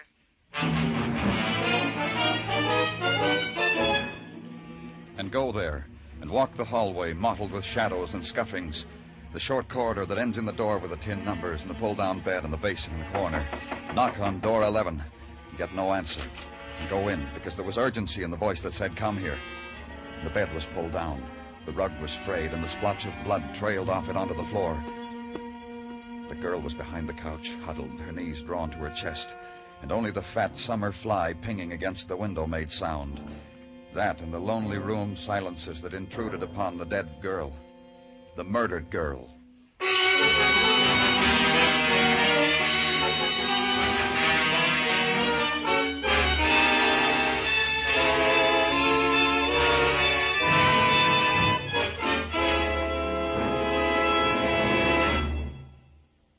For refreshment while you work, for enjoyment anytime, chew a stick of Wrigley's Spearmint Gum.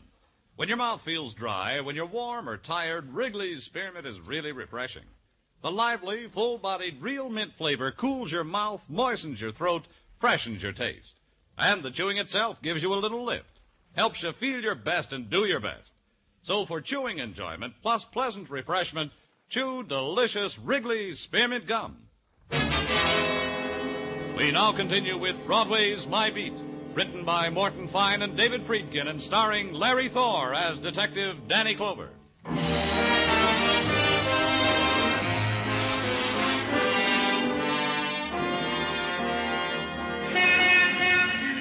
In the glittering midsummer's day, Broadway takes time out to shimmer.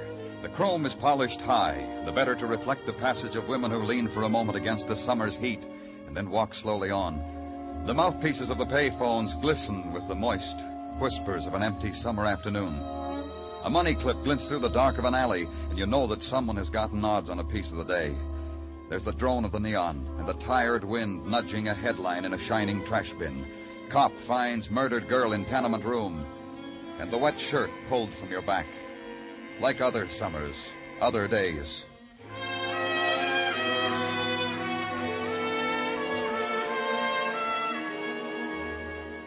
Where I was, in the corridor between my office and the show-up room, that had happened before, too. Only the names of the dead were different. Blanche Hemby. I got the rundown on her you wanted, Danny. What'd you get, Muggerman? Oh, I'll have to slice it off fast, Danny. I'm due at the show-up. A woman there, Mrs. Westfall, real eager to identify a prowler she dreamed last night. I'll walk you down. This girl, Blanche Hemby, frequent visitor. Hmm? Got her name on her guest book maybe 5 times. For what? Oh, nothing sensational.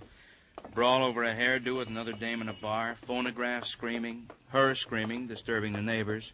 Beat a guy's head open with a bottle because he called her a gimme-gimme girl. Things like that. Any tie-up with David Blaine? I noticed around the bars where she had the trouble, the tenement where she lived, the place she was working at 2 weeks ago. They fired her? No, she gave notice, Danny, 2 weeks ago. Said she was sick and tired working for nickel tips behind the hamburger counter. She had better, she told him, a lot better. Bit a hole in her time card, threw it on the griddle, walked out. Work anywhere else? See anyone else? No, I checked that, too. Blanche slept away the days in her room.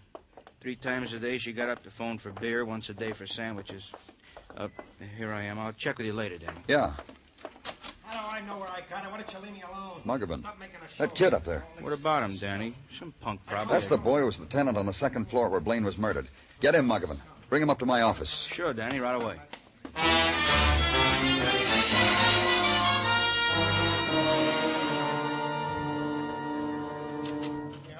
Here he is, Danny.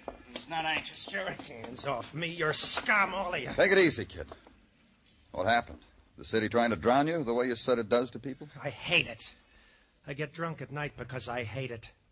That way I see it for what it is. And you can't stand that when someone like me sees you for what you are. You hate me. And you kick me, you throw me in jail because I'm better. Even drunk, I'm better. He's right, Danny. He's a lot better than us.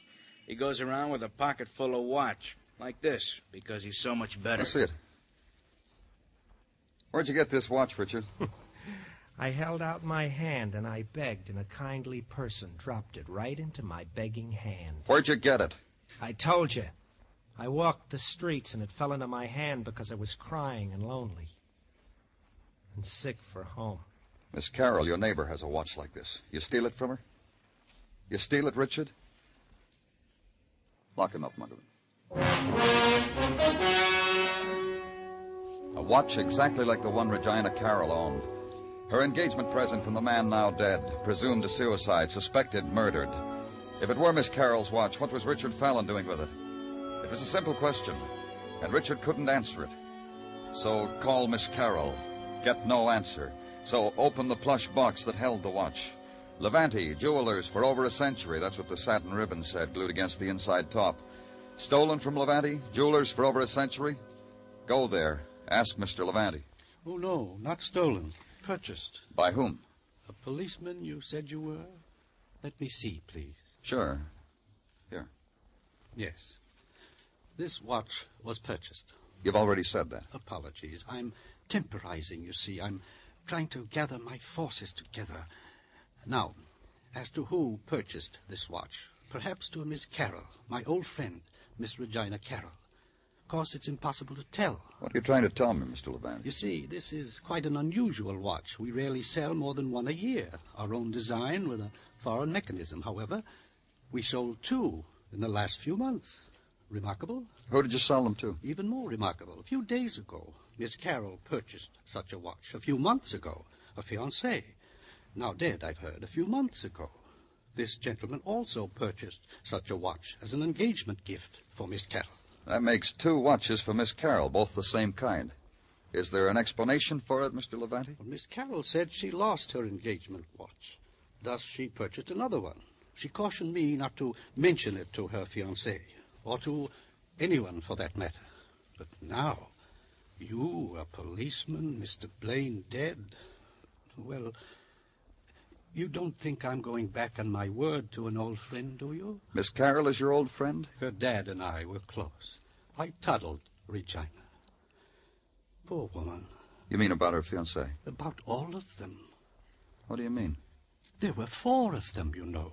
2 at college, 1 when she was a sophomore, 1 when she was a senior. Then about 10 years ago, a young man, since quite successful in groceries, has a nice store for select customers on Madison. Chap named Mason, I think. Miss Carroll was engaged 4 times, huh? She's 37, you know. She doesn't look it, does she? Still a beauty. A bygone day kind of beauty, if you know what I mean. Victorian? Would that be it?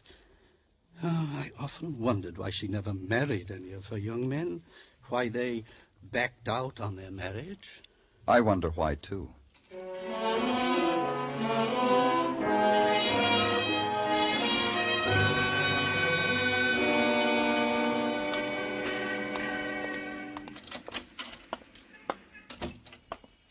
You need some help, sir? I'm looking for a Mr. Mason. All right, I'm Mason. I'm Danny Clover, police. The first name's Pete, Danny. You got a couple of minutes? Any time for you fellas. I need a couple of minutes to recuperate anyhow. Mrs. Smythe just had me on the floor. Oh?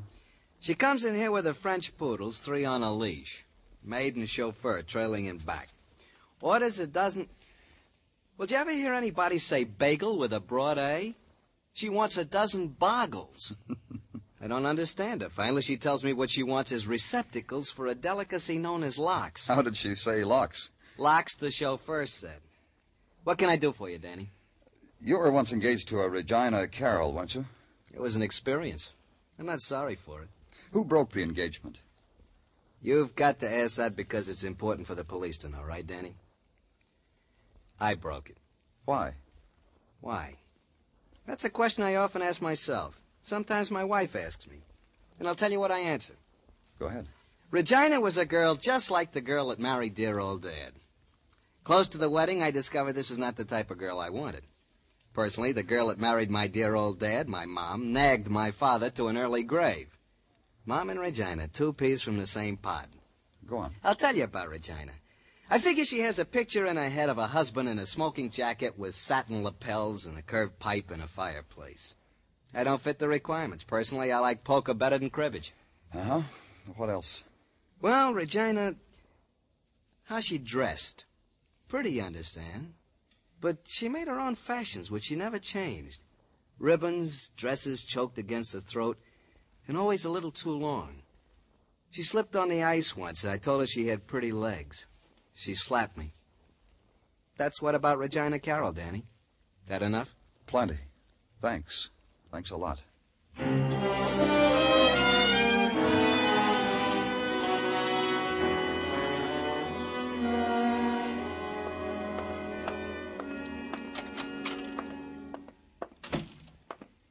Gordon? Danny Clover. I couldn't be more charmed if I tried. A quiet evening and technical, huh, Gordon? It was. Now the place screeches at me. Did you do that, Danny, just by walking in here? You mix yourself bitter pills in those test tubes? I don't have to. I have company. No offense. The gun that killed David Blaine. Get it out. Go over it again. I've already examined it thoroughly. My report was placed on your desk. Get it out. Well, I can recall it to you if memory fails you. .32 caliber, Smith & Wesson, fired once. Get it. Examine it. All right, Danny.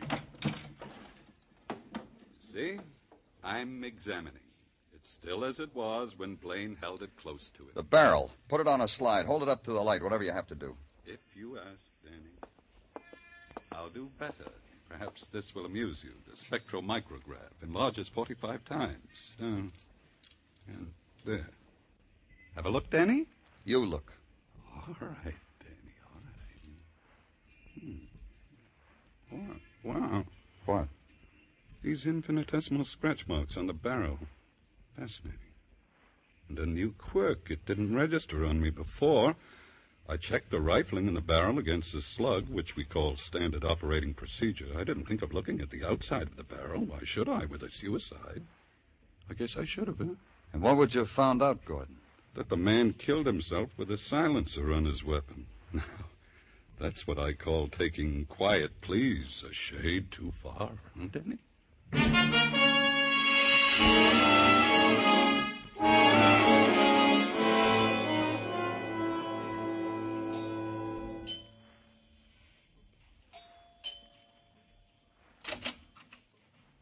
Oh, Mr. Clover.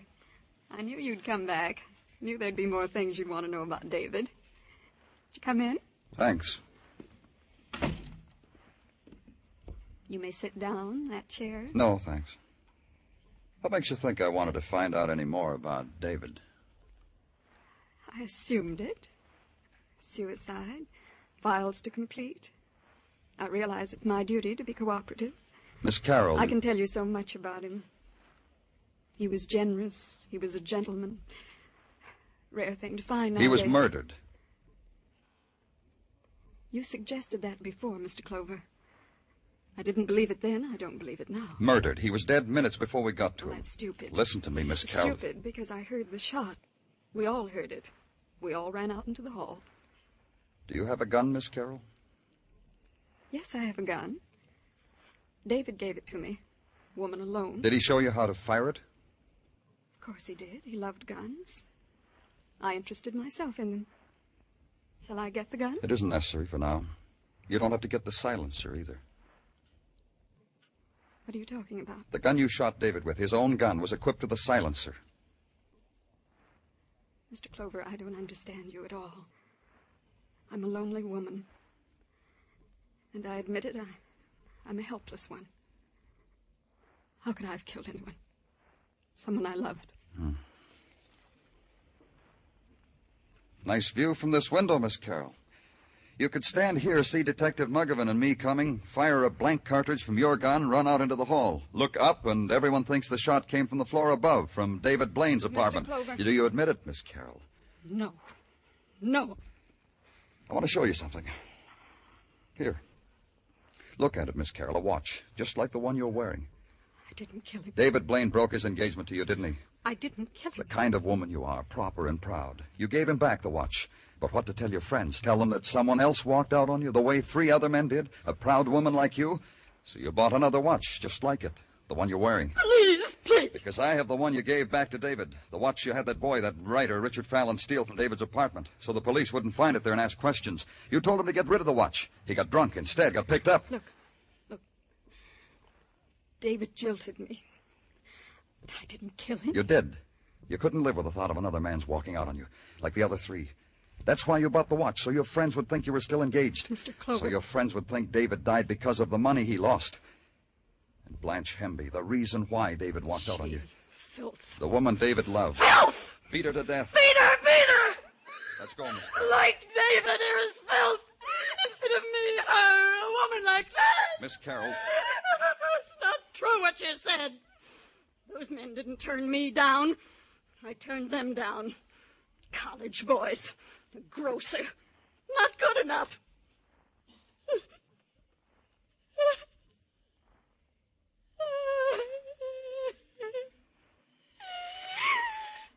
It isn't true. It isn't true. They did walk out. Why? Take me away. Put me someplace. I don't want to look at anyone. I can't look at anyone.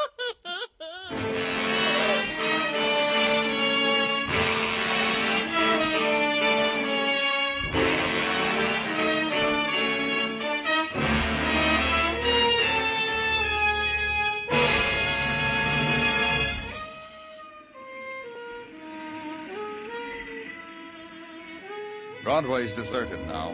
Maybe it's the heat. Maybe it's just that people get tired and want to go home because Broadway threw sand in their eyes. Maybe you found what you were looking for and couldn't stare it in the face because it's a street that'll give you anything you want, any way you want it.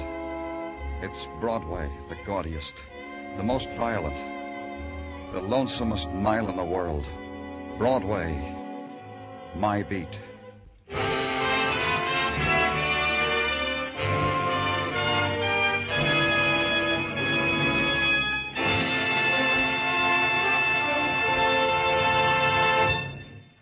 Remember, friends, for refreshment while you work, for enjoyment any time, chew a stick of Wrigley's Spearmint Gum. There's lots of lively real mint flavor in it to cool your mouth, freshen your taste, and sweeten your breath. And chewing Wrigley Spearmint helps keep you fresh and alert. You feel better, work better, get more fun out of doing things. So indoors, outdoors, at work or play, always keep delicious Wrigley's Spearmint Chewing Gum handy.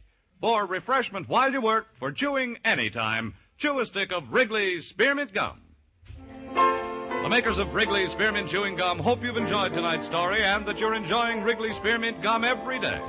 We invite you to join us next week at this time when Detective Danny Clover returns again with Broadway's My Beat.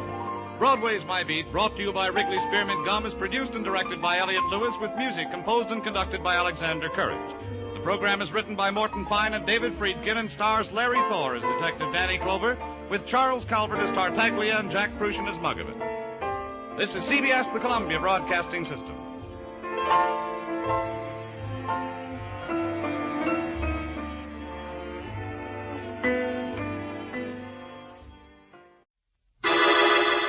Personal notice. Danger's my stock and trade.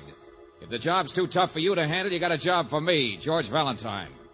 Write full details.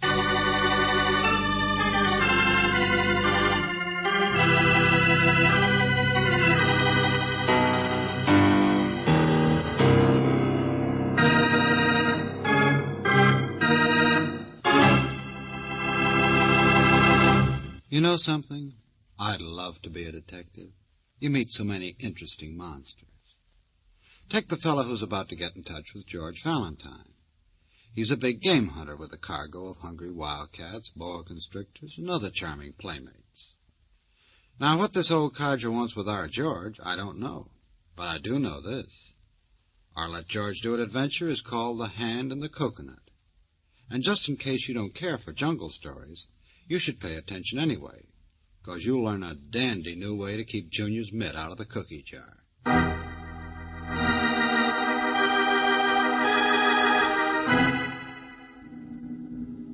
My dear Mr. Valentine, this is a letter about monkeys. My name is Derek Stang, the same Derek Stang whose exploits in the jungle you no doubt read as a boy. Yes, I'm still as alive as an old battleground of scars and fevers can be alive.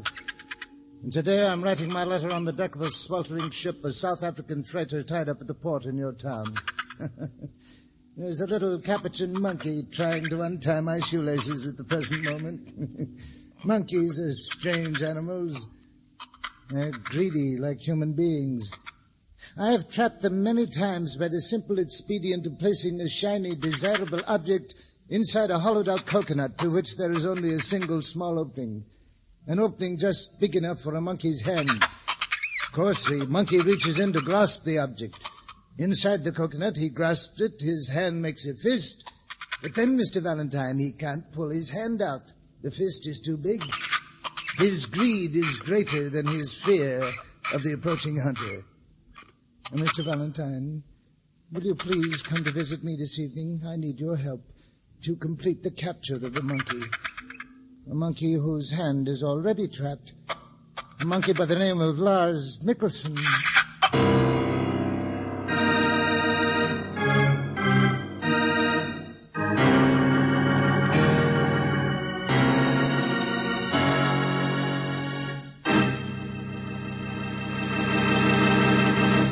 You are listening to Let George Do It.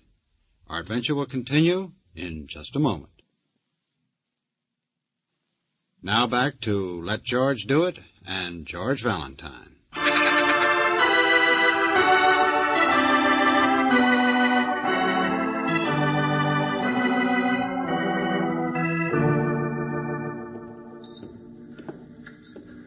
You didn't think I could stay away, did you, Mr. Stang? Here we are, through here. I'm supposed to be in bed, you know. But I was afraid you couldn't find your way from the pier. And so few people pay any attention to an old man. I've heard of you too, Mr. Stang, only somehow I always imagined you as... Taller, yes. More hair in my beard. Perched astride an elephant, perhaps. Isn't it wonderful? The romance there is in those old National Geographic pictures. Yeah, the greatest hunter in the world. Why, I remember when you... Oh, but I still am. Yes. Indeed, there's no one who can approach me. My exploits will never be... Wait a minute. That red sign back there, what did it mean? Quarantine, Miss Brooks. Ah? Animal quarantine. 10 days I've been stewing here because of some ridiculous, nonsensical... careful there. Oh, yes. Gangplank runs straight into the ship, into the hold. I'm all right. But quarantine for what? It's a plot against me, that's what it is. No lights on, the captain disappears. Oh, yes, he's ashore. He's having fun. I have matches. Here, The ladder to the... Oh! What in the... Steady. It's all right. It's a panther. Very rare specimen. Tore a couple of native boys to shreds when he got him. But he's in a cage now, aren't you, old boy? Yes, they're all in cages. Animals. A ship full of wild animals. Here, look here, see? It's a constrictor. 33 feet. Takes quite a crate to pack them in, doesn't it? Yeah. You see, through the little bars. And over here, the poisonous... Well, thanks. I'm not much interested in snakes. No, of course not. Too easy, much too easy. All of them are, you know. 60 years old I am. Living from pill to pill, fever to fever. Well, I guess you're still the greatest Red animal... tape, to be finally caught myself in red tape. Oh, you mean this quarantine? Yes, not one of my animals is sick, mind you, not one. Zoos all over the country waiting for delivery. But the day we dock, what happens? An officious young veterinary aboard for the usual government inspection, and he and the captain get together. Well, look, Mr. Stang, this veterinary or the captain, is one of their names Lars Mikkelsen? Is that what you meant when you wrote No. Mr. Bowling, that's the vet, Mr. Bowling. Your captain's name is Teague. You've had trouble with him before. Lars Mikkelsen is... Now, Baba, how many times have I told... Asleep, stupid like men, big booming feet on the floor. You come booming like elephants. All right. My wife, Mr. Valentine, men. This is... Oh, no. My wife is asleep, she means in there. Baba, these are friends of mine. We're just going to my stateroom. Well, go. Do not just talk about it. She's asleep. Be quiet. Of course. All right. Man, elephants in the mood. Here we are. What in heaven's name was that old thing in earrings? Baba. Old-fashioned notion of my wife's the personal servant, the devoted slave. I found her in Cairo 25 years ago. Claimed she could talk to animals. She looked just the same then, but she gets more and more obnoxious every year. Did your wife make this last trip with you, Mr. Stang? Oh, yes. Has to be somebody to tie my muffler, spoon out my medicine, yammer at the old man. Mr. Stang, wait a minute, look. What do you want me for? To be a witness. The hand in the coconut, Lars Mikkelsen. But who is The Lars? captain left the ship in charge of this man, an ugly, conniving rogue, the second mate. Lars Mikkelsen. Well, what did he do? What do you want me to be a witness to? Mr. Valentine, he stole my field glasses. What? Especially made ones they were, too. Finest Zeiss lenses. There were several things stolen during the voyage, but I was sick. I didn't notice. First a hunting knife, then other little things. Now you're to see that he has them, that's all. I'll testify to their loss. I'm seeing my lawyer in the morning. What makes you think Mikkelsen took these? The hand in the coconut, I told you. The field glasses I placed where he could take them. He won't let go. No one else could have taken them. He's up in his cabin now. Oh, you think this is trivial. I'm being vindictive. But, Mr. Valentine, people can't get away with things with me. I won't let them. Now, you'll find out for me, won't you? You'll come back first thing in the morning. This quarantine, my fevers, those nagging women, you understand, don't you? It's the last straw when somebody thinks I'm so ineffectual I can be stolen from without... All right, Mr. Stang, all right, yeah, sure. See you in the morning. The boyhood hero. How the mighty have fallen. Oh, George, I feel sorry Sure. What are you going to do? He's going to see his lawyer in the morning and prefer charges What can against... we do, Angel? I don't like a thief either. A hand in the coconut. Poor, worn-out, suspicious old guy. Well, least we can do is find out if he's right.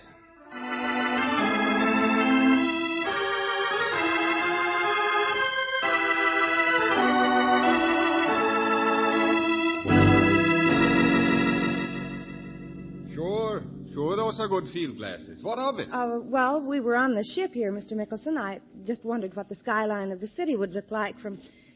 Well, I saw you with them around your neck, and... The name is Lars, sister. Second mates don't rate that mister stuff on a tub like this. I just been cleaning them in my cabin there. You want to go out on deck? Oh, wait a second. Zeiss lenses, huh? Nothing but the best. Who are you? What are you doing aboard? Oh, we're just visiting Mr. Stang. Oh, nasty old coot, isn't he? What's the matter, buddy? Whose glasses are these? Mine, of course. What are you talking about? They're a gift, that's all. Look, what's in the name of... Oh, excuse me. Mr. Mickelson, have you seen my... Well, how handy. Those are what I came for. These? Yes, of course, my glasses. I wanted to take a look at What? Wait a minute, Lorna, baby. You said you... Beg your pardon? I don't know who you are, but if this fresh sailor's a friend of yours... Baby, I don't... Mr. Mickelson, I want these field glasses. I loaned them to you, remember? Are you so stupid? Here you are, lady. Here you are. Thank you. You're not stupid at all. But then, maybe you're not a sailor. Bye-bye. Well, here's one for you, Angel. Tempest in a teapot. So much fuss over a pair of field glasses. Here's. They're on this ship, tourist. Now, get off, both What of are you. you so mad about? Who is she, friend? Passenger. Lorna Stang. Mrs. Stang. Mrs. Stang, but she was supposed to be asleep. Look, both of you, there's a gangway off the forward deck through here. Now, come on, be good, will you? I'm busy trying to get ready so we can unload when this crazy Wait quarantine... a minute. Why can't we go through here? No, you can't get the way off she that. came. Here, this is the door she came out of, isn't it? The same one you came from when we came in here? No, get away from there. Says you, handsome. I don't know why you should be so upset, Mr. Mickelson. There's nothing through that door except apparently your stateroom.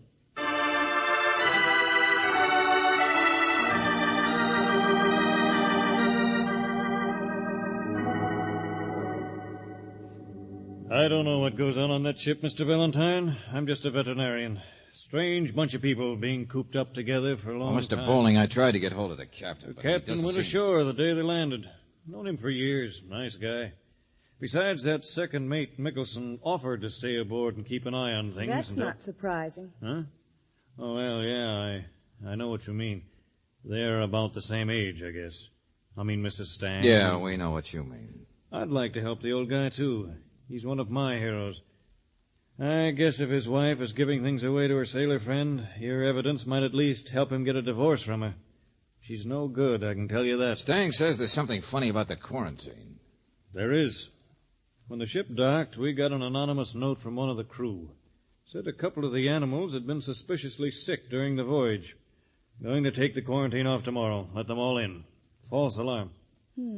Anonymous letter from one of the crew. Made sense at the time. Doesn't now. Will you clear that up? Well, George, after all, if Mrs. Stang is the kind of woman who'd pull the wool over her husband's eyes in one way, Not she'd exactly what I meant either, Miss Brooks. Oh, yeah, she might have written the note. To finagle a couple of more weeks with a sailor? That's not likely. It's Derek Stang who's sick, Mr. Valentine. We know that. He keeps alive from medicine to medicine. Old fevers, something tropical. Medicine in blue wrappers? Huh? Yes, as a matter of fact. Tablets of some kind. Something pretty strong, I should imagine. But his wife... His wife is also his nurse, Miss Brooks. He depends on her. Aside from his money, she's all he's got. Only, Mr. Valentine, why did you say blue? Because I noticed a stack of blue papers in Lars Mickelson's cabin. George. The greatest hunter in the world. Suppose he's the one walking into a trap. Yeah. Suppose it's his hand in the coconut.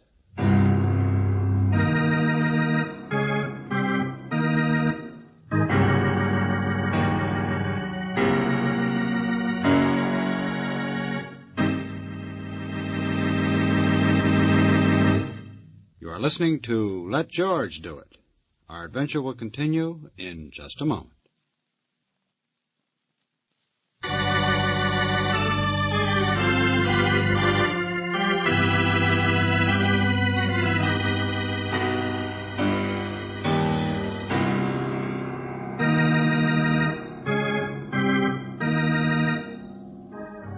And now, back to George Valentine. The Hand in the Coconut. You meet one of your childhood heroes, the greatest hunter in the world, Derek Stang. You find that he is still the greatest hunter when it comes to animals, but his observation of human beings is a little less acute. He thought you would trap Lars Mikkelsen for stealing a pair of field glasses. Instead, you have trapped him for stealing Mr. Stang's wife. Or is it the other way around? If your name is George Valentine, you have begun to suspect that the person who is really in danger of being trapped is the hunter himself. I don't know what I can do in this situation, Mr. Valentine, dragging me down to the waterfront. I know, Doctor, I know. I'm sorry we had to get you out of bed. Oh, look at that fog. Stang must have his own position, you know. I can't interfere. Mr. Stang's stateroom is right here. Don't see his wife's watchdog around any place, do you, Angel? Come on, let's slip into his cabin. We'll wake him up. Georgie's not here. He's gone. Well, you dragged me out to look at a man you think might be sick or... There, you see? He's so sick he's out walking around deck someplace at 6 a.m. or going someplace else. Well, I'm a doctor, Mr. Valentine. Do you expect me to take seriously the idea that... Here, look at these. Yeah. Blue papers. In the wastebasket. George, the same as those powders, those tablets were... Yeah, only look how many of them. Yes, the accumulation of days, judging from the other trash. Strong. Well, I grant you the old man is taking strong medicine, but men who are poisoned generally die in bed. Uh-huh. And if a man had been living on this stuff, he could build up quite a resistance. In fact, Mr. Valentine, while it might hurt you or me, he couldn't be poisoned with it.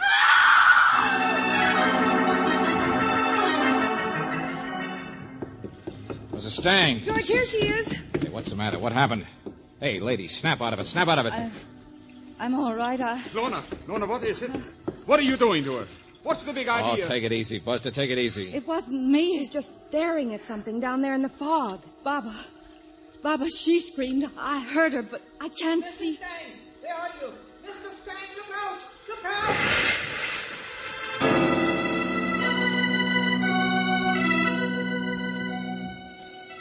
In the water. He fell in the water. George, I can't see him. There's his cane, but it's so far from the wharf. Not there. He's not here. He's gone down. I could see him go down. The current's so fast I can't do anything. Hey, there's the police over there. Get a boat for him, Mickelson. Step on it. The current's so fast. All right. Do what you can. He just fall. I could see him now, fall. listen, old lady, will you There tell was us? something the matter with him. He walked like the blind. I call out, I shout. I tried to grab him in time, but he falls. Policeman over there on the deck saw the splash too, Valentine. Looks like Stang's been swept out. All right. Only Mrs. Stang. Leave me alone. My baby, I could not grab in time. Don't touch me, Baba. Oh, my baby. Baba, come here, will you? Now, look, he fell here, huh? Over this rail? Yes, I think. It was in the fog. I Okay, couldn't... now listen, I don't believe you. And I don't mean just the rail. I mean the scuppers, wide and deep, see? If a man fell, he'd only land against the rail. Men. He fall, I say. I saw him fall. They're not doing much good, Valentine. Mickelson. The police couldn't get out in time, neither could I. He didn't come up. He's gone. He's gone, you understand me? Yeah, I understand. It's as phony as a lead nickel.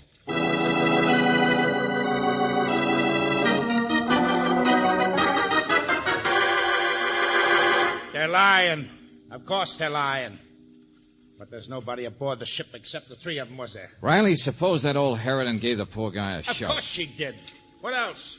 You already saw how Baba was covering for Mrs. Stang, didn't you?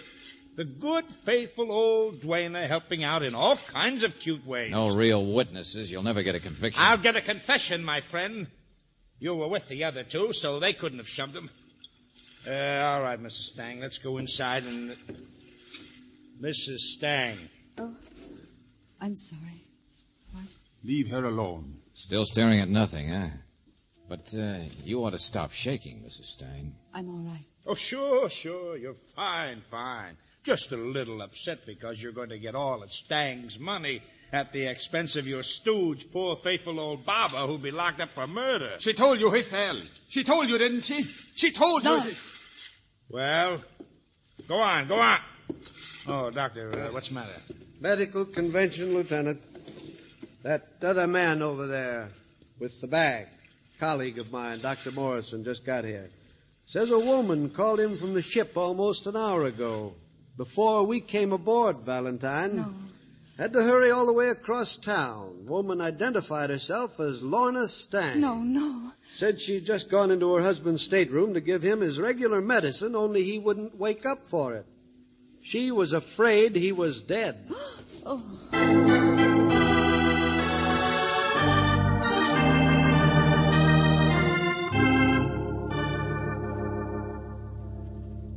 So it was just his body that went overboard. Don't you understand, Riley? We'll get a confession. The three of them are in it. Hey, wait a minute, hold it. Doctor, what else in that wastebasket? Same wrappers, same medicine. So they poisoned him. What difference does it make? Will you ever prove it? I don't have to. No. Even if you had his body, you wouldn't either. Tablets are gone from the mate's cabin where I saw him, aren't they? Huh? What's that got Hey, to do Doctor, with it? tell me. Derek Stang lived on this stuff. What would happen if it were taken away? It's hard to tell. Die sooner or later, probably. Uh-huh. Well, suppose Lorna Stang had left those tablets with the mate. Suppose they were substituting something harmless for the strong stuff in the blue papers. Suppose that was the idea. Even an autopsy couldn't prove that absence of medicine had killed a man. Hey, where you going? Where do you think, Riley? To catch a monkey.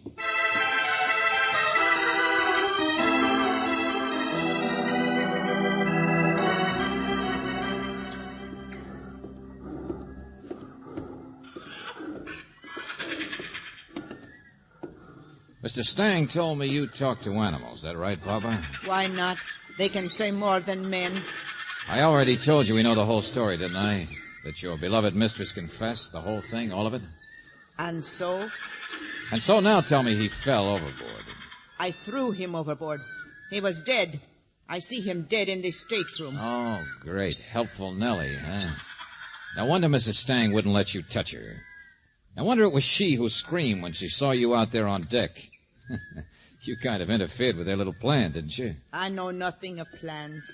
You knew enough that when you saw the body, you figured it was murder and thought you'd better be helpful and get rid of the evidence. She is my mistress. For her, I would do anything.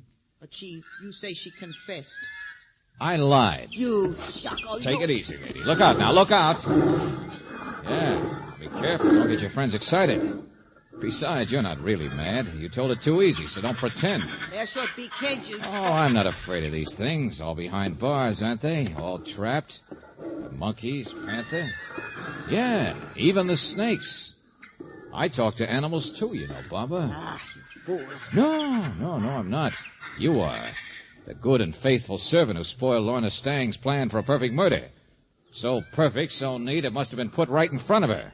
Like bait in front of an animal, like a shiny object in a coconut to trap the greedy Look monkeys. out. They move the cages. Sometimes there are accidents. Cut it out, old woman. I'm not afraid. But everybody else seems to be. Stevedores, policemen. They don't come any closer than they have to, do they? You're only too glad to get rid of this slice of the jungle. Now, let's see. All consigned for shipment to Derek Stang's animal farm. You talk like the wind. Ah, men. Old woman, so faithful to Lorna Stang. I guess she believed it. You put up a pretty good act. But then she's young. You can't have been with her very long. And the great hunter told me he found you in Cairo 25 years ago. Faithful to whom, Baba? Now, let's see. Who's everybody most afraid of? Snakes, I guess. Boa Look out! Don't touch a cage! The great hunter. Greatest in the world. Hello, Mr. Stang. Stand very still, Mr. Valentine. Oh, yeah. Now I get it. The snake was the dead man, thrown overboard. Yeah. Even when I was a kid, I knew how good you were. Don't know why I thought you were slipping. There is a snake in the next cage under my hand, a live one, poisonous. You will stand here quietly until I am loaded off the ship with my animals. No, you're not a hero anymore, just a guy who baits coconuts. Waits until the monkeys bite. Think they've killed you, and then mess things up by having Baba throw something overboard with a splash.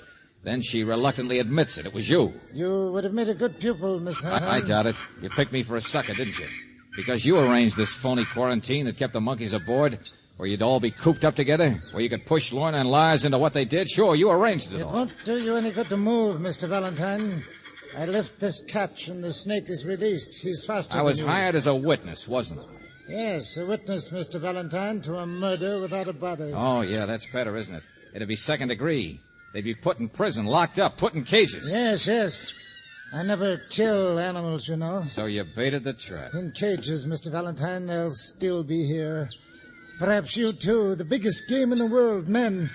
And I am the only hunter in the world who ever Hold tried... it, Stang, hold it. Now you listen to me. I'm just an amateur, see? Mr. Valentine, there's no more time. It's up to the When I snake... go hunting, now you listen to me. I'm stupid when I go hunting. Because I carry a gun. Hey, you see? Now your snake's dead. So you stand still, Buster. I could probably get a game permit for you.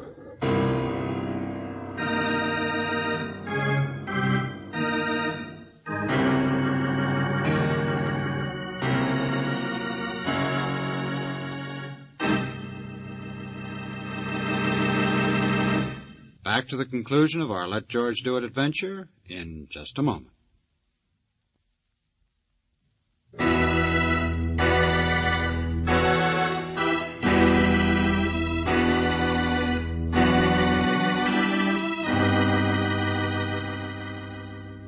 But Stang didn't do anything. That's the awful part. He made the other people do things that were wrong, so there's nothing the police can hold him for. Angel, Derek Stang was really successful. You know that, don't you? Yeah, he kept trying to get bigger and bigger game all his life.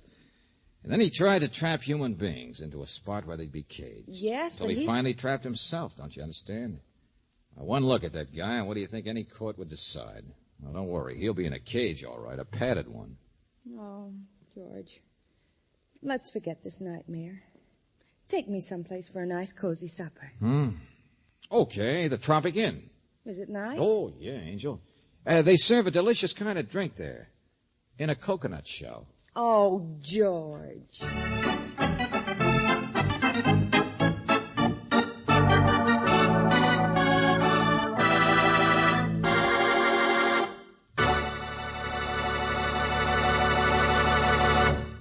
You have just heard The Hand in the Coconut, another Let George Do It adventure.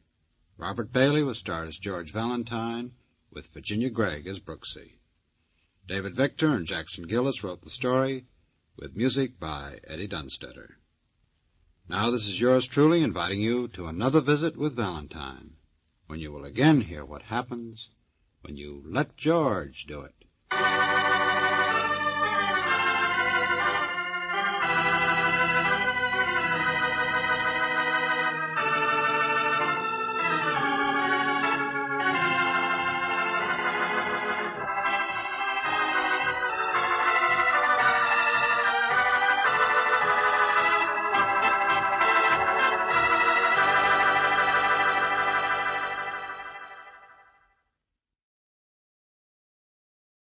Three chimes mean good times on NBC. You're invited every Saturday over most of these NBC stations to a one-hour concert by the renowned NBC Symphony. Tomorrow's symphony performance features Metropolitan Opera star Helen Trouble as guest soloist. For tomorrow's broadcast, the orchestra will be under the baton of the widely acclaimed conductor Wilfrid Pelletier. For the world's great music, hear the NBC Symphony brought to you tomorrow and every Saturday. Transcribed. Ladies and gentlemen, the ringing of that phone bell brings you mystery, adventure. Nero Wolf's office, Archie Goodwin speaking. Yes, who's calling? Mr. John Blake? Well, is this a matter of business? That's fine, Mr. Blake. I'll just call him. Archie, I'm not here. Tell him I'm up in the plant room with the orchids. I was going to call him to the phone, but he's up in the plant room with his orchids. What sort of a case is this, sir? Really? Really, is that so? Is it a man or a woman? Oh, I understand perfectly. It's a man. Well, at least that's something different. Yes, sir. Very urgent, I understand. And I assure you, Mr. Wolf will be here waiting for you. The fee? Shall we say about, $1,000? I will not see any client until after dinner. Fritz is having mountain quail on toast. Yes, Mr. Blake. Come at once. What were you saying, boss? Confound you, Archie, nothing but business. All the time. What's the problem? I don't know. And at $1,000, considering our bank balance, I'll help him poison his great-grandmother.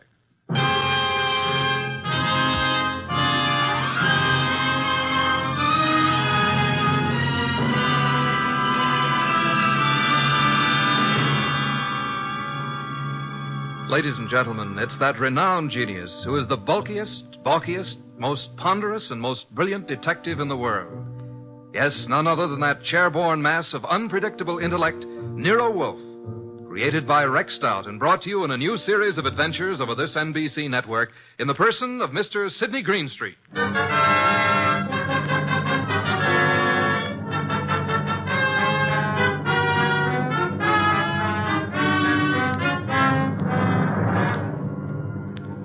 we chose to refer to as the case of the hasty will began, of course, with an urgent phone call from the mysterious John Blake. At the moment, Nero Wolfe was seated in his chair, which was specially built for his 300 pounds, and I was giving him a lecture on the importance of money. Archie, that will do. I'm not interested. You will be when you learn you can make no more purchases of beer and Skittles. You've passed up 2 cinch cases now. Each would have meant a healthy fee. Let us hope this Mr. Blake has a nice, fat problem that will take us days to solve. Archie. Yes, sir? Answer the door. Good evening. I'm John Blake. Oh, yes. Come in, Mr. Blake. You have no idea how welcome you are. Archie, show Mr. Blake in and close the door. That draft is unbearable. This way, sir. Mr. Wolfe doesn't care for anything resembling air. Oh, I'm Archie Goodwin. Good evening, Mr. Blake. Mr. Wolfe, I have a little business for you. Now, before you say anything, I know you're not a lawyer. I'm not a member of the bar, let us say, Mr. Blake. Of course. What kind of business, Mr. Blake? I have here a short will, which I have typewritten myself. I haven't signed it yet.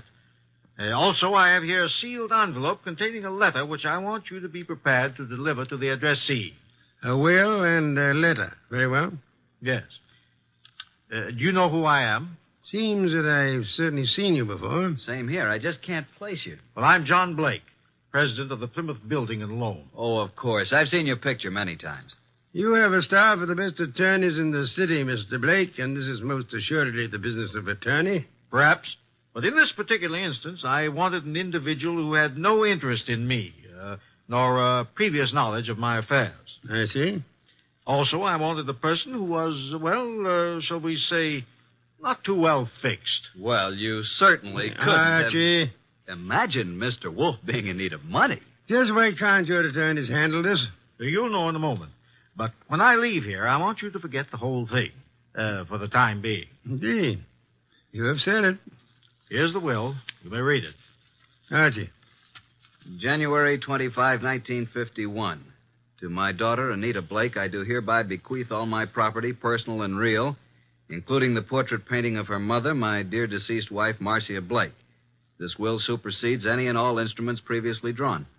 So, simple enough, isn't it? That's all. Now, the pen, please, and I'll sign it.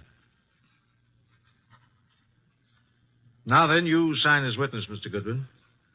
You retain the will, Mr. Wolfe, and the envelope here, which is addressed to Hilary Blake, my brother, who is now living in this city. Your brother? He's just recently returned from 25 years in Australia. Though Hilary has written me several times, I have not favored him. We've been estranged these many years over, a certain unpleasant situation which this enclosed letter will clear up. Are you in fear of your life, Mr. Blake? Murder? No, Mr. Wolfe. There was a time, yes, but, not now. You will know what to do with the will and the letter, though, when the time arrives. Now, as to your fee, you said, $1,000? Well, we usually receive... $1,000 will do. Well, here's a check, all made out. If you're thinking of suicide, Mr. Blake, we must warn you. If you don't care to go through with this, please say so. I'm not planning on suicide, I assure you. We have taken the job, Mr. Blake. And good evening, gentlemen, and thank you for your kind indulgence. Well, that's the simplest little $1,000 we ever made. I believe, Mr. Goodwin, you're going to be quite surprised. I want you to get acquainted with John Blake's secretary. You have more than earned this $1,000, young man.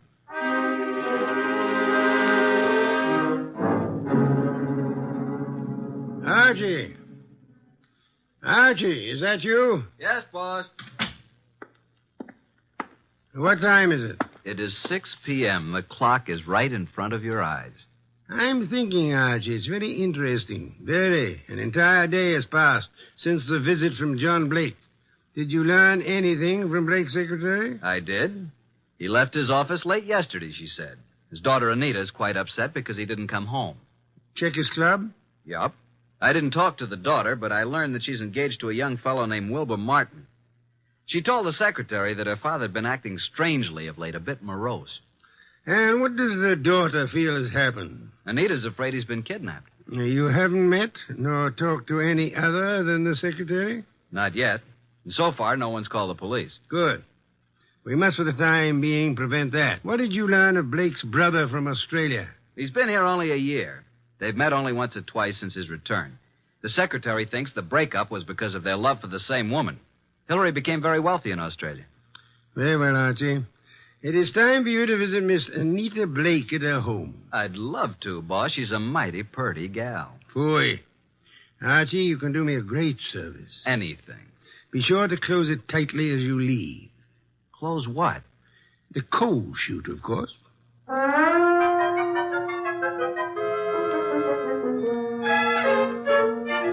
I'm awfully glad you could come, Uncle Hillary. Wilbur seemed to think you might know something about Father's disappearance. No, I don't know, Wilbur. I'm just as nonplussed as you are. When did you see your brother last? Oh, it's been 4 or 5 months. Why? Well, I just wanted to know. What do you two think has become of him? Surely you know his recent actions better than I. Well, at first I thought he'd been kidnapped. Now I'm afraid it's suicide. Oh, I say, really now. Have you been putting such ideas into our head, young man? On the other hand, could have been murder. Indeed.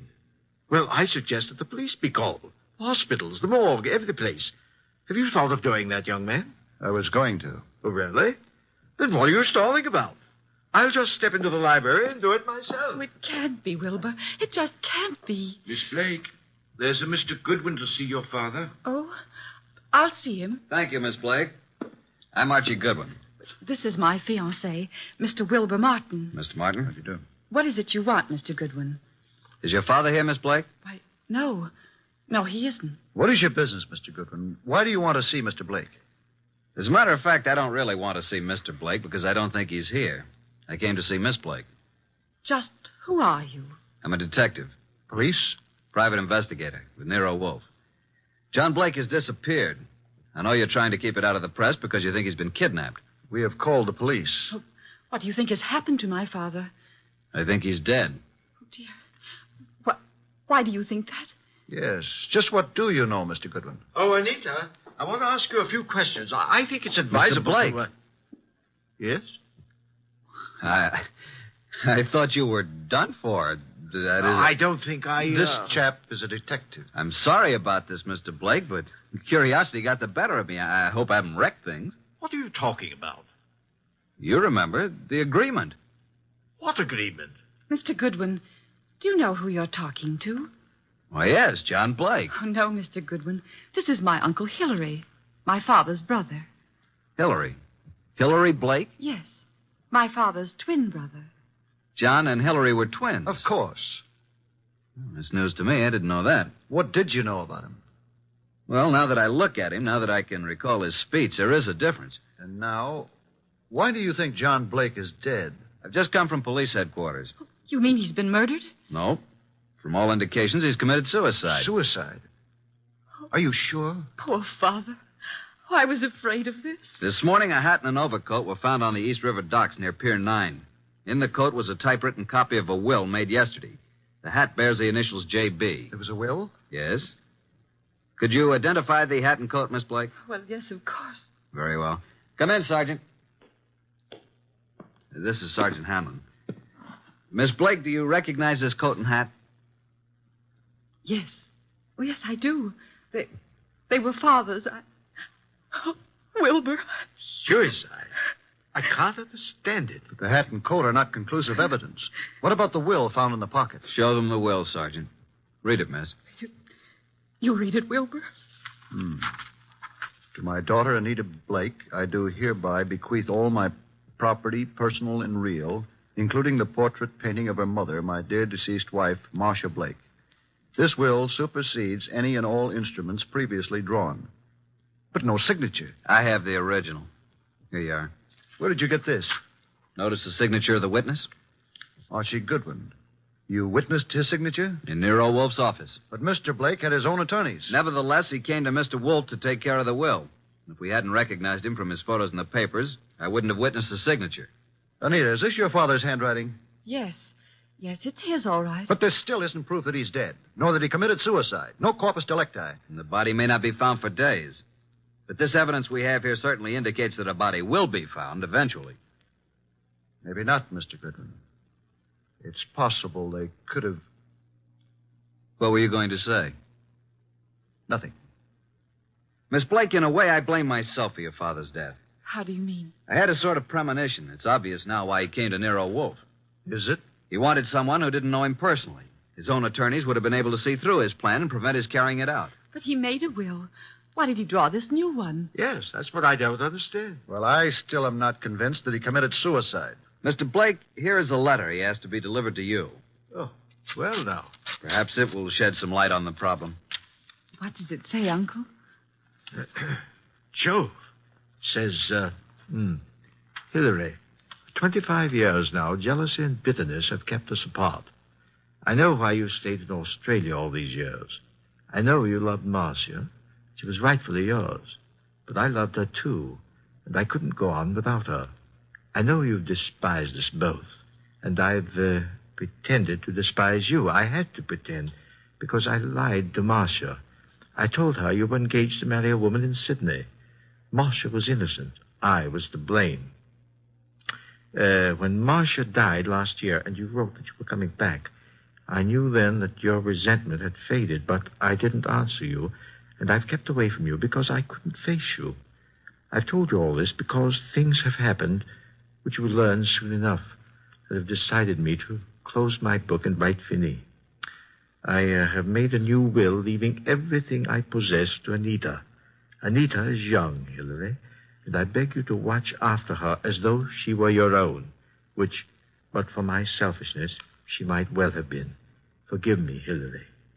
Well, this certainly indicates suicide. But what does he mean by things have happened? That, Miss Blake, is the motive, for which we'll just have to wait.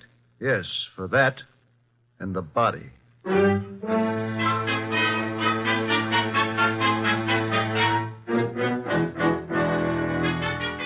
Well, boss, up here in the conservatory a bit early, aren't you?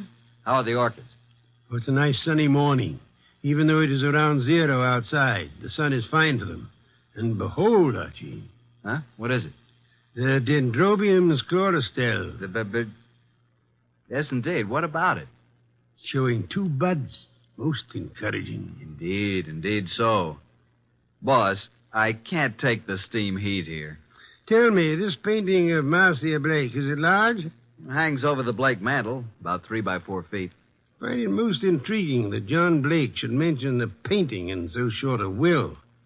And Hillary, does he seem to offer any suggestion on this problem? He has very little to say. Wilbur has definite ideas, and he's in there pitching all the time. He has a rather unpleasant way about him, though. You have talked with Inspector Kramer? I have. And asked Miss Anita and Hillary to meet you at the morgue to look at the body? Right. And I left Wilbur out of this gathering. This body is practically unidentifiable, huh? In Kramer's opinion, it is. After you're finished down there, I'd like to have a chat with this Wilbur Martin. Okay, but you'll get nothing out of him. I've tried. Archie, you're becoming so conceited. Soon I fear I'll have to fire you. If it were summer, I would forthwith resign. Run along and close our coal chute behind you.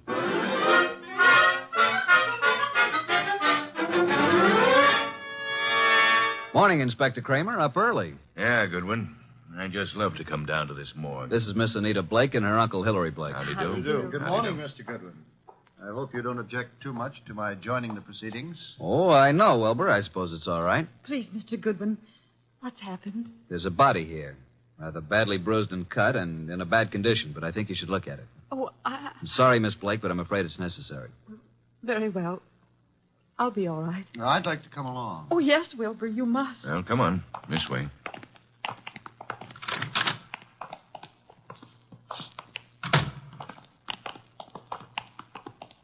Well, here we are. Wilbur. What do you say, Miss Blake? Now get hold of yourself, Anita. Please, you must. Yes. Yes, that's Father. And you, Mr. Blake? It's certainly hard to say. It looks as though it might be John.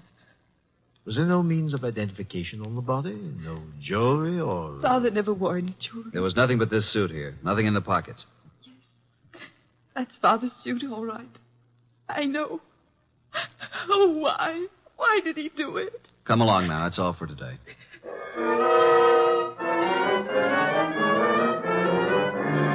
Mr. Wolf, this is Mr. Wilbur Martin. Ah, yes. How do you do, Mr. Martin? Sit down. Thank you, sir. No. Take the red leather chair. That's right. So glad you could come. Archie, beer first. Tell me, Mr. Martin, you saw the body? I did. Whether it was John Blake or not, I'm not sure. But Anita feels positive enough. You are skeptical about the suicide theory, huh? Well, yes, I am. Are you trying to cast suspicion on someone else? No. He thinks he was murdered. I do? But not by you, of course. Certainly not. But who would know that John came here, signed the will, and gave us the letter to his brother? He must have contemplated suicide, don't you think? Are you positive it was John Blake who signed the will? How interesting. You think it was his brother Hillary who came here, posing as John, huh? It could have been. But the man was quite gray and had no Australian accent. Hillary could have dropped the accent for a short while and grayed his hair, and they were twins. It's so enlightening, Mr. Martin. Do go on.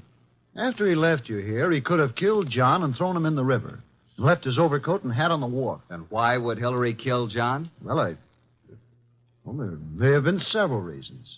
Maybe because of Marcia. Several reasons. Tell me, did John Blake object to your engagement to Anita? No, why should he? I don't know. Amelia asked. Anita Blake identified her father's handwriting. She identified the body. You still believe it's murder? Maybe she only thought it was his handwriting. You had best be careful, Wilbur. In trying to make a murder out of this, you might place yourself in a most unhappy position. I checked the letter and the will with papers at John's office, and the handwriting is identical, in my opinion. Maybe Hillary is clever at forgery. Maybe. Did you have the experts check the writing? Not yet. Then how can you tell unless you had a bona fide sample of Hillary's writing? I take it that you found a sample of Hillary's writing? Some letters from Hillary to John? Yes. I found a package of them in John's desk at his home. That, Wilbur, is most encouraging. Here they are. Several of them tied together. Some written in 1928 and a couple in 1948. Now, we'll tell you something. We never thought John committed suicide either. You didn't?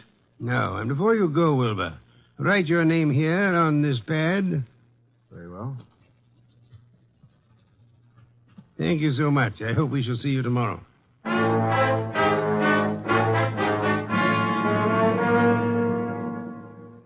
Well, I'm surprised, Inspector Kramer, to see you out in such inclement weather. I like the cold spells. Sit in the red leather chair. Yeah, thanks. Good. Have your experts finished checking the will and the letter? Yep, but not all through with the package of Hillary's old letters that Wilbur found. What's the verdict? If this is forgery, it's the cleverest bit of forgery we've ever come across. My men say the will and the letter you received appear identical with the specimens from John's office. Indeed. The will and the letter then do seem to have been written by John Blake. Yes. But on the other hand, and this is unusual, by comparing this letter from John with a letter Hillary wrote from Australia in 1948, we found characteristics in both men's letters which were definitely similar. Then, Inspector, you feel that Hillary might have written the letter and signed the will. That it was Hillary who came to my office? It's a tough thing to prove, but I think that's being on the right track. Inspector, what about the rest of the package of letters I got from Wilbur Martin?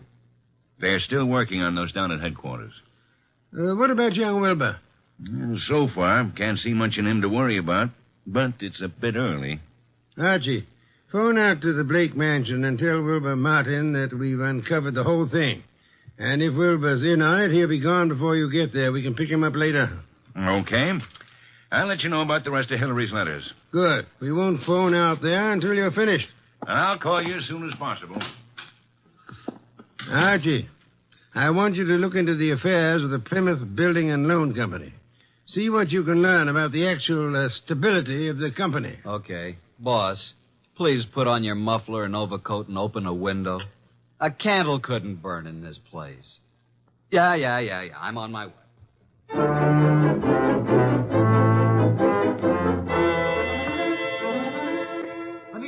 Anita! What is it, Wilbur? What's happened? I came out as soon as I heard. Well, what's happened? Speak up, man. You haven't heard? You don't know? No, what? Look at these headlines.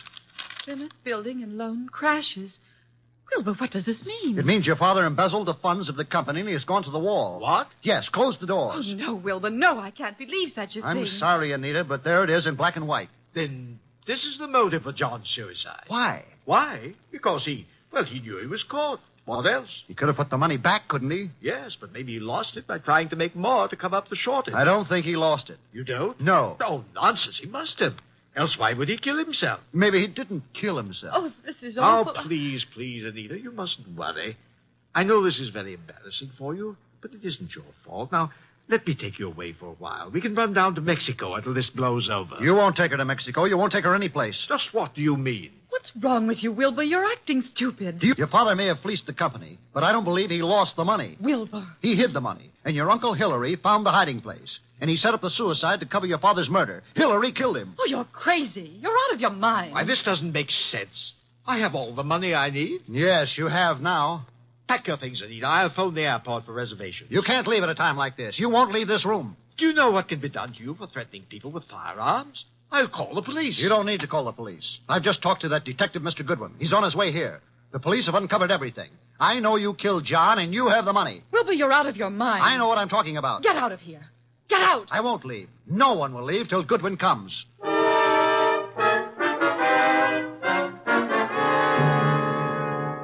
Ah, Archie, come in, Miss Blake.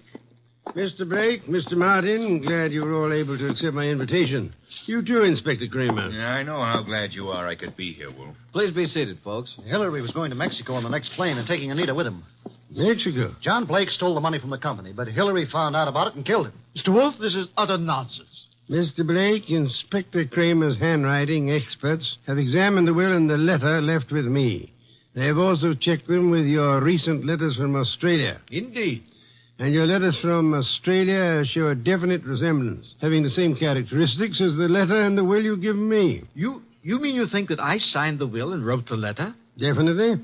Ridiculous. But there's something else. The will mentions a painting of Marcia Blake, Anita's mother. Archie, where is that painting? Did you bring it? It's here. Bring it in here, Sergeant.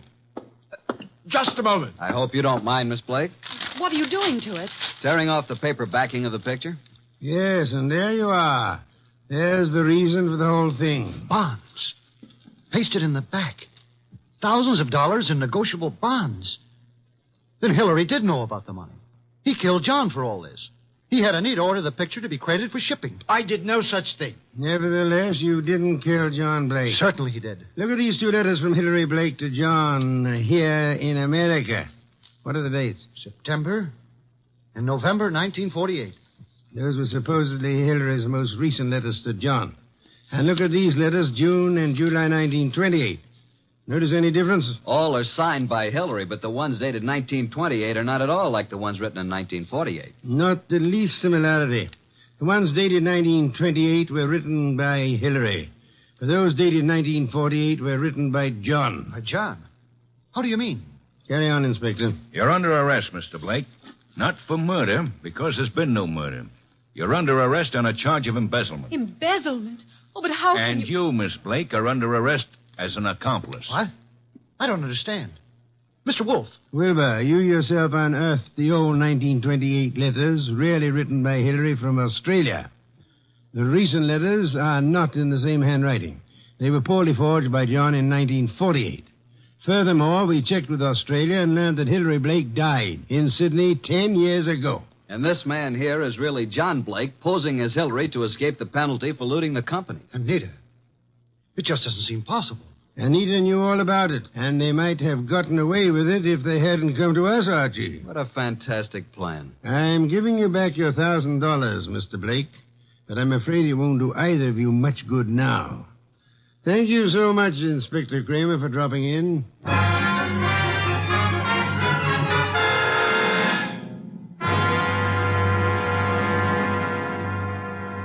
Well, boss, that was a clever bit of deduction.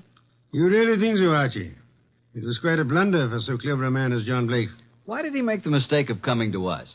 There are many holes in the plans of the criminal mind. He must have forgotten about the 1928 letters, or he would have destroyed them. And he underestimated Wilbur's intelligence. And I thought he was a dope, too. But he was half right. He really slipped up on the body in the morgue. Inspector Kramer was most kind to cooperate with us in that little act. Anita was too eager to identify the first body she saw. And the painting. You sensed there was more importance attached to it than the fact that it was a work of art. True. Some beer, please, Archie. Coming up, boss? Now, that brings me to an unpleasant subject. What's that? You were talking about resigning. Are you still in that frame of mind? Resigning? When did I say anything like that? Then you're going to be content with conditions as they are? Why, of course. What are you saying? And you don't mind it a bit as long as this dreadful weather continues? Well, not at all. Don't mind what? Going in and out of the house through the coal chute.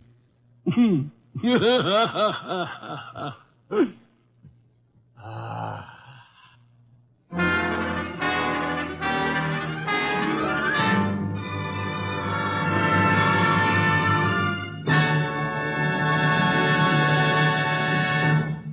You have been listening to The New Adventures of Nero Wolfe, starring Sidney Greenstreet.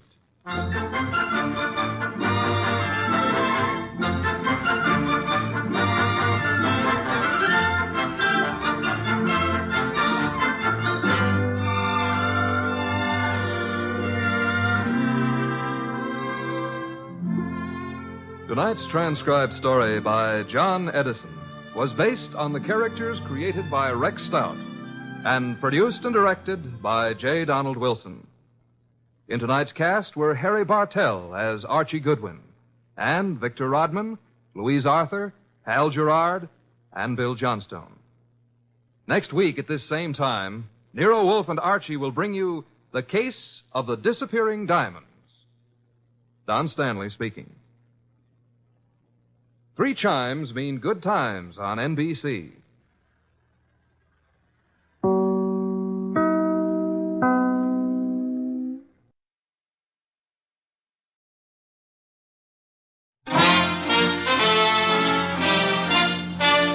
Listen while the makers of Rexall drug products and 10,000 independent Rexall family druggists bring you Dick Powell as Richard Diamond, private detective.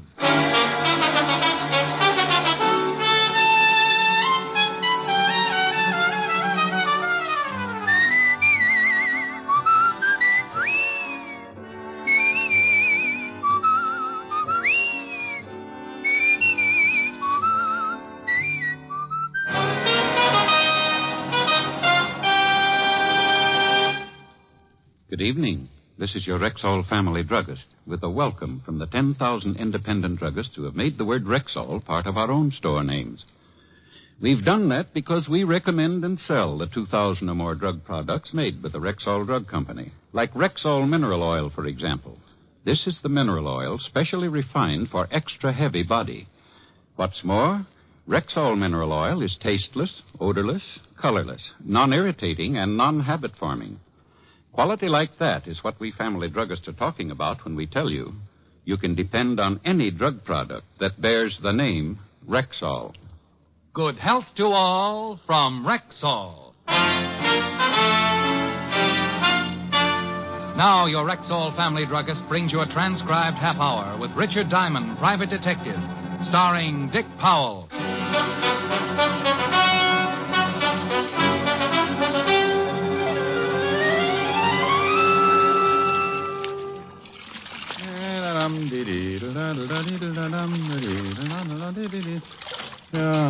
Oh, pardon me. Huh? You know where I might find Mr. Richard Diamond? You want to hire him? Yes. Well, stop being so bashful, friend. Come in, come in. Thank you. You're Mr. Diamond? Well, any resemblance to the Irish washerwoman is purely intentional. Do you always do your own laundry? Always. Keeps my petty cash from looking too petty. Sit down, Mr. Baxter. Clay Baxter from Oak Mulgee, Oklahoma.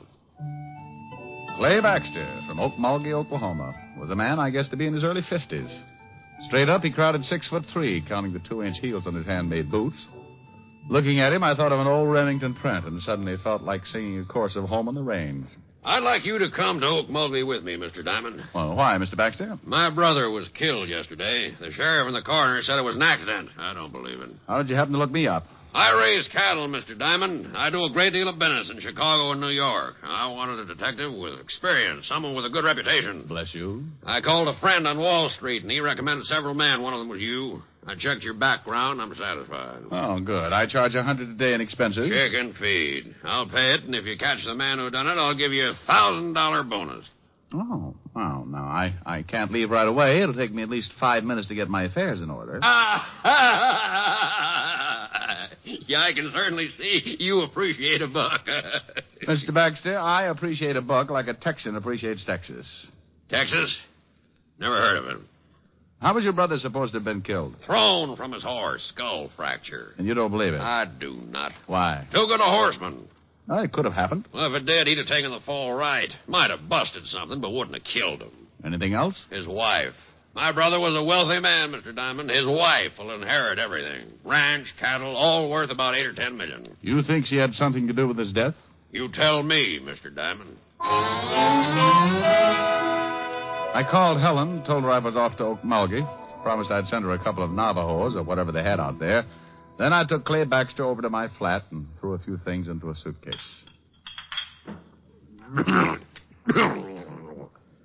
Oklahoma's dry.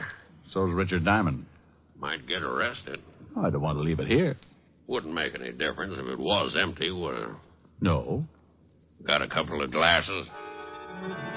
A fifth usually adds up to a full evening, but that's only when Clay Baxter isn't around. When he poured one for the road, the water line receded 6 inches.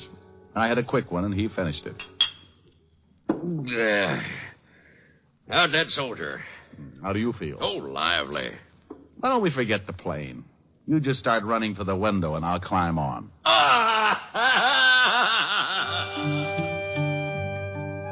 Okmulgee, Oklahoma. Population 17,091, according to the last census, and very hot in August. Baxter's station wagon's waiting at the airport, and the driver took us into town, where I was introduced to the local law. This here's Sheriff Billings. How are you, Sheriff? Jim, this is Mr. Diamond. He's a private detective from New York. Howdy, Diamond. Howdy. Private detective, huh? Oh, I've been called other things. Still ain't satisfied, huh, Clay? Not yet. And you ain't either, and you know it, Jim. How about it, Sheriff? You think Mr. Baxter's brother was killed deliberately? Coroner says it was an accident. Hit his head on a rock. That ain't what Mr. Diamond asked. Well, Will Baxter was a pretty good rider, but he could have been thrown. All the evidence says he was. Could see plain where his horse bolted. What could have made his horse shy? Snake, maybe. Not that horse, and you know it, Jim. Well, maybe stepped in a chuck hole. He was limping right bad when he got back to the barn. No signs of anyone else near the body? Well, when I got there, some of Will's boys had already ridden out. Who found him? A couple old miners, Luke and Phineas Merriweather. Well, let's go out to the ranch, Mr. Baxter, and take another look at the spot where your brother died. Will Baxter's ranch is 40 miles from here, Mr. Diamond. Maybe you'd like to go out to my place and freshen up a bit first.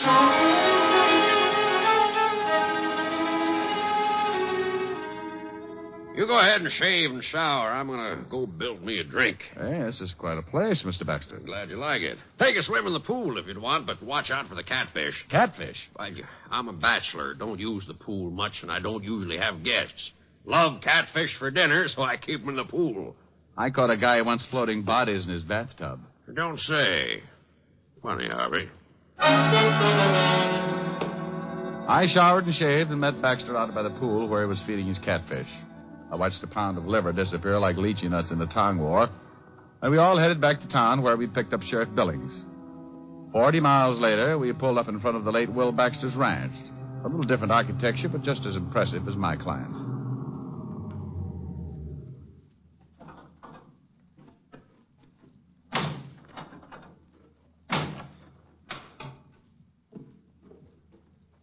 Clay. Afternoon, Sheriff. Oh, Wilma. Afternoon, Wilma. Wilma, this here's Mr. Richard Diamond. Wilma Baxter, my brother's wife. How do you do? How do you do, Mr. Diamond? Private detective. Come up from New York. Oh? Well, why don't we all go in the house? It's too hot out here. Mr. Diamond wants to go out and look at the spot where Will got himself killed. Certainly. Have one of the boys fix you up with some horses. When you're done, why not stop back for dinner? Mr. Diamond's eating with me, and he's going to be pretty busy for a while. Now, I'll give you a rain check, Mr. Diamond. Oh, thank you. I'd like you to tell me about New York. It's been a long time, and I've almost forgotten what it's like. Let's go, Jim. It's getting late. Bye, Mr. Diamond. Nice meeting you. Goodbye, Mrs. Baxter.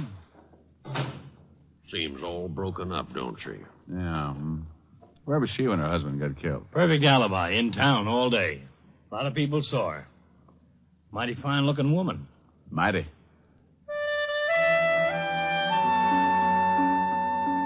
We all rode down to the stables, and one of the hands saddled up 3 horses, and we started out across the open desert. For a man who had spent all his life riding around in taxicabs, the experience was just short of agonizing. Just up ahead, Diamond. Swell. Never rode much, did you? No, I always bounce like this. Like to make my money belt jingle. Well, here it is. Whoa. Yeah, whoa.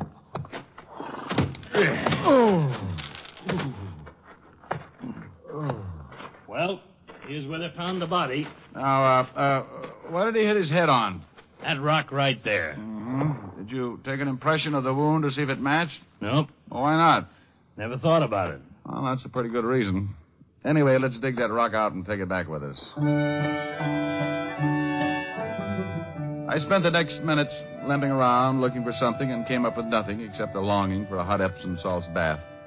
We dug up the large rock and took it back with us to Wilma Baxter's ranch. Whoa, whoa, whoa, whoa. Oh. Howdy, Sheriff.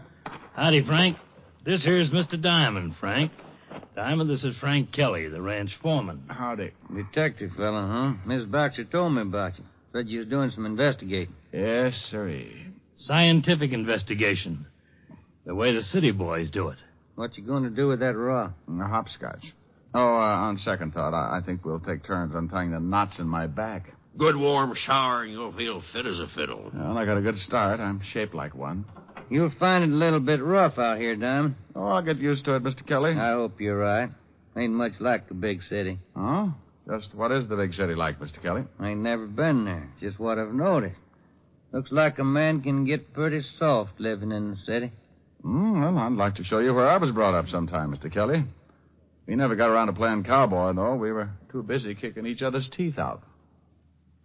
See you later, Mr. Baxter. So long, Sheriff.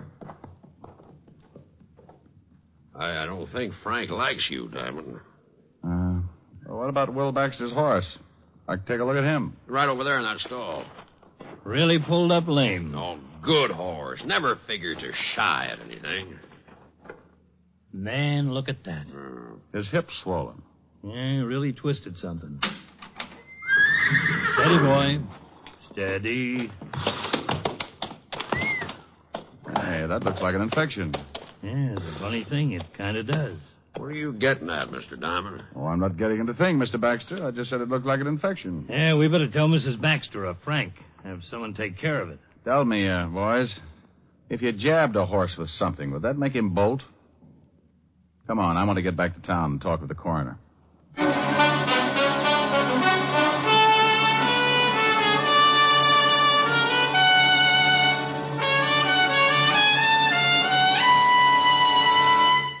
Before we continue with the adventures of Richard Diamond, private detective, here's your Rexall family druggist. Last week, a customer said to me, I wish I knew some way to be sure I'm getting enough vitamins. Some way that's easy, yes, and inexpensive, too. Why, ma'am, millions of people have found the way to do that. They take Rexall Plenamins. Plenamins? Rexall's popular multivitamin capsules. Just 2 Plenamins a day give you more than your minimum daily requirement of every vitamin for which such requirements have been established. Well, you can't expect much more than that. Yet Plenamins do give you more than that, for they also contain valuable liver concentrate and iron, plus other factors of the vitamin B complex. Say, they must be expensive. On the contrary, ma'am, Rexall Plenamins cost you only a few pennies per day. Ask for Plenamins at Rexall drugstores everywhere, and remember, you can depend on any drug product that bears the name Rexall. And now back to tonight's adventure with Richard Diamond, private detective, starring Dick Powell. Now, look here, Jim. Ain't my word good enough? Why, sure it is, Coroner, but Clay hired Mr. Diamond to do some investigating, and he's doing it. Clay, I tell you, your brother died from natural causes. I don't think so. But if you insist, I'll show this detective fella the body. I want the head wound matched with this rock. Okay, but the mortuary ain't going to like it. They got him all ready to bury. The coroner led me across the street and into a funeral parlor where I took a look at the late Will Baxter. 6 years with the 5th Precinct homicide and a couple of dozen killings should have conditioned me. But like always, the first look shakes something loose in the middle of my stomach, and I have to keep swallowing hard. Looks right natural, don't he, Clay? Yeah. They do a good job here. Bully for them. He hit his head right here. Concussion, plain and simple. No other marks or bruises? No. While the coroner rolled the late Will Baxter into one of the back rooms and made a comparison with the head wound and the rock we'd brought in from the ranch, we went out on the front porch for some air. I lit a cigarette and thought about an old case I'd worked on 5 or 6 years before. Hey, you got a cigarette? Sure, Doc. Picayune all right? Funny thing. Head wound doesn't match the rock. Sure doesn't. Wound is too deep. Rock's round and flat. Nothing sticking up to go that deep. Then I want an autopsy. Why? Fracture still killed him. No, I doubt it. When someone plans a murder, they don't count on one blow to do the trick. But there's nothing else that could have done it. Well, nothing you can see. I've met someone here in Okmulgee that I'm pretty sure is wanted for another killing very similar to this. Now, Doc, go make that autopsy and fast. You think maybe you found something, Diamond? You think Will was killed deliberately? Maybe, but we'll have to wait for the autopsy. In the meantime, I'd like to go out and visit those 2 old-timers. Luke and Phineas? That's right, Sheriff. Well, it's mighty dangerous. But come on, I'll take you out.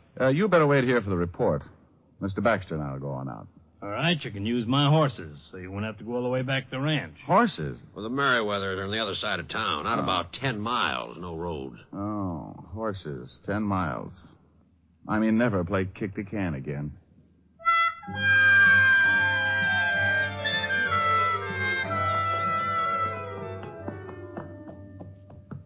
You really don't take to horses, do you, Diamond? Maybe if you could find me a nice long thin one. Holy Ike. Whoa, steady. That's one of the Merriweathers. Well, let's get out of here. Come on, horse. Now, come on, I'm yellow, and I admit it. Now, it's okay, Diamond. That's just the boys' way of letting you know not to come any farther, unless they say so. Oh, swell greetings. What happens now? Hey, up there! Luke! Phineas! What you want? It's Clay Baxter. I got a friend here who wants to talk to you. Phineas? Yeah, Luke? Hey, Baxter. Got some friend who wants to palaver. I don't feel like palavering. Better shoot him. Giddy up. Just take it easy. Take it easy. They always act like this. Phineas don't want to palaver. I got a shoot you if you don't promote. It's important. About my brother. Phineas? Yeah, Luke? It's about his brother, the dead one we found t'other day. Oh, all right, I guess. Let one of them come up. Baxter? Yeah, Luke? Send your friend on up. And up I went, leaving my better judgment running off across the desert. I climbed a small hill and found myself standing at the entrance of an old mine shaft. Luke and Phineas and Merriweather stood on either side, shotguns ready, pointed right at my chest. Start talking. Well, gentlemen, my name is Diamond. Don't pay no import to names. What do you want? Just wanted to ask some questions about the man you found the other day. You a policeman? Well, kind of. Shoot him. Oh, now, wait a minute. I'm not a real policeman. Then what are you? I'm a private detective. Luke? Yeah. What's the matter? It's an honest profession. Fellow's got to make a living. You a real live private detective? Well, I'm a private detective. The real live part I'm depending on. Well, my goodness gracious. Come on in and have some victuals. Huh? Why, mister, me and Finney read all them stories about you fellas. Uh-huh. We filled up one whole tunnel with old detective magazines. You fellas really are something. Wait a minute. What's wrong? Let's see your badge. Oh, yeah. Sure. There you are. Oh, yes, sir. Well, I'll be dogged. Come on in, friend. Come on in. I'd like to ask you some questions about this here Dick Tracy fella. Well, 1 minute I'd faced 2 shotguns, and the next I was turned into an honored guest. I had coffee and biscuits with Luke and Phineas, and answered enough questions about the private detective business to fill a dime novel of my own. I squeezed in enough questions to find out that the boys hadn't seen or found anything unusual when they discovered Will Baxter's body. 4 cups of coffee and a dozen biscuits later, I bid the Merryweathers a fond farewell and returned to Clay Baxter. They loved you? Oh, worshipped me. They're starting a Richard Diamond fan club. Well, did you find out anything? No. Well, give me your hand. I'll help you up on your horse. Oh, couldn't I just walk back? Come on, horse. Hold still. Steady, boy. Clay Baxter, sitting in his saddle, had leaned down and grabbed my hand to help me up on my horse, and that was when he got it. His horse took out with the wounded man still up and hanging on. I booted my horse in the ribs. Oh! I took off after Baxter like citation on a good day. I closed my eyes, prayed a little, and tried to remember every jockey I'd ever seen before. Suddenly, I looked up and spotted Baxter's horse dead ahead, standing still and right in my path. Whoa! Oh! Well, I guess it's just my time. If I don't die from this bullet I got in me, I'm going to do it from laughing.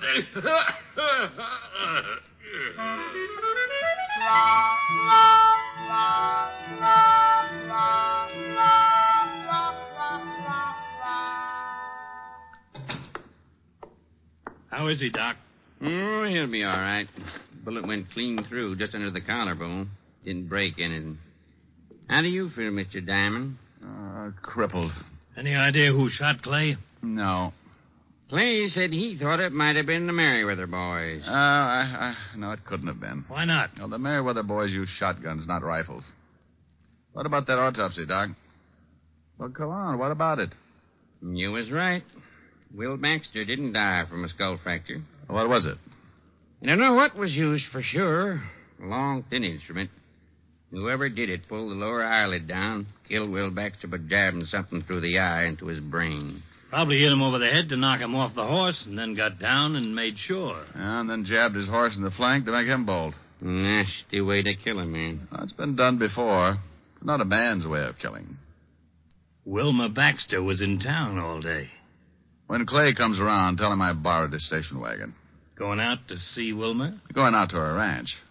I want to take another look at Will Baxter's lame horse. And, Doc, I want to borrow a pair of surgical probes.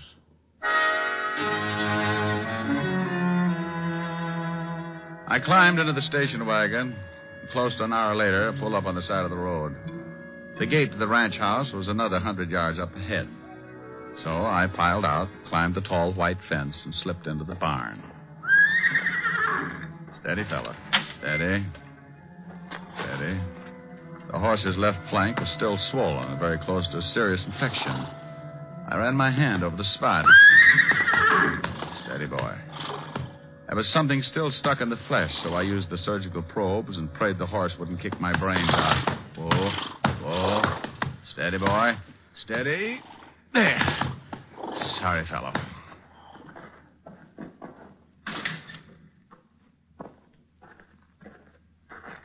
I didn't know you were a vet, Mr. Diamond. Huh?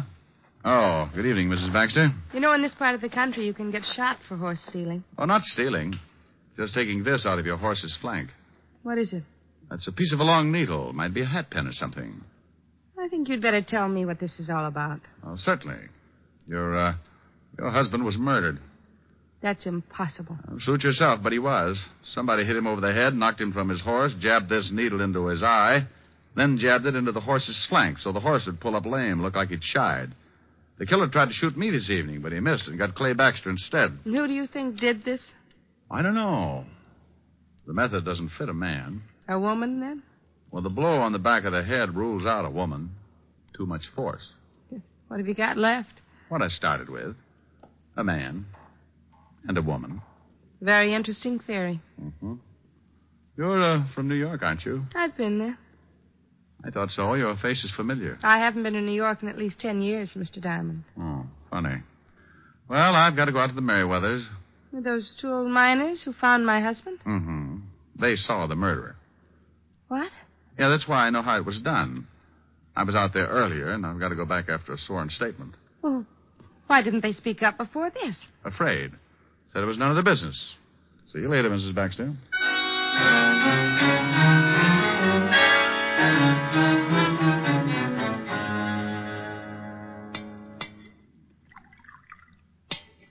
another biscuit, Inspector? No thanks, fellas. 10's plenty. So Will Baxter was murdered, huh? That's right, and Mrs. Baxter thinks you two saw who did the killing. Gonna lay a trap, huh? Yes, Luke, gonna lay a trap. Now, look, I remembered Mrs. Baxter from someplace the first time I saw her. Then when I found out how the murder was committed, I recalled a case very similar back in New York. Man was hit over the head, pushed down a flight of stairs, and his brain pierced by a hat pin. A man actually did it, but a woman planned it. The man was caught, but the woman disappeared. Why'd they do it? The victim was insured. They wanted to make it look like an accident. Well, come on, we better spread out. We should have company pretty soon. The two old-timers took off their coats and gave me some beat-up pants, which I stuffed with pillows and blankets. In 5 minutes flat, I had two dummies sitting with me at the little table. You think they'll fall for it? Well, you can't tell, but you two go on outside and wait until somebody comes in. I just want him to try for one of the dummies. Well, what if he tries for you? Killjoy. Luke and Phineas took their place outside the mine, and I smoked a dozen cigarettes, and then I heard someone coming in, moving quietly up the tunnel toward the light. I played it big. Well, that's fine, Phineas. Now, if you'll just sign this statement. I rolled, and the dummy that represented Phineas Merriweather doubled over from the force of the slug. He shot again, and Luke's dummy toppled. I kicked the lamp out before he got around to yours truly. 2 down and 1 to go, Diamond. I'm afraid I got a big surprise for you, friend. I ain't worried. You should be. That wasn't even close. You're a lousy shot. Yeah? You missed earlier this evening and got Clay Baxter instead. I'll make up for it. No, you won't, friend. Drop it. You heard him, drop it. Okay, all right, don't you? Wait a minute. Wait, I get the light. Yeah. Well, hey, it's a Kelly fella. Yeah, you're getting way out of line for a ranch foreman, Kelly. Give it to him, Mr. Diamond. Who had you kill Will Baxter? You know, Kelly, you said something today about getting soft in the city. Wonder just how soft I've gotten. Maybe you'd like to find out. Turn him loose, boys. Yes, sir. Go on now. Go to it, Mr. Diamond. I don't like getting shot at. It makes me real unhappy when anyone runs around killing people. No, go on. Stop him, go on. Shut up, Finney, and let him fly.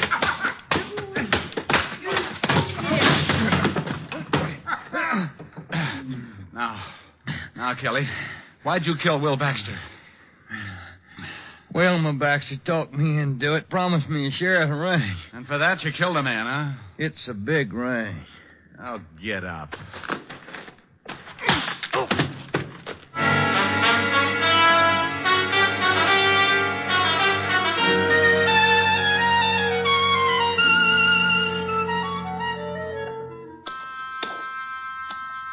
Sure hate to see you leave, Mr. Diamond. I hate to go myself, boys.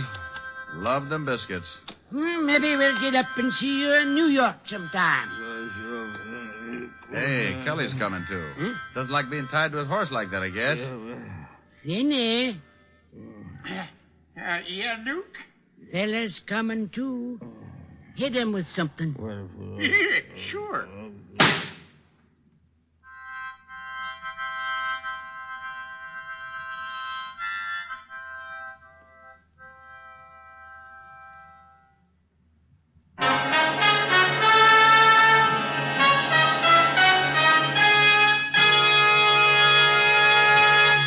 Again, here's your Rexall family druggist. I often think there's no common ailment quite so distressing as acid stomach. And there's certainly no relief for it quite as fast and effective as Bismarex. This famous Rexall antacid often neutralizes excess acidity within 1 minute. And the scientifically balanced ingredients of Bismarex work in sequence, easing gastric distress and leaving a soothing protective covering on irritated stomach membranes. Yes, Bismarex gives relief that's not only quick, but continuous and prolonged. Ask your Rexall druggist for Bismarex. He'll tell you you can depend on any drug product that bears the name Rexall.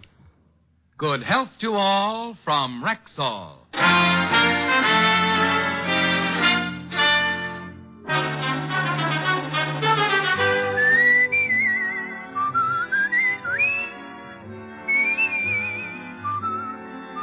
Richard Diamond, Private Detective, stars Dick Powell in the title role and is written by Blake Edwards, with music composed and conducted by Frank Worth. Featured in tonight's cast were Hal March, Arthur Q. Bryan, Virginia Gregg, Barton Yarborough, Wilms Herbert, and Wally Mayer. Richard Diamond, Private Detective, is transcribed in Hollywood by Jaime Del Valle. This is Bill Foreman inviting you to be with us next Wednesday at this time when we will again bring you Dick Powell as Richard Diamond, Private Detective.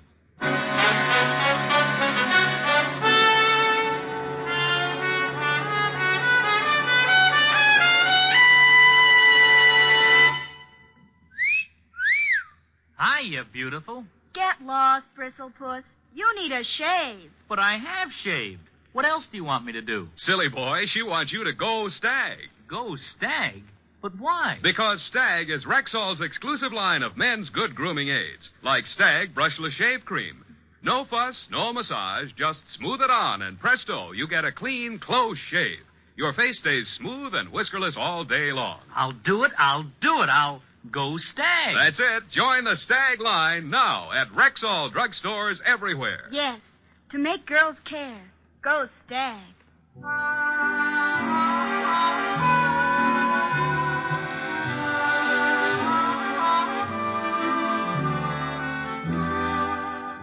Next week, both Groucho Marx and Bob Hope will be back on NBC.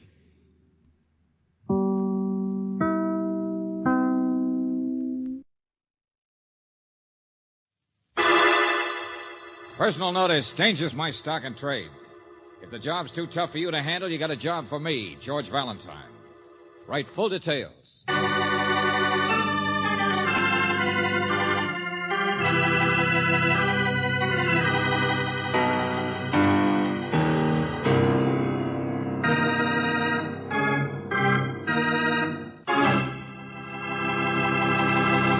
Greetings, mystery lover. Welcome to another George Valentine adventure, better known as Let George Do It. I think we have a real George story for you, even though the title may do nothing for your goosebumps. It's called The Sedan from the City, which I must admit is kind of mild. However, it all takes place on Halloween, which is something at least. And even though it might not be Halloween where you are, I think this story with its goblins and its witches and stuff should kind of scare 'em your harem.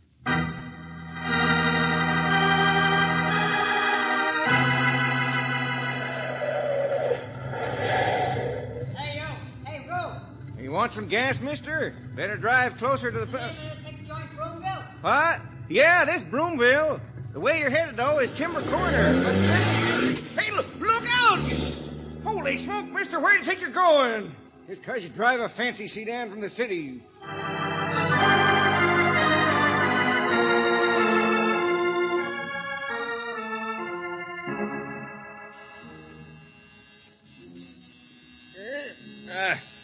Yeah, I know. I heard your car.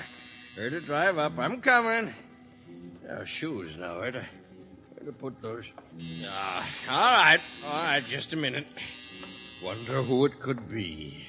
Yeah, I bet I'm going to be surprised. Now, wait a minute. I got a little surprise for you, too. Don't go away. Just take a minute. Yeah, big sedan. Whose car is that, for God's sake?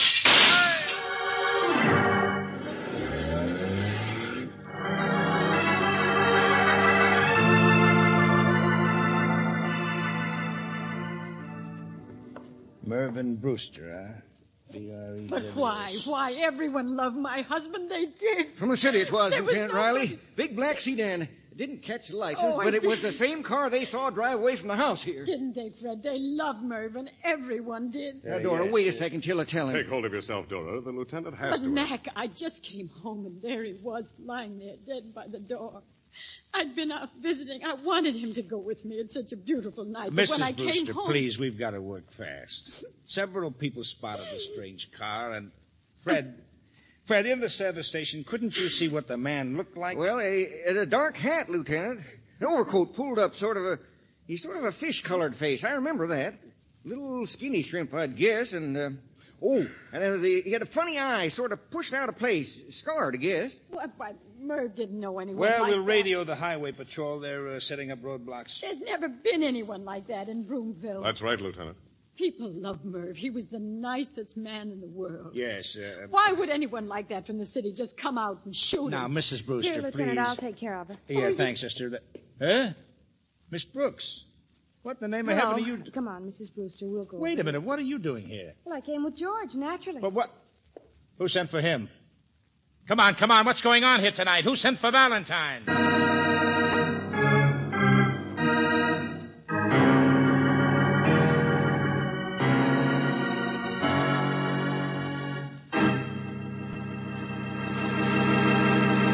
You are listening to Let George Do It.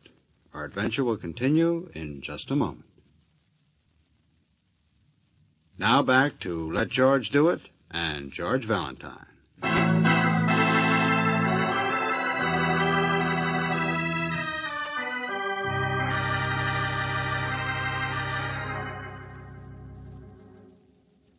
Everybody loved him, Mr. Valentine. That's why I called you so quick. I didn't know the city police would be called in, too. Okay, Fred, so you phoned me. Well, you see, Dora come home and found Merv. Went to the nearest neighbor, first place down the other road from Timber Corner. Only that's old Fawnville. He wouldn't help his dying mother. So she called Mackenzie. Wait a minute. Let me get these people straight. Mackenzie, he's in there in the other room. You saw him. Merv Brewster's assistant down at the factory. Whisk Broom, Merv called him. Gosh, Merv always had a funny word. What's this factory you're talking about? Brewster's Brooms. Haven't you heard of them? Sweep the skies, sweep the world. Yeah, that's Merv. Well, it's his factory, and this is his town. Gosh, he built the whole You mean thing. the chubby man in the suspenders in there who's dead, Merv Brewster? You mean he owned a factory? Well, sort of one. But it don't make him no rich man. He never cared about profit, just for the good of the town. See, practically everyone here works in the... Okay, I understand. Brewster's Brooms. But you didn't work for him. You own a service station, so where do you fit in? Well, but Merv's my cousin, don't you understand? Gosh, I'm the only relative he had. Always a joke for everybody. And you should have seen how the kids loved him. And then an hour ago comes a big sedan from the city, and this stranger... He didn't know anyone in the city, Fred. Huh? This is Mackenzie. You saw him. Hello, Mr. Valentine. I suppose it's confusing when you... Yeah, sure, of course it is. Every murder is. Until it's solved. Merv was a genius in his own way, you know. He drew his own labels. Witch riding on a broom is the trademark. Made up his own slogans. Rebuilt a barn for a factory all by himself. Sort of a rustic one-man band. Okay, I get the idea. Now, that's the real mystery, isn't it? The town Santa Claus gets murdered.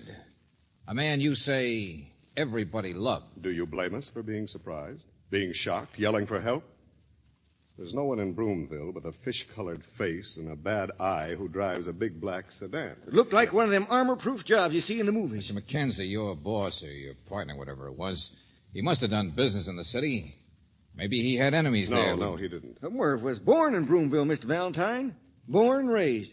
Married 27 years. Didn't no children himself, but 20 times a godfather. Now, look, somewhere there's got to be somebody who didn't No, like I this tell guy. you there isn't. That's why you're here. To solve a riddle that's impossible. Uh-huh. Impossible. But it happened.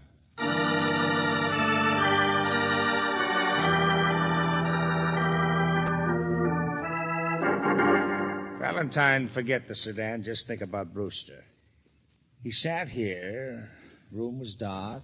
Doorbell must have rung. Walked to the door. Well, of course, Lieutenant. Just a minute, I said. Little alcove by the door, see?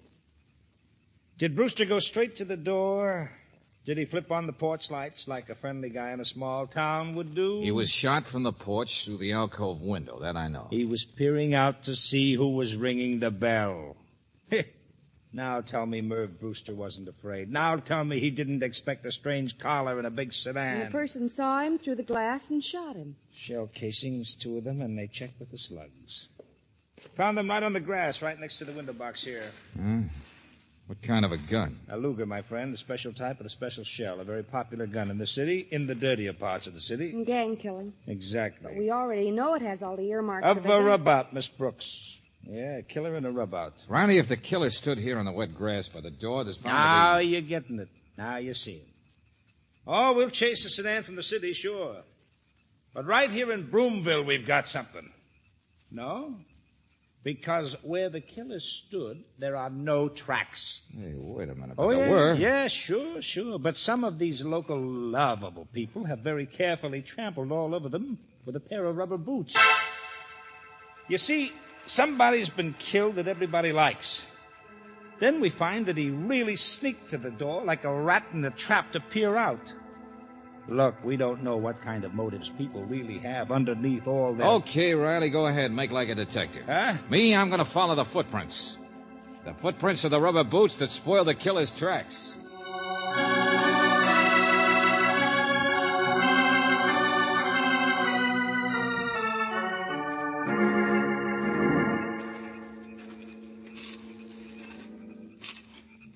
Here, George. They turn in here. Yeah, across the road. Broomville, so innocent, so shocked. A sedan from the city, and to them it's like a man from Mars. You can't kid me what's going on right here. Okay, here we are. White House. Tracks turn up the drive. You see it? Yeah, come on. Hey, wait a second. Huh? Yeah, number 3, Cedar Road. Mailbox says... Everett W. Fonville. Wow. Fonville, huh? First place down the other road from Timber Corner. What's the matter with... Oh, well, somebody said that, that's all. The house is dark. Yeah. The neighbor, Mrs. Brewster, came to for help. Only he wouldn't help his dying mother. What in the devil was... It's a bell. Oh. Like a homemade burglar alarm. Yeah, it's a tripwire. Here it is. Well, that does it. Oh, these rubes. They don't expect trouble. Oh, no. Imagine running a tripwire across your lawn. Riley. Huh? Straight up the driveway. See? George, in the shadow by the garage, something moved. Yeah, well, here's where we get our answer to what's going on in this nice... There we are. Hey. There's a barrel full of birdshot for the first one of you that moves. That's not from the garage. Someplace overhead, George. Back there. I saw you. Oh, yes, I saw you. And grown up, every one of you.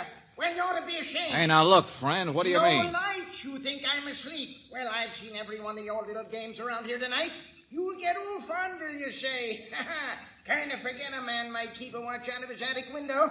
Well, it's private property you're trampling on. Trespass, malicious... Hey, slow down, Buster. If this were any place but Boomville, I'd have every one of you arrested. You'd what? Climb down from that attic. And get down here fast, my friend. Because you're under arrest.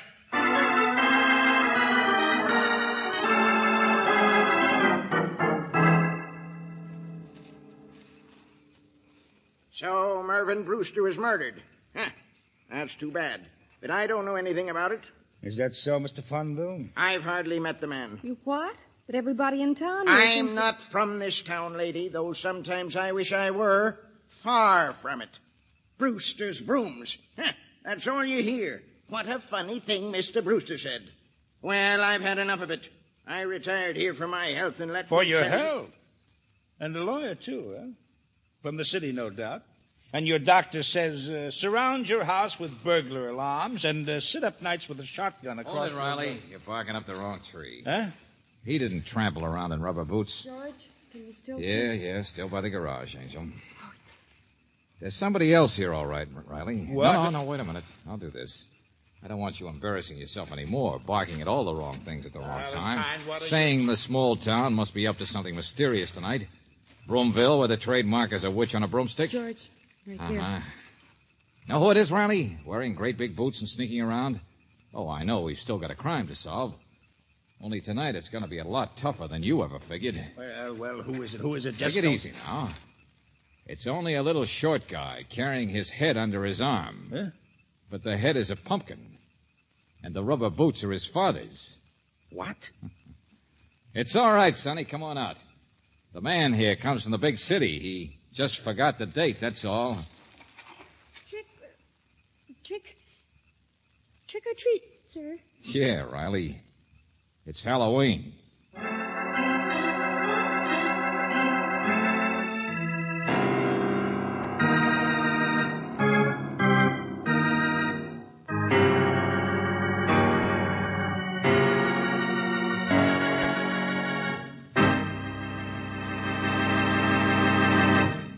You are listening to Let George Do It.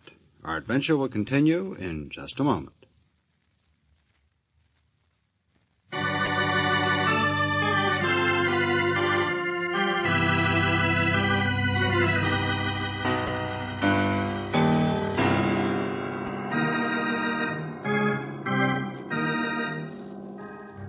And now, back to George Valentine.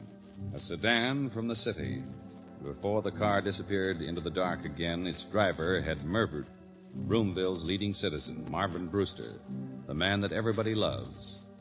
Well, naturally, the highway patrol is out frantically searching for the big black sedan. But if your name is George Valentine, your problem is right here. Your problem is why. Why would anyone even think of killing a jovial man like Brewster? And needless to say, Lieutenant Riley is not so jovial when he is reminded that tonight, whatever clues there are, may only be the work of goblins or witches. That tonight is Halloween. All right, Mrs. Brewster, so none of it makes sense. Well, this part does, Riley. Donuts. What? Oh, yes, those. I fried them myself just this afternoon. Donuts. Now, look. There was cider, too, on the little table, see? Poor Mervyn always liked to have something ready for the kids. It was sort of his day, you know, Halloween. We built this factory out of a witch's broom. He was so full of fun himself, you know. He wouldn't let anyone interfere, the police or anyone on Halloween. No, sure. A big joker. Only Valentine... Look, the donuts mean this, Riley. He wasn't sneaking to the door when he was shot into the alcove to peer out. He was just reaching for some donuts to give to the kids. That's what he must have thought the doorbell was, a trick-or-treat. So he wasn't scared. He didn't expect a stranger from the city tonight. Oh, brother, the man that nobody hated. So maybe it's true that... What? No, everybody loved him. That's what I told you. Until I heard about the telegram, I still don't believe... What's this What telegram? Well, didn't Mr. Mackenzie tell you? He's the one who took the message from Priscilla. Maybe he told the local police. Priscilla, what are you talking about, Mrs. Brewster? Well, she's down at the telegraph office. It's really a part of the post office, and that's part of the general store. Priscilla's a lovely person. What telegram? A carbon or something that came through. The telegram somebody in Broomville sent today to somebody in the city. Somebody who came out here in a sedan.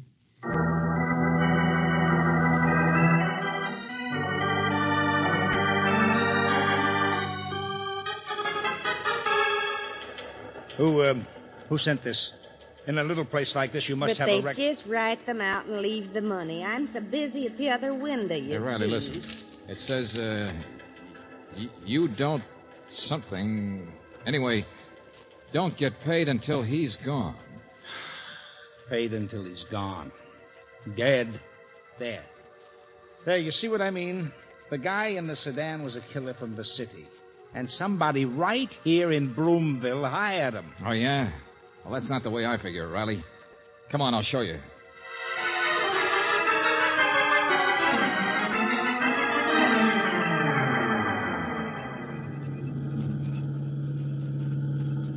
Okay, here we are, Timber Corner. Now, give me your flashlight. What in the world? Riley, what's the Brewster's address? Huh?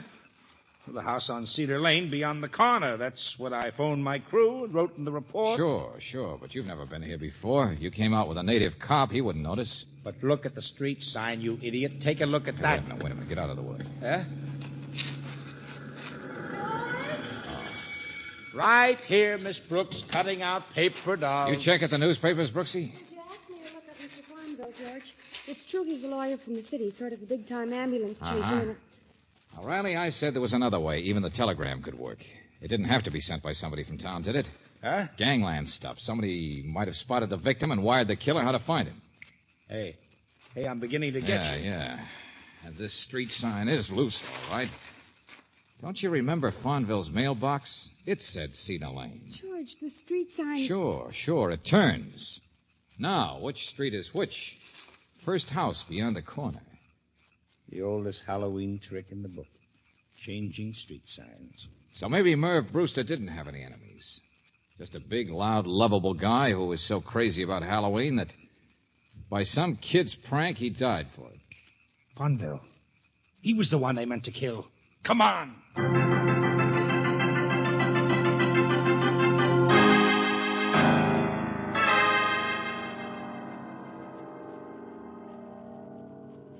Well, we're too late. He's dead. It was the same gun, same empty shells. It all must have been the same. Came to answer the door and... Yeah, that's right, 2 shots. George, he was the kind of a man some gang might want to get. Retired criminal lawyer who didn't pick his clients too well. Yeah, that's it, all right. The killer's set out to get Fonville, only tangles up with a Halloween prank and picks the wrong house. Kills the wrong man. Then finds his mistake and comes back. Riley, this couldn't have happened very long ago. No, I know. So, let's go. We'll, Oh, hello. It's Fred, the guy who got me into this. Yeah, the guy who found the car. The sedan. You what? Yeah. Killer ditched it down the woods. Engine's still warm. Come on. It's all over but the shouting. We found it.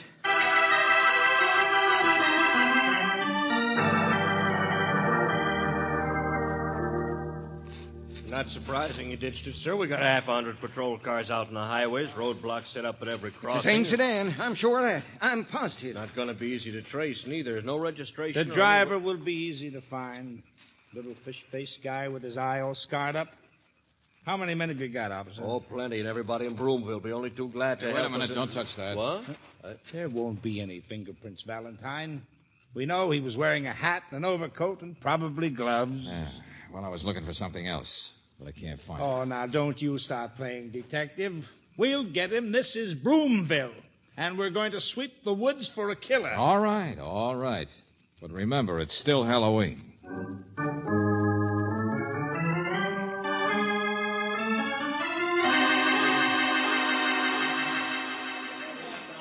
Men, fan out there more. Move slower. Keep the flashlights on the ground. I hope they find him. Yeah. Mind if I take a look at something inside your house, Mrs. Brewster? Oh, no. Miss Brooks is already in here someplace, I Oh, think. hello. Remember me? Oh, yeah, Mr. Mackenzie. I thought you were out on a manhunt. I thought Dora might need me. They're coming closer, you know. Yeah, looks like he's hiding right around Timber Corner here someplace. Right close. And the closer they get, the more wrong I am. Wrong? What do you mean? Oh, something Lieutenant Riley said earlier. And he was right. When you investigate a case this fast, you don't know what kind of motives people really have underneath. Motives?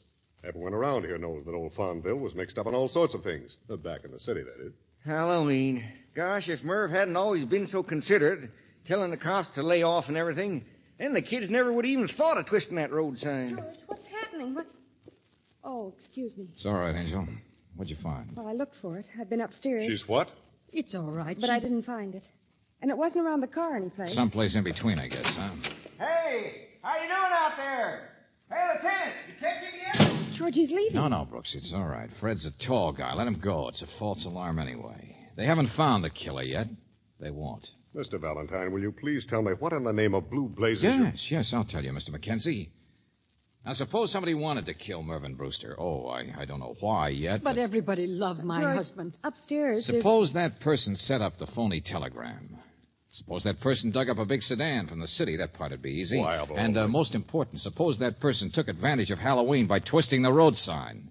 On purpose. George. Sure, Brooksy. What would everybody say? Kids. An unfortunate accident corroborated by the Halloween road sign and the telegram. Oh, yeah, sure. Everybody knows Fonville has enemies. And forever after, the police would be combing the city for some mythical gangster killer. Mythical? Well, people saw him. Fred saw him. Of all Mr. the Mackenzie, what do you think I was looking for at the deserted car? Miss Brooks looking for here? I haven't the slightest It's idea. Halloween, Buster, remember? Well, what's been the greatest boost to Halloween since the Headless Horseman? The rubber mask. The skin mask. The rubber horror mask. You've seen him. And think back, Mackenzie. Fish-colored face, a funny eye, sort of pushed out of place, all scarred. Oh, no, it couldn't possibly have been anyone. Those from guys here. outside are getting closer and closer, lady. And I'm getting more and more sure all the time. It was somebody from Broomville, changing his voice and wearing a mask and an overcoat. It was somebody in this room. Mr. Valentine, I think you're forgetting Fonville. He was murdered, too, you know. The killer made a mistake and then killed Fonville. Yes, but Mr. Fonville told us he'd been watching from his attic. He'd seen every one of the little games around here tonight and the pranks. Exactly, Angel. And he could have, from that attic, very easily seen who changed that road sign. Mr. Fonville? As I remember, there's only one person who's been over to talk to Fonville since Brewster's death. Who might have guessed and been told that the old coot had been watching from his attic, who would have known that he had to be killed, too. I'm afraid You, that Mrs. Brewster, when you went for help. No, what are you It trying was to... dark. If a stranger from the city came out and did get mixed up by road signs, how would he know it was your husband or even a man behind that darkened glass in the alcove? How would a stranger standing at the door think to look in that window and see him? Stop it. But if you heard Stop him it. trapping around, you'd know what he was doing, you and nobody else. If he stepped aside to get a surprise for the kids, some donuts maybe, you'd know where to look for him, wait for his shadow to fire at, because you were the one who put him in the alcove with the cider. Put your hands up, all of you. Oh. Yeah, sure. He loved Halloween. The Brewster broom, it's built around Halloween. You know, even the trademark. Oh, he was such a funny man, my husband. Everybody loved him. Except you, huh, lady? All right, now, come on. Give me that gun. Give me the Luger. There's a lot of policemen getting closer all the time, and you can't get away with it. Stay where you are.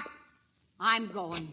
I can go past those policemen. They know me. I'm just a meek little housewife. There's Fred coming on the lawn. There's a side porch to this house. I can see you from there. I have my own car. If you move, I'll kill you. Dora, please. No. Don't move. Let her go. But it's Halloween. The police won't pay any attention to it. George, what happened? Some kids piled trash cans on the porch. Brooksy, it's Halloween.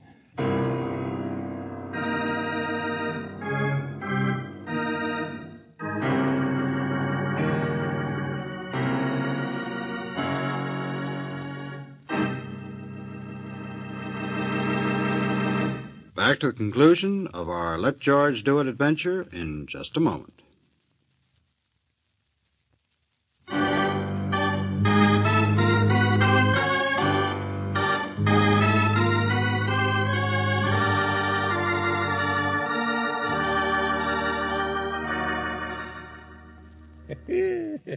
So I was right. You see, Valentine, we don't know how people really feel underneath. There she is, married for 27 years to a perfectly nice guy. Oh, just a minute, Lieutenant. It must have worked both ways. Huh? Well, when I was upstairs, George, I started to tell you. In Mervyn Brewster's study, he drew his own labels, remember? The witch riding on the broom. Yeah, that's right. It's on every broom. It was a big sketch. The original, I guess, in the drawer. Oh, he must have been a lovely man to live with. What do you mean? Well, you can't see it on the little ones. But guess whose face he drew on that witch? And then probably laughed about it, thought it was funny. Hey, yeah, that's right. Dora did look a little like a witch. Santa Claus to everybody but her. Kind to everybody but her. Well, it worked both ways, all right. She's hated him. Halloween. She used it to kill him. It trapped her.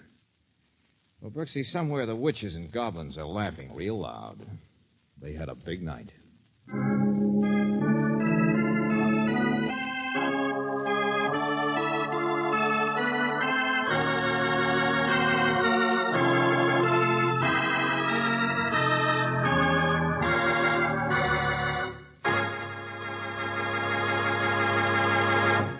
You have just heard The Sedan from the City, another Let George Do It adventure. Robert Bailey was starred as George Valentine, with Virginia Gregg as Brooksy. David Victor and Jackson Gillis wrote the story, with music by Eddie Dunstetter. Now, this is yours truly, inviting you to another visit with Valentine, when you will again hear what happens when you let George do it.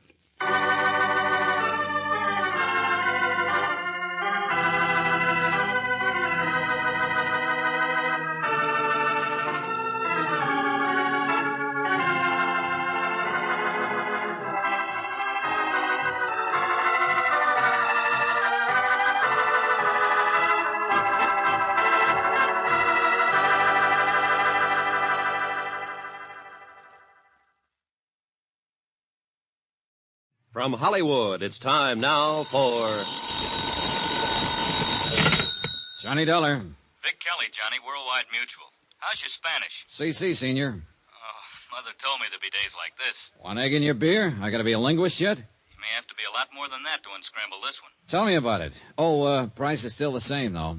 Get on over here, will you? Sure, but give me a little hint. I'd like to start worrying early. All right. Try this. William Billy Alder.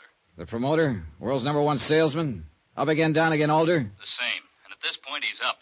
Up to his ears in Venezuelan oil. We're carrying $250,000 life on him. Ooh, I'd settle for the premiums, Vic. How come you're worrying? You'd worry, too, carrying coverage that size. Especially with Alder behaving like he is. Like? Like changing his beneficiary 5 times in a month. What would you say that means? Means I'll be right over.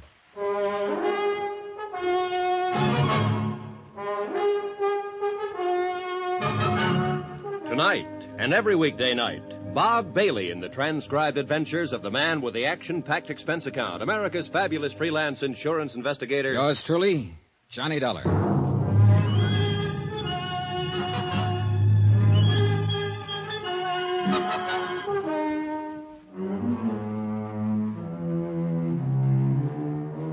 From Special Investigator Johnny Dollar to the Home Office, Worldwide Mutual Insurance Company, Hartford, Connecticut. The following is an accounting of expenditures during my investigation of the Alder matter.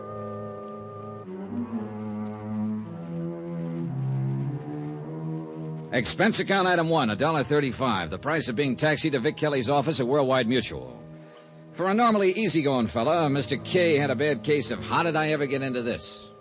$250,000. That's a big policy. Big. You look like the claim's already been filed. Smile a little, Dad. Yeah, sure. At least fill me in. How much do you know about Billy Alder? Oh, just surface stuff, what the headlines say. Promoter, wildcatter, super salesman. Fellow with a flair for selling anything. Why? Well, that's what's rough. I can't give you too much more than that. He's been in a dozen different businesses, headed up a half a dozen corporations, a couple of bankruptcies, even a nasty court case. He's been flat broke, and 6 months later been a walking blue chip. Been up and down more times than a yo-yo. Oh, it's a nice life if you can take it. But, feast or famine, he does everything big. Like the $250,000 policy, huh? Well, it didn't seem out of line 3 years ago. It still doesn't. Not with the kind of money he's dragging out of the ground in Venezuelan oil. Hey, this changing of beneficiaries, when did it begin? A little over a month ago. In succession, it's been his wife, his daughter, a brother, back to the wife, and now it's his daughter again. Sounds like a woman trying to make up her mind about a dress. Price tag's a little different. What does it sound like to you? Give me a chance to get down there and look, would you? I mean off the top of your head. Oh, sounds like he's worried. Like he shouldn't buy any long-playing records. Look, Johnny, there's a clause in the policy that lets us investigate irregularities. Go take a look.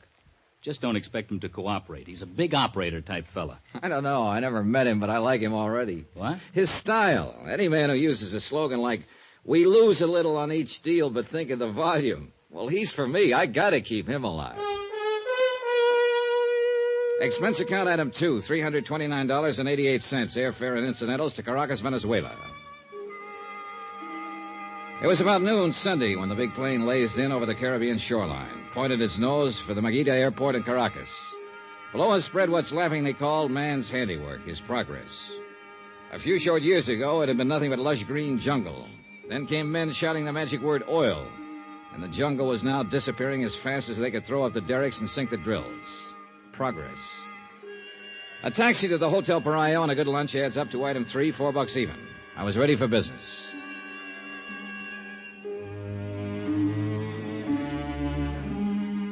Knocking around in this game, you learn a lot of ways to save steps.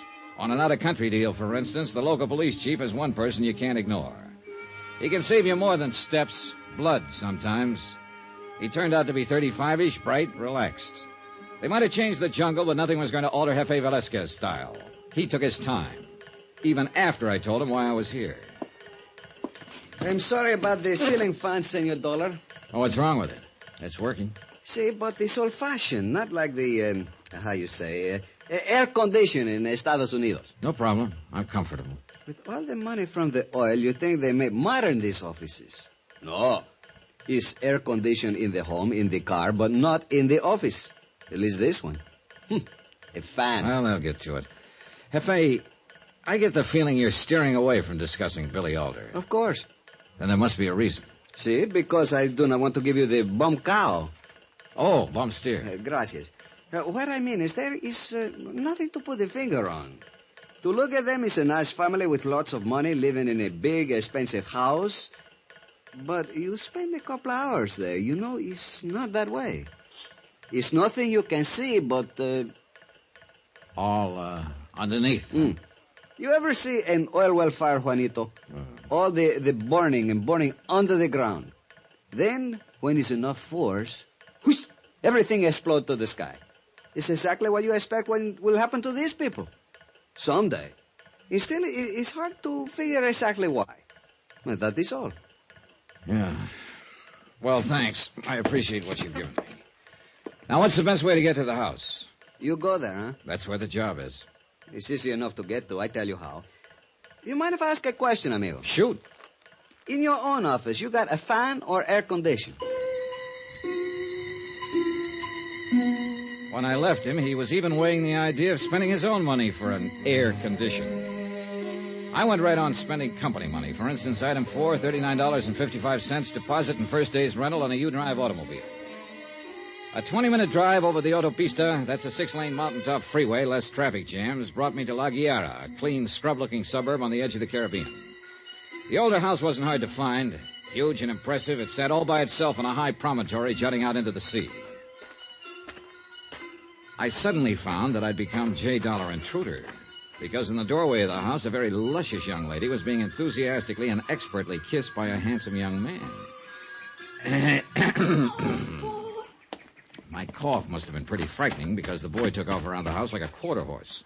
Not so the girl. She glared angrily as she came toward me. I hope you're satisfied. Well, embarrassed is a better word. I'm sorry about my timing. I'll bet you are. Well, look, miss, Happy now that you've got something to tell my father? Well, go ahead and tell him. If you'd only slow Then down a while minute. you're at it, tell him something else, that he can hire as many detectives as he likes. It still won't keep me from seeing Paul. Well, looks like you'll need track shoes to see him now. Very funny. Assuming that was Paul. Look, I don't... Assuming. Oh, now look, lady, you never gave me a chance to explain. Not too hard to figure who you think I am, but I'm not. My name is Johnny Dollar, and you're right about only one thing. I do want to see your father, but not for the reason you think. Okay? But I'm sorry, Mr. Dollar. Good. Are we friends now? I'm Peggy Alder. Yeah, I figured as much. Would you like to come in and wait, Mr. Dollar? Wait? My father isn't home at the moment. He shouldn't be over an hour, though. Fine. You won't say anything about what you saw? About Paul, I mean? Lady, the world is full of trouble. Why should I add to it?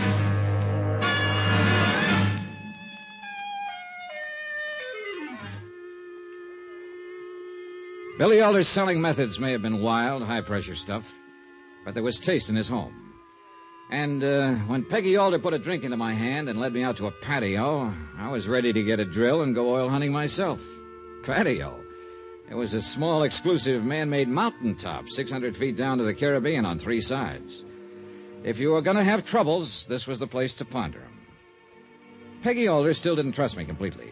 Inexpertly, she tried to dig out my reason for being there. Gave up after a while, then excused herself when her father showed up an hour later. I'm glad you're here, Dollar. What's wrong? Oh, just surprised. Guess I expected to be tossed out. Why? Kind of delicate asking a man why he changes beneficiaries like some men change suits. I've read the policy. Your company is allowed to ask. We appreciate your feeling that way. But it says nothing about my having to answer. No, that's right, it doesn't. But it's hard not to draw conclusions. Such as? You're afraid somebody is, shall we say, gunning for you. But you don't know who. Am I right?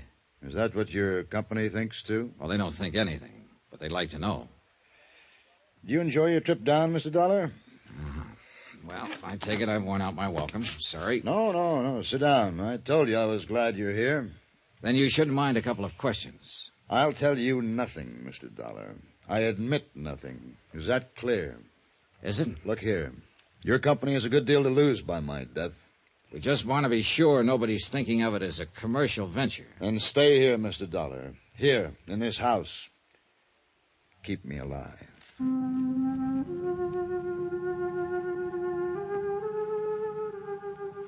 Behind the calm, controlled demeanor, Billy Alder was loaded with fear. The worst kind of fear. The grinding, implacable kind of terror that for some reason has to be hidden. 2 hours later, my bags had been sent for, and I was comfortably settled in the guest room only slightly larger than Pennsylvania Station. By dinner time that night, the only other people I'd seen in the house were the servants. Alder, his daughter, and I sat down to eat alone. I must apologize for Mrs. Alder's absence, Mr. Dollar. She went to the bullfights today. She's staying in town for dinner with the others. The others? We have several guests staying with us. Charming people, Mr. Dollar. Wait till you meet them. I think we can do without that kind of talk, Peggy. You defending them, Father? Guests. Don't you mean leeches, parasites? That'll do. At least they'd have the manners not to start a thing like this in front of Mr. Dollar. You may be excused any time you like. Gladly. Incidentally, thank you for disobeying my orders to keep Paul Kincaid away from this house. You told him after you promised. Mr. Dollar told me nothing. You seem to forget that servants have eyes and ears. I'm sorry. Didn't mean to embarrass you, Mr. Dollar. That's all right. Kids. Can't do anything with them these days. Headstrong, no sense of values. That Paul Kincaid, an oil field foreman. Can you see him fitting in as Peggy's husband? Into Billy Alder Enterprises? Quite a step up, if he can make it. Believe me, he never will. After dinner, Alder and I headed for that fabulous patio. I hoped he would open up, but he kept the talk general. Charming, witty, but simply conversation. Truthfully, I wasn't too unhappy, because the setting was one of those once-in-a-lifetime things. I couldn't take my eyes away from the lights far below. The glittering shoreline stretching from Carabinero all the way to Puerto Cabello. That's when it happened. The bullet smashed into the wooden canopy support just inches from Alder's head. So close that the splinters flew, buried themselves in his cheek. Mr. Alder, you all right? I think so. Stay here. I raced back through the house, headed for the front entrance as fast as I could. Outside, I tried to stare through the darkness into the only direction from which that shot could have come, the rolling jungle slope of the promontory. Sure, it looked deserted, but I knew it wasn't. Someone had to be out there, with 5 more bullets in his gun and murder in his heart.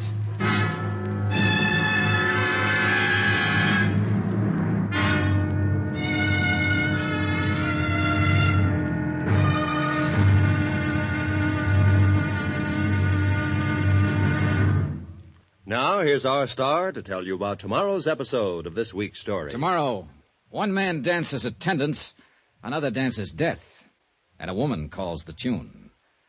Join us, won't you? Yours truly, Johnny Dollar.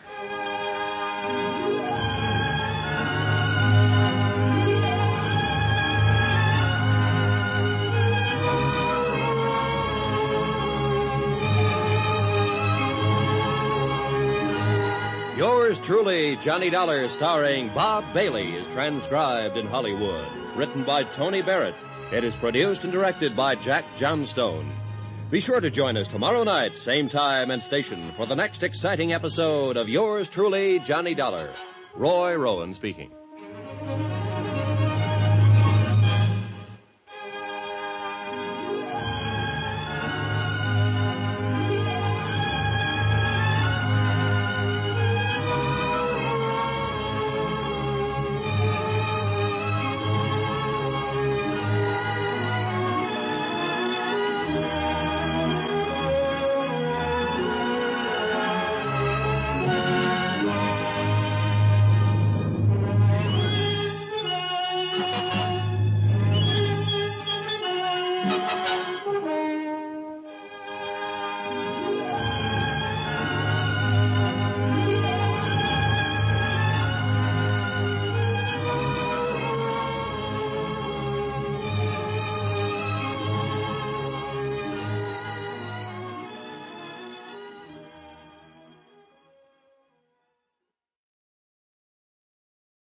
From Hollywood, it's time now for... Johnny Dollar. This is Caracas Police, senor. I have Jefe Velasquez returning your call. Momentito, por favor. Thanks. Allá de senor Dollar, Jefe. Gracias. Good morning, amigo. It is, huh? Here it is. Here it ain't. Where is there?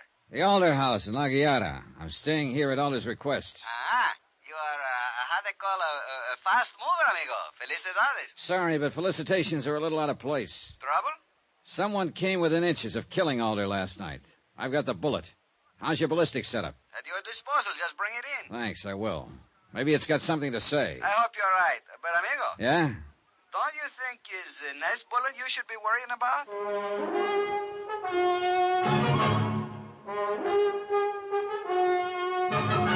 Tonight, and every weekday night, Bob Bailey in the transcribed adventures of the man with the action-packed expense account, America's fabulous freelance insurance investigator. Yours truly, Johnny Dollar.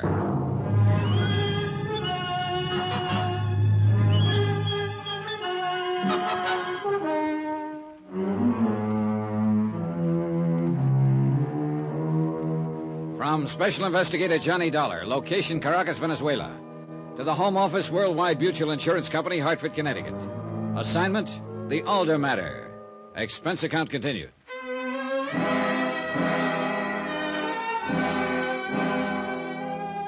Expense account item 5, $5 even. Tip to one Nachos Gomez, servant in the Big Alder house. For a good reason. He hadn't liked the idea of my prowling the slope alone last night looking for someone with a gun. He'd insisted on joining me. True, we hadn't found anything, but he'd been there. $5 isn't much to pay for a friend, and I had a feeling I could use one.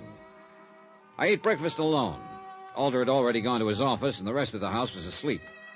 Nacho's breakfast tray rattled when he saw the money. For me, Senor Dollar, why? Oh, call it appreciation. You didn't have to follow me out there last night. Oh, you could have been hurt, Senor. You don't know the slope is a long drop to the bottom. Yeah, and lumpy. I didn't expect money. I did not do it for that. I know that. Go ahead, take it. Mil gracias. Something... I tell you something, senor. When you go running out there last night, I was sure you would find nobody. Oh, why? Well, you saw for yourself. Too much, how you call it, bushes, too thick. They could be standing right next to you and you wouldn't know. Then why did you come streaking out after me? I told you. It's a long way down. One wrong step and... Psst. In the States, that's an old joke. The punchline is, watch that first step. It's a beaut.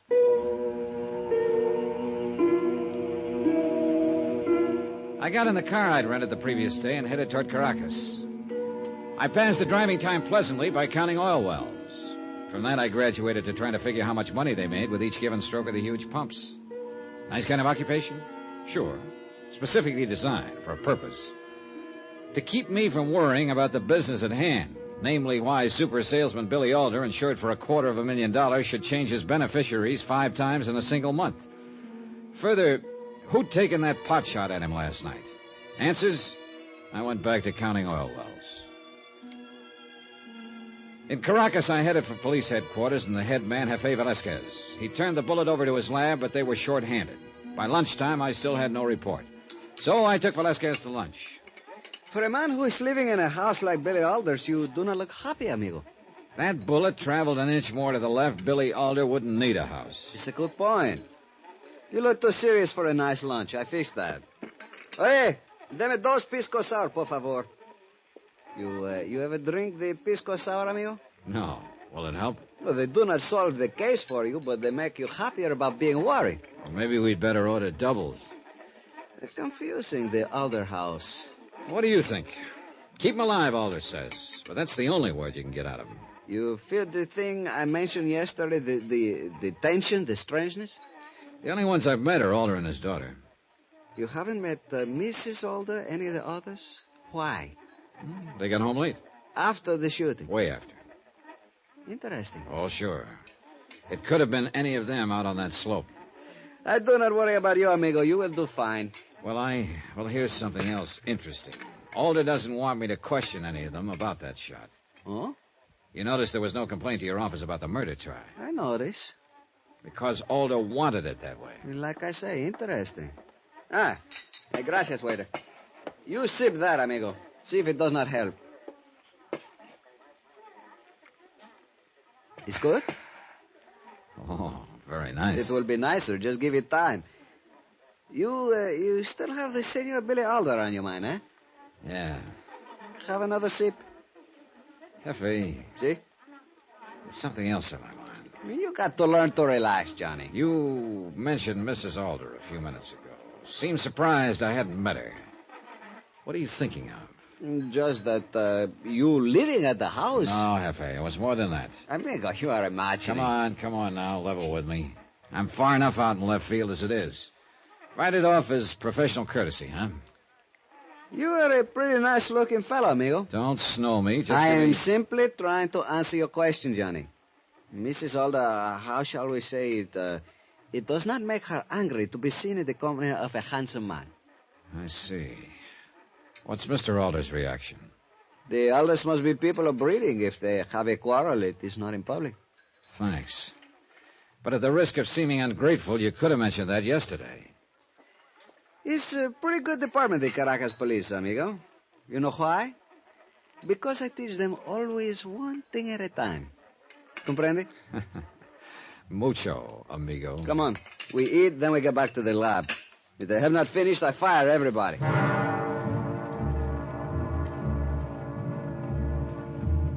Expense account item 6, $14.85. Velasquez drank enough Pisco sours to float the Normandy.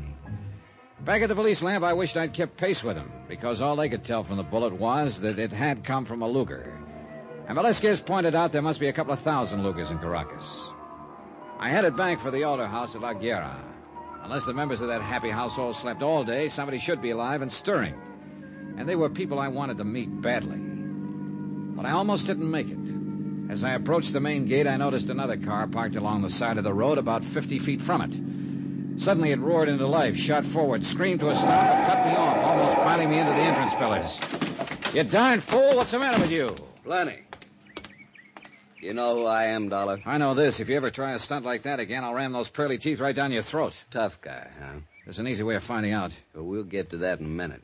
I asked you if you knew who I am. Sure I do. Paul Kincaid, the lad who was smooching with Billy Alder's daughter yesterday. You taking bows? You just couldn't wait to tell Alder about it, could you? Your girl's been telling you lies, Kincaid. I just happened to be there. If you don't want to be seen, don't neck in doorways. Now, just a minute, Dollar. And speaking of people in wrong places, I thought you were a foreman in the oil fields. I don't see any derricks on the Alder property. I took the day off so I could come over and see you. Well, you getting a good look? Yeah. And I still think Alder hired you to keep Peggy away from me. Now, you keep out of my head, Dollar. What are you staring for? Well, now, everybody's full of wild ideas today.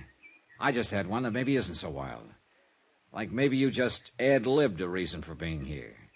And the real one is to sneak out on the slope and see if you can't find an empty Luger shell. What? There has to be one out there, you know. You saying I took that shot at Alder? I don't know. How bad do you want to marry into the Alder money? Saw the punch coming, slipped it, and threw my own. It was a dilly while it lasted. It lasted too long. You get a set of arms working in an oil field. He had them all right, and those punches hurt. So I went to judo. Even then, he was tough. I guess I better get in shape or take up accounting. A look in the car mirror made one thing clear. I couldn't take a face like that through the front door. When I reached the house, I skirted it, managed to get to the service entrance without scaring the life out of anyone. Here, my little gift to Nacho Gomez, seat item 5, began to pay off. He hustled me up to my room by the back stairs, and without waiting to be asked, he got busy with bandages and things. You win, senor? Oh. Would you believe it if I said yes? Only through politeness, I think. Oh, perdóneme, senor. That one was pretty deep. Caray. Yeah, what's the matter? I was just thinking, if you really win, I hate to see the loser. Thanks, but I can do it without seeing him again. That is about the best I can do, senor. Yeah, well, okay, thanks. Oh, no es nada. Con su permiso, senor. Sure, just tell me one thing, will you? Is anything going on downstairs? Well, how do you mean, senor? Well, that racket we hear coming up. Racket? Oh, you mean El Montante. Montante? The bullfighter? The finest matador in the world, senor. Did you not know he's the guest of the house? He's staying here? Oh, sí. The senor and señora Alder, they're big aficionados. They love the corrida. New style, isn't it? Fighting bulls in the house? No, senor. Montante, he just gave a demonstration of the passes with the cape, you know? Uh-huh. Oh, it's beautiful. Why you not go down and watch, senor? You see, you will enjoy. It's lovely, the fine bullfighter. Anybody ever asked the bull about that? After Nacho's gentle ministrations and a quick change of clothes, I must confess I looked slightly more like a human being again. Slightly. Anyhow, I wandered downstairs, headed for the huge living room. And it was like walking into another world, alive and pulsating to the music from a record player. 5 or 6 people stood around, hypnotically beating time, their eyes glued to the great El Montante, a handsome Spaniard who skillfully worked a bullfighter's cape in the center of the floor. Nacho hadn't exaggerated. Montante was beautiful to watch. But the feeling wasn't unanimous. Billy Alder and his daughter Peggy were the only people in the room I knew, and though they beat time with the others, they both shared the same expression on their faces. Intense dislike for the man with the cape. As I shifted my attention to them, a woman tore reluctant eyes away from the matador and moved quietly toward me. She wasn't really beautiful, but tremendously chic, for want of a better word, and that made her seem beautiful. I'm Constance Alder, Mr. Dollar. Welcome to our home. Well, thank you, Mrs. Alder. I'm afraid I've been negligent as a hostess. Oh, we've just missed connections, that's all. Charmingly put. Do you mind if I wait to introduce you to the others? When Montante's finished? No, of course not. Please go on back. Don't worry about me. I'm doing fine. Thank you. I watched her as she crossed the room, then realized that someone else was doing exactly the same thing, her husband, Billy Alder. Only the look on his face was the same glaring dislike with which he'd favored the cape-wielding matador. Interesting. Then, after a long moment, Constant Alder moved quietly out of the room, as though not wishing to disturb the others. The performance was still going strong, and after about 5 minutes, I moved out onto the patio, stood looking down at the La Guerra harbor. Because it was on my mind, I stared down at the spot on the slope from which the Luger had been fired. And I saw that someone was there, awkwardly searching the ground. A moment later, they straightened up, moved a few feet to continue the search. Even in the late afternoon sun, there couldn't be any mistake in the searcher's identity. It was Constance Alder.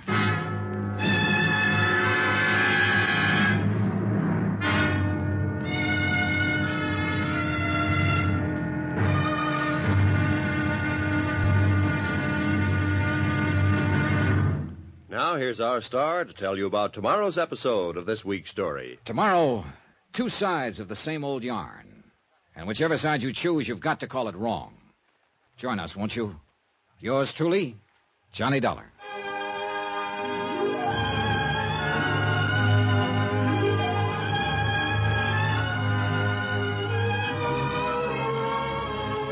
Yours truly, Johnny Dollar, starring Bob Bailey, is transcribed in Hollywood. Written by Tony Barrett, it is produced and directed by Jack Johnstone.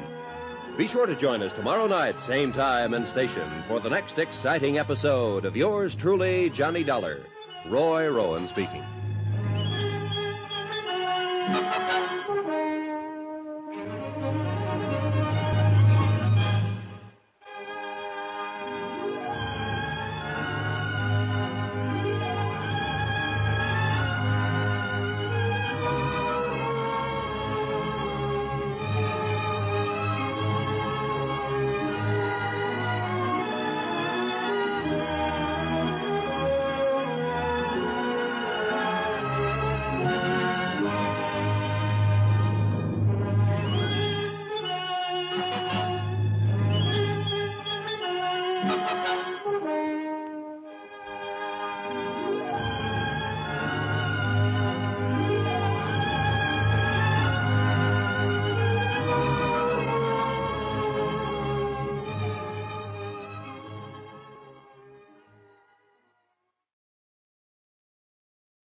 From Hollywood, it's time now for...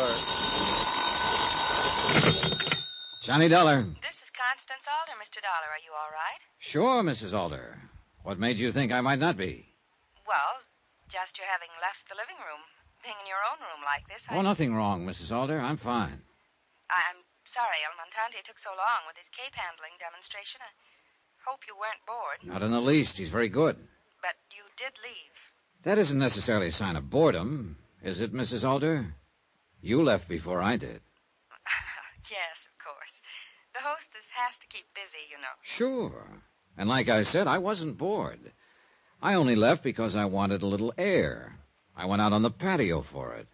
Wonderful spot, Mrs. Alder. You can see everything. The harbor, the slope down from the house, even anyone who might be on it. I want to see you, Mr. Dollar. Talk to you. That figures. Where? Your car. Half an hour.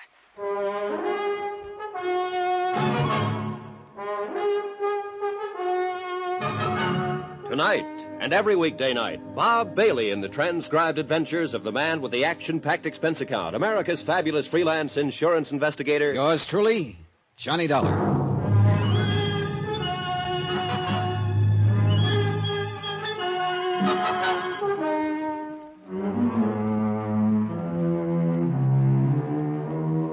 From Special Investigator Johnny Dollar, location Caracas, Venezuela, to the Home Office, Worldwide Mutual Insurance Company, Hartford, Connecticut. Assignment, the Alder Matter. Expense account continued.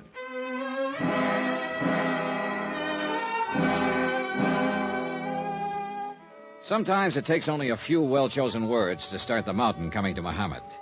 And it looked like I'd picked the right ones with Constance Alder. Whatever she had to say, I wanted to hear it, because it was a cinch nobody else in this rat race was giving away any information. Yeah, I wanted very much to hear what Mrs. Alder had to say. I headed downstairs right away because I have a fetish about being early. But my timing was bad. Hey, Dollar, you got a minute? Well, I can hardly say no to my host, Mr. Alder. Come on in the den.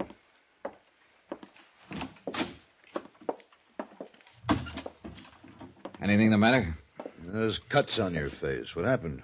Your daughter's boyfriend. Paul Kincaid? Yeah, he's got the idea you hired me to bust up their little romance. He didn't like it. That idiot. Is that all you've got to say, Mr. Alder? What? Because if it is, let me tell you how I feel about it, where I stand. Look, Dollar. No, you look. I know you're the insured, but I just about had it with you. I don't have to take that kind of talk. I think you do. You asked me to keep you alive, but you won't lift a finger to help. Every time I ask you a question, you look the other way, do an imitation of a clam. What am I supposed to be, a mind reader?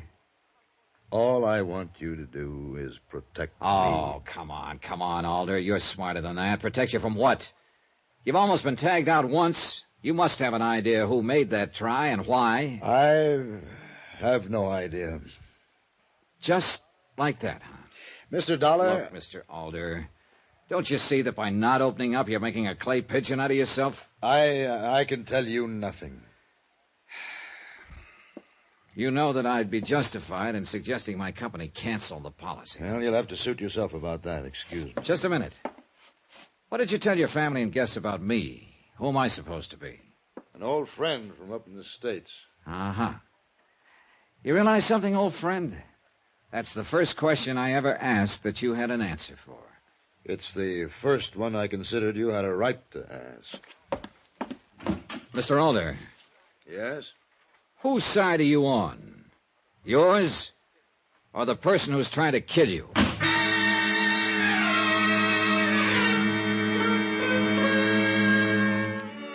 Oil-rich Billy Alder, business mind par excellence, super salesman deluxe. The man who could sell or talk you into anything. But could he say one word that might keep another bullet from coming his way? It sure didn't look like it. I left the den, was just starting out to my car to meet Mrs. Alder. I must have been real anxious for our chat because I suddenly realized I'd forgotten my car keys. I hurried back upstairs and at the top almost bowled over a woman who was about to come down. Oh, I'm so sorry. My fault. That's all right. No, I should have looked where I was going. Here, are you hurt, Miss... It's perfectly all right. Excuse me, please. Sure was a hard house to make acquaintances in, even when they were old and drab and stern-looking. Well, I went to my room, got my car keys, and my wallet, which lay alongside them. The position of the wallet was interesting. I shut the door, headed once more for my car. The lady of the house was waiting. We took off. I know who you are, Mr. Dollar, why you're here. I'm sure you do. I was just back in my room. What? I'll give you a tip. Never search a pro's room. He always puts an article down in a certain position, then memorizes it automatically. A searcher can never replace it exactly the same way. With me, it's wallets. I did not go into your room. Oh? Then name a guess for me, will you? 50-ish kind of lady, kind of faded, severe-looking? Why? I'm just curious. Doris Cole, a very old friend from the States. Mind telling me where her room is? Right next to yours. Why? Well, I just ran into her as she was coming downstairs. She looked a little, call it worried. That's ridiculous. She'd have no more reason to search your room than I would. Sure. Let's forget it. A little while ago, I saw you searching out on the slope. And you know I saw you. Now, what were you looking for? An empty cartridge? You think I fired that shot at my husband? Someone did. And there are easier places to go for a stroll than on that slope. I know what you're thinking. But you're wrong. I just wanted to see if I could find some trace of whoever had done it. A shell from a gun. Well, that's interesting, to say the least. I don't like your tone, Mr. Dollar. I don't blame you, because you just made a boo-boo. Only an automatic ejects a shell. A revolver doesn't. In other words, you knew what kind of gun was used. Uncomfortable, Mrs. Alder? Why don't you go home? Like to live dangerously, Mrs. Alder? Slapping the driver of a moving car? Pretty foolish, isn't it? I'm sorry. I'm very sorry. All right, tell me something. How did you know what I was really here for? My husband. I made him tell me. Well, congratulations. I can't get him to tell me the time of day. And he knows whose side I'm on.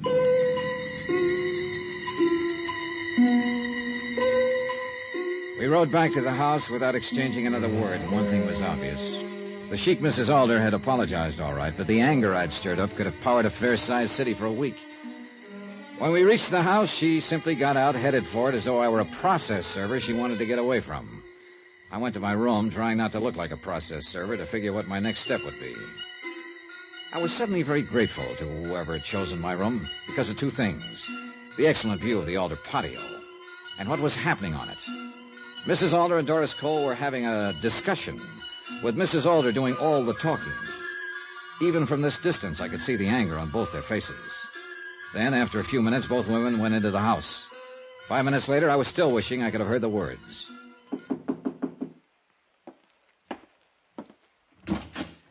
Well, Miss Cole, won't you come in?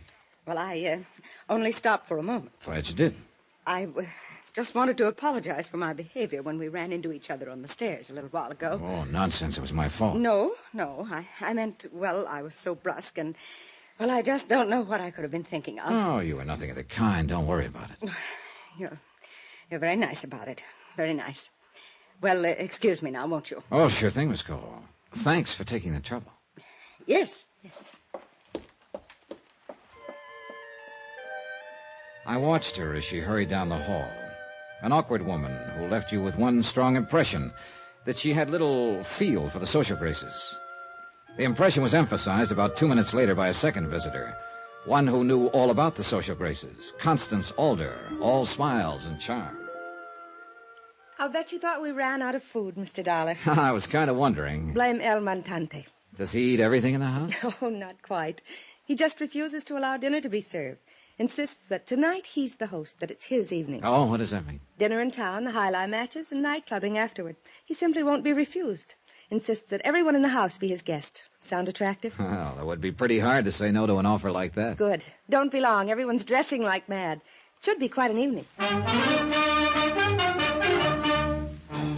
It was. Montante was acknowledged to be a great matador. He had just as much class outside the arena. He ordered a dinner, and it was gourmet time. He placed our bets at the highlight matches, nothing but winners. And at the nightclub, nothing but champagne. For a group of people living in a house loaded with tension, it was a ball. And a lot of it was because of the matador's quiet, easy manner. He was a man who knew how things should be done and did them. It was pretty tough not to like him.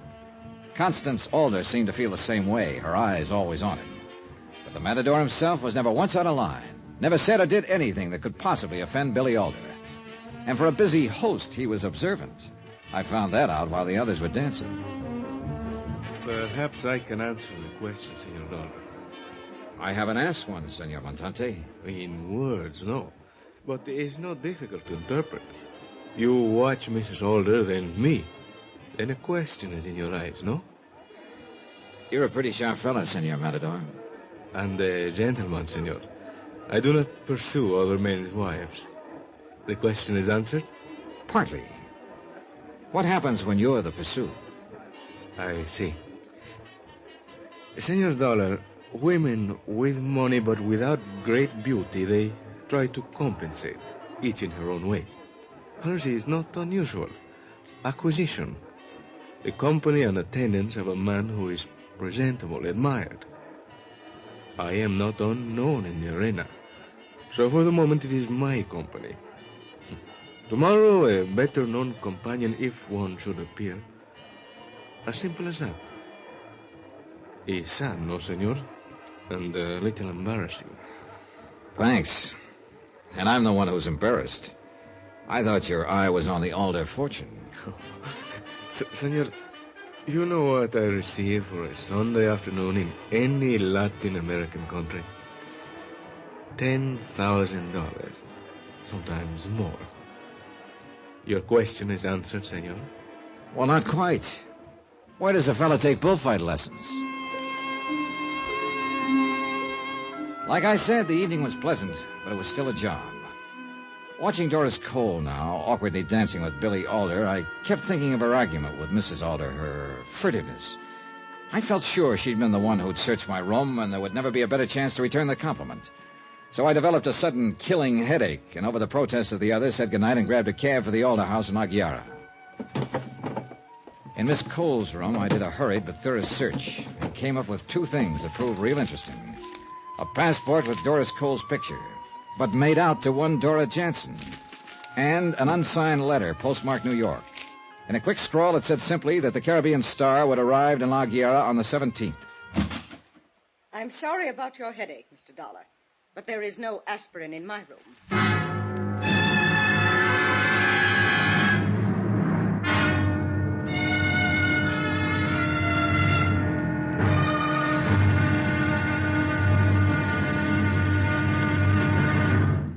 Now, here's our star to tell you about tomorrow's episode of this week's story. Tomorrow, motives for murder are like peanuts. Once you start, you can't stop. One difference, though. A peanut won't kill you. Join us, won't you? Yours truly, Johnny Dollar.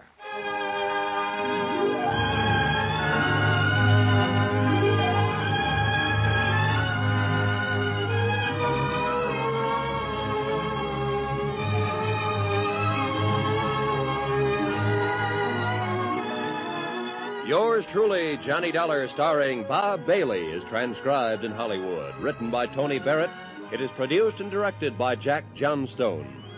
Be sure to join us tomorrow night, same time and station, for the next exciting episode of Yours truly, Johnny Dollar. Roy Rowan speaking.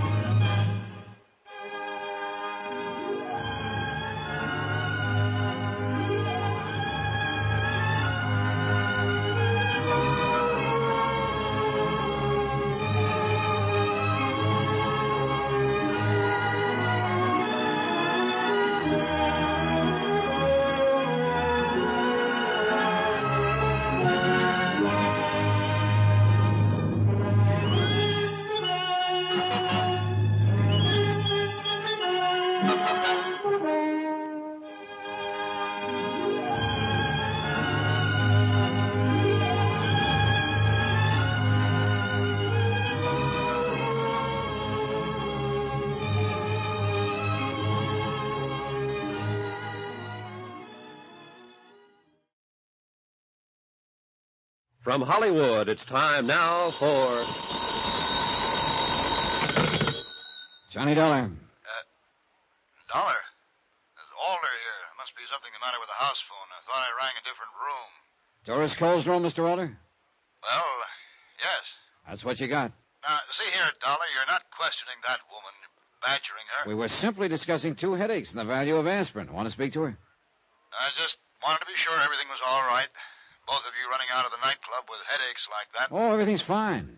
I'd like to speak to you, though. Sorry, it's late. I have a long day tomorrow. I'm afraid it's important. Good night, Dollar. Are you thinking of arresting me, Mr. Dollar? I'm not a policeman, Miss Cole. You act like one. Answering my phone, sneaking into my room while I'm gone. That evens the score, then. You had a quick look through mine earlier in the day. Mr. Dollar. Just what were you looking for, Miss Cole?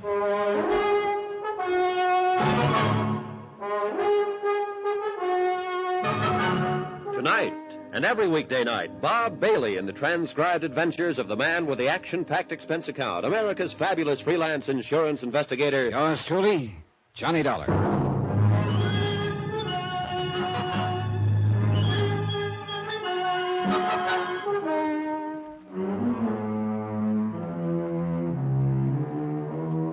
From Special Investigator Johnny Dollar, location Caracas, Venezuela. To the Home Office, Worldwide Mutual Insurance Company, Hartford, Connecticut. Assignment, the Alder matter. Expense account continued. Back in my own room, after saying goodnight to a sullen Doris Cole, I didn't feel the slightest qualms about having invaded her room and lying about the reason for it. Why should I? The people in the Alder house didn't seem too concerned with the truth. In fact, the whole case seemed to be a question of lie or say nothing. Consider, Billy Alder had been shot at, indicating he had a good reason to change beneficiaries 5 times in a month. And still, he was the original say-nothing fella. Keep me alive was all I could get out of him. His wife had lied, his daughter had lied, and Doris Cole, an old friend of the family, had just proved to be a walking lie. The passport I'd found in her room had her photograph, all right, but it said she was Dora Jansen. An unsigned letter in the same drawer had stated simply that the Caribbean Star would dock tomorrow. I got into bed, and an odd thought hit me. If the Caribbean Star didn't dock, would the steamship company have joined the Liars Club, too? Expense account item 7, 10 cents. One newspaper bought on the La Guiara docks early next morning. My Spanish is pretty nothing, but I could read the important thing, that the Caribbean Star was due at noon. With time to kill, I drove into Billy Alder's office in Caracas. He hit the ceiling when I told him about Doris Cole's passport. I was suddenly glad I'd mentioned nothing about the letter. Dollar, how dare you search the room of a guest in my house? How dare you? Just returning a courtesy. What? Mine was searched thoroughly. Well, that still isn't any reason for your behavior. Oh, one-way ethics, Mr. Alder? I've told you repeatedly, Dollar. There's only one reason I want you here. I know. Keep you alive. But how? With handcuffs on? Now, suppose I told you to find some oil, then refused to let you dig any holes in the ground. You'd begin to smell a rat, wouldn't you? What are you talking about? Just about everything in this cell. Look, I have a very busy day. Who is Dora Jansen, Mr. Alder? And why does she call herself Doris Cole? You're making too much of nothing, Dollar. It isn't a crime to use another name. That depends on the reason, doesn't it? Yeah, she's an old friend. Oh, who isn't? Dollar, Aren't you tired of that tune? For a man who's afraid for his life, you've got more old friends than anyone I ever knew. Also, I haven't noticed anything particularly friendly between you. Yeah, she's not a well woman, Dollar. I don't want you bothering. You don't want me bothering anyone. Exactly. Not even the one who fired that shot at you. So I can't help getting an impression that you have a pretty good idea of who it might have been. I told you I was busy, Dollar. Yeah, but it's what you haven't told me I keep thinking about. Dollar. What? Did you find anything else in that room beside the passport? Why, Mr. Alder, what's happened to your sense of ethics? There was still plenty of time before the Caribbean Star would be docking, and Billy Alder's reaction had dictated my next move. The cable office in La Guiara suddenly seemed like a very important place to visit. There were too many silent mouths in Caracas, and I needed one that had something to say.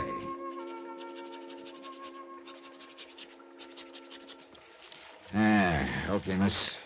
You can take this now. Si, senor. How would you like this to go? Don't spare the horses. Okay. Cable, rush. Ah, si. Victor Kelly, World... Yeah, I know my lousy handwriting. Here. To Victor Kelly, Worldwide Mutual, Hartford, Connecticut, USA. Si? Want all possible information, Dora Jansen, a.k.a. Doris Cole, U.S. passport, 19B67943-11, signed Dollar. And your address for the answer? I'll pick it up here. As you wish. And lady, please. No, senor. Don't spare the horses. It was still early when I reached the waterfront where the Caribbean Star would soon be docking. There wasn't much point in watching the incoming passengers. I didn't even know who I was looking for. So I found a spot at the pier entrance where I could concentrate on those meeting the passengers. Here I made a grudging concession to all movie detectives. Item 7, another 10 cents, another newspaper to hide behind. And you know something? It works fine. Doris Cole, or according to that passport, Dora Jansen, was nervous, excited. And it was no trouble to stay close behind her as she met a passenger, a short, nondescript man in his late 50s. When they jumped into a cab and hurried away from the pier, they were closely followed by a man clutching an unread newspaper.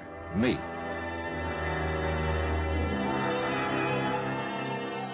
The trip was a short one, about 6 or 7 blocks away. The cab in front pulled up at a cheap hotel on the waterfront. I circled the block once, got rid of my cab, and wandered into the dismal lobby. The fat, sleepy clerk made a concession. He opened one eye. See, you look for something. Yeah, that gentleman who just came in, I had an appointment with him. Oh, darn it, I must have left the slip of paper with his name on it in my hotel. I can't find it. That's too bad. You know, the gentleman who just went up to room... Yeah. You want me to say the number now, huh?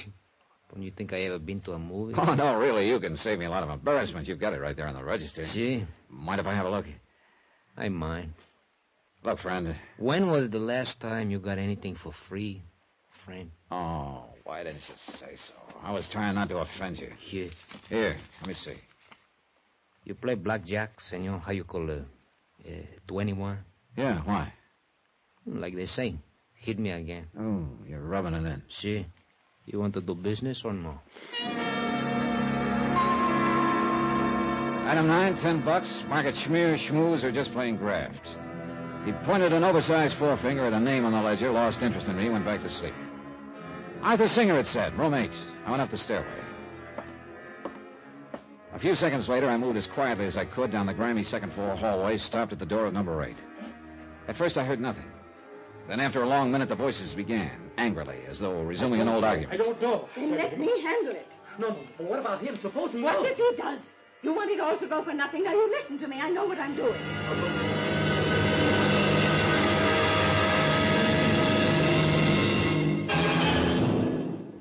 5 minutes later, I was back in the cable office getting a second message off to Vic Kelly in Hartford.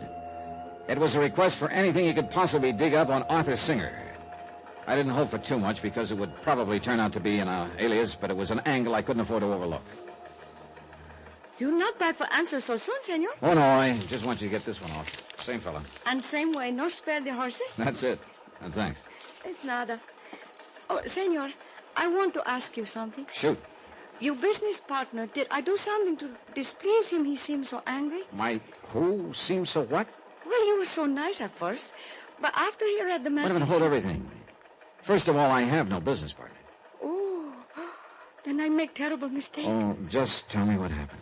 Well, this man, he come in less than a minute after you leave, was very nice. Yeah? Said he was your business partner, that he just leave you.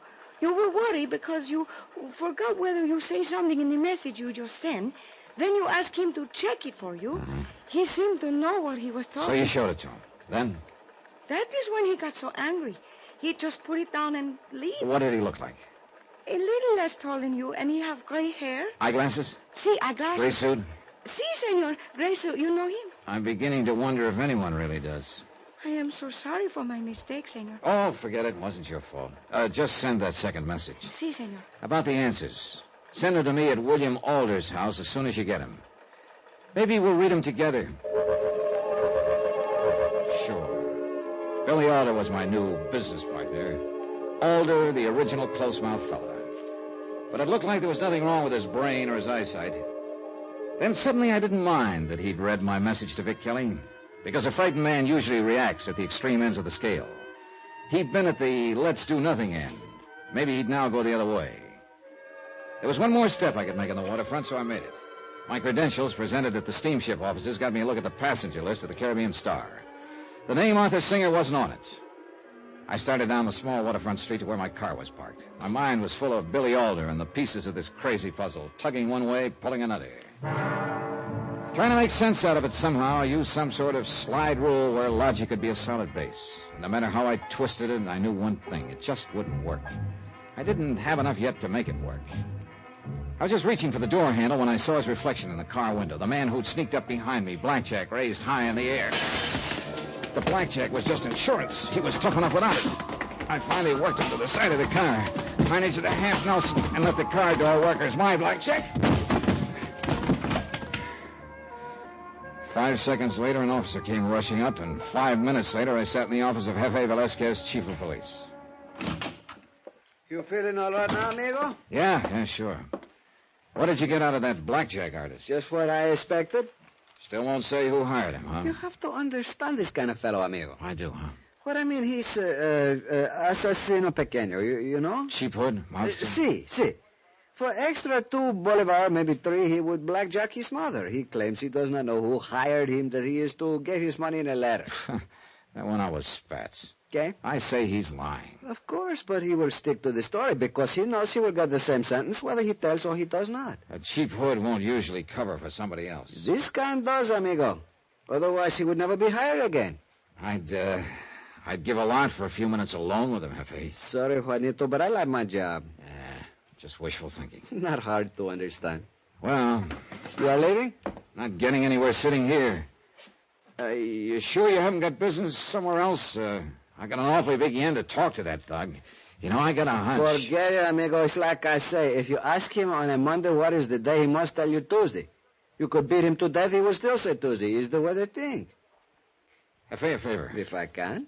Suppose I don't prefer charges. Would you put a tail on him when he leaves? Johnny. Look, I know it's $1 million to 1 against the hood doing a rough-up without the money in hand, but if he hasn't collected you... Come, amigo, like you say, $1 million to 1. I know I'm grabbing at straws, but just in case, F.A. Come on, huh? Okay. Good, thanks. Hey, where do you go? Back to the cable office. Oh? Yeah. And if a man in Hartford has nothing to say, I've got a permanent seat behind the 8 ball.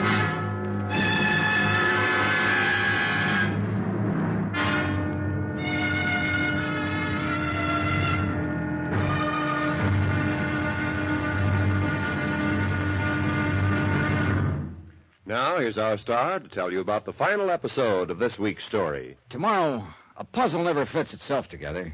You've got to snoop, pry, and juggle the pieces. And sometimes people get killed that way. Join us, won't you? Yours truly, Johnny Dollar.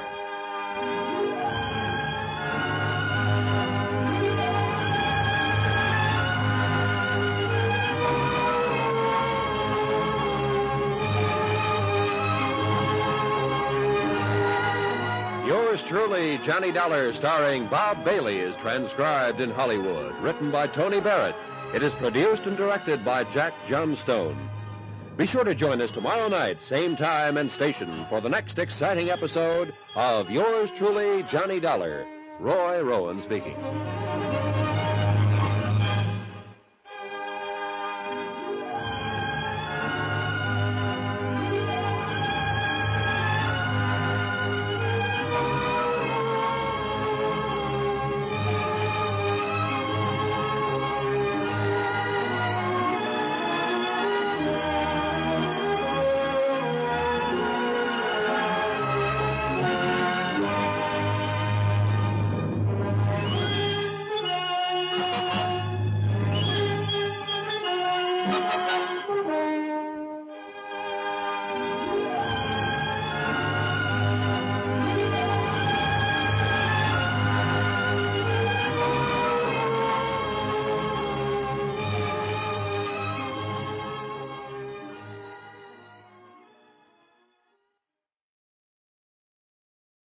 From Hollywood, it's time now for... Johnny Dollar. Good morning, Senor Dollar. Is La Guiara Cable Office calling? We have an answer to cables you sent to Hartford, Connecticut. Good. Would you like me to read the message, Senor? No, I'm on a telephone with extensions. Oh, I see. Perhaps you prefer I have it delivered then? No, I don't. Then you will come in for it yourself? Yeah, just as fast as I can get there.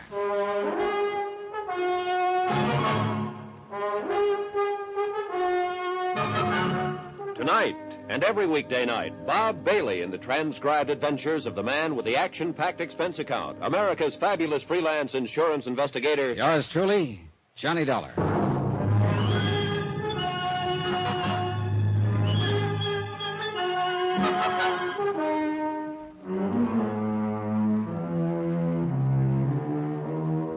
From Special Investigator Johnny Dollar, location Caracas, Venezuela, to the Home Office Worldwide Mutual Insurance Company, Hartford, Connecticut. Assignment, the Alder matter. Expense account continued.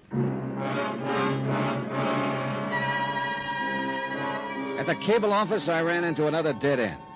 Vic Kelly back in Hartford had come up with absolutely nothing on either Dora Jansen, who called herself Doris Cole, or Arthur Singer, the little man she'd hurried off an incoming liner yesterday. Complete strikeout. I headed outside, caught a glimpse of Mrs. Billy Alder watching me from across the street. Social life changing, Mrs. Alder? Does being my hostess include tailing me? Does being on La Guiara Street constitute tailing you?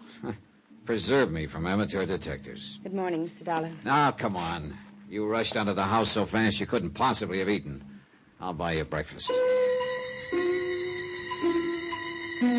I knew it was curiosity that made her take me up. She just couldn't resist the thought that maybe I'd give something away, let something slip. She ate warily, tentatively.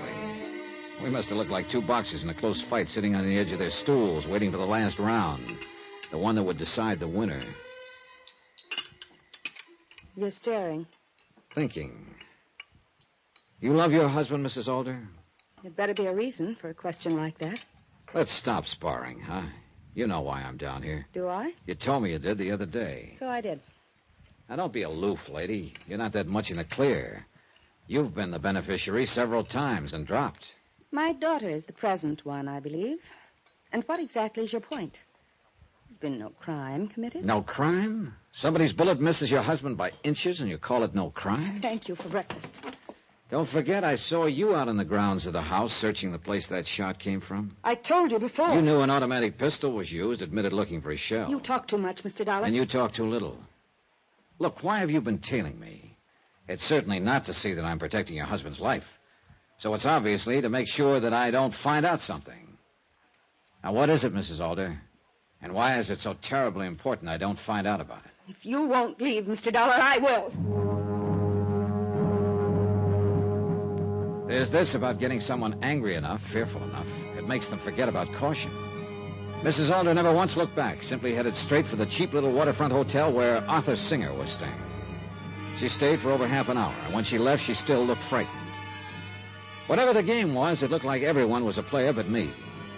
But Mrs. Alder's move helped, started an idea gnawing at me. So I headed for Caracas in the office of a smart cop, Jefe Velasquez. I needed someone to talk to, and the Jefe was a good listener. Come, amigo, sit down. Tell me where it feels wrong, huh? Billy Alder. He does all that changing in his policy, so I assume he's scared of being knocked off. Probably by one of the people who has been named a beneficiary of the policy. So? So now I'll take the other people concerned. Alder's wife is as much a clam as her husband is. Also, she knows what kind of a gun was used to take that shot at him. Dora Jansen, a woman who uses an alias and is obviously afraid of me. Arthur Singer, a little man Dora has hidden in a waterfront hotel. And now I find Alder's wife knows about the little man, too. Conclusion, amigo? That the three of them are in on something together. But not to kill Alder for that policy. His daughter gets it all. Yet Alder is afraid. And I think he's scared of something the others know. Now, suppose that shot wasn't meant to kill him, just frighten him. A sign that somebody meant business. That is a nice piece of logic. Yeah. Now all I got to do is make it work. Look, Jefe, whatever this deal is, nobody's going to make a move till I'm out of here. So? So, good, bad, or indifferent, I'm going to do a little acting. I stayed with Velasquez another half hour, setting things up as best I could. Then I drove to the airport and paid item 11 $309.80 for a plane ticket marked Hartford, Connecticut. Sure, it was an expensive prop, but this was one act I had to be convincing him. I drove back to Caracas, pasted a real angry look on my face, marched into Billy Alder's sumptuous office, and threw the airline ticket on his desk. He studied it for a long minute. What does this mean, Dollar? That I've had all of you I can take, Alder. You and your keep me alive. You are going back to the States? You can read. The ticket says Hartford, Connecticut. It also says the 6 o'clock plane, because there's nothing earlier. But why? Why, Dollar? So I can get back and make my recommendations to the insurance company. You know what I'm going to recommend, Alder. Please, wait. That they cancel your policy because of your refusal to cooperate. Sorry, Alder. Dollar, please, now don't do it. I beg you. There's a clause in that policy. I don't care about that policy. Now, don't you understand? Understand what? Listen to me. All that changing of beneficiaries. I only did that to make them send someone down here. I need protection. Against what? I'm in a jam. All I want is protection until it's peacefully settled. Do you understand? No, plainer. I know someone wants to kill me over a business deal. I'm asking you to see that I stay alive until I have time to reason with this man. Who is he? I can't tell you. Then let me tell you something. He's just arrived in town. How did you... Don't you see, Mr. Dollar? You must stay. Sorry. Goodbye, Mr. Alder.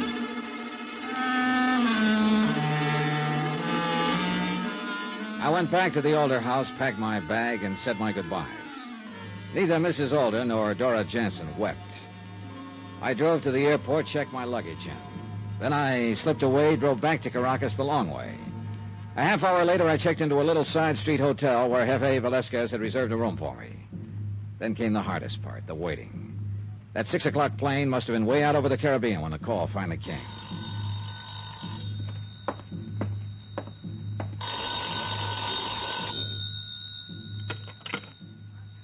Yeah? Velasquez here. You tired of waiting? Oh, brother, you know it. Look, Jefe, your men check in. Maybe I should have taken part of the work. Be patient. discretion, amigo. Your whole idea depends on their thinking you took that plane. You must stay right where you are. But what about your men? Have they... I get a call every couple minutes, amigo. Alder, his wife, the Dora Johnson, Arthur Singer. I can tell you every move they make in the last 3 hours. But they haven't made the one I'm waiting for, huh? You will know it 3 minutes after they make it. If they make it. Thanks, F.A.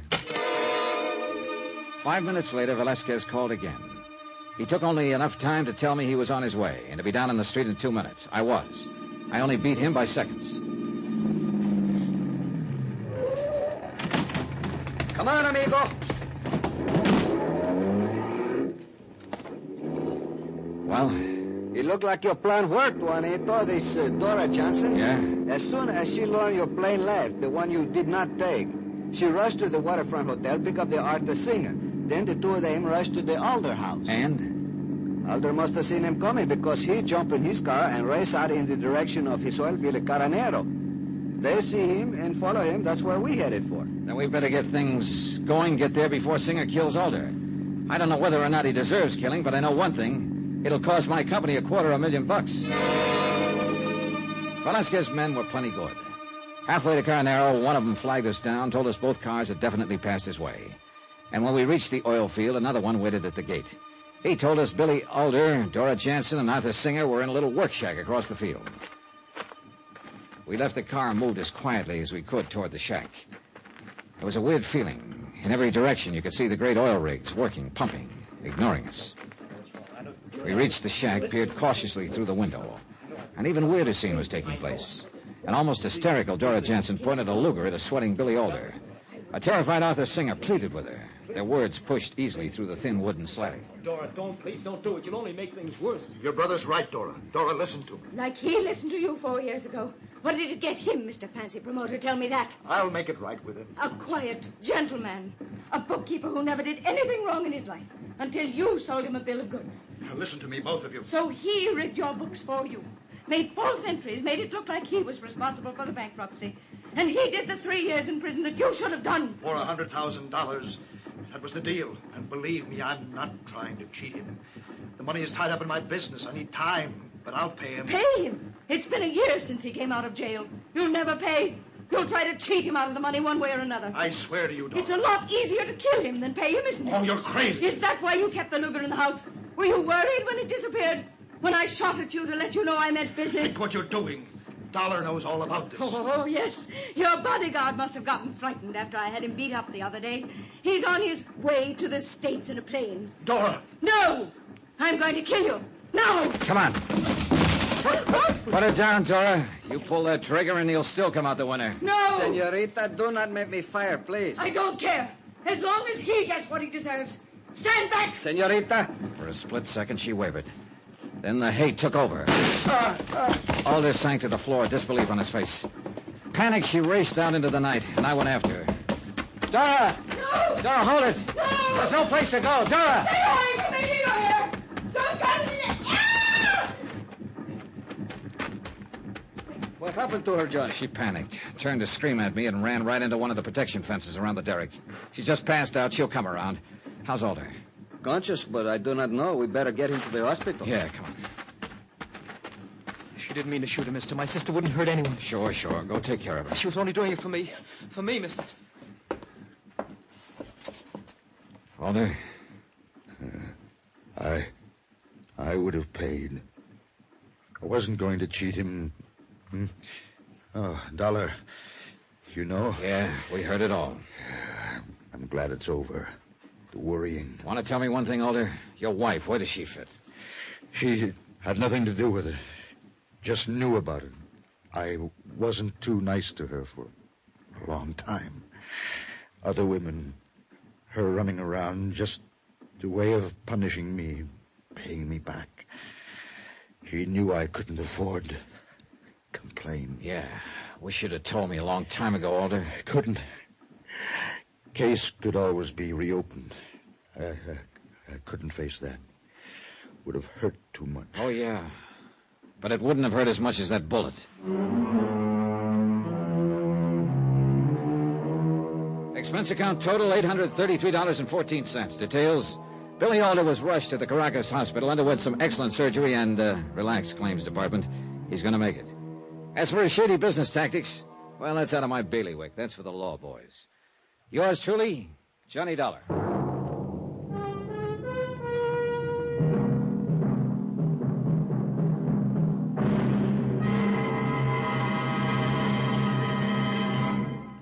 Now, here's our star to tell you about next week's story. Next week, a quiet cabin by a quiet lake, a place ideal for romance and ideal for murder. Join us, won't you? Yours truly, Johnny Dollar.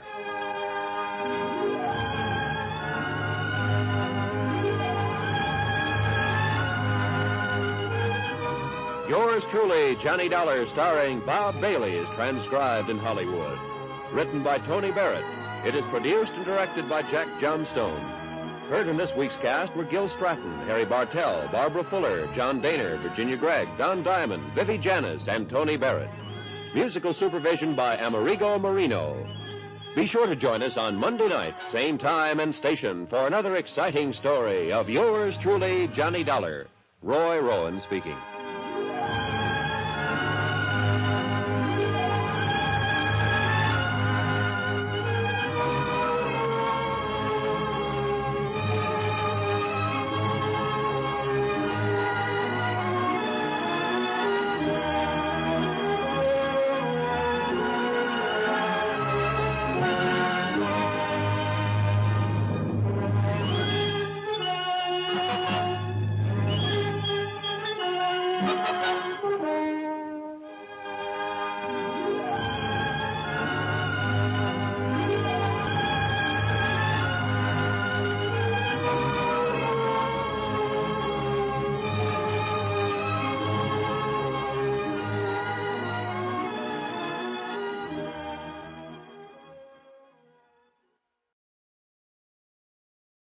The Adventures of Sam Spade, Detective.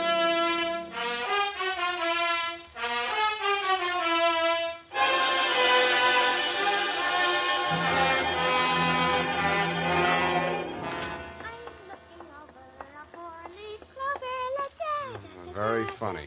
Certainly took you long enough. Oh, thank you, Sam. Well, do you like them? My curls? I guess so. It's your own hair, I trust. Oh, yes, Sam. When it's brushed out, you'll never know anything happened. Whenever you're ready, Curly. Oh, gee, you like it that well? Yeah, very cute. Well. It's a business. To Detective Lieutenant Dundee, Homicide Detail, San Francisco Police, from Samuel Spade, license number 137596, subject the Bouncing Betty Caper. Dear Dundee. It all began on a Wednesday. My secretary, Miss Effie Perrine, tiptoed into my office and laid an engraved calling card on the desk in front of me. The name on it was Randall Carruthers. She said he looked like money, so I said, show her in. Or him in. She did. Good morning, sir. Do you wish the morning paper? Thanks, I've read it. Dear me. What's the matter? This ashtray, sir. Have you a silent butler? I don't even have a noisy one. Oh. In all my years of service, it has been my constant endeavor to keep things neat and tidy, down to the smallest detail. I see. Well, if it bothers you, just dump those butts into the wastebasket. Very well, sir.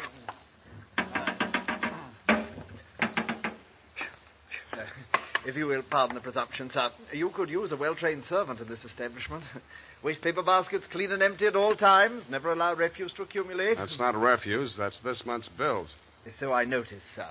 I also noticed that you have not opened them. From this, I conclude that your services are immediately available. Yeah, and I conclude that in spite of your glad rags and fancy handle, you are somebody's butler. Oh, that is correct, sir. I am first butler in the household of Dr. Mark McGraw. First? Yes. Bleak Cliff is the name of the estate. It's near the village of Squid Beach, some 50 miles in a southerly direction on the Pacific coast. You know, I think I'm going to like you as a client, Mr. Carruthers. I mean, it's refreshing to get a few accurate facts without, shall we say, priming the pump. Oh, thank you, sir. You're welcome. To continue, not counting the staff, there reside at Bleak Cliff 3 persons. Dr. McGraw, master of the house since the death of his wife, his stepson, Mr. Anthony McGraw, of whom more later, and Mr. Anthony's sister, Miss Cathy. It is on her behalf that I've come to you, sir. What is her problem, Mr. Carruthers? The correct form of address is Carruthers, sir, not Mr. Carruthers. Check. Yes. Now, as to Miss Carthy's problem, sir, someone is attempting to murder her. Specifically, she has upon several occasions been shot at from ambush. Twice she has awakened in the night to feel the hands of an assailant closing about her throat. And only yesterday, she narrowly escaped death when her motor car went out of control owing to some blackguard tampering with the steering mechanism. And upon numerous other occasions... That's enough. You have convinced me that she indeed has a problem. What do the local police think? No one has been to the police, sir. Why not?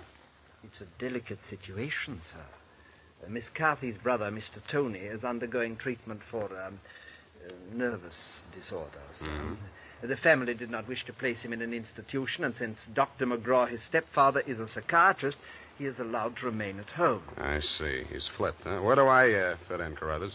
Well, sir, if a reputable gentleman such as yourself were to come to Bleakcliff and witness these persistent attempts upon that girl's life, perhaps they could be forced to put the boy away where he belongs. It's possible. I'm willing to try. For money. Oh, splendid, sir, splendid. I took the liberty of drawing, in your favor, a draft upon the First National Bank of Squid Bay, 1 week's remuneration in advance of your services to the Bleakcliff estate in the capacity of chauffeur. Chauffeur? Yes, sir. I thought that might be a capital disguise. Have you a better suggestion, sir? Well, no, that's okay. This check. Yes, sir. $200. It's a pretty big weekly salary for a chauffeur, isn't it?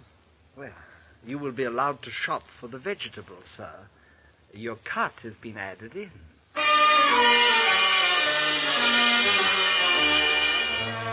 I told him I didn't know one vegetable from another, that I was a lousy driver, and in more time than it takes to tell, I was installed at Bleakcliff in a room above the garage and told to wait there until summoned. I put on my pearl gray uniform with the brass buttons and leather puttees, looked in the mirror, and decided I had missed my calling, but not by much. Nothing happened for nearly an hour, and then I got my first buzz. Yeah, I mean, garage. Phillips, the car, quickly. The main entrance. Keep your motor running. I have him locked in the living room, and he's breaking off. Okay. Yes, miss.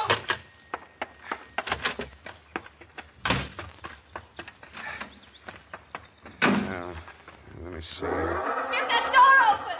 Open that door. Why didn't you have the door open? I'm sorry, miss. Well, get going, please. Darn it, miss. Where's the spark on this? What's the matter with it? Well, it's flooded. The house, you know. He's got the meat cleaver again. Can't you get this door? Well, I'm trying. Get out, I tell you! Get out! Stop it! Stop it! You're hurting him. No! All right. Put it down, kid. Put it down. Come on. Give it to me. What's going on? Tony. I say, who are you? Haven't you been instructed not to disturb my patient? I'm sorry. I'm new here. When I saw him coming at Miss McGraw with that meat cleaver, I naturally thought Oh, well, no harm done. Come along, Tony. Come along now. Come along, boy. We'll have a nice long talk. What shall I do with this now? We'll put it back. You all right? Oh, sure. I should be used to it by now. By the way, you're new here, aren't you? What's your name? Sam. Sam? That's nice. Turn to the left outside the gate, Sam, and drive straight out to the shore road. Well, if I can just... Hey, I just turned that little key. Look, Ma, I'm driving.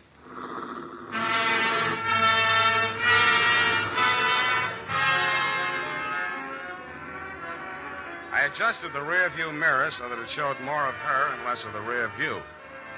A mile from the house, she ordered me to stop, moved up to the front seat with me, and asked me to drive on. By the time we got to the shore road, she was driving, and I was resting my head on her shoulder. Where are we going? I've got a little hideaway down the coast. It's right on the beach, at the foot of a tall cliff.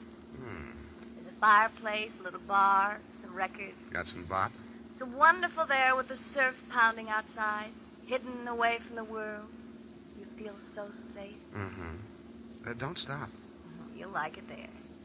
You feel as if there's no one else on earth. Time standing still. Oh, if I could just be sure that Mother wouldn't worry about me. You're impossible. Okay, Kathy, I'll be serious. What's with that brother of yours? Tony? I'd rather not talk about that if you don't mind. Well, maybe I can talk about your stepfather. I really should know what kind of a man my boss is. I go for these drives to forget all that. Please don't spoil it for me. Okay, Kathy, okay. Please. The sharp turn into this driveway. Now, we get out here. Yes, ma'am. Down this path. Uh-oh. What's the matter? You afraid of high places? Yeah, you just pushed me off of one. Oh, Sam, don't be like that. You're pouting like a little boy. Come on, I want to show you my little house. What's so special about your little house? Oh, Sam, if you only knew what my life is like. You only knew what mine is like. I need someone so much to talk to, Sam. As long as you can steer the conversation, you mean. Come on, Sam. I'll show you the house. The path led to a flight of wooden steps that clung to the face of a sheer cliff. There was something like the stairs you find yourself falling down in nightmares. They dropped maybe 200 feet to a crescent of white sand. Watch out for that one step. It's broken. Yeah. You have to make your dream house this hard to get to? Because of Tony. He has vertigo. What? When we were kids, he used to chase me, and I'd run down here, and he was scared to follow me. Afraid of heights. He still is. Oh. Well, you light us a fire, Sam. The wood's there in the box. I'll go make us a drink. Fire? Who needs a fire? I'm hot. What'd you do before you took up driving? Oh, I was a private eye for a while. Oh, how exciting. Nah, it's a sour racket. Tell me about it. Nah. Let's talk about you. Here's your drink. Thanks. Well, what do you want to know about me? Oh, me? Come here.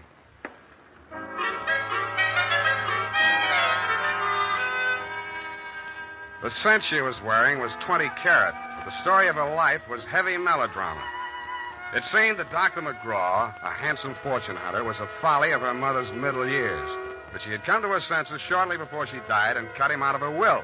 But that was not the end of it. When Kathy's brother had been faced with the alternative of entering an institution or remaining at home under his stepfather's care, she had begged the doctor to remain in spite of his warnings that her brother might take a notion to kill her. But get this, Dundee, it's real deep. In spite of visible evidence to the contrary, she was convinced that her brother was not out to kill her, but that the doctor was.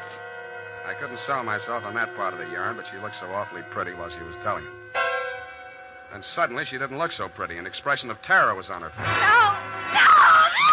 Get down! I rolled her onto the floor and kicked the lamp out. By the glow of the embers in the fireplace, I could still see the gleam of the gun barrel shoved in through the broken window. I hoped he couldn't see so much. I knocked over a chair to give him something to shoot at. He was already halfway up the face of the cliff on those rickety wooden stairs. At the top, he turned and looked back. Who was it? It was Mark, wasn't it? The doctor? You know better than that. It was Tony. I thought you told me he was afraid of heights, couldn't come down those stairs. He never did before. Don't you believe it? Yeah, Kathy. I may wind up believing the rest of your story.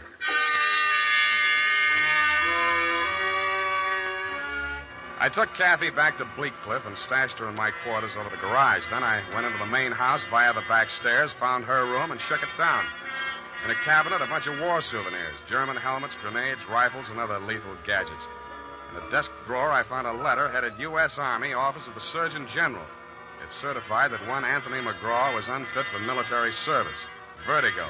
Origin, childhood injury to middle ear. Downstairs in the library, I found a shelf of medical books. Vertigo. Vertigo was almost incurable, and there was certainly no quick cure. But some patients had lost their symptoms temporarily under hypnotism. Then it said, see narcosynthesis. I did.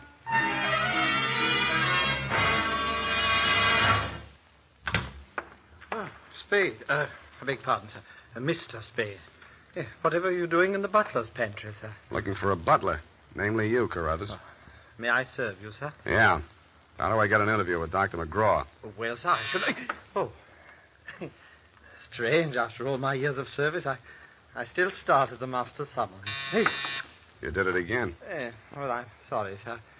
I'd better see what Dr. McGraw wants. Forget it. I'm answering this one. You're not going to drop your disguise, sir. Why not? Who am I kidding, anyway?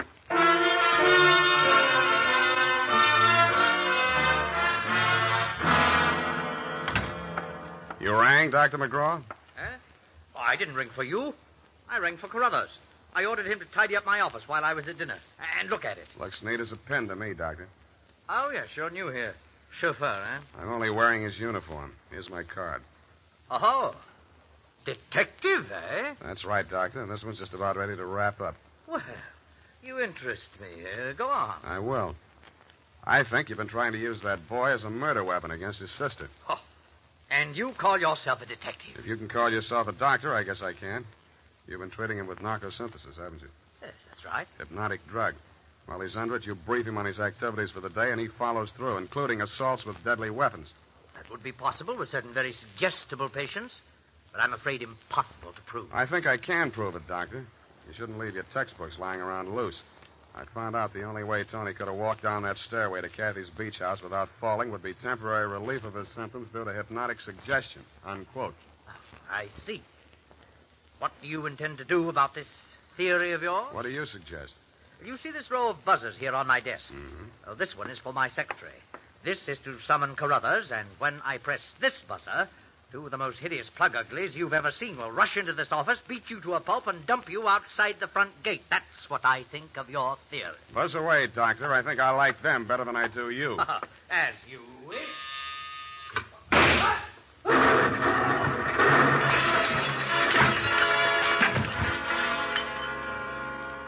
From where I was on the other side of the room, I didn't know what had happened at first. All I saw was a lot of paper gushing out of the wastebasket. The doctor sure was dead. His midsection was perforated like a shower drain. And in the walls, fanning out around the end of the room, about a yard up from the baseboard, there was a straight line of holes. I dug into one. What I took out wasn't a bullet. It was a perfectly round steel ball. Then I remembered the wastebasket, the paper flying out of it just before the explosion. In the bottom of it, I found the answer. The base of a steel mechanism with German lettering on it. It was a wartime anti-personnel mine that the GIs called the Bouncing Betty. The United States Armed Forces Radio Service is presenting the weekly adventure of Dashiell Hammett's famous private detective, Sam Spade.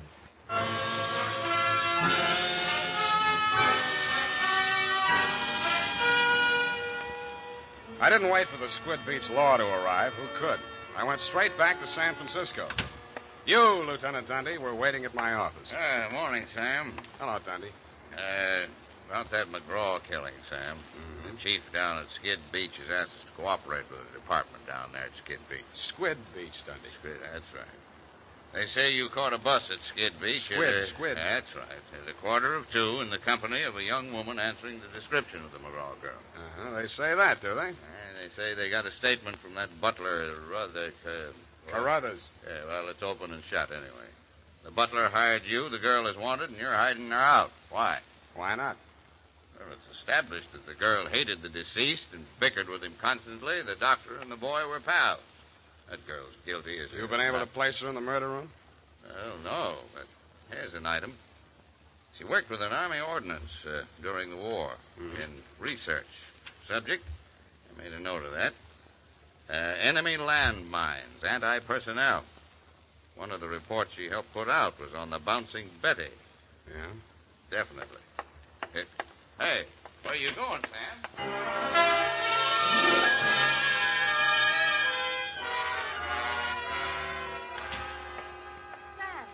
Sam, it's been so lonesome cooped up here all day. Why didn't you tell me you were with Army Ordnance during the war? I don't know. I suppose it thought it was unfeminine or something. Try again. All right, I'll tell you the truth. I had a copy of that report with instructions for the operation of the Bouncing Betty in the desk in my room. What the devil are you doing with a thing like that? I don't know. I was proud of it. It was the only report I worked on with the general. Should have got rid of it. I did. I burned it in the fireplace as soon as I learned what had killed him. You didn't burn it good enough. Sam, they found it. Yeah. Have they arrested Tony? Not yet, but he's definitely sane. He'll have to take the rap for anything he's done. I see. Well, I guess there's no other way. Tony didn't do it, Sam. I did. I want to make a confession. Not to me, please. Not to me. After what happened down at the beach when I knew I was no longer safe anywhere, I realized I had to do it. For Tony's sake as well as mine. When we arrived back at the house, I looked into the dining room and I saw Dr. McGraw eating dinner. I knew it was my chance to get into his office. Yeah? Then what? Well, the Bouncing Betty was in my room. there was some wire in the tool chest, and I knew that Carruthers always went to tidy up while the doctor was at dinner. So I waited until I saw him come out, and then I went in. And I looked around for a place to plant it, out of sight. Then I saw the wastebasket full of papers. It was the perfect hiding place. The whole thing didn't take more than 5 minutes. Well, say something. Go on, say you hate me. Say it. I don't. Wish I did. Oh, Sam. Help me. Help me. I'm sorry, baby. I am sorry.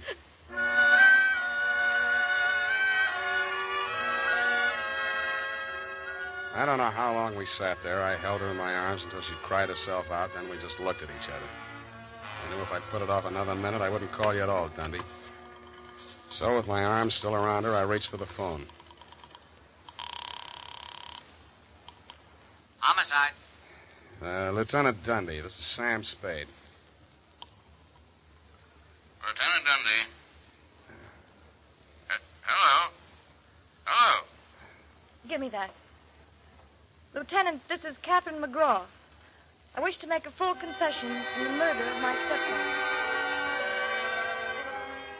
I walked out while she was still talking to you, Dundee. I knew she'd wait for you, and I didn't want to be there when you took her away. As I walked over to my office, everything she'd said kept coming back to me. I could see her sneaking into her brother's room and getting a contraption out of the cabinet. I could see her hiding behind the door until Carruthers came out after tidying up McGraw's office, dumping ashtrays, emptying waste baskets. And that's as far as I got. I went back to my office to wait. And sure enough, 20 minutes after the papers hit the streets with Kathy's confession, the door opened and he came in. Well, sir, I believe it's turning a bit raw out of doors.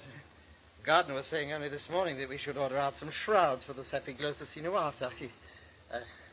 Am I discommoding you, sir? No, Carruthers, I've been waiting for you. With your permission, sir, the ashtray. Just dump it in the wastebasket. Well, I am gratified to note that your secretary has been looking after things and has emptied your waste paper basket. This is right and proper. Quite. Yes, sir. And, speaking of waste paper basket... Allow me, Carruthers. You have come to apprise me of your part in the death of the late Dr. McGraw.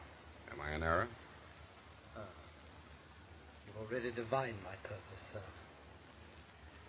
Yes, it was I who placed that infernal machine. In the wastebasket, Carruthers, yes, I know. It struck me as a bit of poetic justice that the buzzer, which that dreadful man used as a symbol of his despotism, should be the instrument of his own destruction.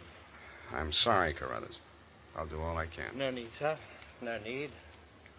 I'm aware that there is no final justification for taking the law into one's own hands. Every man is entitled to trial by jury of his peers. But where, Mr. Spade, where could be found 12 good men and true who would allow themselves to be called the peer of that monster, Dr. McGraw?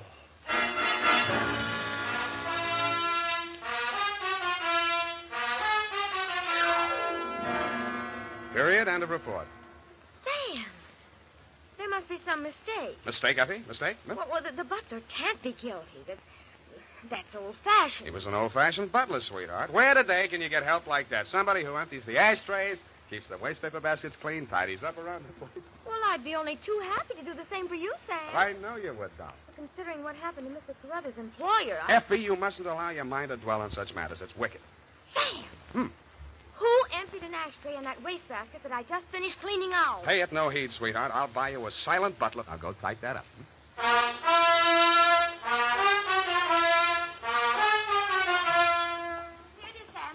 I haven't made any mistakes. I'm in such a hurry. Whatever did you do to your hair? Well, I brushed it out, Sam. What happened to the pin curls? I told you, Sam, when it was brushed out, it wouldn't be noticeable. Hours of torture sitting under a hot dryer for something nobody will notice. But, Sam, it puts bounce in your whole makeup. I get it. The bouncing Effie caper. Oh. Eyeshadow, new shade of lipstick. You look real gone. Oh, no. Whom is it tonight? Well, it's this friend of Maud's, Sam. Of course, she's not really serious about him, so it's all right. Your conscience bothering you? Oh, no, Sam, no. He's definitely not serious about her. I mean, Well, have fun, sweetheart, while Maud burns. Oh, well, she won't. And I suppose you'll be seeing that girl, what's her name? Oh, yes. Kathy. Well, at least if I'm not playing in someone else's garden. No. Well, have fun anyway. Good night, Sam. Good night, sweetheart.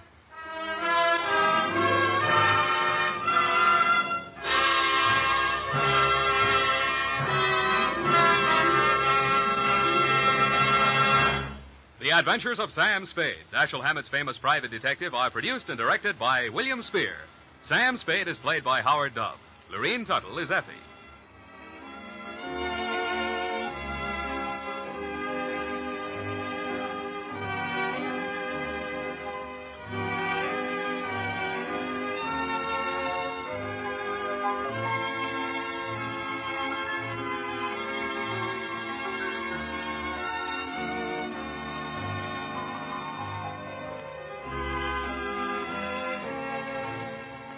The Adventures of Sam Spade, Private Detective, is a presentation of the United States Armed Forces Radio Service, the voice of information and education.